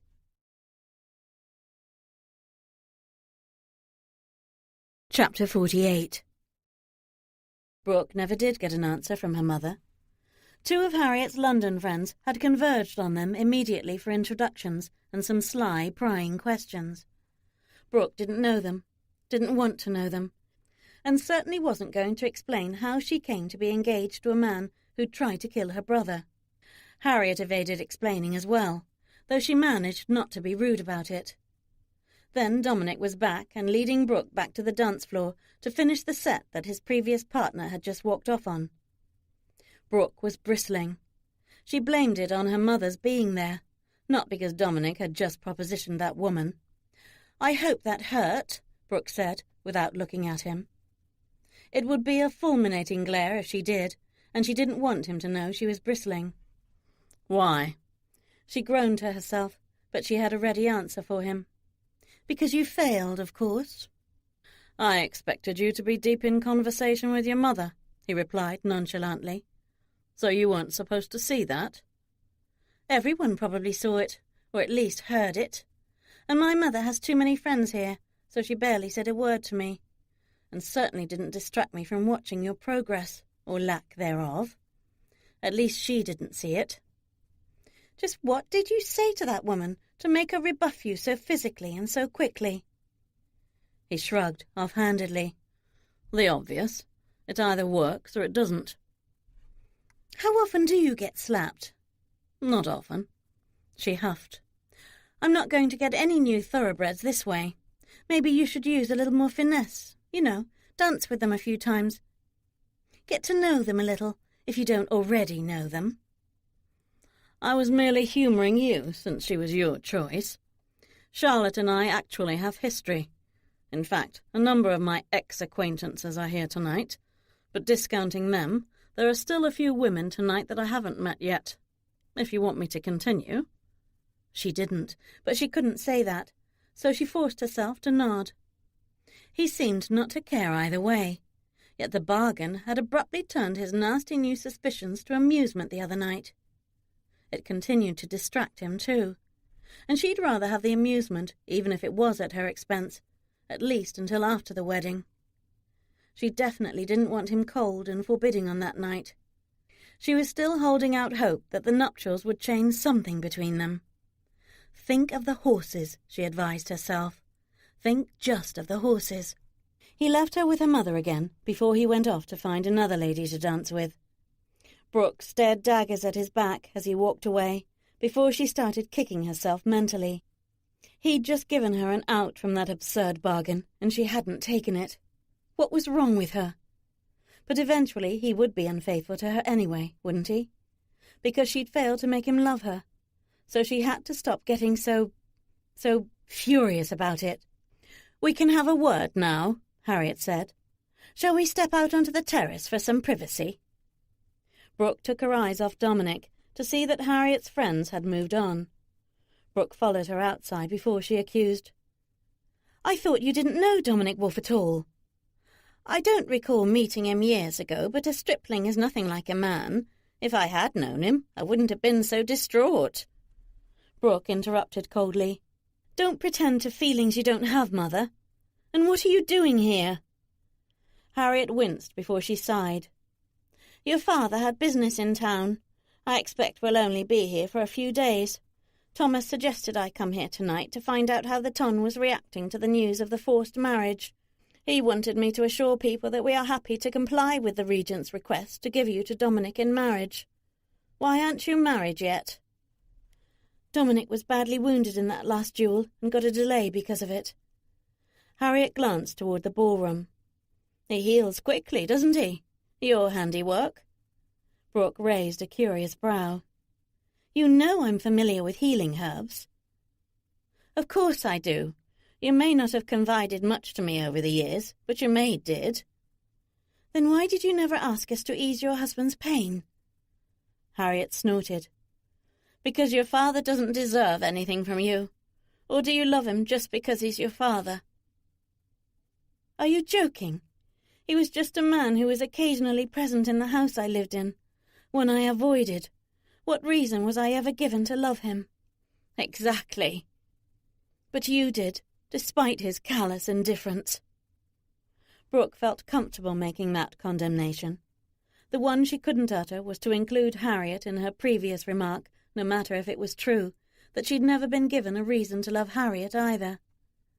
But Harriet surprised her. "What makes you think I ever loved him? I admit I had hoped to when I was still young, but it never happened. I adapted instead, learned to tiptoe around his rages, and made him think I was just as callous as he is. It's unfortunate that there are people like Thomas in the world, incapable of love, incapable of being loved. I hope Lord Wolfe isn't like that. No, Dominic was nothing like that. At least he loved his family, had been willing to risk his life to avenge the sister he'd loved, had recklessly raced to London, he was so worried about the mother he loved. If he could ever feel even half that for Brooke, she could probably be happy. But all she said to Harriet was, "He's a good man who cares about friends and family." Harriet smiled. "When is the wedding to be, then?" "Sunday." "May I come?" Brooke shook her head. "That's not a good idea. He and his mother both despise us Whitworths. You can thank your son for that." Harriet frowned. "So you are hated?" "How could I not be when my brother got his sister pregnant? Robert laughed, you know, when she told him. Laughed. It's tragic that she killed herself because of it." "That's horrible." Harriet did look aggrieved, causing Brooke to ask, "You really didn't know?" "No, I didn't. I don't think your father knew either. There was another young lady last year we did find out about when her father came to demand Robert marry her, but Thomas didn't want that alliance and managed to buy their silence instead, before it became a scandal. I believe she was convinced to go abroad to have the child. I had hoped they would give it to us, but Thomas didn't want it. It's appalling that it would be given to strangers instead, and I will never get to know my grandchild." Brooke was speechless. It was like listening to someone she'd never before met. Regret for a bastard her precious Robert had obviously refused to take responsibility for. How many more bastards were there that her brother had carelessly created before Thomas had put his foot down? Actually, Thomas had only forbidden Robert from seducing any more innocent debutantes. He'd placed no restrictions on the rest of the women in England. But then Harriet added angrily, "If your father has to deal with another of Robert's scandals, there will be consequences." Brooke blinked, wasn't even sure what Harriet meant until she realized she was referring to what Brooke had just said about Dominic's sister. "What consequences?" "Thomas promised to disown him." Brooke almost laughed, but still said sarcastically, "Really? The precious heir?" "You don't know how angry Thomas was. I'm quite sure he meant it." "And how will that matter once Thomas is dead?" Brooke demanded. "He's old. He doesn't have that many more years before him. And then there will be nothing to curb Robert's nefarious tendencies." "Nefarious? He's not a villain. Prone to the same rage as your father has, and a bit of a rake, apparently, but—" Eyes flared wide, Brooke asked incredulously, "Do you even know your son?" Harriet looked back toward the ballroom and blatantly evaded the question. "This was to be our triumph tonight. Have you even noticed that the men here can barely take their eyes off of you?" Brooke hadn't noticed that, but her eyes had passed over the room when she'd been trying not to watch what Dominic was doing. She noted quite a few handsome men were present. She'd even guessed she might have fallen in love tonight, if she had come here with her mother. One of them even winked at her when her eyes had passed over him. It hadn't made her blush. It probably should have, but it had simply had no effect on her. Her mother wasn't done. "Yet because you are affianced to the wolf, they won't approach. But he can't keep his eyes off of you either, even though he's dancing with someone else. Why is he doing that?"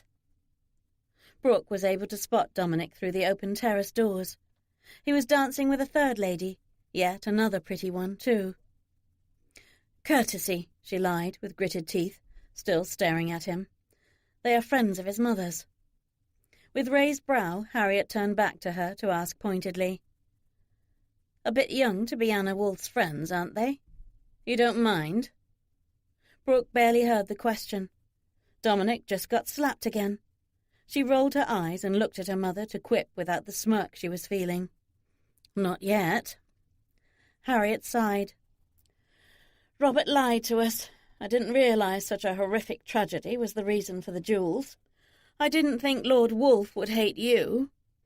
That was a strong word. It had applied, But Brooke wasn't sure if it still did, and said, "I'm tolerated, or I was, until Robert showed up and tried to get me to poison him, and made sure to mention to Dominic that I would." Harriet actually blanched. "You wouldn't. If that's a question, then you don't know me any more than you—" "It wasn't. But that is your son, Mother. Vicious, capable of murder, lacking any moral fibre or scruples. There's not a good thing that can be said about him, except that he is handsome. A pity that he should look as wicked as he truly is. And not another word about that toad." "Then shall we discuss how jealous you are?" "Of Robert?" Brooke snorted. "Don't be absurd." "I meant of your husband-to-be." When Brooke looked away, Harriet added, "No? Well, I need a drink. I suspect you do too. Shall we?" "Why not?" Brooke followed Harriet back inside the ballroom to one of the refreshment tables set about the edges of the room, and was amazed when her mother drained a glass of champagne down to the last drop. So she didn't hesitate to do the same thing. Jealous?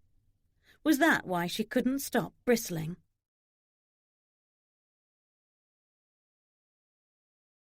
Chapter 49. That last one is possible. Brooke swung around to see that Dominic had finally remembered that he had a fiancé in the room. And how businesslike he sounded. Considering what she'd witnessed, again, it took every bit of will she had not to slap him herself. Instead, she had to whisper because her mother was only 2 feet away. "But she slapped you too." That was so. He had started to whisper back, but shook his head and led her out onto the dance floor instead, so he wouldn't have to. That was so her husband wouldn't get suspicious. Brooke's eyes flared wide. "Do you like duelling so much? Shame on you." "Really? When this was your idea?" he shot back. "Not with married women, it wasn't." "You didn't specify." "Now I am. No dalliances that come with husbands who will want to kill you." "Then the pickings are slim here. I see only one widow, and I've already burned that bridge." She saw whom he'd just nodded at, Priscilla Hiley, looking exceptionally beautiful tonight in her emerald ball gown. So he hadn't dallied with Priscilla that day she'd come to visit? Brooke wished she'd known that before she let her anger get her lost and drenched that day. Then again, if she'd known, she wouldn't have found Storm. "I miss our animals," she said suddenly. "Do you?" "And I worry that Storm is going to think I abandoned her and returned to the wilds." "Then we'll find her again." What a nice thing for him to say. It didn't quite end her bristling, but almost. "Are we going to stay in London after your mother is fully recovered?" "No." Brooke decided to be a little fanciful. "Do you think we would have met here, this very night, if none of this had happened and I'd come for my promised season?" "Probably not." "But if we did both attend, would you have sought me out?" "A virginal debutante? My name isn't Robert." She tisked. "Just imagine it for a moment, and tell me you wouldn't have at least asked me for one dance." "The line would have been too long." She laughed. "Then I guess destiny has nothing to do with us after all. And if that's so, something will probably prevent us from marrying on Sunday." "Maybe one dance." Her eyes flared. That was quite a concession, allowing that it was destiny that had brought them together. One way or another, that they were meant to be. But he spoiled the thought by adding, "But destiny isn't always good. In our case, it could be we are destined to hate each other to the grave." She rolled her eyes. "Such a pessimist you are." "How can I not be when you are dooming this marriage from the start?" "How can you say that when I've been nothing but accommodating?" "Of course you are, even pointing out which bed I should sleep in. Shall I invite my mistress to the ceremony?" That got a blush out of her and stirred the bristles again. "If you do, I'll invite my mother, and we can all glare at each other." He smiled. "Then perhaps you want to be both." She almost asked both what, but she knew. "Wife and mistress. I think you're missing the point." "No. Maybe if you act like a mistress instead of a stiff, dutiful wife, I will be able to tolerate you." "You already tolerate me," she gritted. "Do I? What makes you think so?" She formed a tight smile. "You haven't wrung my neck yet." He chuckled. "Give me time." She was about to kick him for that rejoinder when he added huskily, "You might want to try it out on the way home tonight, being both wife and lover." Brooke was shocked by what he was suggesting, but the thought of kissing him again, and maybe doing more in the coach, was incredibly exciting. But she blushed just thinking about it. A tall man tapped on Dominic's shoulder to stop them. "I'm glad to see your humour is back, so this is a perfect time for me to insist on one dance with your lady. Give over, old boy. I promise not to abduct her tonight." "Go away, pest," Dominic replied. "Not this time," the pest grinned. "Or do you really want all the cupids in town rejoicing and spreading the word about the greatest love of the century, etc., etc.? It really will be a scandal tomorrow if you continue to monopolize her the entire night. And I'm not going away, so you might as well be gracious about it and let me save you from scandal this time." Dominic tisked and led Brooke and the pest to the edge of the dance floor, telling Brooke, "Archer is a friend, though tonight I'm beginning to wonder," and asking Archer, "Why isn't Benton keeping you occupied tonight? Elsewhere?" "Because he's already hied himself back to the Duke's daughter. The poor sod must truly be in love." "You're lucky this dance is almost over, and don't even think of not returning her to me the moment it is," Dominic warned. Archer grinned again. "Absolutely." He twirled Brooke back out onto the dance floor. "Was any of that true about a scandal?" she asked her new partner. "Course not. You are affianced after all, so not required to dance with anyone but him. Now, if he had refused to hand you over just now when I obviously wasn't taking no for an answer, that on D might have made the rounds." Then, with a nod of his head to simulate a bow, he added, "Archer Hamilton, third son, not that it matters, since I got stuck with the title anyway." He was grinning again. Quite an unusual fellow. Taller than Dominic, maybe even as handsome.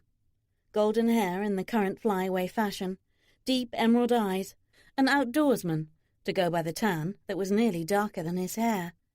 She would have had a wonderful crop of young lords to choose from this year, if she'd got her season. "I assume you know Dominic well to have pulled the stunt you just did?" "Too well. I dare say I'm his closest friend. Well, at least he's my closest. I am delighted to meet you, Lady Brooke. As for the rest of my credentials, boringly rich, wonderful family, delightful mistress. All I lack is you." "I beg your pardon. I could have sworn you just said you were his friend." "But friendship can't stand in the way of fate. Elope with me. I promise to love you for eternity, and Prinny can't very well drop the axe if a third party absconds with you." "So you know about the Regent's ultimatum?" "Certainly. Dom is my best friend, after all." She snorted. "Or you're his worst enemy to even suggest it. But the prince must love you. Quite a strategy that would let him steal from the coffers of both families instead of just one." "You don't think it would work?" "I think the Regent put you up to this." She noticed the laughing eyes too late and rolled hers. "You're being facetious, aren't you?" "I am not amused." He sighed.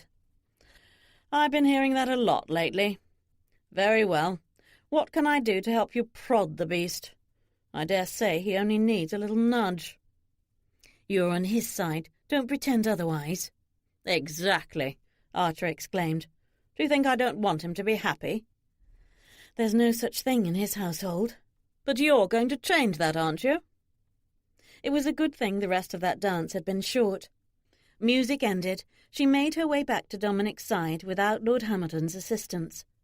She didn't have an answer for Dominic's friend, any more than she did for his mother.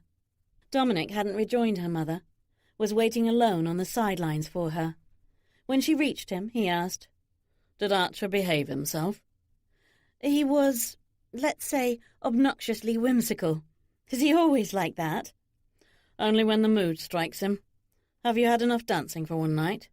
"Indeed." "Then say good-bye to your mother and we'll go." She wouldn't give me the same courtesy, so we can skip that. I doubt she would have approached me at all tonight if you didn't force me on her. And Lady Hewitt is near the entrance. We need to at least have a word with her, or your mother will surely hear about it." "Worried about such a minor faux pas?" "Not me, but your mother might not think it is so minor." He glanced down at her as he led her to Lady Hewitt. "Are you really concerned for her?"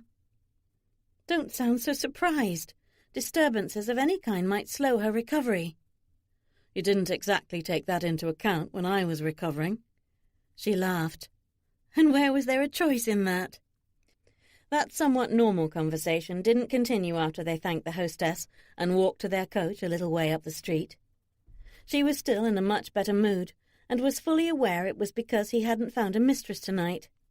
But anticipation was building too. She tried to tamp it down with a thought that he might have been teasing about kissing her on the way home. But she wanted it to happen. Dare she instigate it? No, she only had a few more days to wait until she could be that bold. "Did you enjoy your first ball?" Dominic asked, as soon as he sat down next to her in the coach. "Yes." She sighed wistfully. "Except I thought it might be a little more romantic with a few stolen kisses." He raised a brow at her. "We kissed on the dance floor?" "That was hardly stolen. And besides, that was just to assure the Regent and other people that we were complying with the marriage suggestion." "Ah, I understand.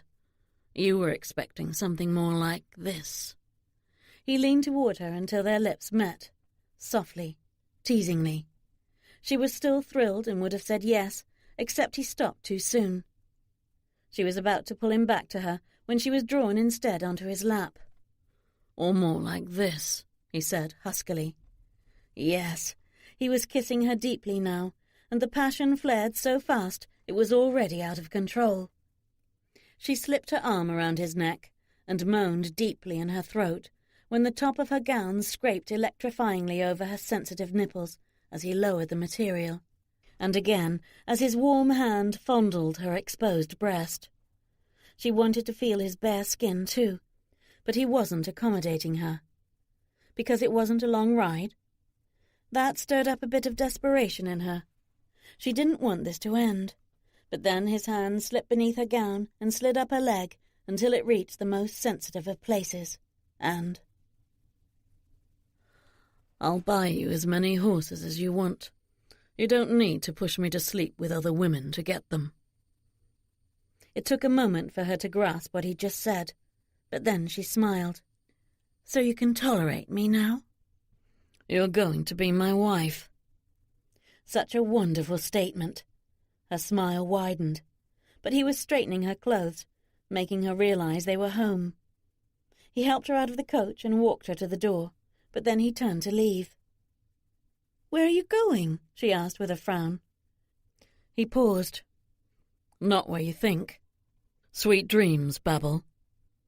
Her dreams were likely to be more than sweet now.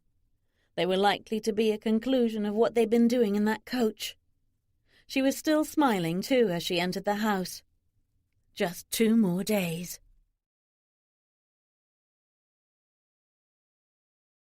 Chapter 50. Brooke overslept the next morning.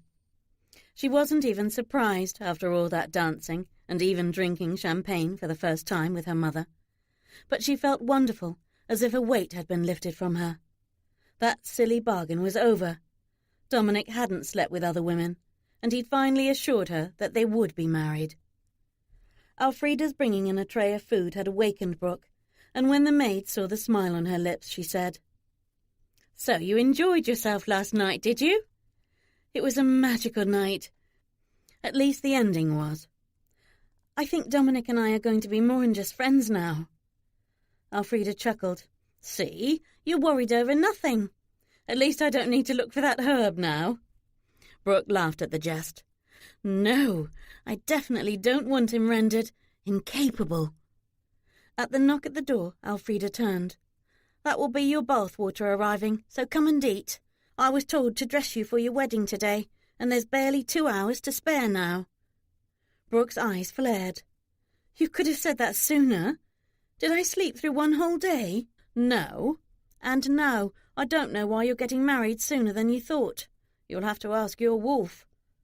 Brooke smiled to herself, remembering what had happened last night on the way home from the ball.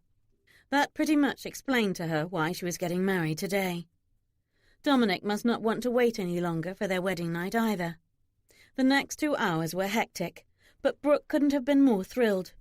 She even had a wedding gown to wear, one her mother had insisted on having made for her at the same time as the rest of her new wardrobe. An elaborate white muslin with a slight train and a tucker dotted with seed pearls. The attached long cloak was bordered in puffy silk flowers. Harriet had expected her to be married soon after her season, or at least engaged to be, which is why she had the gown for this wedding.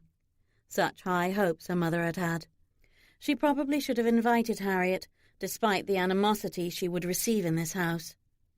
As happy as Brooke was now, she might have, if the wedding was still set for Sunday. Ah, well, even if the Wolfes had proven gracious about it, Brooke might not have been, so it was as well that it was too late now.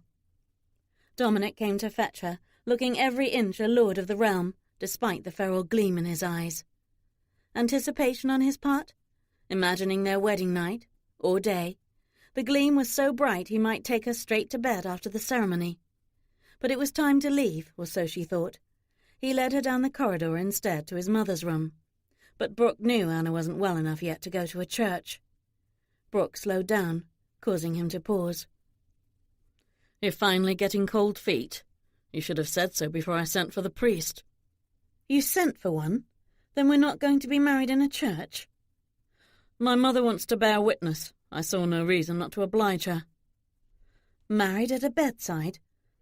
After seeing how grand St. George's Church was on her brief tour of London, she was a bit disappointed that she wouldn't be married there.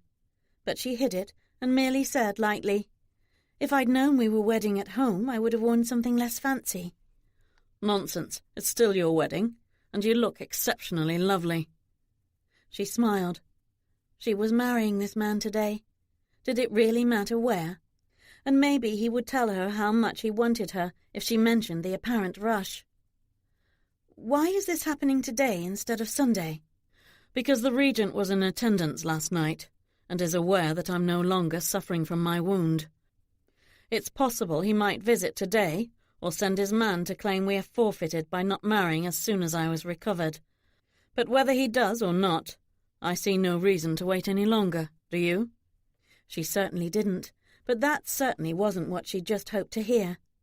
She shook her head, giving him another smile as he led her the rest of the way to Anna's room. But when he opened the door and waited for her to precede him, she didn't move another step. "What's she doing here?" she whispered. "I sent a note this morning." "Without asking me?" "I thought you would be pleased." "I thought you wouldn't want her in your house."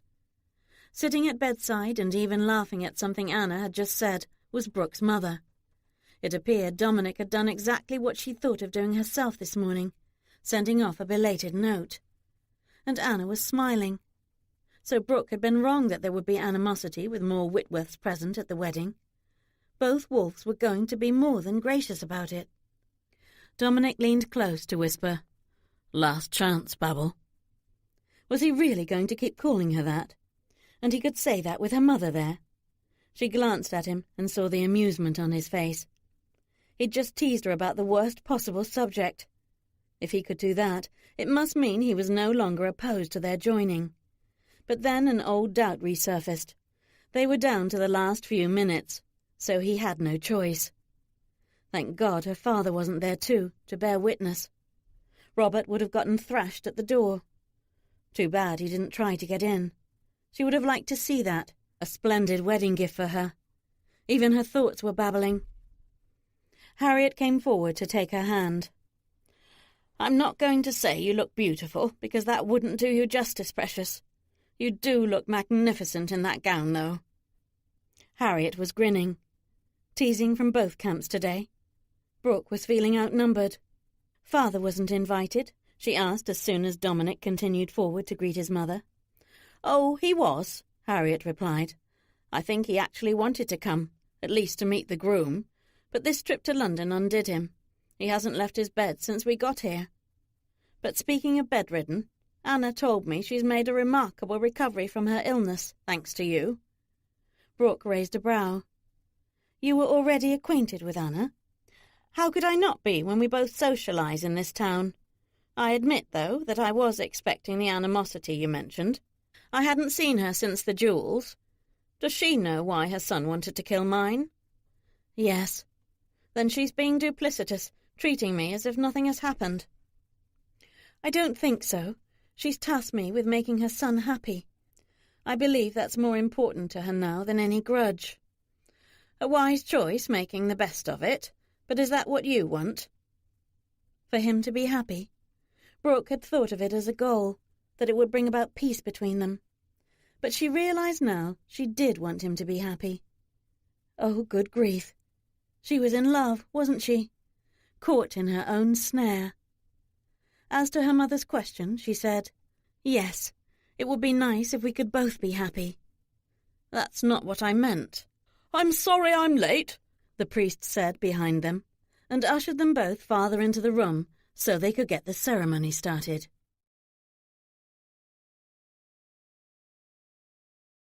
Chapter 51. Tell me I'm not too late. The doors bursting open was loud enough, but the crestfallen expression on the intruding lady's face did more to startle Brooke, shut up the priest, and cause a few gasps. At first, Brooke thought she was one of Dominic's former mistresses, who'd come to object to the wedding. But then she recognized the exceptionally handsome woman from her encounter with her the other day in the Wolf's entrance hall. No, Anna answered from the bed. You're just in time, Eleanor, if you bring good news. Eleanor laughed in relief.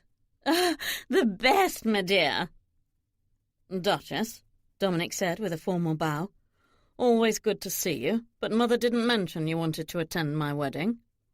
Because I don't, dear boy. I have instead made sure you don't have one. You can thank me in the usual fashion, a dozen roses, a bauble, and, oh, I love candy. The woman seemed absolutely delighted to have said all that, either unaware of the shock she'd just delivered, or pleased because of it. Theatrics? Maybe the Duchess was an actress. But Dominic's frown said he wasn't pleased by her cryptic statements. Explain, if you would. Let me, Anna said. I might have misled you, Dom, to think I was acquiescent to this match. Might have, he cut in. Anna winced a little. It was good of Lady Brooke to aid in my recovery, but I'm sorry, I still can't bear the thought of my grandchildren having Whitworth blood, so I asked my dearest friend to intervene and offer the prince a different alternative. Eleanor rolled her eyes with a chuckle before saying to Dominic, George owes me money, so he wouldn't dare not receive me this morning, or give careful thought to our suggestion. And I sweetened the incentive by mentioning that you and the Whitworth girl like each other and will indeed marry, so he will get nothing, no money, no property. But if he releases you from this forced marriage, prior to its happening, then you'll donate your coal mines to his coffers and sign a pledge not to engage in any more duels with Robert Whitworth. He agreed on the spot, of course. I knew he would. Brooke was too stunned to speak, too stunned to think. But Dominic wasn't, and turned his eyes back to his mother. I thought you understood you were no longer to make decisions for me. Why didn't you tell me about this plan before you set it in motion? I didn't want to get your hopes up if it didn't work, but it did, and you can't deny you aren't relieved to be done with that despicable family. Regardless. That's quite enough insults, Harriet cut in sharply. Thank you, Anna, for giving me back my daughter. She deserves much better than you lot. In high dudgeon, Harriet pulled Brooke out of there. No one stopped her, certainly not Dominic. He was free. He might be annoyed with his mother for not consulting him, but he had to be rejoicing none the less. Or he would have stopped her, would have told the Duchess no thank you, would have married Brooke today, despite his mother's interference. Brooke was in shock, or she would have said something to him. Congratulations. Goodbye. Something. She didn't hate him, and they were well acquainted after spending 2 weeks together. But tears were just under the surface. A single word would have spilled them, and she didn't want to leave his house that way. "I will send the coach back for your things. We're not staying here another moment," Harriet said on the way downstairs. Gabriel was in the lower hall and smiled at Brooke. "Ah, the beautiful bride. But, Lady Wolfe, why are you leaving?" Before Brooke could reply, Harriet said angrily, "Don't insult us by calling her that. She's still a Whitworth." Then Harriet snapped at the butler as he opened the front door for them. "Tell my daughter's maid to pack everything of hers and be ready to depart within the hour. Make that 15 minutes, so send some servants up to help her." Brooke still didn't say a word. She ought to mention the mare Dominic had bought for her. Elfrida didn't know about it, but another time would do. She needed to cry, to wash away what she was feeling, but not in front of Harriet. Her mother wouldn't be the least bit sympathetic, and was making a lot of scathing remarks about Anna Wolfe, and wolves in general. She did seem angry about what had just happened. Brooke was taken to another townhouse not far away, and Harriet did dispatch the coach right back to the Wolfe house before taking Brooke inside and upstairs. Her parents' London house, she assumed. She wasn't interested. By passing an open doorway, she heard, "Hey, what are you doing here, gal?" Brooke paused to see her father propped up in his bed, frowning at her, but her mother shooed her on. "2 doors down on the left is yours. I will join you in a moment." Then Harriet said cheerfully as she entered Thomas's room, "Our Brooke is going to have her season after all." Brooke continued on to the room Harriet had pointed out and closed the door behind her. The tears came so fast she could only take a few steps before her vision blurred from them. She didn't know how long she stood there, but the outpouring wasn't washing away this grief. When she felt loving arms around her, she turned toward them gratefully, sobbing, "Frida, he didn't want... Oh, my precious. He was supposed to fall deeply in love, not you." Brooke stepped back abruptly, shocked yet again. Comfort from her mother? She quickly wiped her eyes and turned aside. "I'll be fine. I just wasn't expecting to not be married today, and to listen to so much crowing. It was one too many surprises." "You don't have to explain. You thought he would be your husband, so you let yourself love him. Your jealousy last night suggested you did, but I was hopeful that you two could get past that and be happy." "I don't understand. You want me to be happy?" "Of course I do," Harriet said softly. Brooke didn't believe it, and got angry at herself that she wished she could. "Do not pretend you love me at this late date, Mother. Don't you dare!" "I warned you she felt neglected and unloved," Elfrida said angrily as she entered the room. Servants began following Elfrida in with Brooke's trunks and were directed where to set them. Harriet's expression had turned impatient over the interruption. Brooke turned away, trying to think of anything other than what had happened today. But Elfrida wasn't done scolding. "She went too many years without love, Harry. The times you paid attention to her when she was growing up and Robert and Thomas were away were too few and far between. She doesn't remember how much love you gave her when she was a baby. She remembers none of it." Hearing her mother called Harry turned Brooke back around in surprise. She'd never heard Elfrida talk to her mother like this, as if the two of them had been best friends or confidants for years. Elfrida looked as angry as she sounded as she pushed the last servant out and closed the door on them. But Harriet was now livid at the condemnation she was getting from a servant. "Go!" Harriet pointed stiffly at the door. Elfrida crossed her arms instead and blocked that door. "I'm not going. I'm making sure she gets told this time." Then suddenly, in a softer tone, "Our poppet is full grown, Harry. She doesn't need protecting any more." Then, more sternly, "And I'm releasing myself from my promise, so you tell her or I will." "This is the worst possible timing, Frida," Harriet said in exasperation. "She's got a broken heart. She's had one of those for nigh 15... "Enough!" Brooke snapped. "Either tell me what you're arguing about or don't, but stop acting like I'm not standing here listening to every word." The two older women only glared at each other for another moment before Harriet put an arm around Brooke's shoulders and led her to a long sofa. She hadn't noticed it or anything else about the room, but she sat down with her mother and waited, almost with bated breath. She had to fight again to keep the tears back. Deeper ones, more familiar ones. Harriet took Brooke's hand and turned to face her. "I love you. I've always loved you. I honestly thought you knew it, at least sensed it. Harriet put a finger to Brooke's lips. "Please don't refute it again until I've finished. Robert was jealous of you when you were born, too jealous. I don't know why he didn't grow out of it. I gave him just as much attention as I gave you, but he didn't like me giving you any. I didn't know what he was doing, sneaking into your room late at night. When Elfrida discovered your bruises, she told me. I tried to have Robert sent away, but your father wouldn't allow it, so I had to distance myself from you just to protect you. And he was always lurking around corners, that boy, watching, listening, almost as if he were trying to catch me in the lie. I hated that situation. You can't imagine how much it hurt for me to pretend I didn't care when I loved you so much." "You could have explained that to me." "When? While you were still a child? You were too impulsive and naturally demonstrative. I was afraid that if you hugged or kissed me when Robert was around, he would get even more vicious or cause some serious accident. I couldn't take that risk. But I was with you when they weren't around. Surely you remember that." "It was too late. All I remember is being rebuffed." "Is it still too late?" Harriet had some tears in her own eyes.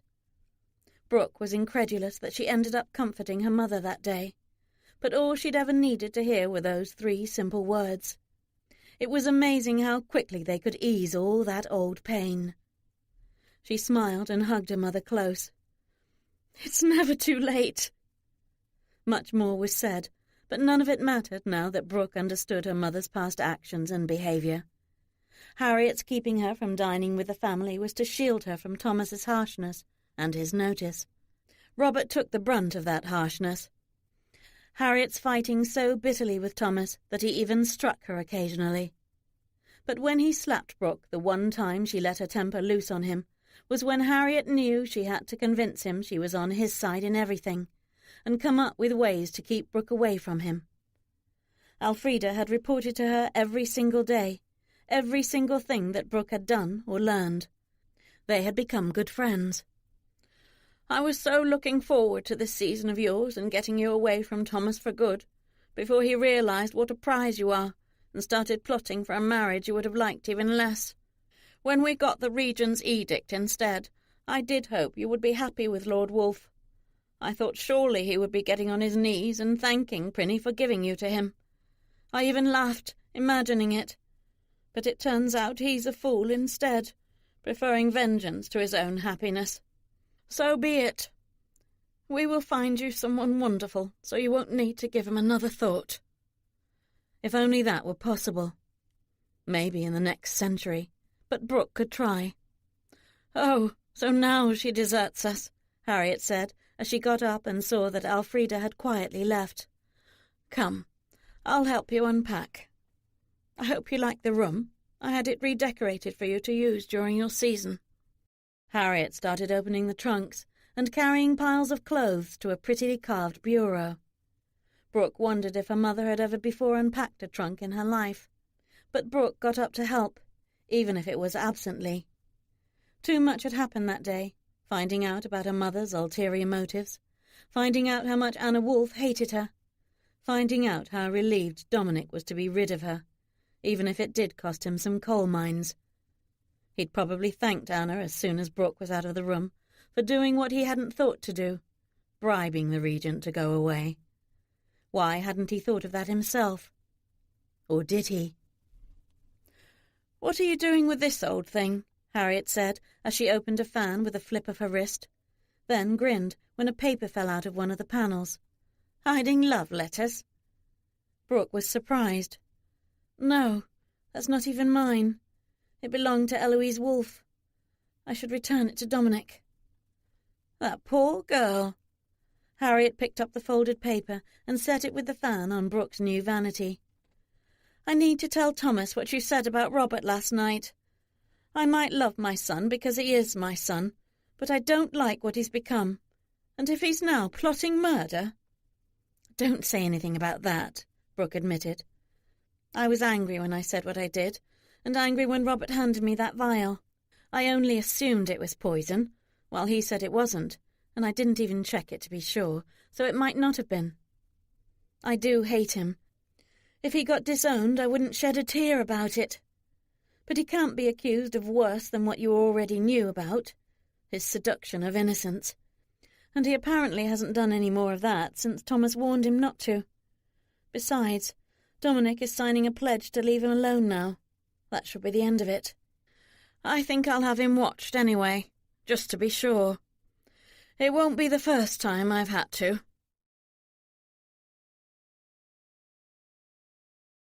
Chapter 52. Lunch and then dinner. Brooke was beginning to think Harriet was never going to leave her side that day. Brooke didn't mind it all. She was also used to Harriet's non-stop chatter. But today it didn't seem at all nervous, the way Brooke remembered it from her childhood. Today Harriet was just keeping Brooke's mind off him, and it mostly worked. Your father would like a word, some bit of formal speech now that you're having your season. I'd rather not.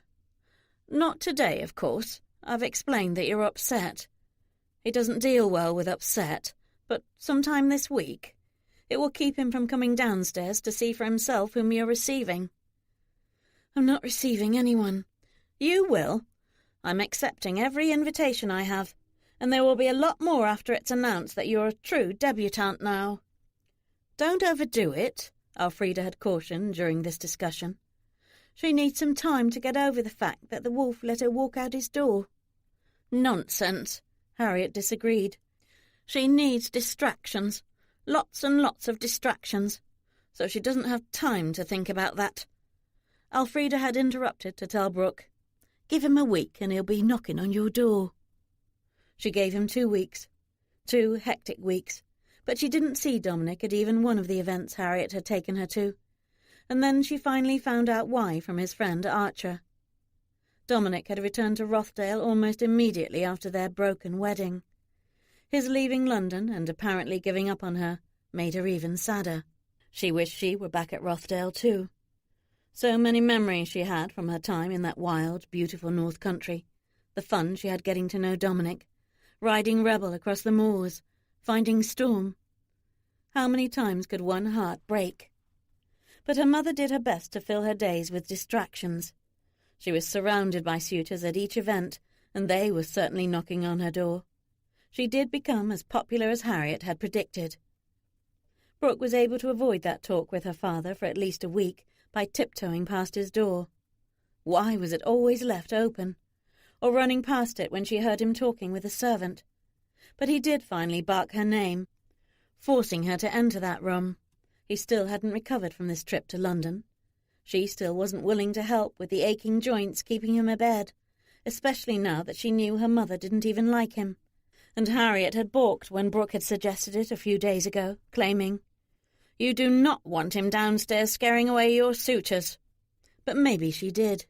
She wasn't exactly interested in any of those suitors yet. "You have some names for me?" Thomas had demanded when she reached his bedside. "Names?" "Your mother has assured me that if we leave you to it, you'll make a better match than we can arrange for you.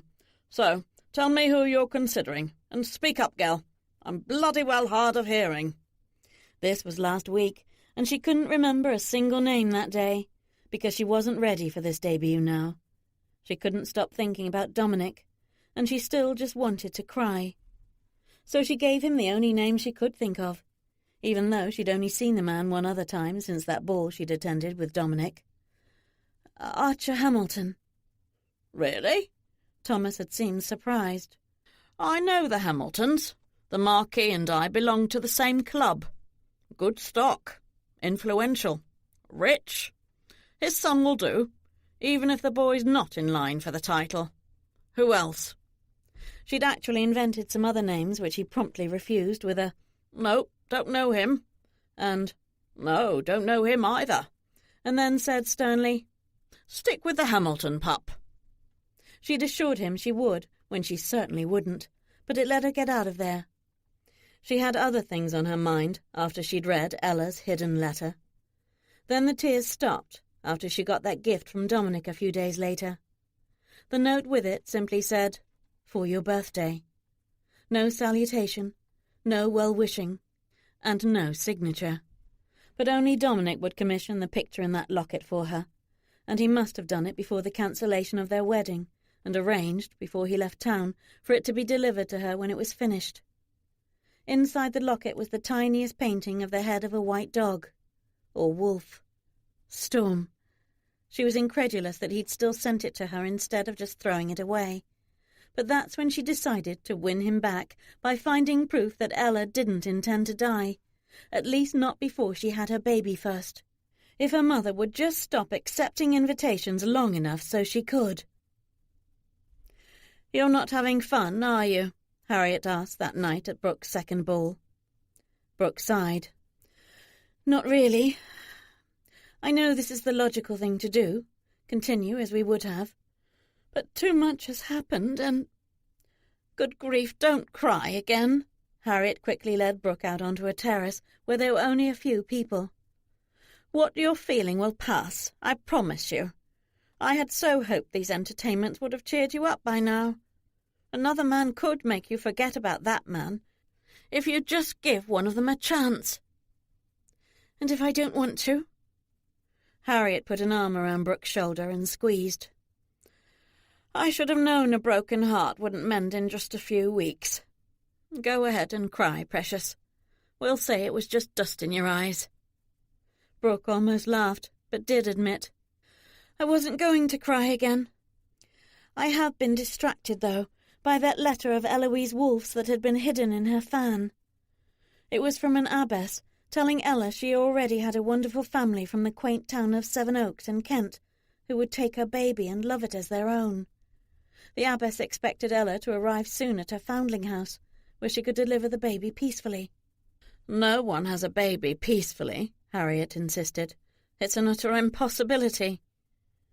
"I'm sure a peaceful environment was what the abbess meant, but in either case it doesn't sound like Ella was going to kill herself, though Dominic thinks she did, and that's a very big part of his rage. I'm not so sure now if that was really her intention." "You think she went off to have the baby in secret first?" Brooke blinked. "Maybe, or she intended to but died before she could give birth." Harriet's eyes widened. "Are you saying there's a possibility that I have a grandchild somewhere in England?" "Shh! Not so loud, Mother. I don't actually think that at all. I think her death was really an accident that day. Her body was found at the time and identified, so it was her. And there wasn't time for her to have her baby first. She fell in love with Robert during her first season and died that fall nearly 2 years ago, before anyone even knew she was pregnant from that indiscretion." Harriet sighed. "That's 2 grandchildren I'm never going to get to meet. I do want some, you know. I've truly been looking forward to it." Since Harriet ended that by giving Brooke a pointed look that clearly said, "Hurry up and give me some," Brooke quickly continued, "But if I'm right, and she didn't die by choice that day, that could change Dominic's perception of the matter entirely. After all, Ella was a willing participant in her seduction, so Robert was only half to blame for that, even if he did mislead the girl. And if I could prove that to him, it might remove the hate he has for our family." "Oh, precious, don't count on that. Men view these matters differently. Robert damned himself in Lord Wolfe's eyes when he refused to marry his sister." "I would still like to prove my suspicion. That abbess may still have a letter from Ella, inquiring about delivering her baby to the nuns for adoption. She could well have planned to go home after that with some story of lost memory, etc. Or go off to really kill herself afterward, and if that's in her letter, then it's not something you would want to show to the wolf." "She wouldn't confess that to a nun," Brooke insisted, "but the abbess might know in either case." "Very well. Where is that foundling house? We'll pay them a visit tomorrow, just to be sure." Brooke smiled gratefully, even though she knew she was putting too much stock in the outcome. Ella might well have intended to sail to the Foundling House that very day, and only to pretend to be lost at sea, so no one would look for her, but got caught in the storm instead. Brooke wouldn't be able to suggest anything beyond that to Dominic, not when she remembered him repeating Ella's words from those missing diary pages that he'd burned, that she'd intended to seek peace and solace in the sea. Ella did want to die, had felt she had no choice, but she apparently hadn't wanted to kill her baby with her. She'd wanted to have it first, and be assured it would have a good home before she ended her life. Dominic needed to at least know this, if it was true, that her death was an accident. That alone might help him to heal from that loss, and give her reason to see him again.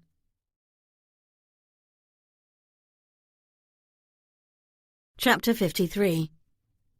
The abbess lied to them. Even when she was handed her own letter, she denied writing it, denied ever meeting Eloise Wolfe, even though she admitted Lady Wolfe was such a generous benefactor that her donation allowed their Foundling House to expand into an actual orphanage. But the abbess was stern, abrupt, and so obviously not telling the truth, at least not about the letter. She even tore it up into small pieces and tossed it aside. Now Brooke didn't even have that to show Dominic. It was the last thing Brooke expected to happen when they got there. All she'd wanted was confirmation, or at least a letter that Ella had written, but she got neither, and had lost what little evidence she'd had. Seeing how disappointed she was, Harriet got furious, and lambasted the devout woman before dragging Brooke out of there. But a young nun ran after them as they were getting into their coach. "There was a lady who came here in the fall that year with her maid." "You were listening to our conversation with your abbess?" Harriet asked. "I was in the next room. I... Don't blush," Brooke said quickly with a smile. "Eavesdropping is a habit of mine, too." "What can you tell us about that girl?" Harriet asked. "Do you know if she was Eloise Wolfe?" "I never saw her. No one did, other than the abbess. She stayed with us many months. Crying was heard from her room occasionally, but none of us attended her. Only her maid did. She was in complete seclusion to protect her identity, at least until the birthing, when the midwife was summoned. The couple who were to take the child were sent for, but that was before the yelling, or the abbess would probably have waited." "What yelling?" "We were all called to chapel to pray for mother and child when the midwife was heard to yell there were complications, too much blood loss. I'm sorry, but the mother rarely survives when that happens. You can't tell us for certain." "Only that there was a fresh dug grave in the graveyard the next day, and not just a small one. One or both of them had died." "Surely your abbess at least told you and your sisters the outcome after you prayed for a good one?" Harriet asked. "This might be my grandchild we're talking about." Brooke started to remind Harriet that was impossible, but the nun answered first. "You don't understand. Only ladies demand complete anonymity when they come to us, and that includes into death, which is why the grave has no marker and why the abbess will never speak of it or reveal their identity. She's bound to silence." "But you aren't." "I am, but I have too much compassion, or so I'm told. You obviously knew the girl and grieve for not knowing what happened to her. I'm so sorry I can't tell you what you hoped for. The normal women who come here to give up their babies, they aren't secluded, and we aren't kept from them. Too often they die in childbirth too.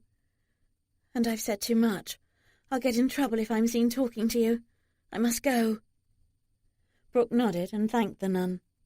She'd expected so much more from this trip, but as she got into the coach, Harriet said behind her, "We're going to Seven Oaks. Ella might have died with those complications, but the child might have survived. I have to be sure." The young nun hadn't even been talking about Ella. Ella had died 2 years ago. If an orphan baby was being raised in Seven Oaks, it belonged to some other lady who'd had a similar indiscretion. Harriet was pulling wishes out of her hat, hoping Ella had somehow faked her death, even when they'd found her body. But Brooke was too despondent to remind her mother of that. But Elfrida, who'd been waiting for them in the coach, wanted to know, "And how will we find this baby in a haystack?" "I'll speak to the mayor and every priest in Sevenoaks. Someone will know if a couple came home with a baby last year in, when might it have been, April or May? Or if they came home disappointed instead, if they were waiting to adopt one. It would be exciting news for them that they would share with their friends and neighbours. Now let me take a nap. I'm exhausted. I was so excited last night, letting myself hope for the best today, that I got no sleep at all." Brooke was utterly dejected, berating herself for wanting to go to that orphanage in the first place. She should have taken that letter straight to Dominic, instead of handing it to a nun to watch it destroyed. It wasn't conclusive proof of an accidental death, but it had been something, and he'd never believe Brooke if she still tried to tell him about it. She wasn't tired herself, but she leaned against Elfrida for comfort. "Are you really going to let us go all the way to Sevenoaks for nothing?" Elfrida whispered to her a while later, when Harriet was softly snoring. "You could have told her," Brooke whispered back. "It wasn't my place, but if that baby survived, you need to mention that it can't possibly be any relation to her." "I will, if it comes to that, but we probably won't find any baby there, so she'll conclude on her own that it died with whomever its mother was, which is undoubtedly what happened. But I'm in no hurry to get back to London today. In fact, I'd as soon return to Leicestershire." "Now don't say that. You won't be finding any husband there." "Who says I want one now?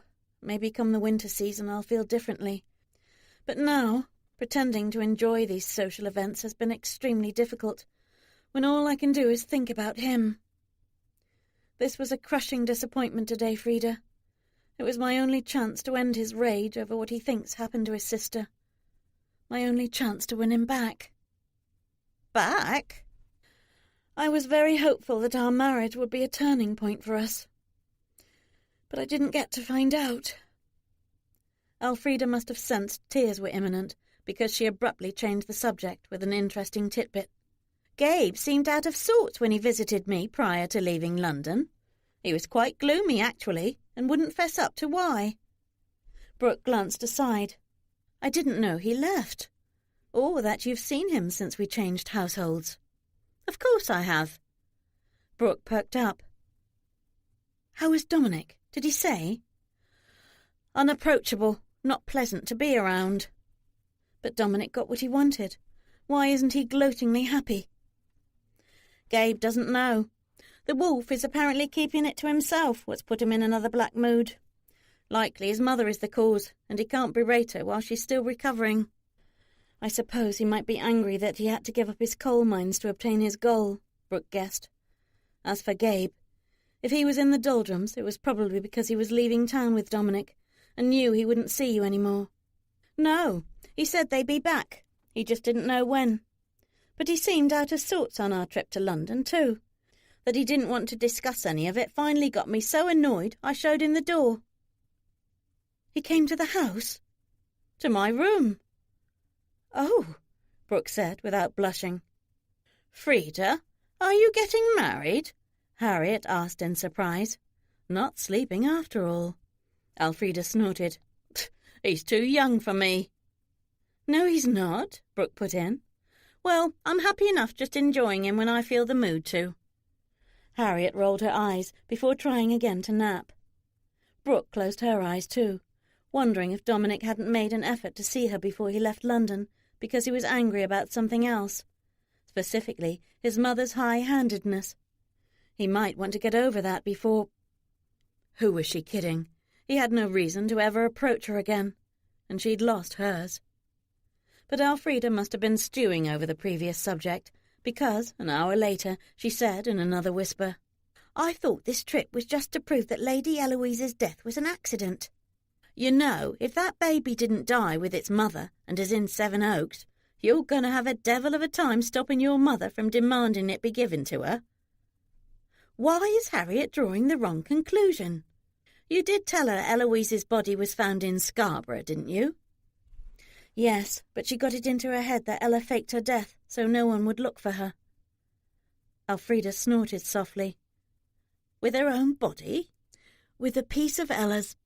Brooke sat up and stared wide-eyed at Elfrida. Jewellery! The body was only identified by that, and her maid stole her jewellery that day. That could have been the maid who died on that beach, killed and robbed for the rest of the jewellery and tossed in the sea to disappear. Ella might really have sailed to that orphanage that day. The woman who went there to have her baby had a maid with her. Brooke sank back into her seat, having forgotten that. Now she was grasping at straws, just like Harriet. Unless... She could have gone there with an older servant she'd known all her life, rather than a young maid she might not have trusted yet. And they could have been far enough down the coast to have missed that storm completely. She still died either way. Yes, but if her baby is in Seven Oaks... My God, Frida, if I could bring Dominic her child, it would change everything. And put your two families at war for a new reason. Brooke ignored that to say excitedly, Tell the driver to drive faster.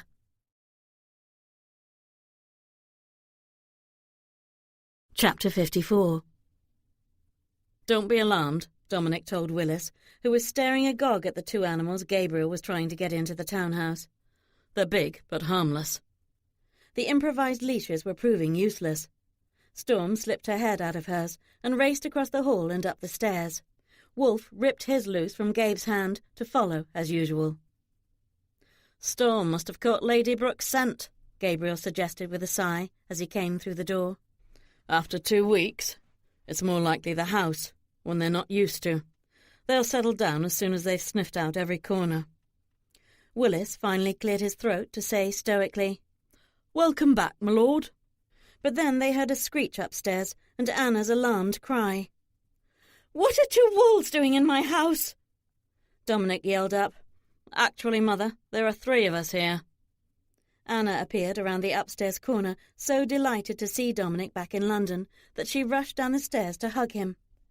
She was apparently fully recovered, dressed fashionably, cheeks blooming with health instead of fever. He should be pleased. He would be, if he weren't still so angry at her. He returned her embrace, but quite stiffly. The animals are just large dogs from the moors. I brought back the white one because it's Brooke's pet, and I need to return it to her. Anna stepped back to peer at him hopefully. Dom, he cut in curtly. If you'll excuse us, Gabe and I need a whiskey after the long ride today. He led Gabriel into the parlour and closed the door on his mother. He simply wasn't ready to talk to her yet, but he did need a drink. Pouring them each one, he raised his for a telling toast. To bad luck. I'm forced by the Prince Regent to marry my enemy's sister. Worse luck. I fall in love with her. Worst luck. My mother interferes. The Regent retracts his decree, and I lose the woman I love. Gabriel refused to drink to that. You'll win her back. Maybe now that I have Storm on my side. But even if I do, I have less than a year to live to enjoy her. You don't really believe in that stupid old curse, Dom? I didn't used to. But now, with this recent string of horrendous luck on top of Ella's death, and my father's premature demise, I'm beginning to wonder. Well, stop wondering. There is no curse. I know because I'm the one who's supposed to kill you. Dominic raised a brow. Kill me? Are you trying to make me laugh? I think you've found a winner of a distraction from my misery, Gabe. Much appreciated. As much as I'd like to accommodate you, no. You might want to sit down. You might want to explain a little faster. It's that bloody curse, Gabriel said in disgust. And it's not even yours. The only curse you have is my family. And it's been mostly believed since it was screamed in the 1500s by her, that damned ancestor of mine, Bathilda Biscayne. She was the one who was mistress to the first Viscount Rothdale. The village priest at the time, another relative of mine, had already believed her to be a witch. How else could she have bedazzled her way into a noble's bed, if not by casting a spell on him? But the priest couldn't get at her while she was under their lord's protection, until the night she came home to the village in tears. He immediately accused her and sentenced her to burn, but before they could get her to the stake, she cursed her own family, promising that if a Biscayne firstborn doesn't kill every titled wolf firstborn from that day forward and before the end of their 25th year, then all of their firstborns will die instead. And she killed herself in front of them, screaming those words and using her own blood to seal the curse. And you believe that? That it happened that way? Yes. But some of my relatives believed it. Soon after Batilda's baleful theatrics, many Biscaynes moved away, some because they didn't want any part of the witch's evil incantations, some because they knew it was superstitious nonsense. Over the next century, the curse became a secret that was passed down from the firstborn male of one generation to the firstborn male of the next. Only he could do the deed. And you're a firstborn, Dominic said flatly. Yes. Arnold didn't relay the secret to me until the night you got that note about your mother's illness, and Arnold knew I would be following you to London. He wanted me to act before you married Lady Brooke, so your line would end for good, and they can stop committing murder. Arnold told you all this? My head groom wants to kill me? Gabriel nodded. He's the eldest living Biscayne in Rothdale, my mother's eldest brother. He's terrified that Peter, Janey and I will die if you don't before the end of this year. He had hoped you wouldn't live this long, which was why he waited so long to tell me I was next in line to kill you. I tried to ram some sense into his head, but he was quite anguished to see you alive when we returned to Rothdale last week. You know I'm having trouble believing any of this. Are you sure he wasn't pulling your leg? Do you really think he would have let me leave Rothdale with a story like that if he wasn't serious? I suppose not. Dominic moved to refill his glass, but swung around with a thought. My father? No. Actually, Arnold assured me that no Biscayne still living has killed anyone. Not that they weren't prepared to, but all the more recent viscounts, not counting your father, had bad luck with their children, losing their first either at birth or in childhood. But my ancestors have killed some of yours, the gruesome stock I come from. I'm so ashamed. Anna tisked as she opened the door and stepped just inside. As well you should be, Gabriel Biscayne. Taken to snooping, Mother, Dominic said dryly. No, well, perhaps briefly, but we need to have a word. Gabriel tried to get past her. I'll go. She blocked him. No, you won't. Have any members of your family died since Dominic's 25th birthday? Dominic was incredulous. He put the bottle of whiskey back down and tried to keep the harshness from his tone, but wasn't quite successful. You think to interfere again? I will deal with this. It's not your concern. Actually, this is, and I meant to tell you on your birthday, but you had that at Archer's house getting your wound treated, the wound you didn't want me to even know about, and then you took yourself to Rothdale to recover, so I still wouldn't know about it. And answer my question, Gabriel. No, milady, not one has died. But if Dom's next birthday comes, my uncle believes that all the Biscayne firstborns, me, Peter and Janey, will die. Then I'm happy to disprove that silly curse once and for all. Anna smiled at her son. You're already 26, darling. There's nothing real about that curse, and your father and I proved it by lying about your age. Dominic picked up the whiskey again, though maybe he should have pinched himself instead. This sort of bizarre absurdity only occurred in dreams, but twice in one dream? He took a long swig from the bottle in his hand before he demanded, How is that possible? The servants would have known when I was born. It was your father's idea to disprove that curse once and for all, and now he just didn't live to know it. We were both young when we fell in love during my season, and I was already pregnant before we married and left on our wedding trip. Dominic raised a brow. Anna blushed profusely. Gabriel tried again to leave the room, but she put her hands on the doorframe. We were actually gone for nearly 4 years. When we returned to England, we claimed you were a year younger than you actually were. Yes, people marvelled that you were big for your age, but no one ever guessed why. And now I know that we probably saved your life with our ruse. She ended that with a glare at Gabriel, but he was too relieved to care. I'm going to send my uncle a missive, and blacken his eye next time I see him. Thank you, milady. I feel so light of spirit now I could float. She let him go this time, to ask Dominic what she'd tried to ask earlier. Have you forgiven me yet? Dominic drained more of the whisky. The one has nothing to do with the other. You didn't save me from a fate worse than death, Mother. You condemned me to a new hell instead.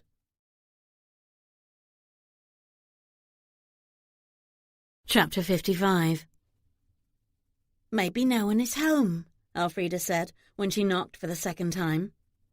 I hear babies crying, Harriet insisted. They wouldn't be left unattended. The couple they'd been looking for did indeed get a baby last year. Then, soon after that, another. They were hoping for a third, since they wanted a big family. But Elfrida just rolled her eyes, refusing to repeat for the second time what she'd already predicted.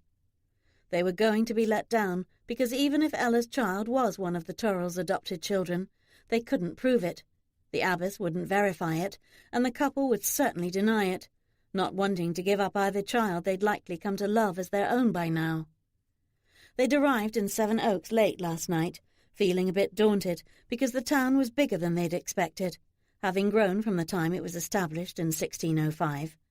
They'd gotten rooms at a small hotel, and Harriet had gone off to find a few churches, though she'd allowed a visit to the mayor could wait until morning. But she'd had no luck with the churches in the heart of the town, and had been directed to try farther out, which they did in the morning. The pastor at the first one directed them to the Turrells' rather large house on the edge of town. Mr. Turrell was a skilled clockmaker, they'd been told. He and his wife had tried for 15 years to conceive a child before they decided to adopt instead. As Brooke and Harriet stood anxiously on the front step as Elfrida knocked again, the door opened.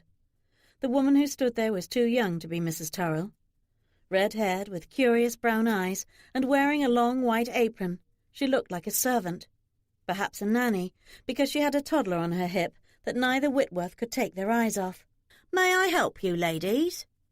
From farther inside the house a female voice inquired. "That my package, Bertha?" The maid turned to answer, giving Brooke enough room to brush past Bertha to find the woman who had just spoken. And there she was, black hair tied back, amber eyes like Dominic's, fashionably dressed. Brooke had never hoped for this, not when there had been not just one, but two graves for Eloise Wolfe. "I know you," Brooke said, almost tearfully, as she slowly approached Dominic's sister. "I cried with you when your dog died. I laughed with you when you landed a perfect hit to your brother's face with that snowball when you were only 12. I smiled when I sat on your I-Win bench in the centre of that maze at Rothdale. My God, I'm so glad you're alive, Ella." Those amber eyes had gotten wider with Brooke's every word, until the black brows snapped together for a stiff reply. "You are mistaken. I'm Jane Croft, not whomever you're referring to." "Changing your name doesn't change who you are," Brooke grinned widely. "Don't deny it. Your eyes give you away. So like his." Even stiffer. "You obviously have the wrong address. Whoever you are looking for doesn't live here. Now, I must ask you to leave." Brooke still wasn't daunted, but before she could reply, Harriet barged in, demanding, "Where's my grandchild?" "I beg your pardon," the young woman said curtly. "Who the deuce are you people?" "Mother, wait," Brooke cautioned. "This is Ella Wolfe, the child's mother." The amber eyes were quite angry now. "No, I am not. Please leave." Brooke quickly said, "I'm was Dominic's fiancé, but I hope to be that again. I love your brother. He still loves you very much and is deeply pained by the loss of you. Your mother still grieves and misses you terribly. The circumstances of your death are what stand between your brother and me, but once he knows that you're alive—" "You can't tell him!" Ella actually looked appalled, but then tears began streaming down her face. Harriet was obviously disappointed that she wouldn't be taking a baby home today as she'd hoped, but her words weren't accusing, merely curious when she asked, "Do you know you have 2 graves?" Ella swiped the tears off her cheeks. "I should hope so. I arranged for both." "May we see the child?" Harriet asked, hopefully. "No," Ella said protectively. "I don't even know who you are, or how you found me when I took such extreme measures to make sure no one ever would." Brooke explained. "We didn't know we would find you, not when you wrote in your diary that the baby left you no choice but to take your own life. No, I didn't. It left me no choice but to go away to have her. I never considered killing myself and my baby. But Dominic said you wrote that you were going to seek peace and solace in the sea. That I wished I could, not that I would, but that was at my lowest point of heartbreak, just a brief tearful thought. But I had to keep the truth from Dominic, to keep him from committing murder and ending up in prison for the rest of his life. And the only way to do that was to disappear. I didn't think to pretend to be lost at sea until I sailed past the body of that poor woman on the beach. It was my maid, Bertha, who pointed it out. We stopped to investigate, and that's when the idea occurred to me, to fake my death. I asked Bertha to put my locket on the corpse. You should have heard her complaints. I'm sure they heard them back in Scarborough. So I did the deed, as distasteful as it was, and sent her back on foot to fetch my jewellery, so we'd have money to support us, since I couldn't withdraw money from my bank, not after I was dead. I intended to give my baby to the foundling house, but once I had it, well, it was love at first sight. The Turrells were disappointed that I'd changed my mind, but they offered me an alternative, to come live with them and raise my child here. It was a satisfactory arrangement for me, since I hadn't really decided where to go after the birth. And they've been wonderful surrogate grandparents. Now I insist you tell me how you found me. The abbess swore. It wasn't her. She even denied writing that letter I found of hers in your fan. But one of the nuns confided a lady had come to them during the fall of that year. I only hoped it had been you. But the nun was sure you didn't survive the complications of the birth. I nearly didn't. It was ghastly, Ella shuddered.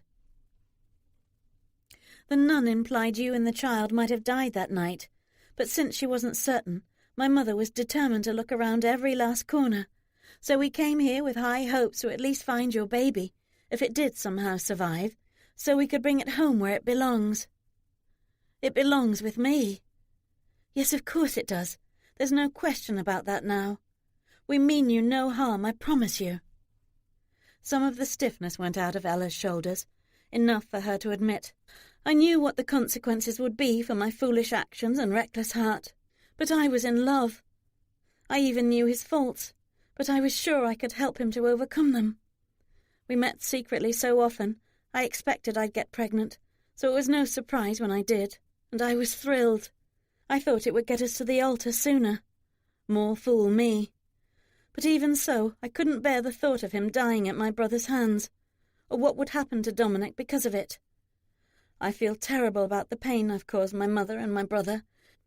It troubles me deeply, but the alternative would have been much worse. But what you feared would happen did happen. There were 3 duels fought over your death, though neither opponent died.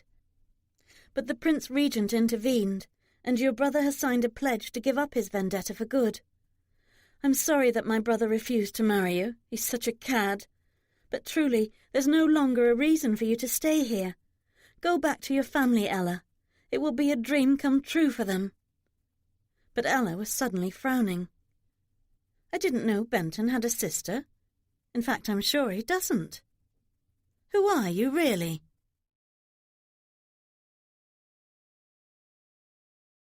Chapter 56. Brooke was more nervous than she let on as she waited in the parlour to see if Dominic would even receive her. But she knew he was back in London. Elfrida had a note from Gabriel waiting on her when they got home last night, telling her he and Dominic had returned from Yorkshire yesterday. So much depended on this meeting. Her future, Ella's future, even Dominic's own happiness. And if she didn't do this just right, if she couldn't give him back his sister, then he might hate her even more. Why couldn't this be simple? Why did Ella still even want to protect a man who had betrayed not just her trust, but also Dominic's? His own friend. But the wolf that entered the parlour a few moments later wasn't the one she was expecting to see. "Storm!" Brooke cried in delight, jumping up and putting her arms around the dog and burying her face in Storm's soft white hair. "You're kissing the wrong wolf," Dominic said, as he walked straight to her. He didn't look angry. In fact, he was smiling.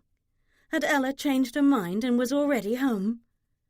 But Dominic was suddenly kissing her, and her thoughts scattered every which way. She wrapped her arms around him. She hadn't forgotten the strength beneath her hands, the earthy smell of him, the tantalizing taste. But the thrill was new. It included such relief she could barely contain it. He wanted her. He picked her up, moved to the sofa where he sat down to cradle her on his lap, but not before kissing her again and again. Her bonnet fell back on the seat behind her. Her hair came loose and tumbled over his arm. Someone closed the door for them. It still wasn't locked, but she was too happy to care.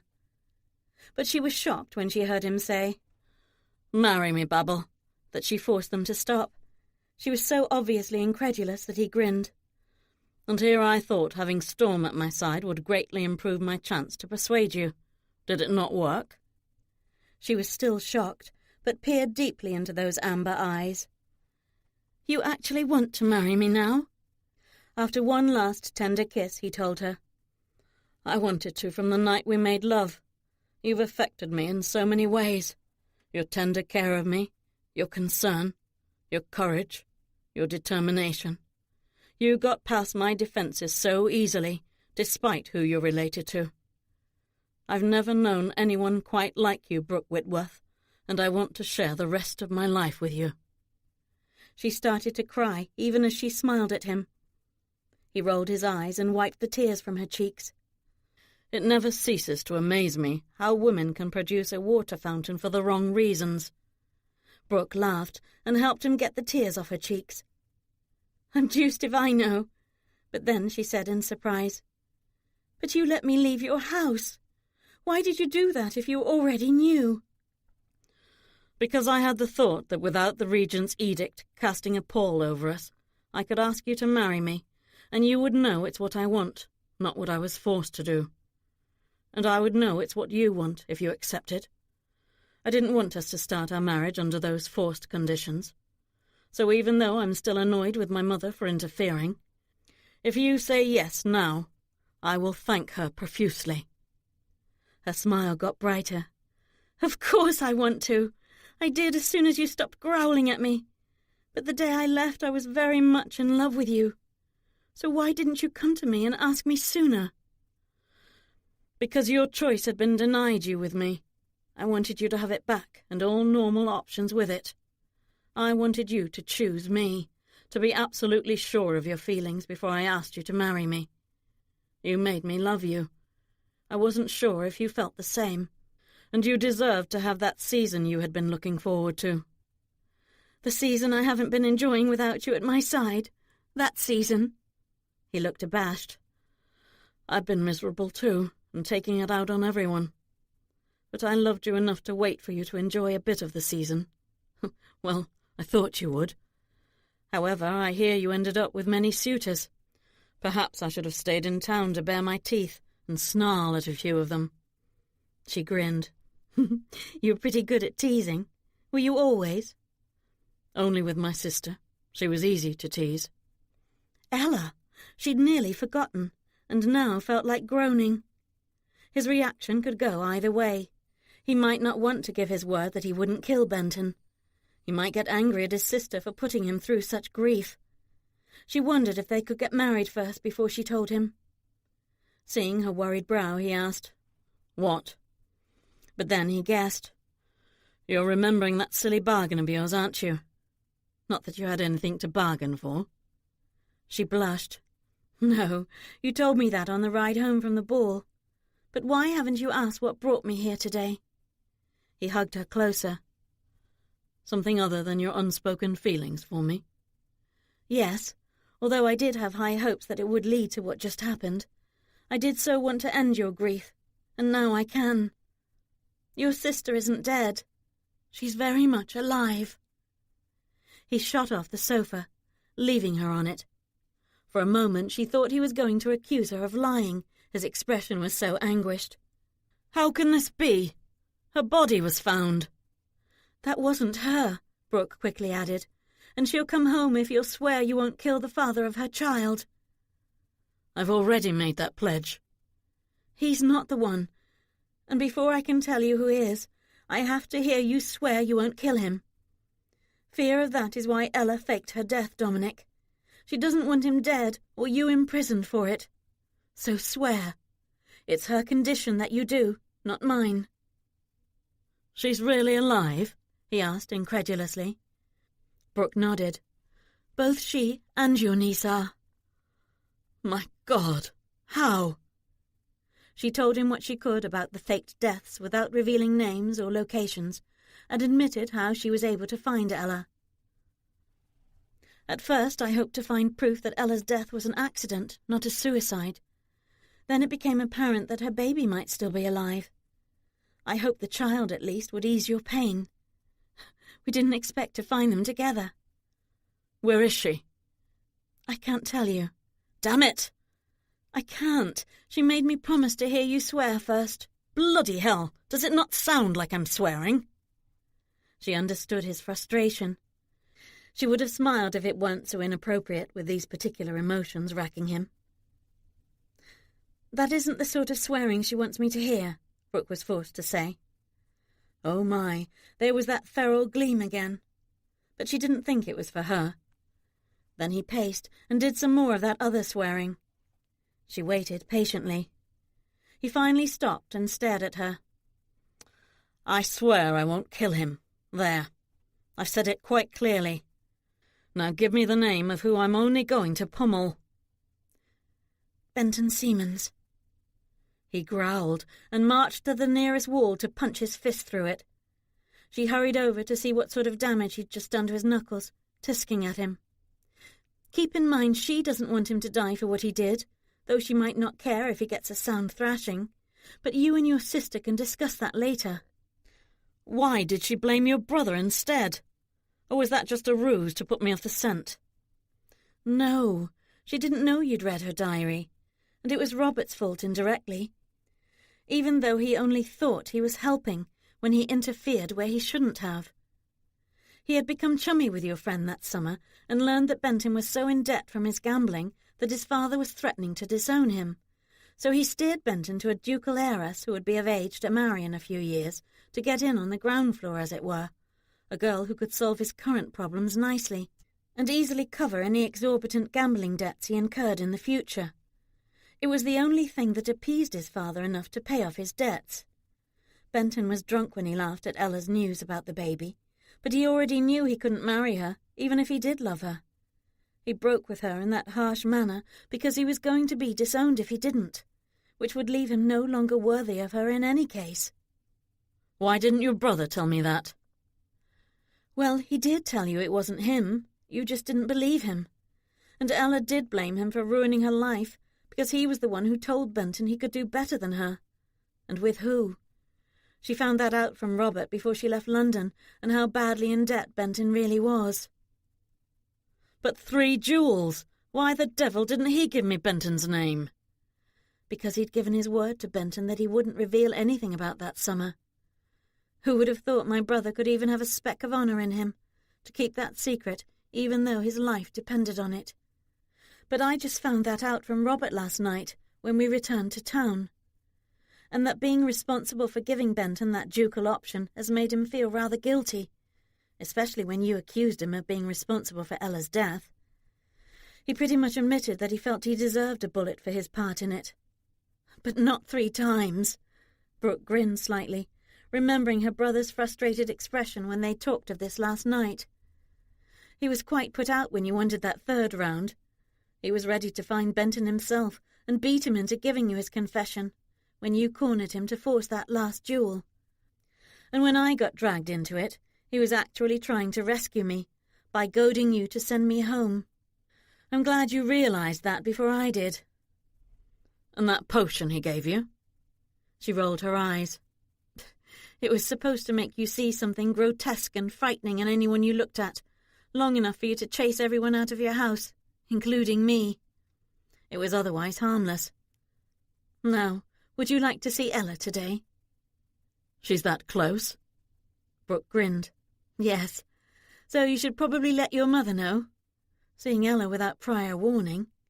He chuckled. Indeed. Ghosts tend to cause all sorts of havoc and fainting. She laughed. How would you know? A good guess. He squeezed her tightly. You can't imagine what this means to me, Babel. Yes, she could.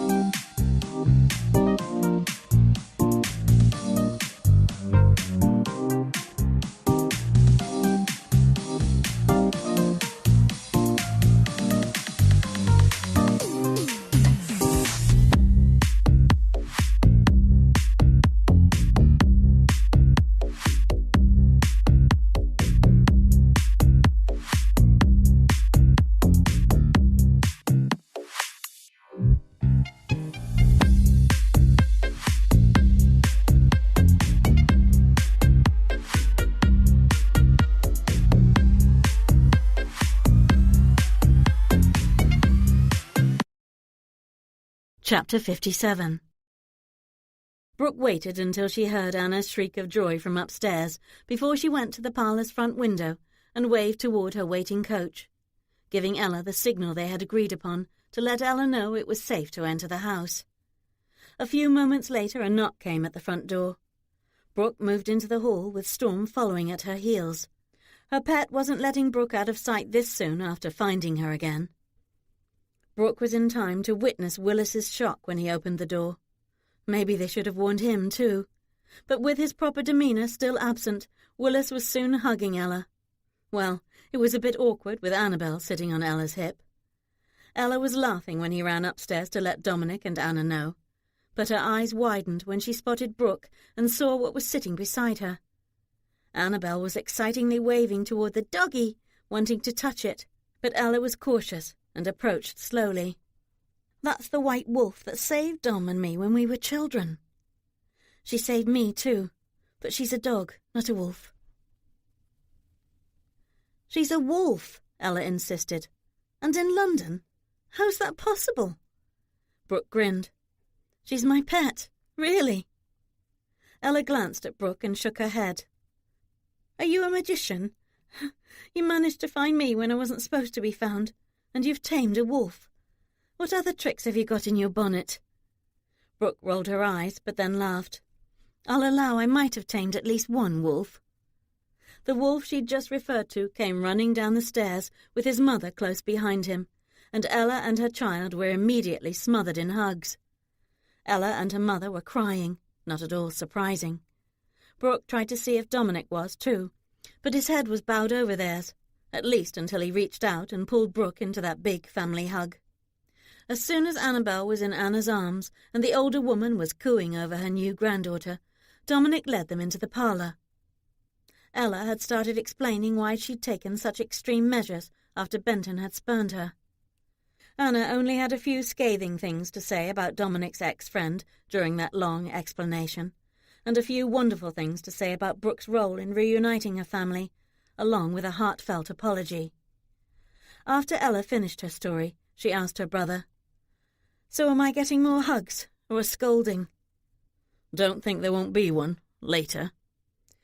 Ella just laughed at him through teary eyes so like his, until he pulled her across the sofa onto his lap for a bear hug that made her shriek and push away from him, giggling. I hope you don't crush her like that. And when is the wedding to be? He grinned. You assume? She told me a lot about your time together. I know you, brother. Today would be nice, Anna put in. Dominic laughed. I quite agree. We can find a priest on the way to Whitworth House. Surprised, Brooke, sitting on his other side, leaned close to whisper to him. I don't need to be married in my parents' house. Why not? We're joining two families, and everyone appears to be in London for it. But Robert might be there, Brooke warned. Your brother has been forgiven by me. What about by you? No, some things can't be. But after everything I discovered in the last 2 days, I might have to allow that the man might not be quite the same as the boy. Of course, I could just be so happy that I'll forgive anyone, even him. Maybe even my father, with his icy heart. She wished she hadn't said that. Speaking of the devil, Thomas was just coming down the stairs at the Whitworth townhouse when they all arrived a while later and were let in the front door. Harriet was beside him, helping to keep him steady on the steps. Brooke called out to her. "We brought a priest with us, Mother," and then with a laugh at Harriet's look of surprise said, "You were right. He loves me and doesn't want to wait another day for our wedding.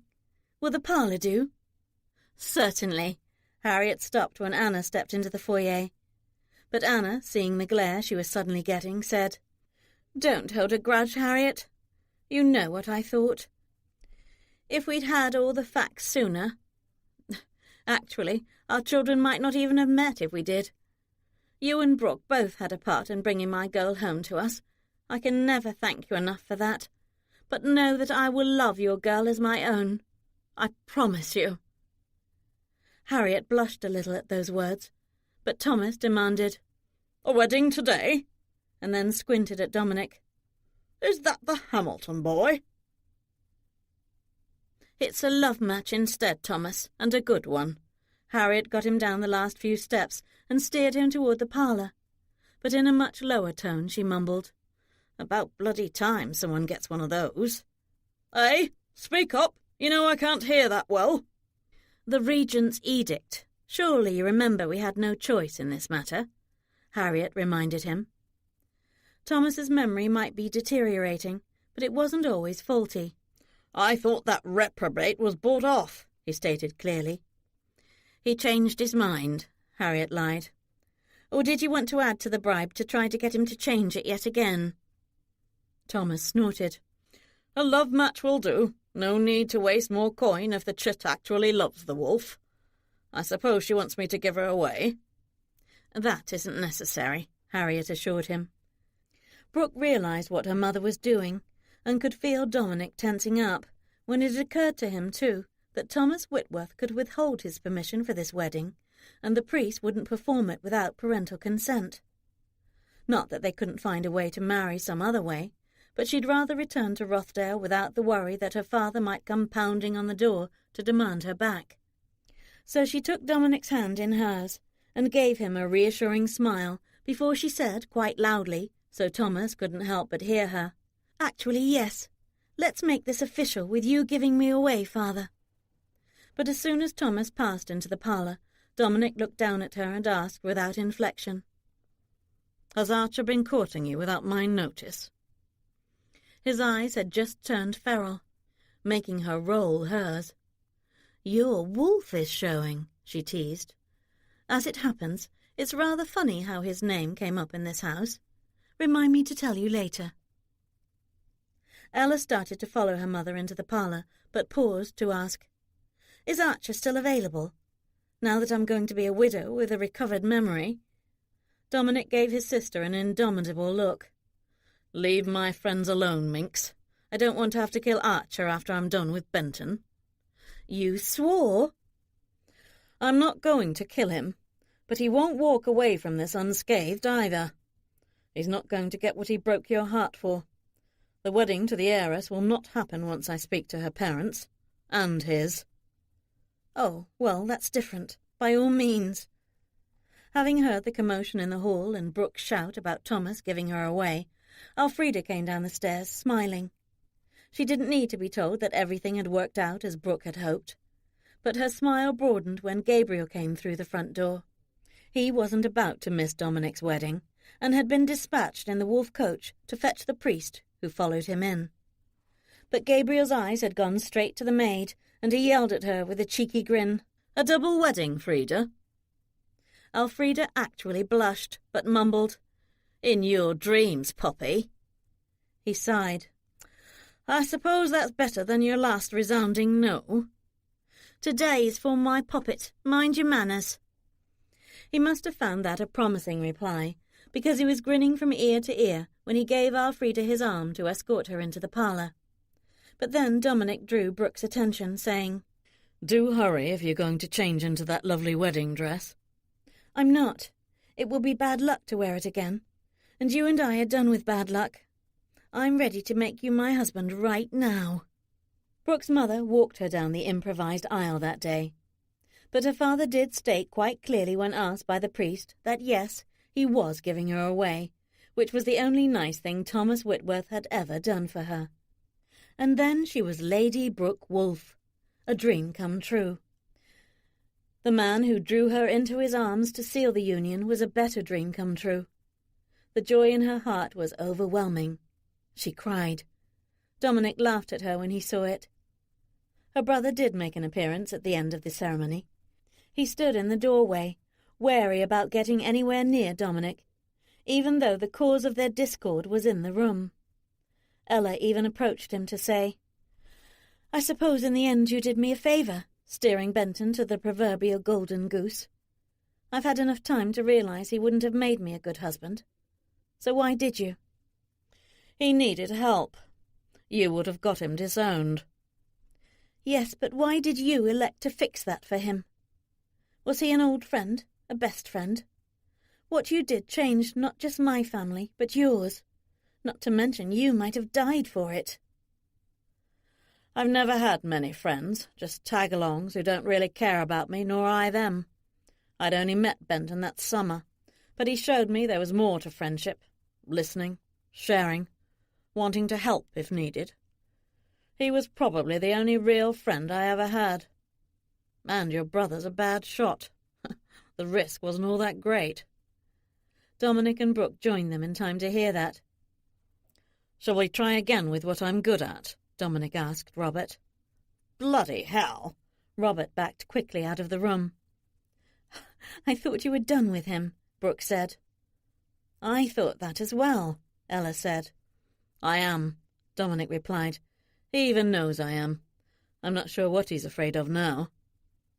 Brooke rolled her eyes and went after Robert, stopping him at the front door.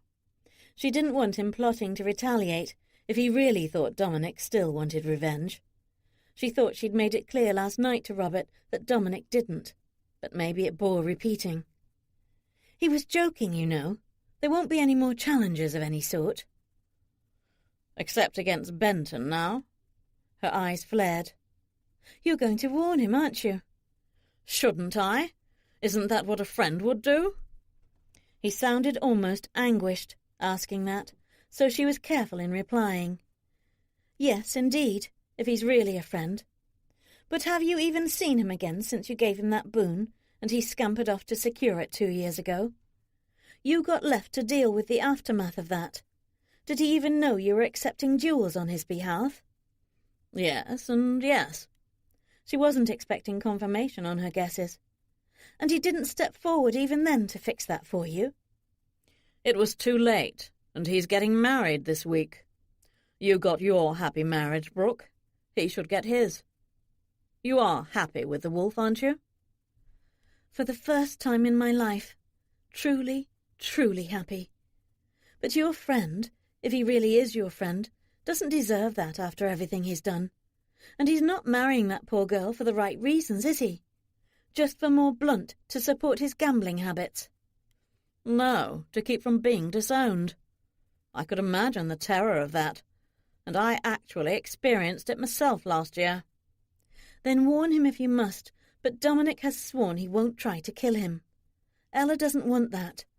But I'm pretty sure he's going to get disowned anyway, once Dominic visits Benton's father, as well as the girl's parents, and that he will do before the wedding. So Benton Seamans won't get the heiress in either case. It's time to bow out, Robert, before you get caught up in a duke's wrath instead." "It feels like a betrayal to do nothing." She was surprised enough to remark, "I never thought I would say this, but you're proving yourself a worthy friend, Robert." She would have added, "in a callous way," since people did get hurt by his definition of friendship. But this was her wedding day, so she didn't need to be that blunt. You'll find some new friends worthy to be yours. You know, we could have been friends like they are. She nodded behind her at Dominic and his sister. I'm sorry it never happened for us. She should probably have left that unsaid as well, she realized when she saw him wince. But then he said, Jealousy is a monstrous thing when you're too young to know what it is. She caught sight of her mother joining Dominic and Ella. Everyone was so happy today, except Robert, and probably Thomas. While Brooke finally had the relationship she'd always wanted with her mother, and she finally had the family she'd always wanted with the Wolfes, she was still reminded by Robert's words that for too many years she didn't have either, because of his childhood jealousy, his selfishness, his arrogance. She forced herself to stop there. She knew he was about to apologize for that, but she just wasn't ready to hear it. So she nodded and walked away before he said the words that would make her cry or snarl, or she didn't know what would happen. Maybe someday she'd let them find out.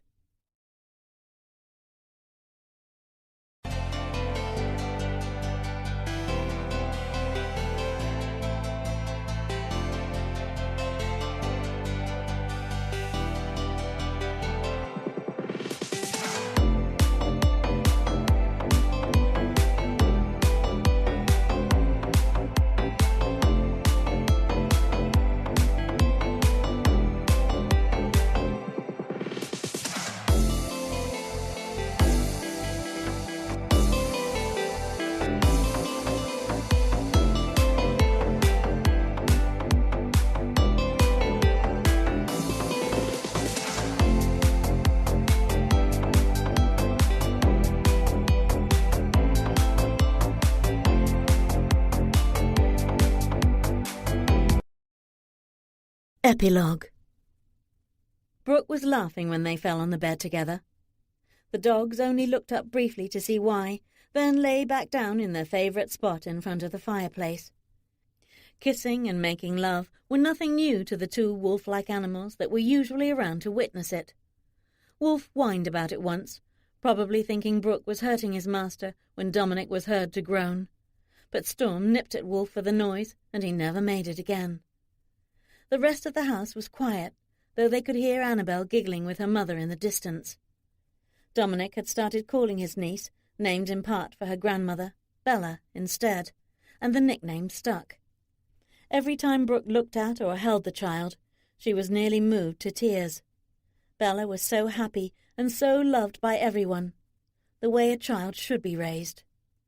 Eloise and Anna both came home with them to Rothdale after their wedding 2 months ago. Harriet had already visited 3 times, too. Brooke hadn't wanted a wedding trip, though she did go with Dominic to visit those parents that he'd intended to visit. She'd even thought ahead and brought salve with her, just in case he got his knuckles a little bloody, which he did. Only Ella looked a little sad when Benton's name got mentioned. Disowned, disgraced, and apparently without friends to turn to, he'd left the country. No one knew where. He never got to meet his daughter, and probably never would now. Just as well was the general consensus. The man didn't deserve the precious child he'd turned his back on. But tonight Brooke had news for Dominic that she'd only just found out today. But when those feral eyes were so filled with passion and were looking down at her the way they were just then, she couldn't think of anything else. Making love with this man was the highlight of every day for her. Sleeping curled against him each night was a close second.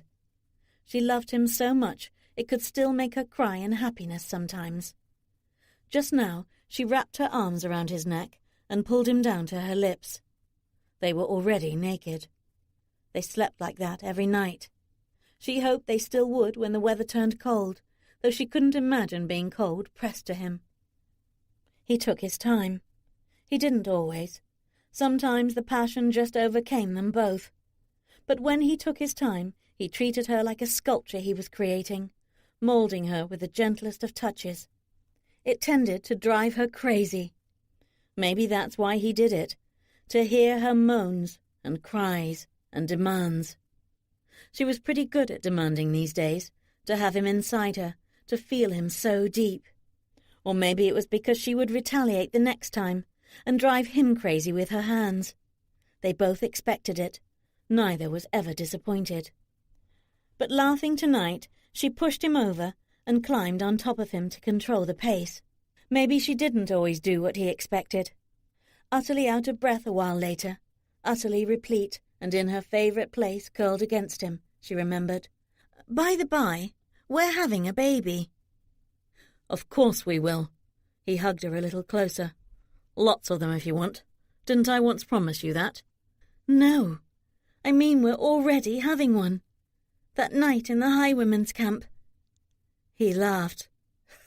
"You virgins have the worst luck. Or the best in this case."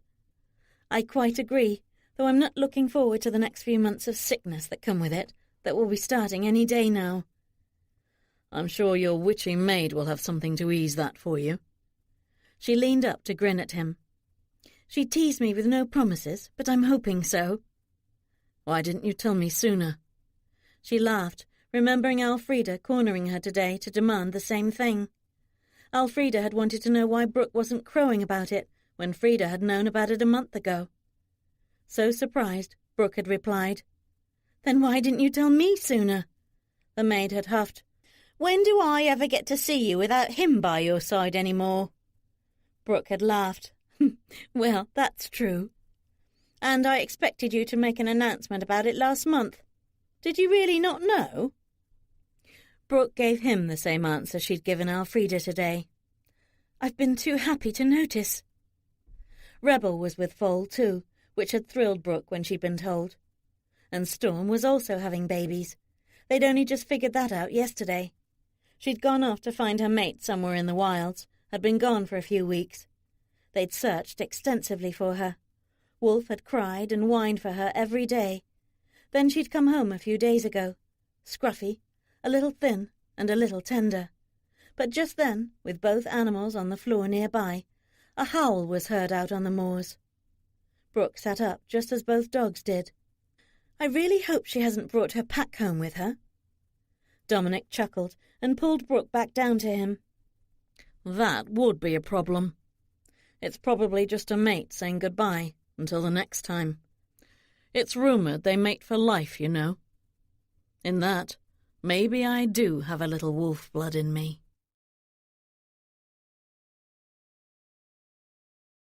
The end. This is Beverly Crick. We hope you have enjoyed this production of Make Me Love You by Johanna Lindsay. Recorded Books offers a wide selection of bestsellers, classics, histories and more, so look for us at your public library or on download sites online. And thank you for being a Recorded Books reader.